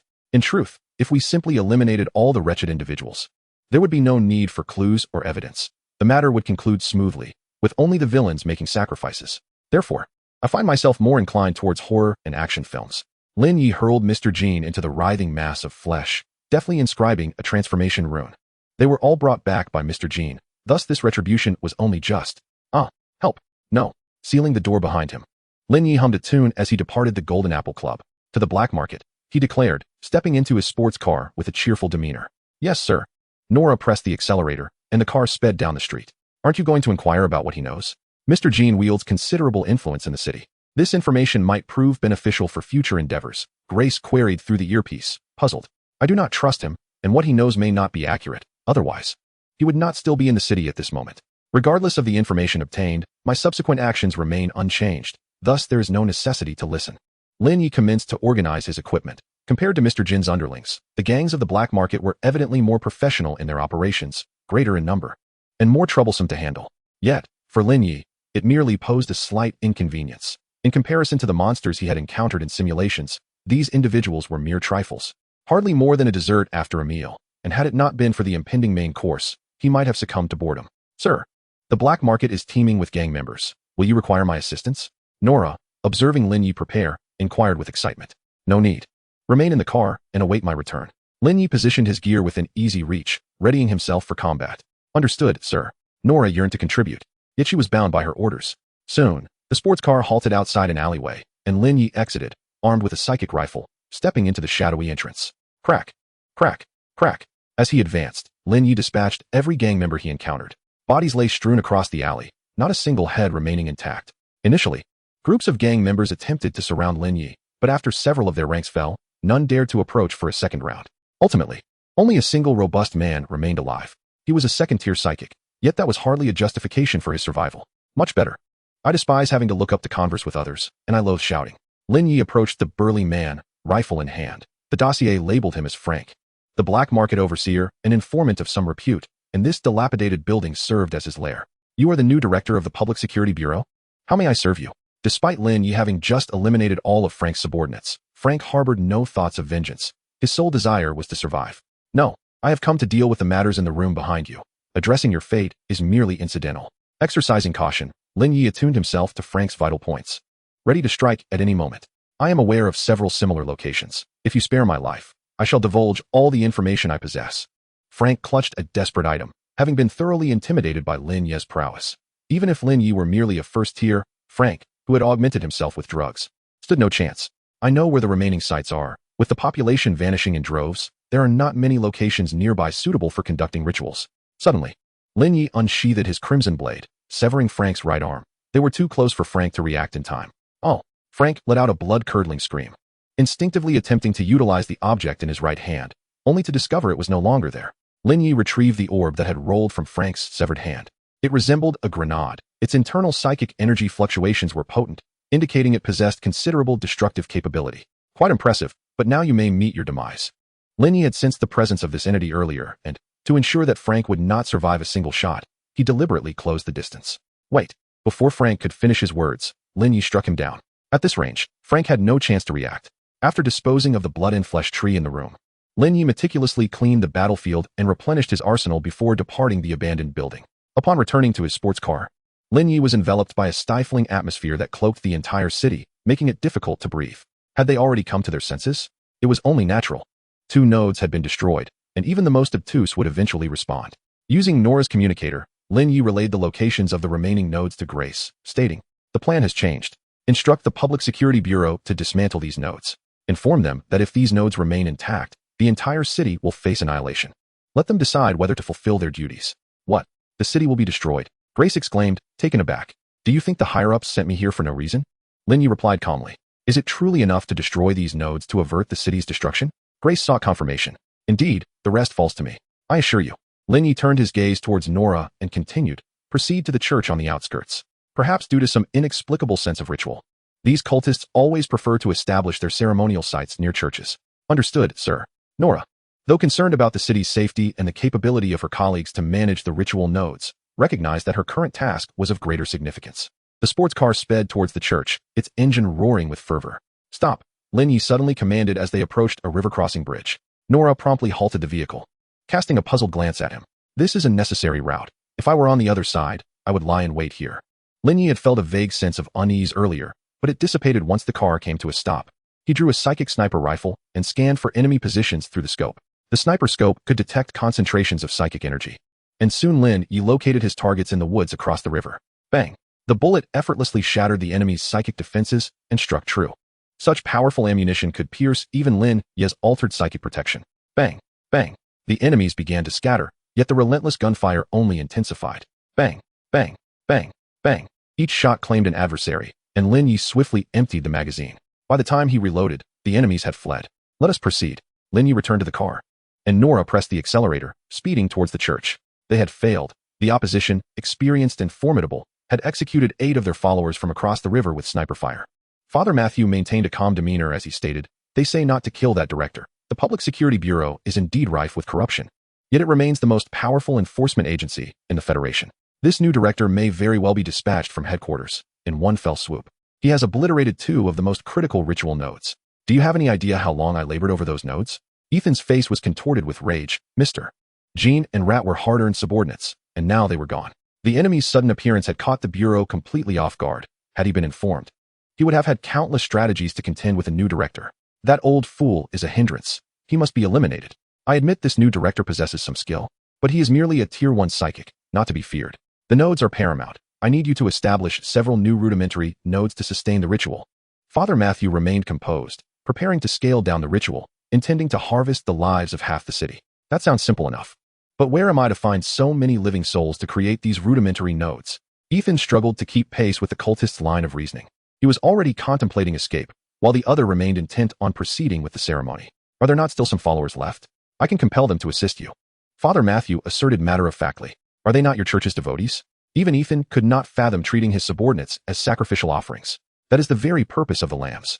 Chapter 80. The Cult of the Jade Deity. Before Ethan could respond, a gunshot rang out from outside the church, followed by a violent explosion that blew the doors off their hinges, with several orbs simultaneously hurled into the church. Boom. Without any delay, those orbs detonated upon entering, reducing the church to a mound of rubble. Lin Ye swept aside the chaotic dust and psychic energy, charging into the church's ruins with a psychic light machine gun, unleashing a barrage towards the most concentrated area of energy. Rat-a-tat-tat-tat-tat-tat-tat-tat. Only after expending an entire belt did Lin Ye cease fire, tossing 2 psychic grenades in the direction of his initial onslaught. Boom. Just as Lin Ye prepared to reload for another round, a large tree, a bizarre amalgamation of red and green, erupted from the center of the church, its variegated branches thrusting towards him like a multitude of sharp spears. Lin Ye activated his altered psychic protection and swiftly retreated. The branches pierced through the defenses with ease, but he managed to reach the church's entrance. Cough, cough. Truly the elite of the Public Security Bureau. Were it not for this tree, I would have met my end. Father Matthew emerged from the ruins, covered in wounds that were rapidly healing. Just moments ago, Ethan had stood beside him, now reduced to mere fragments. The layer of psychic protection outside the church was commendable, yet still too flimsy. This false sense of security was the most treacherous of all. Lin Ye surveyed the towering blood-and-flesh plant before him, casually remarking, earlier, Nora fired a shot with a sniper rifle, and a round embedded with a collapse rune failed to breach the church's psychic defense. I had to dash outside to supplement with 2 psychic grenades to finally breach the church. I stand corrected. A psychological sense of safety can indeed be perilous. Father Matthew observed the light machine gun in Lin Ye's hands as he changed the ammunition belt, his lips twitching slightly. He had never witnessed the Public Security Bureau utilize such weaponry within the city. Any last words? Lin Ye leveled his weapon at Father Matthew. Though he posed the question, he held little belief that a single ammunition belt could eliminate the priest. He aimed to instill in Matthew the illusion of dependency on weaponry. Alas, you have one. Without sufficient nodes, the ritual cannot proceed. I truly should not have killed the former director. Compared to you, he was far more amicable. The priest spoke what seemed to be surrendering words, yet his mental energy and the psychic force within him surged with vigor. And the nearby blood-and-flesh plant began to stir restlessly. Amicability or survival, I must choose one. Lin Ye discreetly inscribed collapse runes onto the first few rounds of the ammunition belt, biding his time. Yet, Father Matthew's demeanor struck him as peculiar. It seemed the priest was stalling, though Lin Ye could detect no overt actions. Initially, Lin Ye had intended to delay further, then eliminate both the blood-and-flesh plant and the priest in one fell swoop. However, it appeared more prudent to act swiftly. You are correct. Without allowing Father Matthew to finish, Lin Ye pulled the trigger aimed at the blood-and-flesh plant, the bullet slicing through its form like a lightsaber, penetrating deep within. Rat-a-tat-tat-tat-tat-tat-tat-tat. In the blink of an eye, the priest had moved beside Lin Ye, brandishing a sacrificial dagger aimed at his head. Lin Ye continued to fire, summoning layers of psychic protection before him, deflecting the priest's strikes. Though the priest's attacks were fierce, typical psychic defenses could not withstand them. He was left with no choice but to thrust towards Lin Ye's chest with his left hand. Lin Ye emptied the ammunition chain, obliterating the flesh and blood plants before repositioning the light machine gun to shield the priest's left side. The priest shattered the light machine gun, prompting Lin Ye to draw forth the crimson blade, activating its runes with lightning speed, severing the priest's left hand in a single stroke. The priest, discarding his severed hand, retreated swiftly as Lin Ye extracted the energy submachine gun concealed within his attire and unleashed a full magazine upon the retreating figure. The sound of gunfire echoed, rat-tat-tat-tat-tat. Though the energy rifle possessed greater firepower, it resided within the loot space, the retrieval of which required a moment's delay. The priest was showered in blood, retreating to the vicinity of the flesh and blood plants. You are remarkably strong. It has been a long time since I encountered such an exceptional young man. Alas, the hour has come. You have lost. Despite his left hand being severed and his body a grotesque tableau of blood and flesh, the priest remained calm and composed, as if he were the one in the advantageous position. Lin Ye remained silent, merely retrieving the energy rifle from the loot space to continue firing at the priest. Yet, regardless of how many bullets struck true, the priest stood resolute, while the nearby flesh and blood plants gradually withered. Do not struggle. I share a life bond with it. Before its demise, no matter how grievous my wounds, I can swiftly recover. Its roots delve deep into the earth, and no amount of bullets you expend will avail you. You have performed admirably, let us converse. As a third-tier energy wielder, the priest had not faced such disarray in ages, and the one responsible for this predicament was merely a first tier, igniting within him a sense of admiration. All believers are lambs of the divine.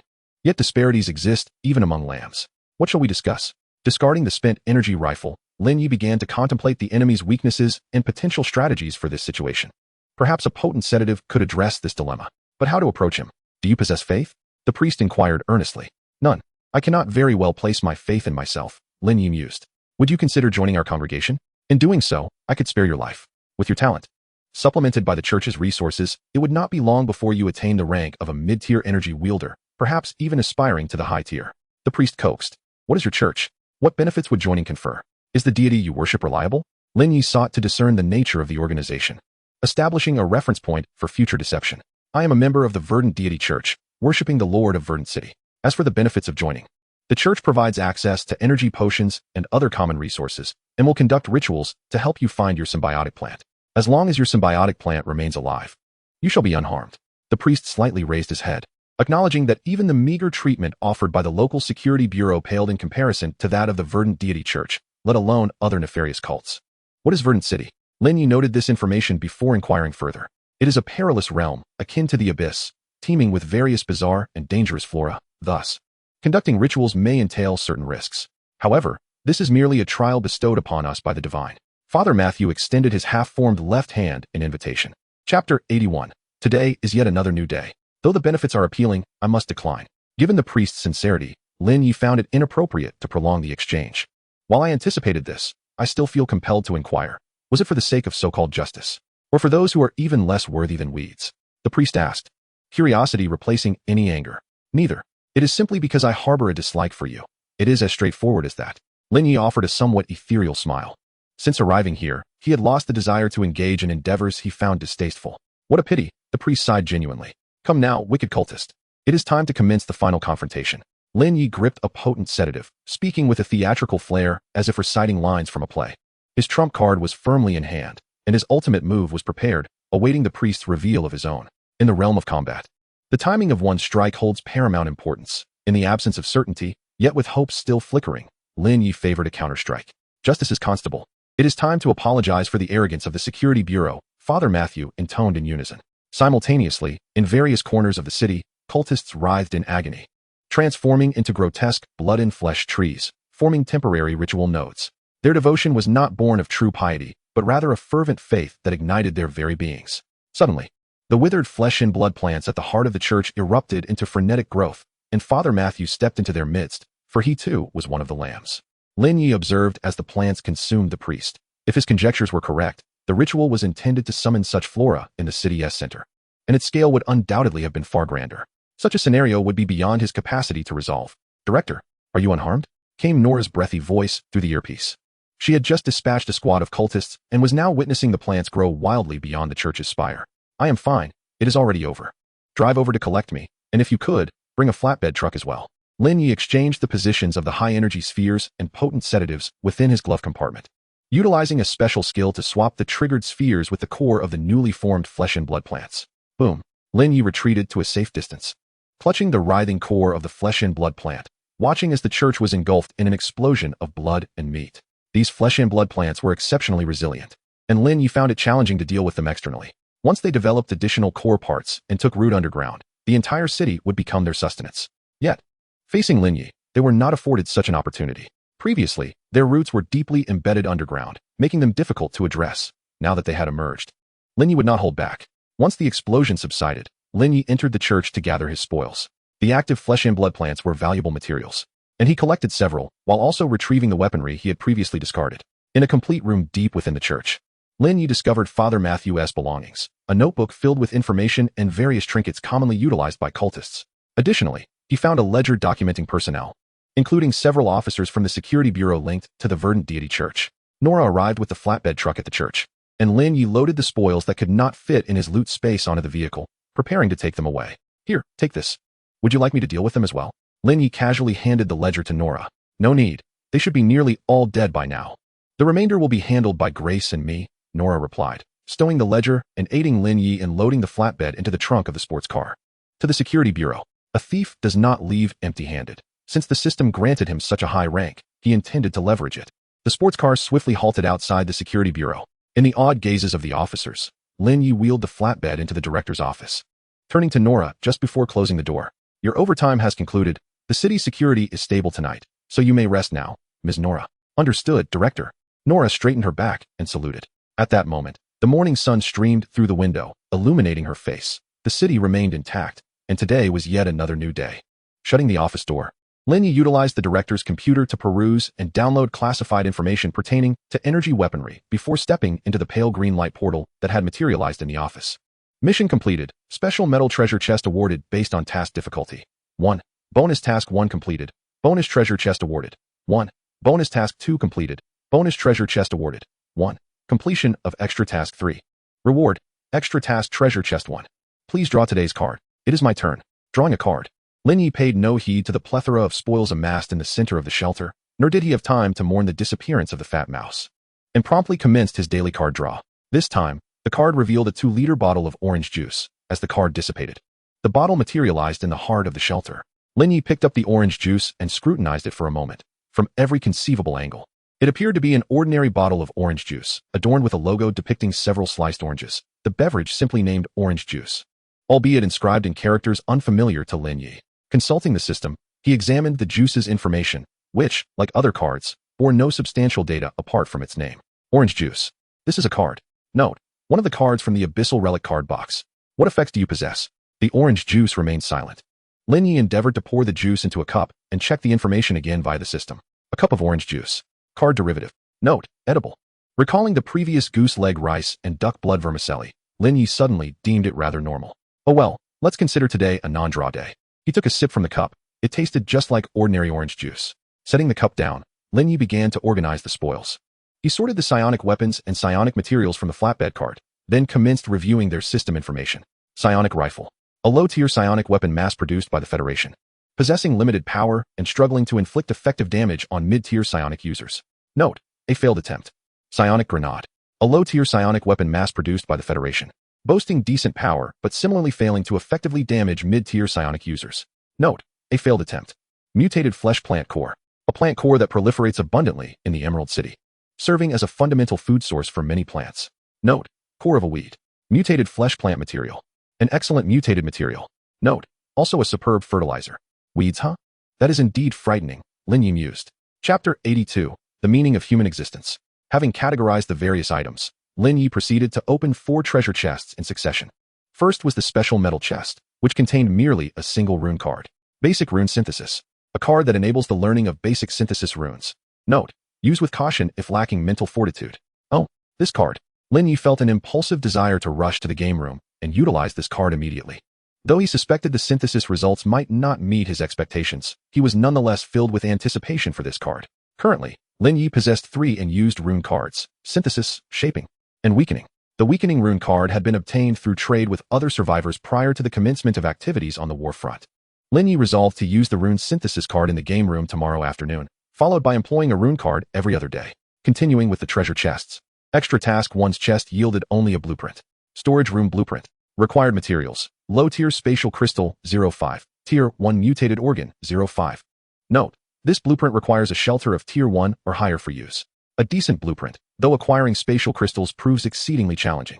The only known source for spatial crystals is treasure chests, and their drop rate is notoriously low. Additionally, many blueprints necessitate this material, resulting in no trades for spatial crystals in the trading area. Lin Ye found himself in dire need of a storage room. Without a psionic workshop, the shelter was rapidly becoming untenable. He hoped that tonight's nighttime activity would involve labyrinth exploration, which should allow him to open enough chests to gather the required materials. After using the blueprint and submitting the frozen mutated organ, Lin Ye opened Extra Task 2's treasure chest. Inside were 10 bottles of low-tier nutrient solution. Ever since his promotion to Tier 1, the effectiveness of regular nutrient solutions had diminished significantly, requiring Lin Ye to consume several bottles of the ordinary variety with each psionic cycle. Recently, he had been contemplating trying the low-tier nutrient solutions, and with these 10 additional bottles, he now possessed a total of 15, sufficient to sustain him for a while. This brought to mind the blueprint for the low-tier concentrated nutrient extractor. Once that was crafted, he would be well stocked on nutrient solutions until Tier 4. Unfortunately, Tier 3 mutated organs were not easily obtained. Inside Extra Task 3's treasure chest lay a book, Guide to Joining the Emerald Cult. It records various foundational rituals developed by the Emerald Cult. Note, a beginner's book on ritual studies. Lin Ye. Flipping through the guide. Its contents reminded him of the cult pamphlet he had previously received. The distinction was that the material here was genuinely applicable, disregarding the blandishments enticing readers to join. The guide elaborated on over a dozen distinct rituals, including one for connecting with the Emerald City and communicating with one's destined plant. What would happen if I conducted this ritual in the shelter and planted the symbiotic plant within? Though the notion was tempting, Lin Ye ultimately dismissed it, for he had no desire to coexist with plants or be influenced by them. After tending to the spoils, Lin Ye began caring for the flora and fauna within the shelter while preparing breakfast for himself. Xiaohei had grown as thick as Lin Ye's calf. At that moment, it lay on its back like a cat, exposing its soft belly for Lin Ye to pet. Do you want to go outside? In a few days? I may not be able to afford to keep you. The shelter still had plenty of food, but given Xiaohei's growth rate, it might soon be unable to even fit through the door. Lin Ye stroked Xiaohei's belly, feeling responsible. If Xiaohei preferred not to venture out, he would have to consider putting it on a diet. Meow? Xiaohei wiggled its mouth, emitting a feline sound. You want to go out? To ease my mind. No need to rush. A few more days. Let's wait until you grow a bit more. Lin Ye remarked, scratching Xiaohei's non-existent jaw. Meow? Xiaohei shifted its body, settling into a more comfortable position. Once breakfast was prepared, Lin Ye opened the group chat and poured himself a glass of orange juice. 5354951000000. Brothers, did everyone make it back alive? If not, speak up. Image of supplies. Squeak. Image of supplies. Holy cow, big shot, you brought back so many mutated organs. Image of supplies. The upper floor isn't lacking either. Did you raid an arms depot? Image of supplies. Could you all stop showing off? How can us mere mortals survive in your shadow? Image of supplies. Damn, you dare call yourself a waste? You picked a high difficulty site again.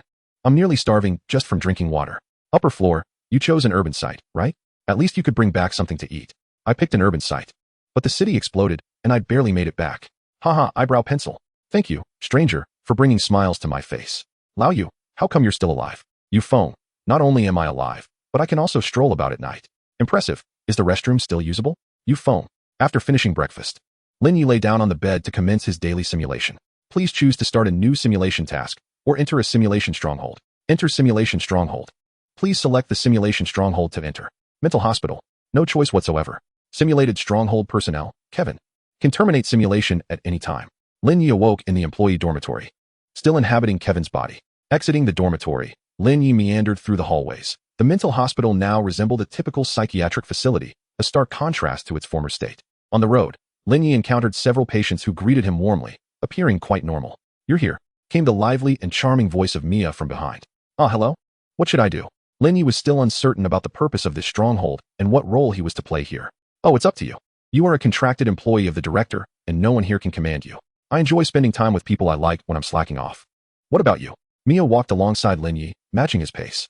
I seldom indulge in idleness, as it fills me with guilt. Lin Ye hesitated for a moment. But recalling the previous simulation, he neither dodged the truth nor lied. That's not right. Slacking off is the most righteous thing to do. Do you know why I work? Mia leaned closer, revealing a mysterious smile. Is it to slack off? Lin Ye guessed the correct answer with ease. Correct. Everyone needs a job, and the purpose of work is to enable leisure. Thus, the essence of human existence is to indulge in leisure, Mia declared with conviction. All right then. If I wish to slack off, what can I do? Lin Ye surrendered to the guidance of his senior. Chapter 83, The Library. There is plenty to do. The library is filled with fascinating books, though some are quite dangerous, so it's best to consult the librarian before reading them. The patients here are all quite talented. Engaging in witty conversations and performances, you can chat with them. However, the special ward in the North Building houses some extremely dangerous patients, whose mere existence defines peril, irrespective of their autonomy, so it's advisable to avoid those rooms. Of course, room 419 is an exception. If you have the time, you can chat with the princess. You can also learn patient handling techniques from the staff, such as how to prepare various injections under the nurse's guidance. That old woman is particularly skilled in concocting potions. The underground chapel is also intriguing. Father Christian venerates multiple deities and excels in divine summoning, and you can even converse with the gods through him. Your friend often goes to the chapel to confess. Mia spoke in a breath, like a tour guide introducing attractions. How is Miles doing? Through Mia's introductions, Lin Ye gained a certain understanding of the psychiatric hospital, filled with elements that piqued his interest. Quite well. He has adapted far better than Kevin, and is nearly fully integrated here, Mia remarked with a knowing look. You know Kevin? Lin Ye, having established the simulation stronghold for the first time, was unaware of Kevin's situation during his absence. Of course, this is a psychiatric hospital, and your mental states are entirely different. A normal person could discern it at a glance. Mia gazed deeply into Lin Ye's eyes as if she wished to peer through to the real Lin Ye, who was far away in the shelter. I hope Kevin adapts soon. If Kevin cannot acclimate here, Lin Ye wondered what implications that might have on the stronghold. He will adapt, Mia asserted confidently. After a brief chat, Mia vanished. Lin Ye pondered for a moment before deciding to visit the library. The library was located on the 3rd floor of the main building, while the staff dormitory was on the 1st floor. With the psychiatric hospital map given to him by the head nurse still in Kevin's possession, Lin Ye easily found the library. The library was deserted. It seemed the patients here were not fond of reading. Lin Ye did not encounter the librarian Mia mentioned, and there were over a dozen large bookshelves filled with various titles. Many of the books pertained to the mind, so Lin Ye randomly selected one that caught his interest and settled into an empty spot to read. The book was titled The ID, Hot Pot, Barbecue, and Cold Noodles. Lin Ye read intently, taking 2 hours to finish the book. Was it interesting? A creature with an octopus-like head spoke. Or at least that was how it appeared to Lin Ye. Very interesting, so much so that I wish I could forget it and read it anew. Lin Ye felt delightful. It had been a long time since he had felt this relaxed. He planned to return in the afternoon next time. As a leisurely afternoon suited reading better. It would be even better with a drink to savor. Just then, a cup of orange liquid appeared beside him. It resembles orange juice. I am the librarian of the library. You may call me Bob. Bob glanced at the cup, but said nothing further. My name is Lin Ye. Bob, could you recommend some safe and interesting books? Lin Ye took a sip from the cup. Indeed, it has been a long time since anyone came here to read. Bob selected a book from the shelf and handed it to Lin Ye, as he rarely recommended books. Lin Ye glanced at the title, which was The Salted Fish and the Master of the World. Though the title lacked the allure of the previous one, he began to read earnestly. As he immersed himself in the text, his spiritual seed seemed to absorb some form of nourishment, growing slowly. The spiritual seed would comprehensively enhance his mental strength, making this growth significantly impactful. However, even aside from that, Lin Ye found great enjoyment in the books here. 3 hours later, he turned the last page. What did you think? Bob inquired. It was splendid, especially the part where the salted fish was consumed. It could be considered a form of abstract art. Lin Ye drained his 5th cup of orange juice and contemplated offering Bob a cup, but hesitated, unsure of the juice's composition. That part was indeed excellent, but I preferred the story's conclusion. Bob cheerfully engaged Lin Ye in a discussion about the book's content, but pleasant moments are always fleeting. And with the need to visit the game room to acquire psychic energy, Lin Ye bid farewell to Bob and returned to the shelter. After the stronghold simulation, he had not acquired any items, but for Lin Ye, the growth of the spiritual seed was far more vital. Perhaps I should visit every other day. The simulation tasks must not cease. Lin Ye poured himself a glass of orange juice, observing that the amount in the bottle remained unchanged since his departure. After finishing the juice, he proceeded to the game room for his daily loop. Upon completing the cycle, he experimented with low-grade nutrient fluid, which yielded excellent results. Back at the shelter, Lin Ye began to study the 3rd stage mutated heart. While its vitality remained robust, it could not be left unattended indefinitely. Lin Ye prepared to create a shell to store the heart. This was not a challenge for Lin Ye, who had inherited the priest's knowledge of mutation. Before dinner, Lin Ye successfully completed the heart storage project using materials from flesh plants. A creature resembling a small dog limped about on the floor, while Little Black curiously followed, occasionally biting the dog's tail, prompting it to drag him along. It was rather adorable. As nighttime activities were about to commence, Lin Ye cooked himself a serving of fried rice, poured another glass of orange juice, and opened the group chat to begin his meal. Nighttime activities commence. I hope today involves station tasks. I brought back a psychic firearm yesterday, but unfortunately, there aren't too many bullets. I just want to scavenge in the red maze. Surely today, isn't about the front line of war? No, the front line is far too perilous. One could easily fall victim to stray bullets. Nighttime activities commencing. Tonight's activity, maze exploration. Would you like to join? 9:59. Join. Fantastic. Time to scavenge. That works. At least it's not deadly. An opening boxes offers a chance to obtain shelter upgrade blueprints. Collect red keys. Add 1. Collect special room keys. In the final 10 minutes, Lin Ye played with the mindless little dog, which was his first mutated creation, if it could be called a creature at all. 0001. 0000. Nighttime activities commencing. 3:59. Lin Ye awoke on the red floor, surrounded by familiar red doors. Chapter 84. The Treasure Room. This time, the system directly transported Lin Ye to the depths of the labyrinth, rather than immediately utilizing the special room teleportation card. He resolved to first explore the vicinity in search of locked rooms, intending to employ the card only when confronted with an extensive area obstructed by standing water. Fortune smiled upon Lin Ye, as he soon encountered a locked chamber. Employing the red key, he unlocked the door to reveal a room partially submerged in murky water, where dismembered corpses lay, intermittently writhing in the liquid. A metallic treasure chest was half submerged, with the other half resting upon the floor. Lin Ye summoned his psychic energy to maneuver the chest out of the waterlogged area before cautiously opening it. Inside, he discovered an assortment of trinkets, 5 vials of low-grade nutrient solution, 2 low-grade energy crystals, 1 low-grade spatial crystal, and a metallic key for the special room. Notably, some items were already dampened by a crimson liquid, indicating that the metallic chest was not waterproof. Lin Ye stowed away the items untainted by the red liquid, and as he turned to exit the room, he was startled to see that 2 vials of the nutrient solution, having come into contact with the red liquid, sprouted sharp appendages and lunged towards his back at an alarming speed. Had this occurred prior to his studies at the outpost, Lin Ye would have sensed them but been unable to react in time. However, now, bolstered by the spirit seed enhancement, he swiftly traced runes behind him, conjuring a fragile psychic barrier. The 2 nutrient solution creatures easily tore through the barrier, but the delay afforded Lin Ye the opportunity to respond. Without turning around, he drew a psychic handgun and, from under his arm, fired several shots at the 2 creatures. Bang, bang, bang, bang, bang, bang, bang, bang. The nutrient solution monsters were obliterated by the bullets, their remains collapsing to the ground. The water rippled, as if something were about to emerge from its depths.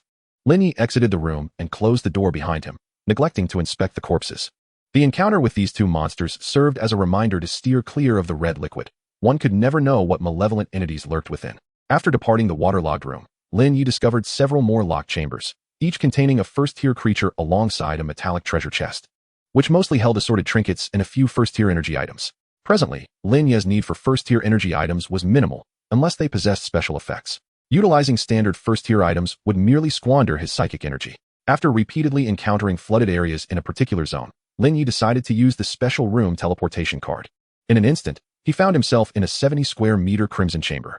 However, instead of perceiving the room as spacious, he felt an overwhelming sense of confinement, as the chamber housed 15 first-tier blood corpses. Additionally, a blood-red creature resembling a crocodile dangled from the ceiling, its limbs ensnared by crimson threads that gradually faded over time, indicating the creature's impending freedom. Lin Ye aimed his weapon at the creature above and fired a shot, but the bullet was halted by a barrier of psychic energy. As the barrier materialized, the crimson threads dissipated even more rapidly. The 15 first-tier blood corpses lunged simultaneously at Lin Ye, who simply holstered his handgun and stood his ground, attuning himself to the structure of the crocodile creature's body. As for the 15 blood corpses, he paid them no mind. Their mutated physical prowess was inferior to his own. Combat is a contest of strength and skill, and mindless blood corpses hold no advantage in either regard. The corpses collided with the psychic barrier adorned with energy blades, impaling their own mutated organs. Lin Ye did not even shift his stance. Merely adjusting the angles of his psychic barriers sufficed to dispatch them. All 15 blood corpses lay lifeless, and the crimson threads binding the crocodile creature vanished entirely. Anticipating the spoils, Lin Ye retrieved his energy rifle from his loot space and emptied the magazine into the falling crocodile creature. Rat-a-tat-tat-tat-tat-tat-tat-tat. The creature writhed in the air, using the hardest parts of its skin to absorb most of the bullets. Lin Ye deftly inscribed a collapse rune onto the last bullet in the magazine. However, the collapse bullet proved only moderately effective against such a relatively stable organism, far less so than against unstable beings or certain structurally weak psychic barriers. Releasing the energy rifle, Lin Ye drew the red blade and instantaneously reappeared on the opposite side of the room, severing the upper half of the crocodile creature, which fell apart, its internal organs evenly bisected. This maneuver had long been conceived in his mind, yet it marked his first execution in live combat.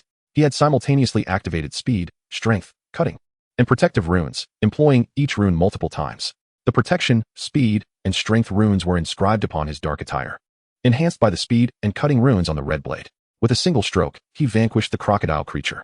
This strike demanded exceptional physicality and mental fortitude, causing Lin Ye's heart to race intensely as he took a moment to regain his composure. A deeper, larger crimson treasure chest materialized at the center of the room. Lin Ye first attended to the remains, placing useful parts into his loot space before opening the chest. Inside, he discovered a darker red blade and a plethora of miscellaneous items.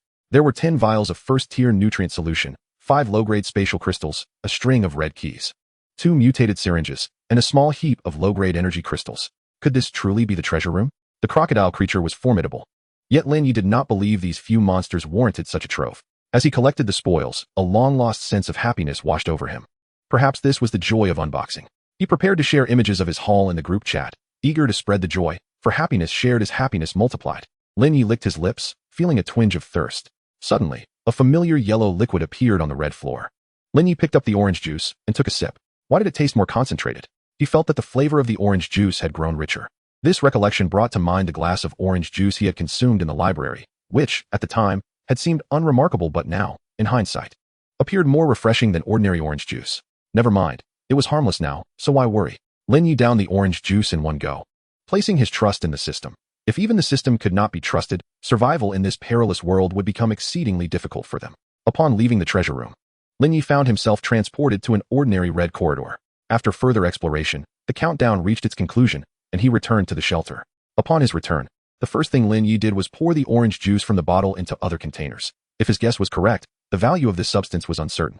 However, this marked Lin Ye's first attempt at storing a card-derived item, and he remained unsure whether the orange juice would last until the morrow.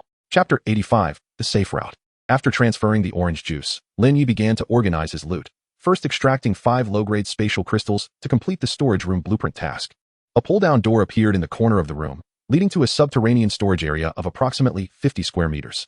Wasn't this on the 3rd floor? Never mind. Existence itself is justification enough. Lin Ye did not dwell on it. Instead, he cleared out the bedroom and energy workspace, relocating a substantial number of items to the basement. Commendably, the basement was also equipped with power, allowing Lin Ye to finally bid farewell to the incessantly noisy refrigerator. Returning to the bedroom, Lin Ye began reviewing the item information. The other energy items held little value for him, save for the new red blade, which could replace the previous one. Red blade, a second-tier blade weapon produced in the Red Labyrinth. Note, infused with psychic energy, it can effortlessly slice through the flesh of second-tier creatures. Having organized his spoils and attended to his pets and plants, Lin Ye lay on his bed and opened the group chat, sharing images of his unboxing. What? Wow, so many items. What kind of treasure chest is this? Why have I never seen one before? I have never encountered one of such magnitude. Truly, the prowess of the elite is evident. Even their treasure chests are grander than those of others. Lin Ye shared the information regarding the waterlogged chest, which might spawn monsters or treasure rooms, in the group chat. While he remained unscathed, others could easily fall victim to chest monsters. There is a possibility that survivors might even abscond with the contaminated items. How insidious for monsters to emerge from treasure chests. Fortunately, the elite provided a timely warning, otherwise, I would surely have been caught off guard. 15 first-tier monsters and 1 second-tier monster? I cannot possibly open that chest.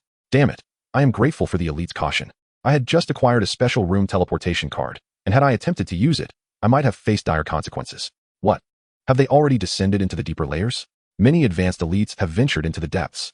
The first layer yields only food from treasure chests, and there is far too much fresh produce to store. I beseech all elites for guidance on how to advance. Where did you all procure the integration potions? What are integration potions? If one possesses sufficient mental strength and physical prowess, consuming an integration potion allows for advancement. However, the stronger one's mental and physical faculties are at the time of advancement, the more formidable one becomes afterward. They are obtained from treasure chests within the Red Maze. Oh, the luck of the upstairs elite. I received mine from a station task chest. Mine came from the warfront chest. Does that mean one can suppress levels?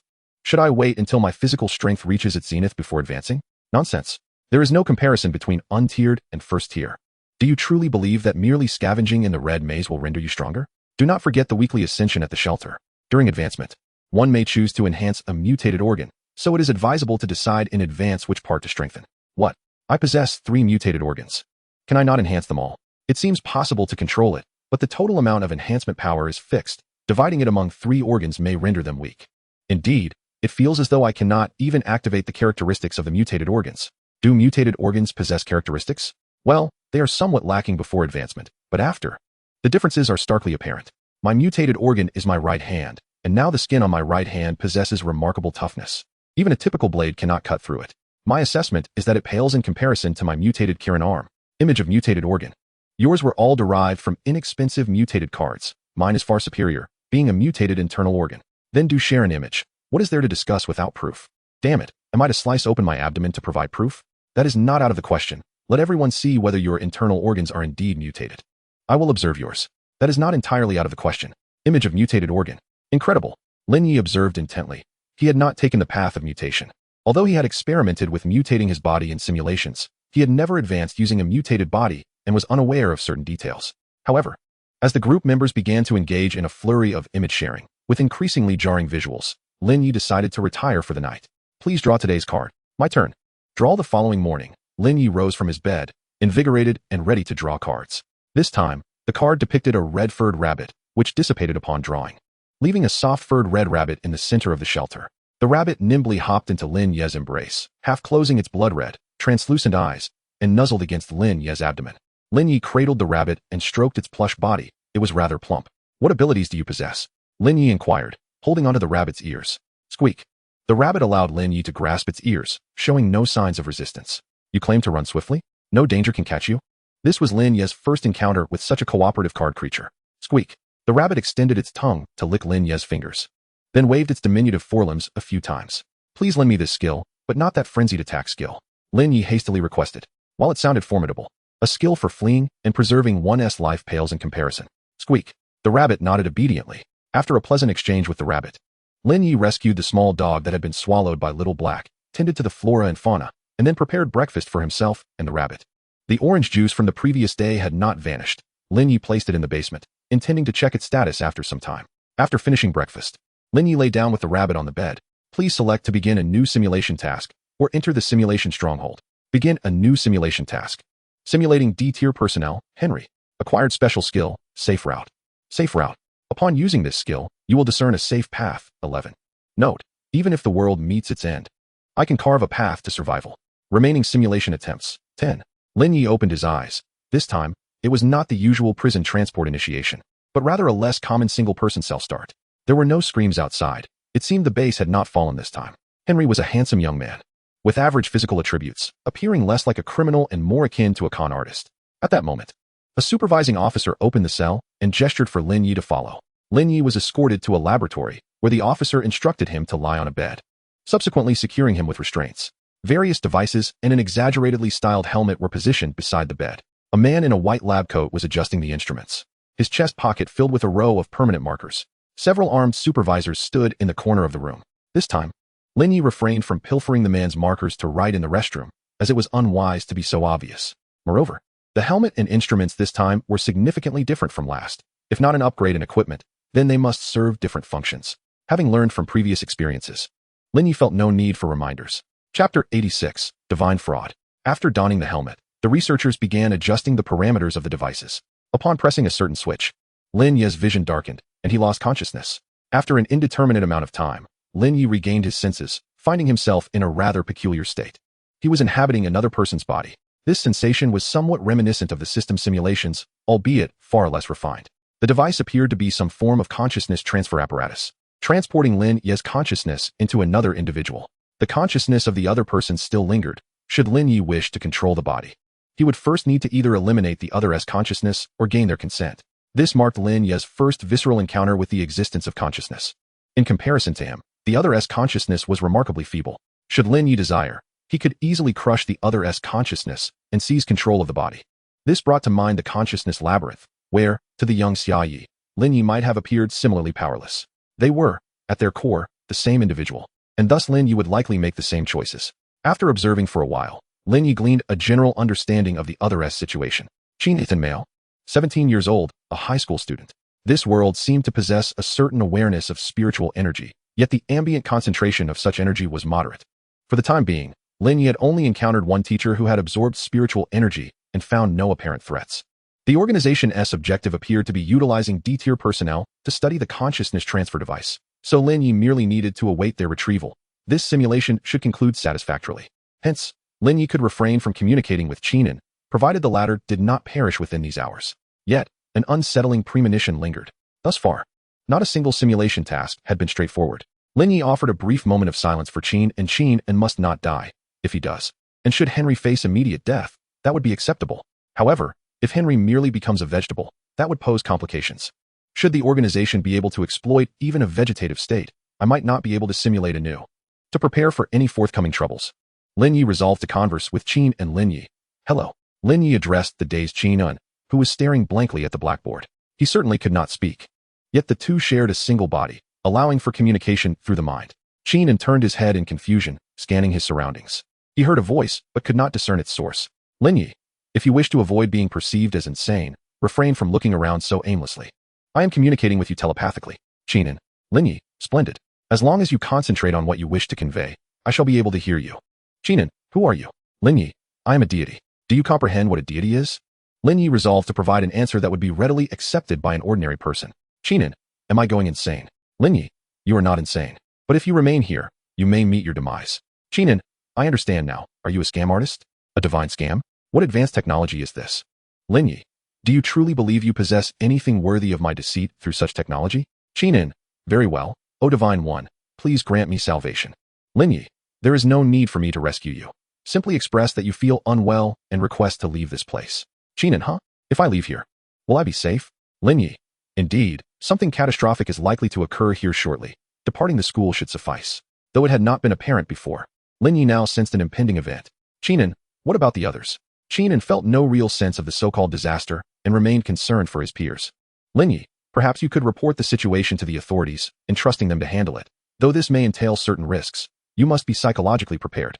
Lin Ye was unfamiliar with this world and could not make decisions for Qinin, as he could not constantly monitor him. The consequences would be solely on his own shoulders. Qinin, but aren't you a deity? Can't you resolve this disaster? Lin Ye, a deity serves as a beacon in the spiritual realm, guiding you forward but incapable of resolving calamities. A beacon is simultaneously useful and useless. Qinin wished to say more, but Lin Ye interrupted. Lin Ye, enough, it is too late now. An invisible barrier of spiritual energy enveloped the entire school, preventing anyone from leaving until this barrier failed. A group of masked individuals clad in black trench coats invaded every occupied classroom, subduing the teachers and students within. They executed their tasks with precision and speed, demonstrating a clear understanding of the school's layout, swiftly gaining control over the entire premises. Lin Ye sensed traces of spiritual energy mutation among these dark figures, identifying the leader as a first-order spiritual practitioner. Qinin, they are terrorists from the Apocalypse cult. Divine One, what should I do? At last, Qinin was gripped by fear. The Apocalypse cult was a notorious terrorist organization. Recognized by their black coats and white masks, no one dared impersonate them. It was said they had instigated numerous perilous incidents, resulting in countless deaths each time they appeared. Lin Ye, survival is quite simple. Lend me your body, and I shall deal with the black coats in the classroom. Afterwards, we can find a place to hide. Qinin, but didn't you say that deities are merely guides? Lin Ye, then you must handle it yourself. I shall stand by in silent tribute. Qinin, I was mistaken. Lin Ye, deities occasionally assist their followers in resolving issues. That is how my peers operate. Qinin, am I already your follower? Lin Ye, as you wish. The deity does not concern itself. Qinin, then, O Divine One, what price must I pay for you to rescue others? Lin Ye, do you not wish to hide? Qinin, it is not that I don't want to, it just feels wrong. Lin Ye, what if I also took your secret crush with us to hide? I assure you, I shall not peek. Qinin, that seems inappropriate. Lin Ye, there is nothing wrong with it. You lack the ability to save them. Finding solace in hiding while the screams of your classmates echo around you is not unreasonable. Qinin, are you truly urging me to hide? Lin Ye, of course. How else can I enjoy the spectacle? Qinin, you are not the god of the Apocalypse cult, are you? Lin Ye, now you are insulting me. I am a legitimate deity, quite orthodox, indeed. Qinin, I apologize, O Divine One, but I still do not wish to hide. Lin Ye was reluctant to assist him. As he could not foresee what price Qinin might pay, the survival rate of D-class individuals he had possessed was not guaranteed. Moreover, to resolve the issue, he would need to absorb spiritual energy through Qin and S body, leading to irreversible mutation of this young vessel. He could freely utilize the bodies of those D-class individuals, as that was the price they had to pay. Qinin had committed no wrongdoing, and as long as he did not concern himself with the fate of others, Lin Ye was confident he could ensure his survival. Lin Ye, you said it yourself. Chapter 87, Consciousness Switch. Qinin, your words have startled me. Lin Ye, I am merely confirming whether you possess the resolve to save your classmates at any cost. If not, it is best to flee with me swiftly. Qinin, I do not, but I shall not hide. Lin Ye, that is the resolve, you fool. Lin Ye directly seized control of Qin and S body. He did not require Qin and S consent. However, upon taking control, Lin Ye immediately realized his error. Lin Ye seldom made mistakes. Yet it was not beyond him to do so. The simulated tasks had led him to the illusion that commanding another's body was effortless. Yet, an organization is not a system. Its equipment is not a D-class simulator, and thus, mastering Qin and's body proved far more challenging than Lin Ye had anticipated. It felt akin to manipulating a character through a touchpad across a computer screen. Furthermore, Qin and's body was exceedingly frail, unable to withstand even the weakest of D-class individuals, rendering it incapable of supporting Lin Ye's extended control. Lin Ye, your body is too weak to sustain my prolonged usage. Qinin, what should we do? Lin Ye, do you sense the spiritual energy within you? I shall guide the pathways. You must absorb it to strengthen your body. Once your physical condition improves, matters will become much easier. Lin Ye could only compel Qin and to cooperate with him. Under Lin Ye's guidance, Qin clumsily absorbed the surrounding spiritual energy, fortifying his physique. During this process, the two black-coated figures in the classroom merely pointed their guns at them, taking no further action. Yet, Lin Ye could sense violent fluctuations of spiritual energy emanating from the playground outside. Regardless of what these terrorists intended, time was running short for the two of them. Qin diligently absorbed the surrounding spiritual energy while Lin Ye pondered how to engage in battle under these circumstances. He could not constantly control Qin's body, a potentially fatal flaw in combat. If he lost control at a critical moment, their fates would be sealed. At that moment, one of the black-coated figures received instructions through an earpiece. The higher-ups want a few students taken down. I'll leave this to you. Understood, replied another black coat. The black-coated individual aimed his gun at a group of students huddled in the corner, saying, "You five, come with me. Please, no? Don't kill me. Wow, mommy. Please spare me. I have money. I'll give you as much as you want. Teacher, help." The selected five pleaded for mercy, ordinary young individuals who had never contemplated death, let alone faced it directly. The nearby teacher dared not look at the black coats or the students. The gun's muzzle less than 3 meters away from him. He wished to avoid death. "Let them go. I will go with you." At that moment, Yujing stood up.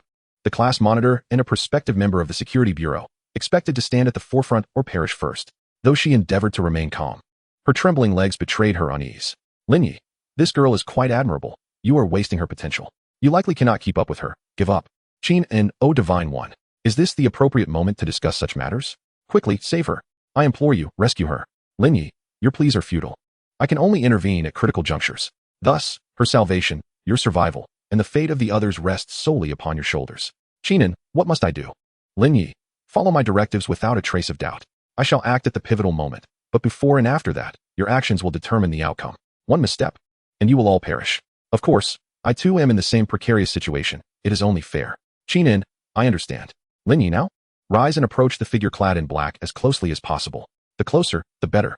Qin stood and advanced toward the black-cloaked figure, uttering, "Count me in." "Qin."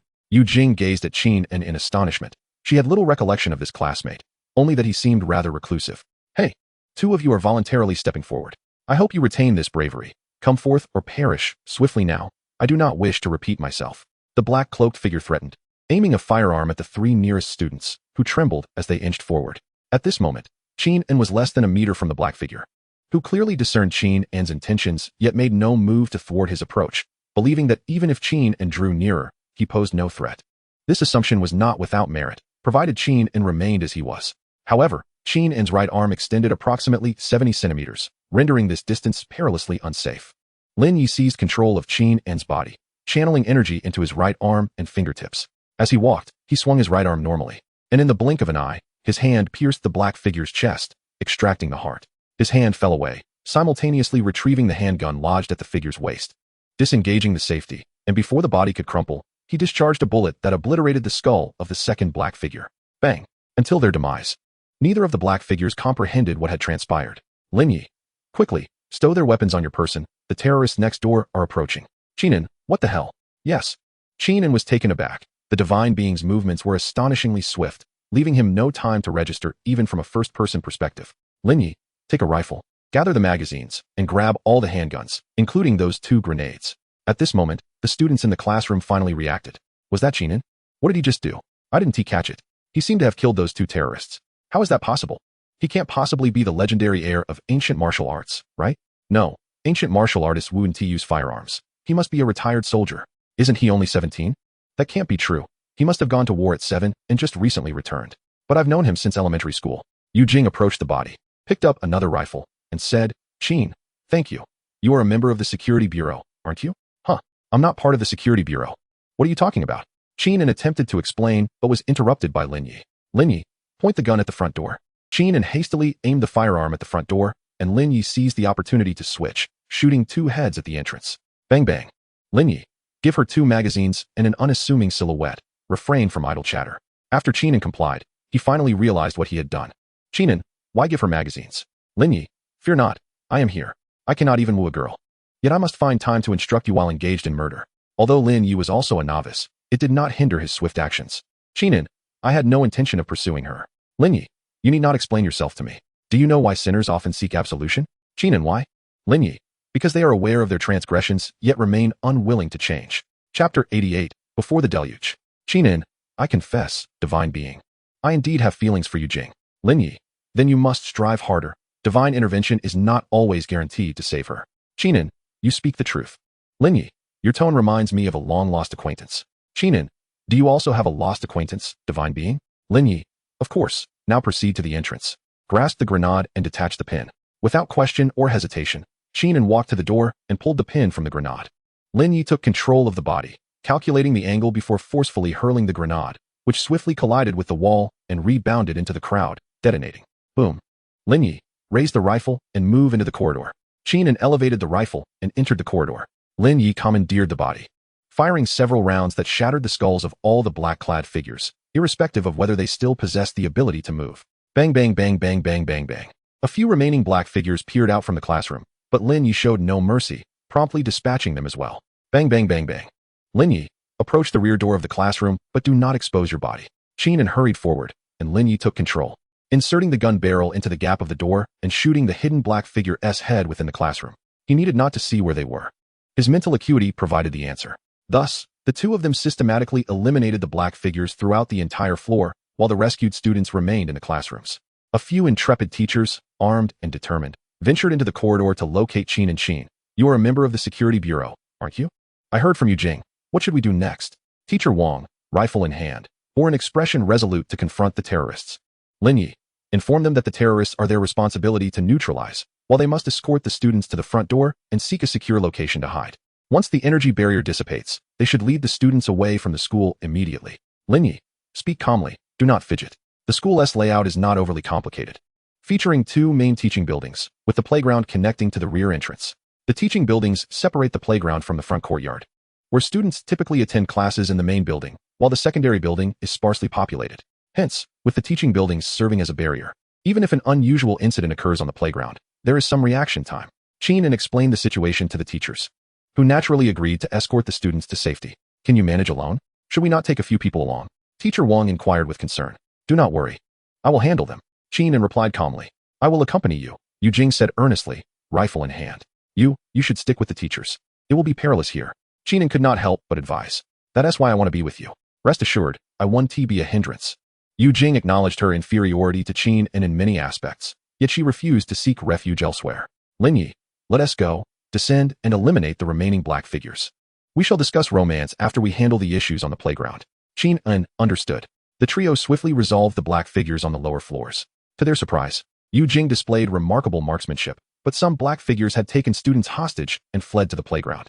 The teachers led the students toward the front entrance, but as long as the energy barrier remained intact, they could not escape. Lin Ye, get closer, I'll see if I can breach it. Qin approached the energy barrier, and Lin Ye took control, attempting to sketch a collapse rune. However, the structure of this energy barrier was exceedingly stable, only causing a slight fluctuation. Lin Ye then tried using a cutting rune, but Qin's energy was far too feeble to slice through the barrier. Lin Ye, this is futile. This barrier does not resemble something crafted by a first-tier energy user. The opposition may have employed a certain item. We must investigate the playground.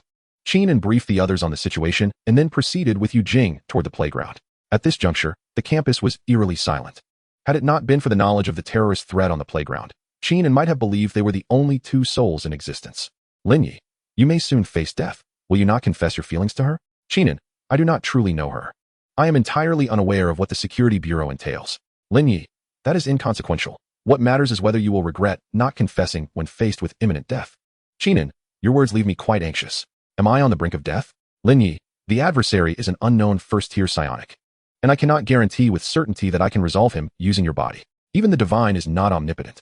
Qin, strangely, I feel much more at ease now. Lin Ye, that is truly delightful to hear. However, it was evident that Qin did not grasp Lin Ye's implication.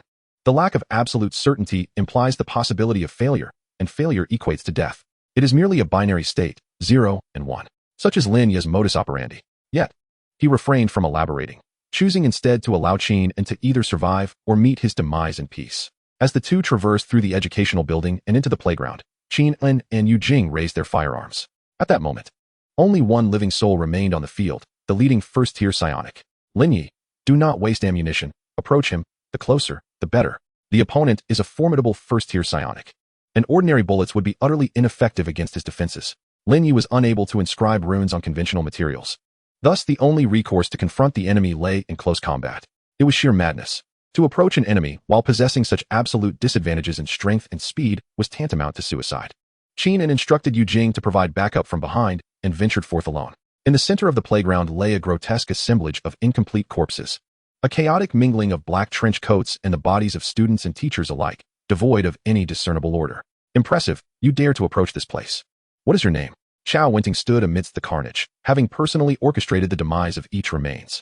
Qin and continued to advance towards Chao Wenting, undeterred by the fear that might have clouded his mind, steadfastly holding onto the divine's injunction. Oh, are you frightened? Then why do you continue to draw closer? Do you possess some hidden means? Chao Wenting probed, scanning Qin with his psychic energy, yet discovering no threatening presence, which only piqued his curiosity further. I am not afraid. It is you who should be trembling. Qin endeavored to shield himself from the gruesome sight of the corpses and the stench of blood that filled his nostrils, pressing on towards his adversary. Afraid? Young man, do you know what the doomsday cult is? Only those truly in despair yearn for the end times. I have already lost everything. What more is there to fear? Chao Wenting made no move to hinder Qin approach. His tasks were complete, and in mere minutes, doom would descend upon this place. Now was the final moment of tranquility before the tempest, a time he had initially wished to monopolize, yet now he desired to witness the opponent's capabilities. Should the adversary fail to meet his expectations, he would ensure they paid the ultimate price. Of course, it is the fear of a meaningless demise. Lin Ye seized control of the body, possessing only a rudimentary understanding of ritualism, though fortunately, his opponent was not overwhelmingly superior.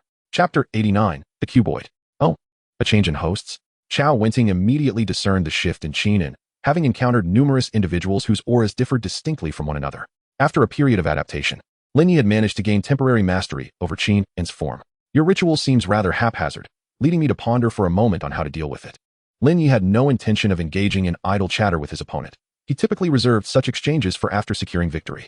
At present, he required time to inscribe runes upon Qin's body, a task only feasible while he commanded it, and the runes could not endure for long. The materials were far too inadequate for his purposes. Consequently, Lin Ye found himself forced into a lackluster conversation with his foe. Regrettably, I am but a novice in this field, my foundational skills lacking.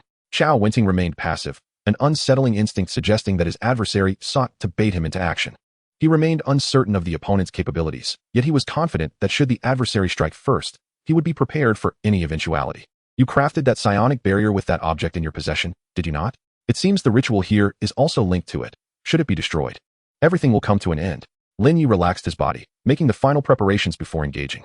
You speak true, but there are still 59 seconds. How will you destroy it? Chao Wenting tensed, seconds ticking away, victory within reach, yet he dared not relax. Lin Ye offered no reply, instead igniting the speed and strength runes inscribed on his legs, propelling himself to Chao Wenting's side, thrusting his right hand towards the adversary's head and the left towards his chest, bolstered by the runes of strength, speed, and cutting. His limbs transcended the limitations of a first-tier psionic. Chao Wenting evaded the lethal strike, but sustained a gash across his chest, from which a gray cuboid of unknown material slipped free, only to be sent flying by Lin Ye's kick. Yu Jing intercepted the cuboid, firing several rounds at it, yet found the bullets left no trace upon its surface. Lin Ye and Chao Wenting engaged in close-quarters combat. Both were masters of melee.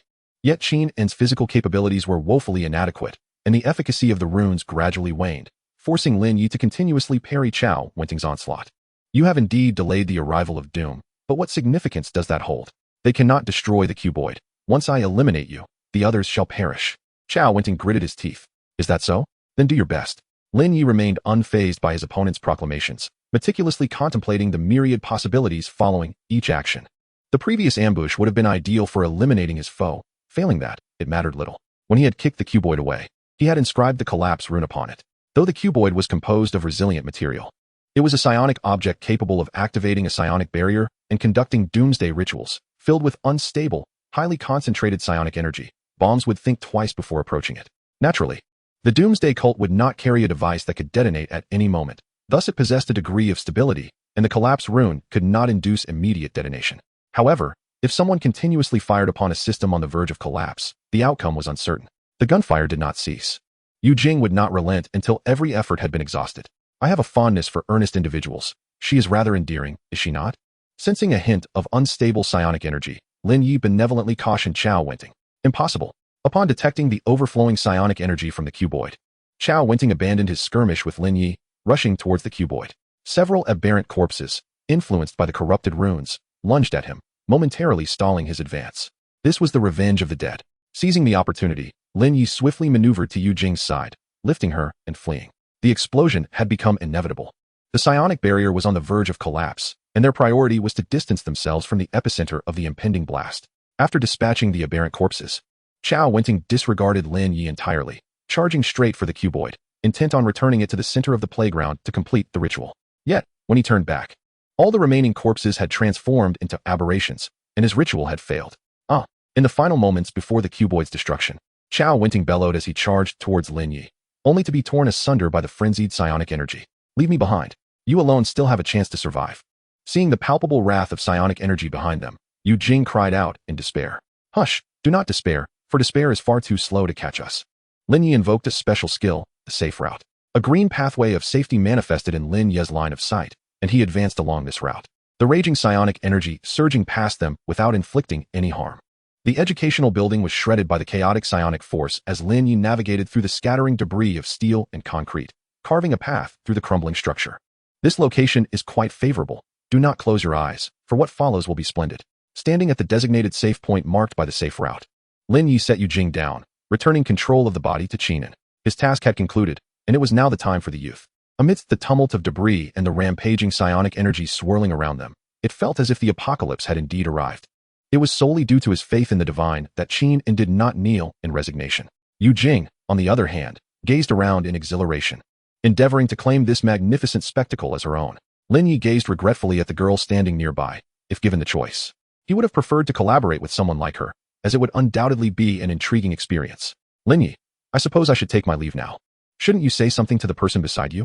"Qinan, thank you, O Divine One. I aspire to become your follower. May I inquire how I might achieve that? Does our church have any doctrines?" Qinan was at a loss for how to express his gratitude to the deity and could only resort to the most conventional method. "Doctrines? I don't even have any followers, whatever. Lin Ye, do what you truly desire." "Qinan, huh? Lin Ye, that is the doctrine, do what you wish. If you feel like eating, then eat. If you wish to sleep, then sleep. If you desire to kill, then kill. If you want to confess your feelings, then confess. Leave no regrets and never harbor remorse." "Qinan, what if I cannot do it? Will the Divine One punish me?" "Lin Ye, I will not. But if you fail to accomplish what you ought to, one day, you shall pay the price." "Qinan, I understand." The explosions ceased, and sunlight poured over the ruins. While in the distance, teachers and students who had managed to escape the school could be seen. Qinan turned to look at the similarly disheveled, yet somewhat exhilarated Yu Jing. He had not confessed, and the Divine One had already departed. At present, he felt he lacked the qualification to do so. "Lin Ye. Oh, by the way, that male teacher with long hair might be an accomplice of the terrorists. I didn't have time to deal with him then, and it wouldn't have been appropriate to use your body to eliminate him, so be cautious. If necessary, inform your girlfriend. She should be able to handle it." Chapter 90, Master of Escape. Lin Ye's consciousness returned to Henry's body, and after answering a few questions from the researchers, he completed the simulation task. Simulation end. Remaining simulation attempts, 10. Unused simulation attempts. Would you like to acquire the core item? Acquire. Acquired core item. Consciousness transfer device, X1. Acquired title, Master of Escape. Lin Ye climbed out of bed, the red-haired rabbit still dozing in his arms. In the center of the refuge lay a complex machine, reminiscent of the previous consciousness upload device. Consciousness transfer device. A device developed by the organization that allows for the transfer of consciousness to other dimensions. Due to the randomness of the transfer, many D-class personnel have perished in device testing experiments. Note, can be exchanged for a blank identity card. The consciousness transfer device was the intricate instrument Lin Ye had just tested, adorned with many buttons of unclear purpose. Like the consciousness upload device, this apparatus also possessed some form of security certification technology, rendering it unusable for him. Exchange for a blank identity card. Previously, Lin Ye had also obtained a saint's identity card, the purpose of which remained uncertain. The consciousness transfer device vanished, replaced by a blank card of indeterminate material appearing in the center of the refuge. Lin Ye picked up the card and examined the system's introduction. Identity card, blank. Can obtain a random identity in certain activities. Note, reusable. Stowing away the temporarily unusable identity card, Lin Ye accessed the system to review his newly acquired title. Master of Escape. Successfully evaded a nearly fatal crisis with ease. Note, he even had time to save others. Having organized his gains, Lin Ye took the rune card for synthesis and 2 bottles of low-grade nutrient solution to the gaming room, as he was preparing to enhance his psychic energy cycling frequency. After indulging in his delightful daily freebie, Lin Ye returned to the refuge feeling dizzy. This time he completed 3 cycles of psychic energy, sensing he still had some distance to go before reaching his limit. However, he planned to proceed gradually, awaiting his body's adaptation to the increased cycling frequency before attempting to raise it further. The red-haired rabbit had awakened and was now playing with Xiao He and a small dog, which lay on the ground, feigning death. Lin Ye retrieved a batch of materials from the basement and entered the psychic energy workshop, beginning to organize the chaotic knowledge in his mind while testing the synthesis of runes. It was not until the evening activities were about to commence that Lin Ye emerged from the workshop to tend to the flora and fauna and prepare his dinner.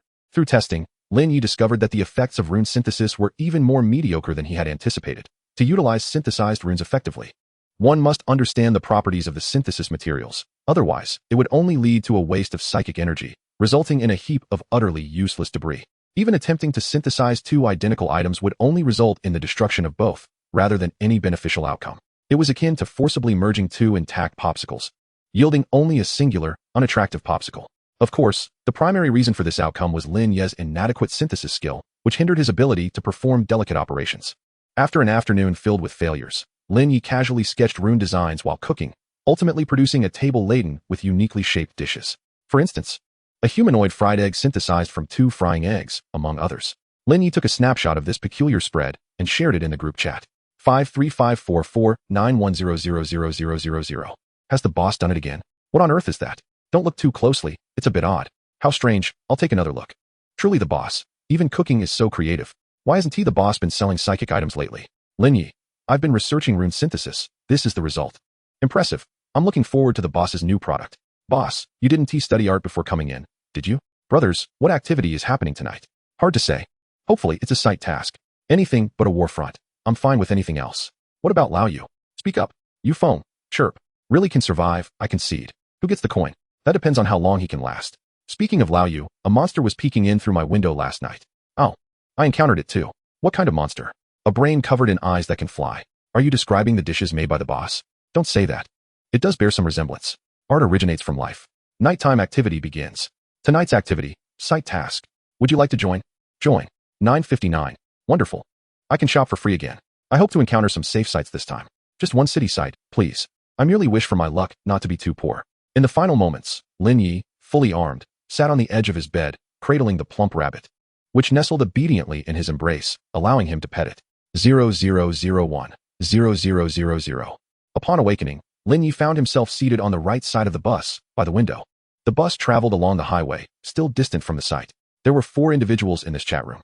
Please choose a site to disembark and survive until tomorrow when the bus returns, then board the bus to leave the site. Note, after 10 sites, the bus will enter shallow sea territory. Acquired special skill, safe route. Safe route. Upon using this skill, you will be able to see a safe path. 11. Note, even if the world ends, I can find a way out. Dingwei, Lin Ye, is that you? Dingwei was a young man in his 20s with a buzz cut, clad in a dark green combat uniform, wielding a psychic energy rifle, bearing evident signs of mutation. Lin Ye, are you from my district? Dingwei, no, but I have studied your psychic energy cycling route. I sincerely appreciate it. Lin Ye, no need for formality. Xiaxi, what's psychic energy cycling route? Xiaxi appeared to be around 20 years old, dressed in a practical deep blue tracksuit, with a fresh, shoulder-length haircut that seemed self-styled. Lin Ye sent the psychic energy cycling diagram to the chat room. Lu Rue, isn't this the route I purchased for 10 red coins a couple of days ago? No, wait, it seems a bit different. Damn it, I bought a faulty pirated version. Lu Rue was a young female student, around 17 or 18 years of age, donned in a somewhat tattered school uniform, exuding an impression of Navet. Lin Ye, could you kindly share this in your group? Dingwei, it has already circulated in our group. Xiaxi, understood. Lu Rue, received. Amidst their casual banter, the bus arrived at the first stop. Outside lay an expanse of endless desert, where even from the confines of the bus, one could feel the sweltering heat emanating from the sands. Dingwei, shall we take another look? Xiaxi, let's move on. We can't possibly return with a heap of sand. Lu Rue, I wouldn't mind. Lin Ye, agreed. Chapter 91, Stop 4. 10 minutes later, the bus reached the second stop. Outside was a desolate city, shrouded in a grayish sky, devoid of any signs of life. Lin Ye, let's proceed to the next stop. This place feels rather unsettling. Dingwei, I share that sentiment. Xiaxi agreed. Lu Rue, I concur, yet why am I devoid of any sensations? Another 10 minutes passed before they arrived at the third stop. Outside stood a restaurant, with a guard at the entrance fixating his gaze on the bus, specifically the passengers aboard. Xiaxi, I enjoy cooking, but I dislike the idea of being turned into a dish. Dingwei, I have no fondness for cooking. Lin Ye, I am indifferent. I usually prepare my own meals at home. Lu Rue, I relish eating. This restaurant evidently harbored significant issues, as they could not even discern the rank of the guard stationed at the entrance, leading no one to suggest alighting from the bus. 10 minutes later, they arrived at the fourth stop. This stop was engulfed in darkness, revealing a city characterized by grotesque and twisted architecture, with a blood-red moon hanging ominously in the sky, its light weaving intricately with the cityscape. Xiaxi, should we venture inside? If we manage to emerge alive, it could yield great rewards. Ding Wei, if you're seeking death, feel free to go alone. Lu Rui, I shall not go either.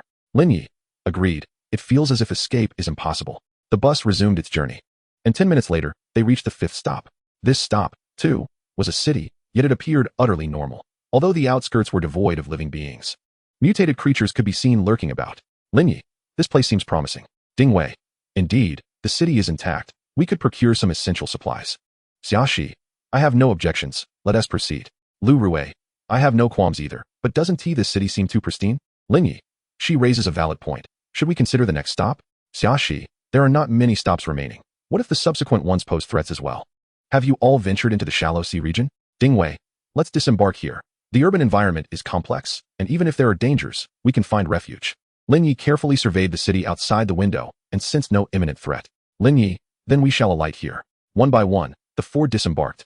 Yet neither the driver nor the passengers exhibited any reaction. This time, Lin Ye turned back without receiving any acknowledgement. Stop selection concluded. Additional tasks acquired, optional to undertake. 1. Survive. 2. Survive. 3. Survive. Lin Ye, this is troubling. Xiaoxi, I apologize. I should not have insisted on disembarking here. Ding Wei, do not fret. Perhaps this is merely a jest by the system? Lu Rui, I have never witnessed the system engaging in humor. Lin Ye, we have no choice but to explore. As long as it is not a guaranteed death zone, there must be a way to escape. Lin Ye and Ding Wei took the lead, while Xiaoxi and Lu Rui kept watch from the rear. The quartet cautiously ventured into the city. Apart from a singular individual, the city bore no anomalies. The structures were intact, and the facilities were well equipped, with supermarket shelves brimming with a plethora of goods. They could procure the vast majority of essential supplies here. Had it not been for the system's announcement of an additional task, they would have likely split up to gather their spoils by now. As they traversed a commercial street, they still encountered no irregularities. Xiaoxi, what should we do? I cannot sense the source of danger at all. Lin Ye, neither can I. Perhaps it is not yet time for peril. I suggest we establish a base. That way, even if the surrounding environment shifts unexpectedly, we may gain some precious moments to react. Ding Wei, I second that. Xiaoxi agreed. I possess an item capable of setting up a psychic barrier. Lu Rui, I can assist with the menial tasks. The 4 swiftly located a small supermarket near an exit, reminiscent of their first stop's task. However, this supermarket was even smaller, merely a single floor with an area of less than 200 square meters. The psychic energy concentration within the city was normal, and with some mutated materials, Lin Ye could inscribe protective runes upon the supermarket's walls. They split up to begin hunting nearby mutated creatures, and after acquiring their first batch of corpses, Lin Ye and Xiaoxi set about establishing the psychic barrier within the supermarket, while Ding Wei and Lu Rui continued their hunt outside. While handling the corpses, Lin Ye noticed that the mutated creatures exhibited peculiar internal structures he had never encountered before, leaving him bewildered regarding their significance. Yet, time was of the essence, and Lin Ye could not afford to ponder over the corpses, having to temporarily abandon the thought. The 4 collaborated effectively and managed to establish their supermarket stronghold before dusk descended. Ding Wei, my innate ability relates to vision. I can perceive many things clearly. Lin Ye, my innate ability is of a supportive nature, unsuited for combat. Xiaoxi, my innate ability pertains to psychic items. Lu Rui, my innate ability relates to athleticism. Lin Ye, shall we eat something? I have brought along some delectable energy bars to share. Ding Wei, in this predicament, I cannot stomach anything, and besides, isn't there plenty of food within the supermarket? Xiaoxi, it's best to avoid consuming anything from here. Lu Rui, Ling Ge, what are you looking at?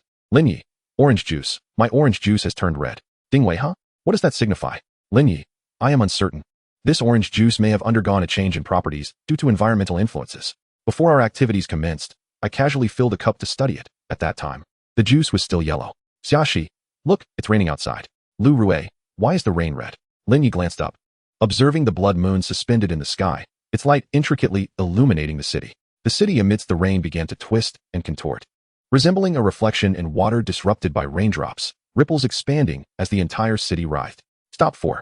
Xiaoxi murmured softly, her voice barely audible. Did we not leave that stop? Ding Wei had begun to question his own memory. Could it be that the subsequent stops are all this city? Lu Rui felt a chill run down her spine, an unsettling sense of entrapment taking root within her. Lin Ye gripped his hair tightly, not believing that the following stops were all this city. The system could manage the abyss, and this city felt far less daunting than that. What to do? Should they utilize special skills? No, they must endure until tomorrow morning. Even if they could find a temporarily safe location via a secure route, there was no guarantee that place would remain safe. Outside, various buildings writhed like living beings, shedding items from within, sprouting limbs, and emitting eerie howls. Lin Ye now understood why the internal structures of those mutated creatures appeared so peculiar, perhaps due to the psychic barrier. The supermarket they occupied had yet to transform into a monster, but it was merely a matter of time. Thick, blood-red tendrils emerged from the walls, tearing at everything within reach. Rain began to leak into the supermarket. Chapter 92, A Desperate Situation. Lin Ye swung his blade, severing a tendril. The second-tier red blade proved far superior to the first. Fortunately, he had refrained from impulsively merging the two red blades during his earlier practice, for the best outcome in that case would have merely yielded a tier 1. 5 red blade. The leaks grew more numerous, and coupled with the proliferating tendrils, the safe zones within the supermarket gradually diminished. A single raindrop fell upon Ding Wei's combat uniform, seeping through the fabric, and from his arm sprouted a muscle interwoven with red and white, piercing through the attire and lunging towards Ding Wei's head. He swiftly turned his head to evade the muscle's assault, the two narrowly missing each other. An eye-like structure emerged on the muscle, locking gazes with Ding Wei at a dangerously close distance. Lin Ye swung his blade, severing the proliferating muscle from Ding Wei's right arm, exposing a wound deep enough to reveal bone, as the aberration had begun to root itself further within. "Thank you," Ding Wei exclaimed, hastily wrapping a bandage around the injury, an object imbued with spiritual energy capable of rapidly stabilizing wounds. After administering first aid, a wave of apprehension washed over him. Lacking Lin Ye's precision with the blade, he had been unable to act as decisively as his companion, and had he delayed even slightly longer, death would have been imminent. "No, but if we continue like this, we will soon perish here. Do you have any ideas? Even if they are unfeasible." Lin Ye too found himself at a loss. While his physique was steadier than Ding Wei's, he could not confront the torrential rain head-on. Should they lose their foothold in the supermarket, he would have no choice but to abandon his comrades and seek refuge through safer routes. Yet safety now did not guarantee perpetual safety. They would have to endure the night here, unaware of what the future might hold. "I can manipulate spiritual items. Theoretically, this building is also a spiritual item, yet it is far too vast for me to exert precise control. Moreover, once it undergoes a certain level of aberration, my influence will wane. Not to mention my mental fortitude is insufficient." Xia Shi, in a state of disarray, sought to evade the rain, not wishing to share Ding Wei's grim fate. "Take this and manipulate it. I will inscribe runes upon its surface. Do not allow it to hinder me. I shall handle the defense and slow down the aberration." Lin Ye retrieved a vial of mental energy potion from the spoils and tossed it to Xia Shi. "Focus on your manipulation. I will shield you from the rain." Lu Rui drew closer to Xia Shi, producing a cloak from the spoils to shield the two from above. As raindrops struck the cloak, fine tendrils of blood materialized upon its surface, yet did not affect the two sheltered beneath. Xia Shi knelt, placing her hands on the ground, attempting to exert control over the supermarket. She had attempted this before, but at that time, the supermarket had not yet transformed into a spiritual item. She did not directly consume the potion. Instead, she planned to deplete her mental energy before partaking. In truth, she had little confidence, but it was better than awaiting death. Under Xia Shi's influence, the surrounding tendrils swiftly became calm and docile. Lin Ye continuously reinforced the aberration protection on the roof, gradually diminishing the leaks. "Can you control just a small section? Perhaps the restroom?" The entire supermarket was riddled with vulnerabilities, and Lin Ye could not focus solely on patching the area above them. Otherwise, they would still meet their demise once the supermarket fully aberrated. Had he foreseen such a situation, Lin Ye would have chosen the restroom as their stronghold. No. The entire supermarket is now a singular entity. It is on the verge of becoming a living organism. Sweat drenched Xia Shi's back. This was her first time manipulating such a large-scale spiritual item, and a single misstep could lead to chaos. "Oh no, the monster to the left, 100 meters away, seems to have noticed us. It's coming this way," Ding Wei, who had been vigilantly observing their surroundings, suddenly declared. A creature towering multiple stories, adorned with gaping maws and black spikes, charged toward the supermarket, releasing a swarm of grotesque aberrations from its massive jaws. "What in the world is that?" Lu Rui exclaimed, unable to contain his shock. It used to be a residential building, but now who knows what it has become. Ding Wei tightened his grip on the spiritual rifle, uncertain of how to proceed. Outside loomed the lethal crimson rain, leaving them with no place to flee. "We must take action. Xia Shi, maneuver the supermarket." Lin Ye tugged at his hair in frustration. The entire city was teeming with monsters, and even if the supermarket could move, they would not last long. As long as I control the level of its aberration, I can indeed make it move. But how do I control its movement? I can't even ride a bicycle." Xia Shi felt herself on the verge of collapse. She was no high school student from an island nation and had no experience piloting a giant mech. Moreover, manipulating the supermarket was far more challenging than controlling a mech, as it lacked limbs altogether. "Leave it to me. I will assist you in guiding its movement." Lu Rui closed his eyes and embraced Xia Shi from behind, both attempting to communicate through their mental energies while applying their innate abilities to the supermarket. "Increase the level of aberration. Allow it to sprout limbs." Xia Shi poured a mouthful of spiritual potion down her throat, forcibly attempting to control the supermarket. Lin Ye was already prepared. He removed the spiritual protection from certain areas of the supermarket and inscribed aberration runes there, designating those sections as aberration zones. With Lin Ye's aid, the aberration zones rapidly sprouted numerous thick crimson tendrils, intertwining to form robust limbs that could support the supermarket's movement. Empowered by Lu Rui's innate ability, the supermarket adeptly rose to its feet, its limbs quivering like a massive centipede as it surged forward. Where are we headed?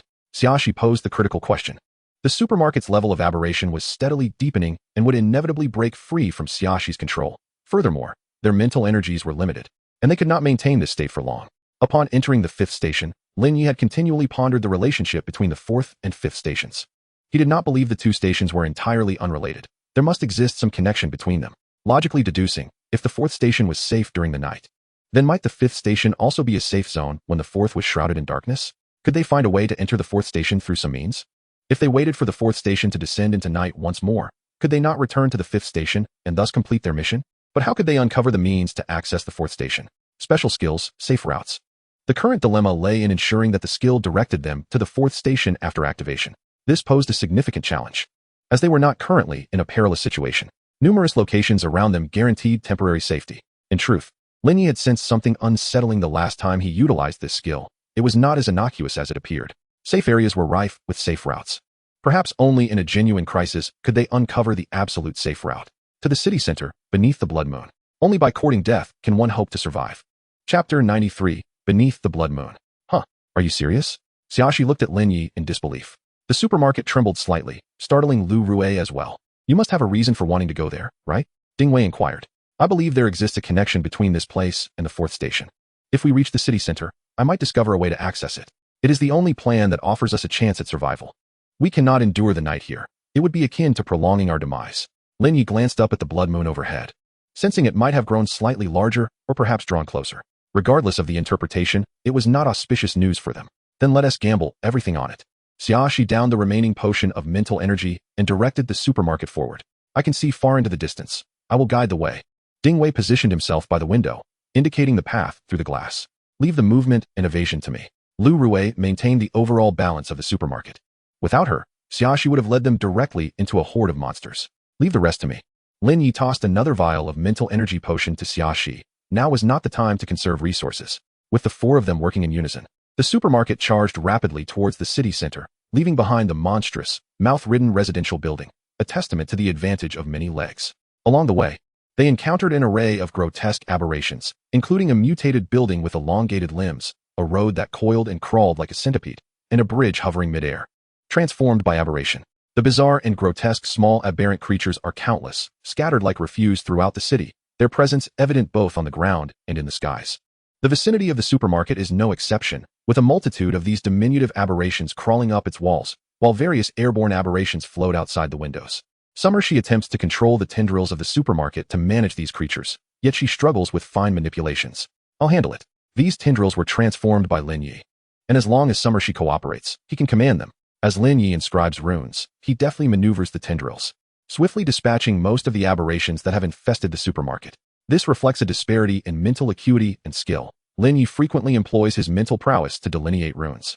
Though his mental fortitude may not rival that of the deranged individuals in psychiatric hospitals, it far surpasses that of other survivors.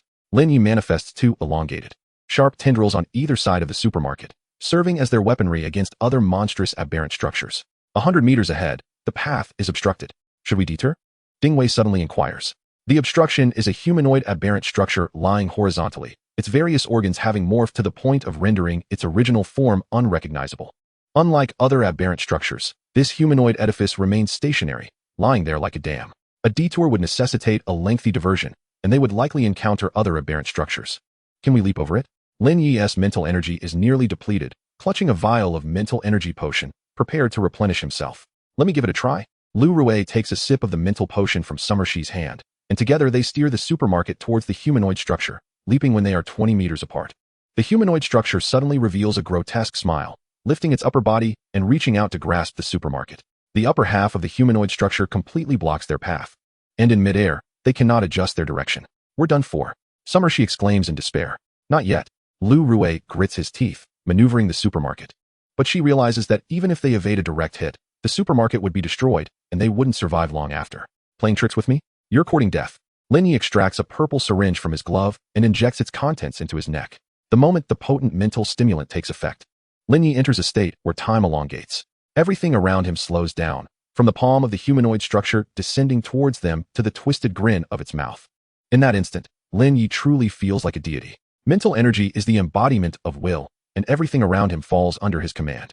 An array of runes manifests inside and outside the supermarket, while psychic energy, influenced by the runes, obediently flows throughout the supermarket, energizing it. With the aid of Summer, she's innate abilities, Lin Ye swiftly takes control of the entire supermarket. A massive aberrant energy shield rises on the side of his palm, shattering as the supermarket, under Lin Ye's guidance, pivots and charges towards the chest of the humanoid structure.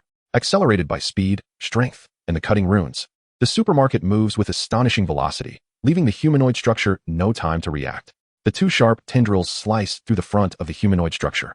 As the supermarket crashes into it, devastating its most vital areas, Lin Ye wreaks havoc within the humanoid entity, carving a path from within the dam. After piercing through the humanoid being, Lin Ye does not hasten forward but instead leaps behind the faltering humanoid structure, plunging his tendrils into its brain and extracting a half-human-sized crimson crystal, storing it within the supermarket before relinquishing control back to the others. You all continue. I need to rest for a moment. Stowing the crystal in the spoils space, Lin Ye finds a stable position to sit and recuperate. He, too, feels the toll of the recent exertions. Summer she, slightly dizzy from the spinning, quickly regains her composure, being a first-tier psychic. Lu Rue appears unfazed, having learned much from Lin Ye's actions. As expected of Lin Go, you're incredible. Ding Wei feels like the most lackluster among the four, contributing little beyond navigation. In their seamless cooperation, the supermarket advances, drawing closer to the city center, where formidable aberrant structures abound, the very area nearest to the blood moon. They can now gaze upward and see the blood moon looming ominously above.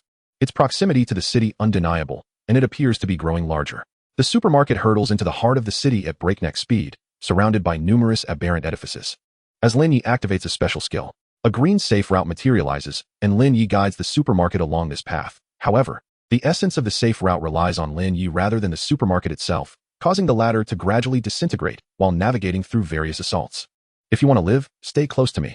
Lin Ye forcefully maneuvers the nearly collapsing supermarket, lacking the energy to concern himself with the others.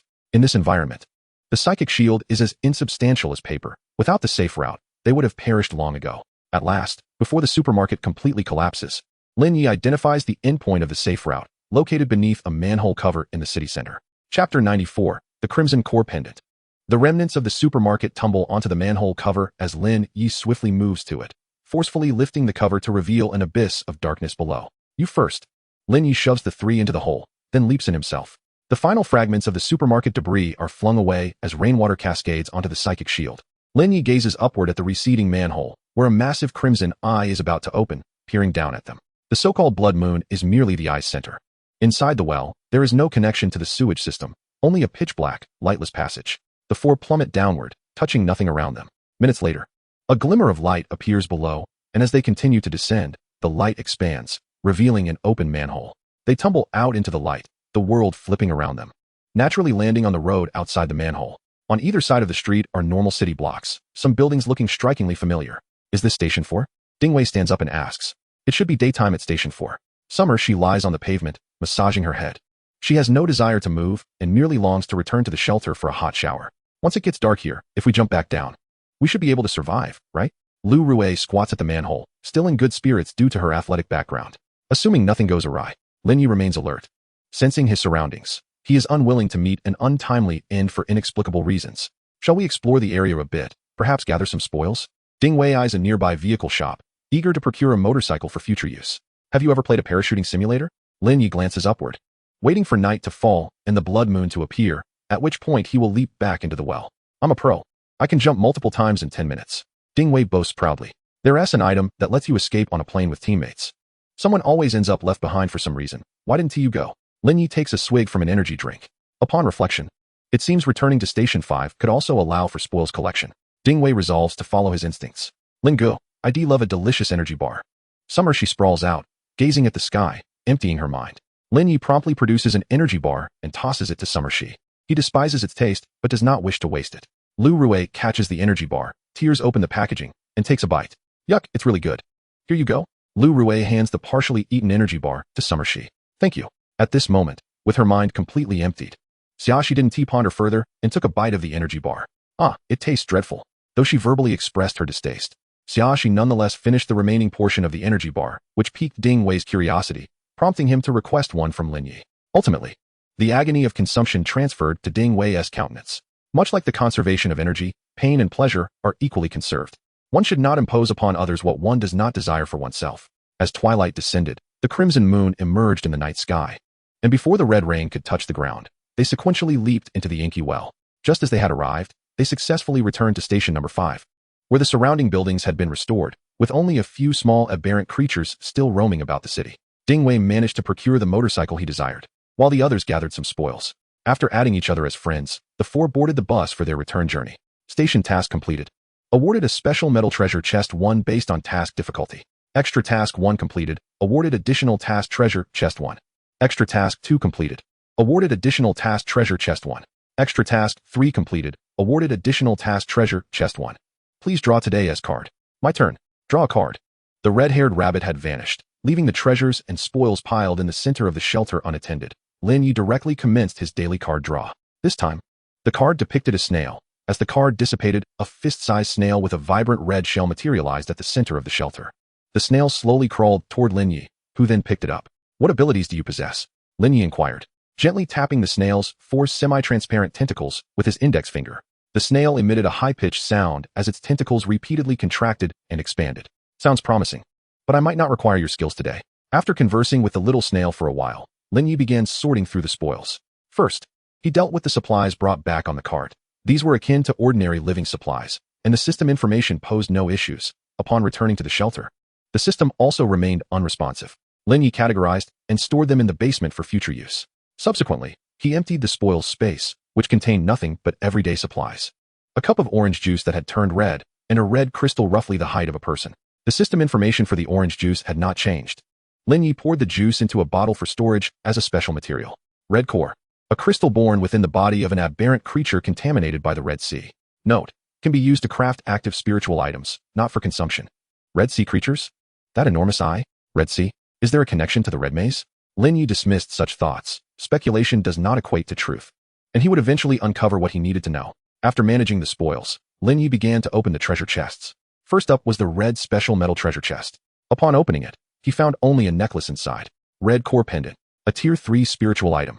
Wearing this pendant can gradually enhance physical attributes. Note, long-term wear will integrate the pendant into the body. The red core pendant was composed of red threads and a translucent red crystal ring, the material of the threads being unknown. Lin Ye donned the pendant around his neck, feeling no immediate change. He could try wearing it during the spiritual cycle later. Removing the pendant, Lin Ye continued to open the chests.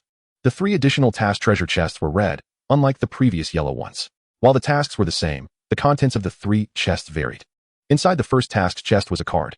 Special event card. This card can be used at the onset of night activities to conduct a unique night activity alone. Note, low-tier spiritualists are prohibited from using this card. What good is it if it can't be used? Despite the prohibition noted, survivors can utilize any items, albeit at their own risk. The second task's chest contained 10 vials of low-tier nutrient solution and 5 vials of mental strength potion. The third task's chest held a dark red dagger. Aberrant dagger, a tier 3 spiritual item, can cause rapid aberration within wounds. Note, do not attempt to use it for treating injuries. Chapter 95, The Gray Realm Anomalies. Lin Ye cautiously stored the aberrant dagger, as he had no intention of injuring himself. The small black creature had grown to the size of a thigh, though the little dog still seemed rather dim-witted. The aberrant flesh plants were proliferating rapidly, while the parasitic silkworms and the mental flower showed little change. After tending to the flora and fauna for a while, Lin Ye prepared himself a sumptuous breakfast. 5353321000000. Brothers, behold our harvest. Item image. Now that you mention it, I'm no longer sleepy. Item image. Alas, I truly find you all exasperating. Item image. I envy you. Your meager harvests mean you needn't fret over the cramped shelter space. Item image. Be mindful upstairs. Some still lack a shelter. Item image. Lao Yu. Did you find a proper toilet last night? Item image. You phone, sigh. Lao Yu. Are you just going to keep an eye on the group chat? You phone. What else can I do? I dare not move about in the shelter. Absorb spiritual energy to enhance your body. You phone. Unlike you all, I've been in a spiritual environment continuously, enhancing my body. It's a miracle I haven't fully aberrated. This is quite dire, brothers. It's already Friday. Have you all upgraded your shelters? I've completed mine ages ago. I've even begun stockpiling tier 2 aberrant organs. an esteemed individual upstairs. Almost there, just 2 more organs needed. The organs are nearly sufficient, but I haven't drawn the blueprints yet. The probability of obtaining blueprints in the depths of the maze is quite high, as long as one is willing to descend. Upgrading the shelter isn't too arduous, so one must venture into the depths of the maze. Had I known, I would have gone down last time. Let us hope tonight is for maze exploration. The depths of the maze remain perilous, yet with the guidance of a seasoned expert, many pitfalls can be avoided. Indeed, steer clear of waterlogged areas. Do not seek out special rooms, as locked rooms typically contain only a single Tier 1 creature.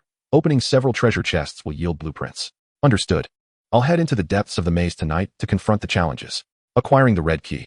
After breakfast, Lin Ye, equipped with the red core pendant and 2 vials of low-tier nutrient solution, made his way to the game room. The effects of the red core pendant were quite remarkable. After each spiritual cycle concluded, Lin Ye could distinctly feel an enhancement in his physical attributes. He was now on the verge of breaking through to become a Tier 2 spiritualist. Yet he sensed he had not yet reached the limits of Tier 1 and could still improve. Should he set the limit at 10? His current physical attributes stood at 8, while his mental strength had already surpassed the threshold due to various factors, including the seed of mentality. Achieving a physical attribute of 5 would allow for advancement, but progressing would subsequently lower the upper limit of future tiers. And reaching a certain tier might render further elevation impossible. Lin Ye was uncertain whether he could elevate his physical attributes to their zenith, but the red core pendant offered him a modicum of assurance. With the red coin he had won in hand, he exchanged pleasantries with the attendant before departing the game room. Upon returning to the shelter, Lin Ye picked up the little dog and brought it into the spiritual workshop, intending to attempt a transformation. Initially, Lin Ye had merely viewed it as a shell for storing a heart, but this recent task had illuminated his own inadequacies, prompting his desire to acquire a helper. This was not something achievable in the short term. Prior to success, Lin Ye planned to practice aberrant runes on it and study the function of each aberrant organ. Today, Lin Ye prepared to install the previously acquired eyeball and core of the aberrant flesh plant onto the little dog. Please select to initiate a new simulation task or enter a simulation stronghold. Enter simulation stronghold. Please select the simulation stronghold to enter. Mental hospital. Current personnel in simulated stronghold. Kevin. Acquired special skill, snail shell. Snail shell. You can seek refuge within the shell of a snail until the shell shatters. You shall remain unharmed. Note, the feeling of home. Simulation can be terminated at any time. The experiment has proven to be exceedingly successful. The aberrant heart has seamlessly integrated with the core of the aberrant flesh plant and the eyeball. Now, within the little dog, the structures of flora and fauna intertwine, and it has sprouted 4 limbs, finally able to walk steadily. The internal structure of that eyeball is remarkably intricate, and Lin Ye has yet to comprehend its purpose. Upon arriving at the library, he found Bob absent. Lin Ye selected a book that piqued his interest, recalling that Bob had previously pointed out the shelves housing dangerous books. As long as he refrained from those shelves, he would encounter no issues. Although the little snail's abilities were commendable, Lin Ye found himself wishing to avoid situations that necessitated their use.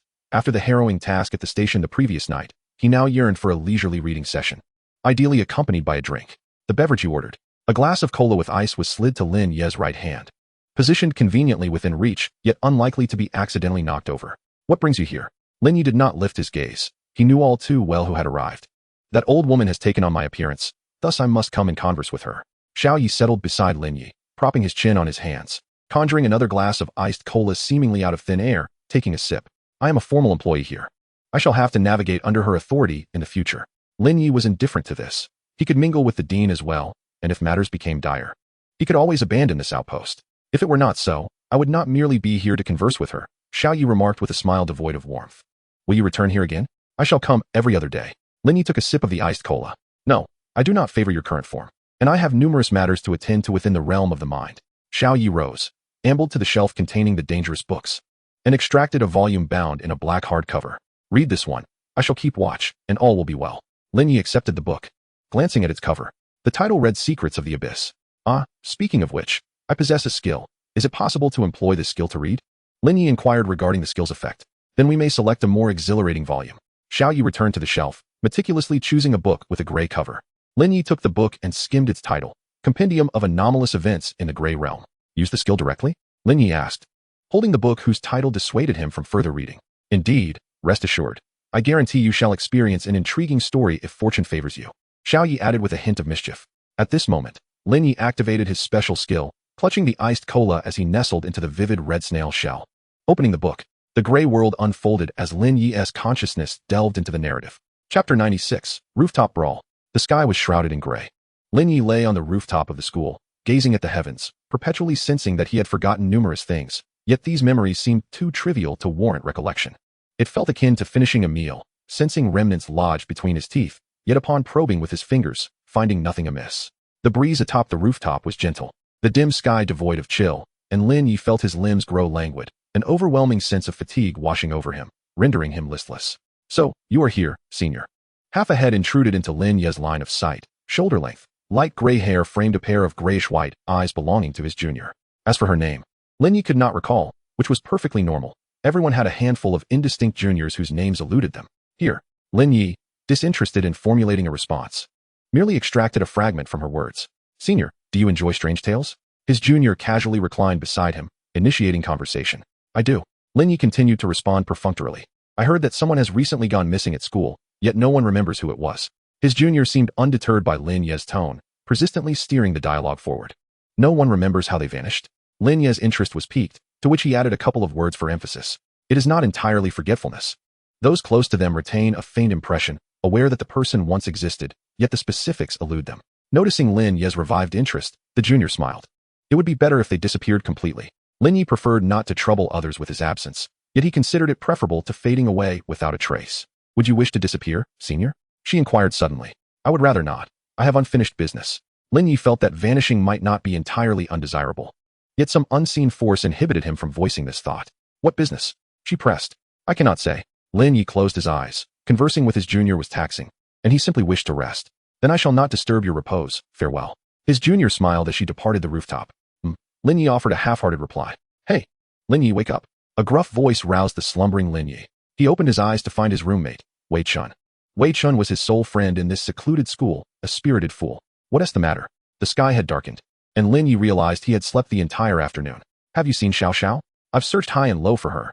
Wei Chun, drenched in sweat, bore a look of urgency. Song Xiao Xiao was Wei Chun's girlfriend. They had grown up together and had become a couple at some point.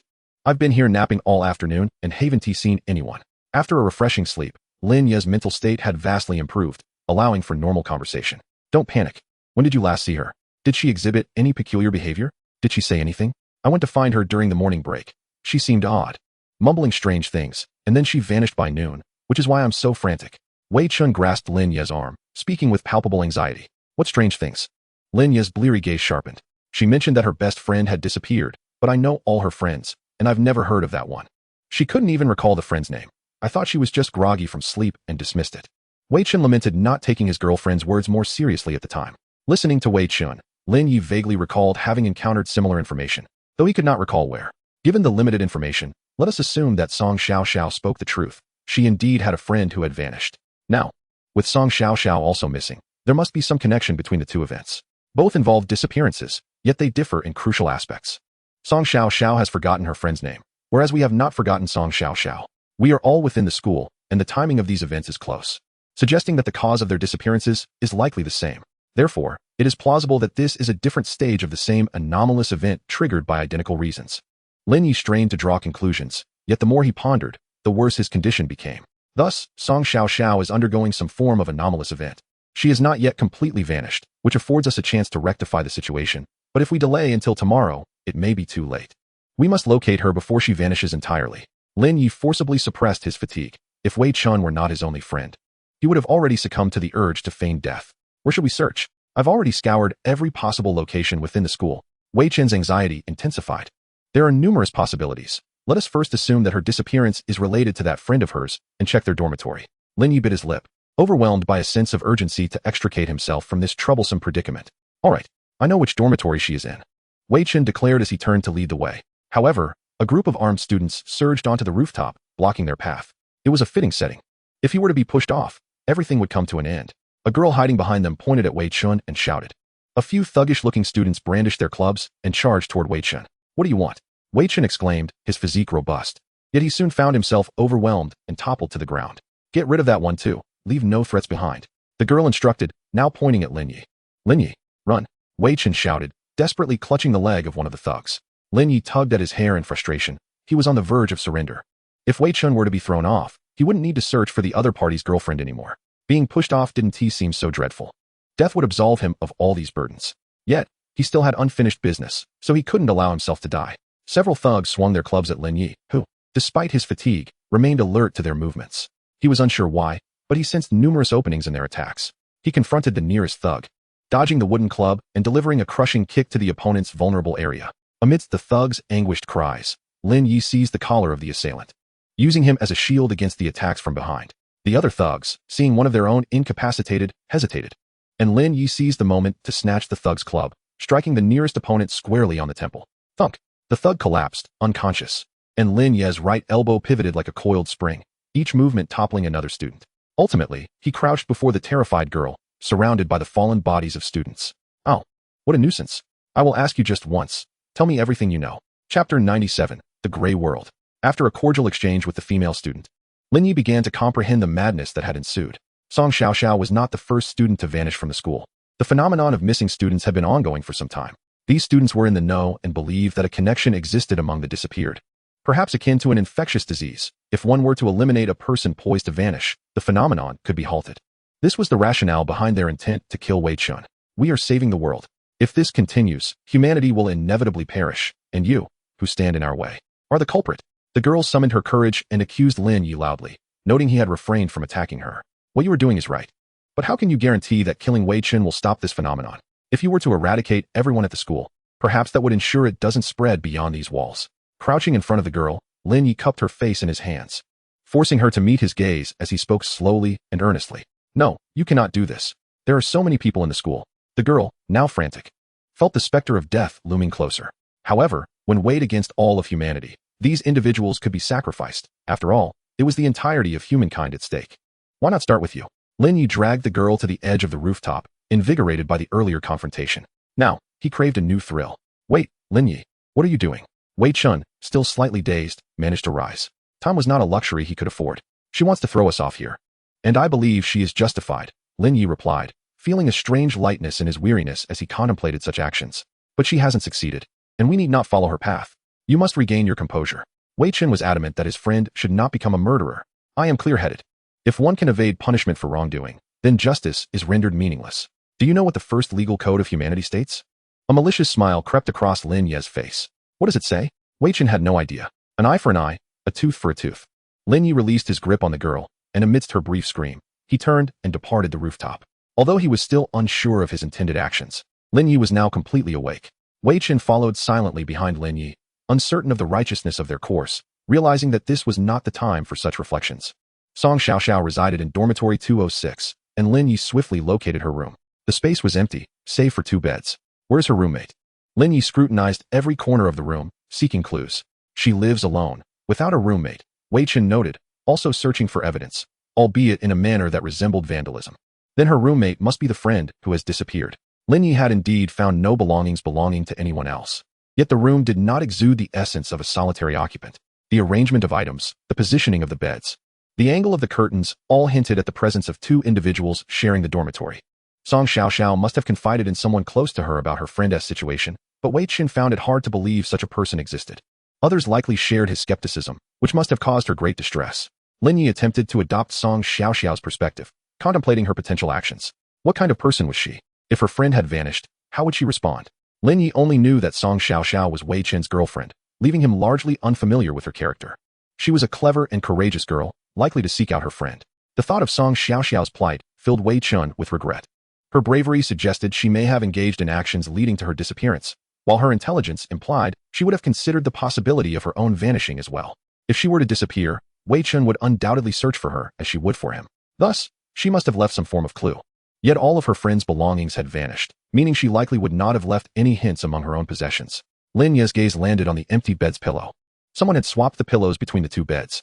Removing the pillowcase, he discovered stitching on one side of the pillow. The markings were faint and easily overlooked. Cutting open the pillow, Lin Ye found a hand-drawn map inside.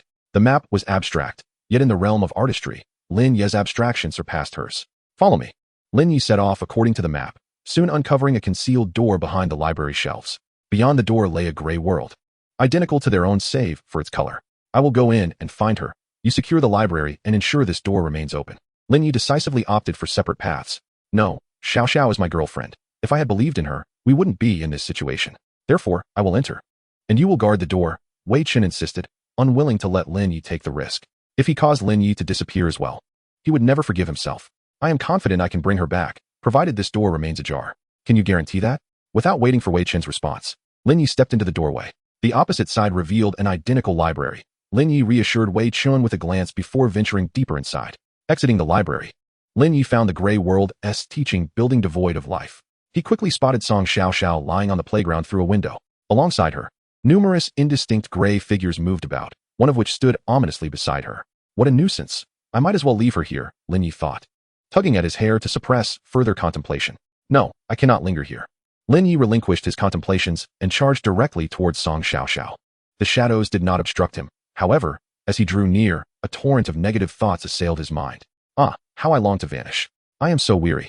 I do not wish to continue. It is unbearably monotonous. I yearn to escape this place. The pain is excruciating. How vexing. These thoughts entwined around Lin Ye's heart like delicate threads, and should he linger even for a moment, he would be ensnared here forever, much like the other gray shadows. Despite his several impulses to halt, Lin Ye ultimately reached Song Xiaoxiao's side. The figures standing beside her did not hinder his approach. Rather, they stepped back a few paces and bowed their heads in gratitude. Lin Ye cast her a brief glance before lifting Song Xiaoxiao into his arms and swiftly retreating to the library. From the opposite side of the door, sounds of quarrels and collisions erupted. Lin Ye hurriedly ushered Song Xiaoxiao through the doorway. He had no desire to be trapped in this world. Chapter 98, The Inevitable Conclusion. On the other side of the door, a group of students was battering it, while Wei Chun had barricaded the door with a pile of debris. Lin Ye shut the door that led to the gray realm, and upon its closure, it vanished completely. Leave this to me. When she awakens, she will surely wish to see you, he said, as he forcefully pulled Wei Chen away from the obstructions and thrust Song Xiaoxiao into his embrace. If this were a narrative, Lin Ye mused that he should be merely a supporting character, and he rather relished this role. Clearing the debris, he swung open the library door, and the students who had just been pounding on it instinctively took a step back upon seeing Lin Ye. This did not soften Lin Ye's resolve. Amidst their cries of terror, he shut the library door firmly. After dealing with the troublesome students, Lin Ye ascended to the rooftop, where the unconscious students had vanished, and a lone gray figure awaited him at the edge. Upon encountering his junior, Lin Ye was suddenly reminded of the events that had transpired on the rooftop earlier. Senior, you have arrived rather late, she remarked. Apologies. I had to attend to some trivial matters. Although it seemed futile, Lin Ye felt an undeniable urge to kick this junior off the rooftop. You have triumphed. The door to the gray realm has been sealed, and peace has once again enveloped the world, she stated matter-of-factly. Is that all? I had anticipated that the final battle was yet to come. Lin Ye remained cautious, uncertain if she was being truthful. A scuffle with a senior? What a captivating proposition.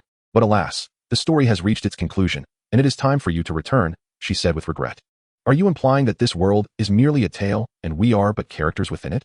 Lin Ye had always sensed an uncanny unreality about this world, yet he could never pinpoint the source of his disquiet.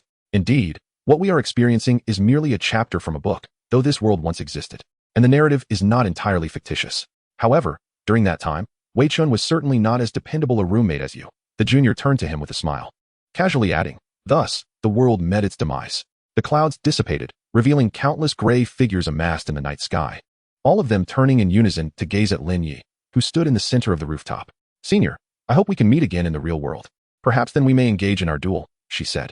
A crisp shattering sound reached his ears, and Lin Ye lost consciousness. What do you think? Is the story interesting? Xiao Yi took a sip of her icy cola, the ice clinking melodiously. Generally, my junior is not nearly as terrifying. The shattered snail shells gradually faded away as Lin Ye placed the gray book upon the table. Mia was correct. Some books are indeed perilous. The version of her within the book is rather endearing. Xiao Yi picked up the compendium of gray realm anomalies and returned it to its rightful place. What would happen if I were to vanish within it? Lin Ye took another sip of his cola, the ice cubes seemingly impervious to melting. He finally recalled the unfinished task. His cola was still not consumed. Consciousness will be absorbed by the book, merging into its essence. However, before that occurs, I shall extract you, Xiao Yi declared, closing the abyssal secrets she had just finished reading and pushing it toward Lin Ye. I should be heading back. May I read this book next time? Although considerable time had passed in the book, only a few hours had elapsed here, allowing him ample time for a meal before the nighttime activities commenced. This book has already been processed by me. You may read it whenever you wish, but please do not return it to the bookshelf until you have finished, as there are several similar books that could easily be mistaken for one another. Xiao Yi drained her cola, casually consuming the remaining ice cubes. Are you leaving? Lin Ye also enjoyed crunching the ice from his cola, finding the texture quite exquisite. Yes, until we meet again. With that, Xiao Yi vanished. Though he had intended to enjoy a leisurely afternoon, he had squandered an entire day in vain. After departing from the realm of books, Lin Ye could distinctly sense that his spirit had grown considerably. This experience had not been without its rewards. Indeed, one might say it was quite fruitful. Yet he still felt an undercurrent of boredom. The story's conclusion had long been predetermined, rendering any effort futile. Lin Ye finished his cola, consumed the ice, sighed, and opted to return to the shelter. No sooner had he returned than a black insect, as thick as a bucket, leaped into his arms. Xiaohei wriggled, emitting a mewing sound, while the puppy nuzzled against Lin Ye's calves. GG. A small snail crawled slowly to Lin Ye's side. Your abilities are quite useful. I shall borrow them again tonight, Lin Ye remarked, tapping the snail's antennae. GG. After playing with the small creatures for a while and feeding them, Lin Ye began preparing dinner. The shelter was well stocked with supplies, making cooking exceedingly convenient. Once dinner was ready, Lin Ye opened the group chat and commenced his meal. The time for enjoyable nighttime activities had arrived once more. I hope it's the red maze. I have yet to uncover the blueprint. Acquire the red key. The blueprint is secured. Only 2 organs remain. Just buy them in the trading zone. They're not expensive. Why are they so cheap? I was considering hoarding some and nearly went bankrupt. You really are something else. There are too many sellers of organs. The price is 1T rise. It's a pity we cannot trade with other zones. During a previous task, I encountered someone. Their mutated organs had already skyrocketed in price. It seems a few skilled individuals are stockpiling, aiming for a significant profit. Aren't they afraid of too many deaths? 1T the war tasks be impossible to complete? We shall see. Let us first profit from what we can. Short-sighted. That's normal. There are far too many such individuals. Thankfully, our side is relatively friendly. Nighttime activities commence. Tonight's activity, maze exploration. Would you like to join? 9:59. Join. Splendid. The blueprint is in hand. Deep within the maze, activating. May the great ones bless me. I hope to unveil the blueprint. May the great ones bless me. I hope to avoid encountering second-tier creatures. Fully armed. Lin Ye sat on the edge of his bed, awaiting the countdown as conclusion. Xiaohei lay atop the puppy, emitting soft gurgling sounds. While the snail rested upon Xiaohei's head, chirping away, the trio seemed to share a unique method of communication. 0001. 0000. Nighttime activities commence. 3:59. Acquired special skill, snail shell. Snail shell. You may retreat into the snail shell. Until it shatters, you will not sustain harm. 11. Note, a sense of home. Lin Ye awoke on the crimson floor, surrounded by the familiar red maze.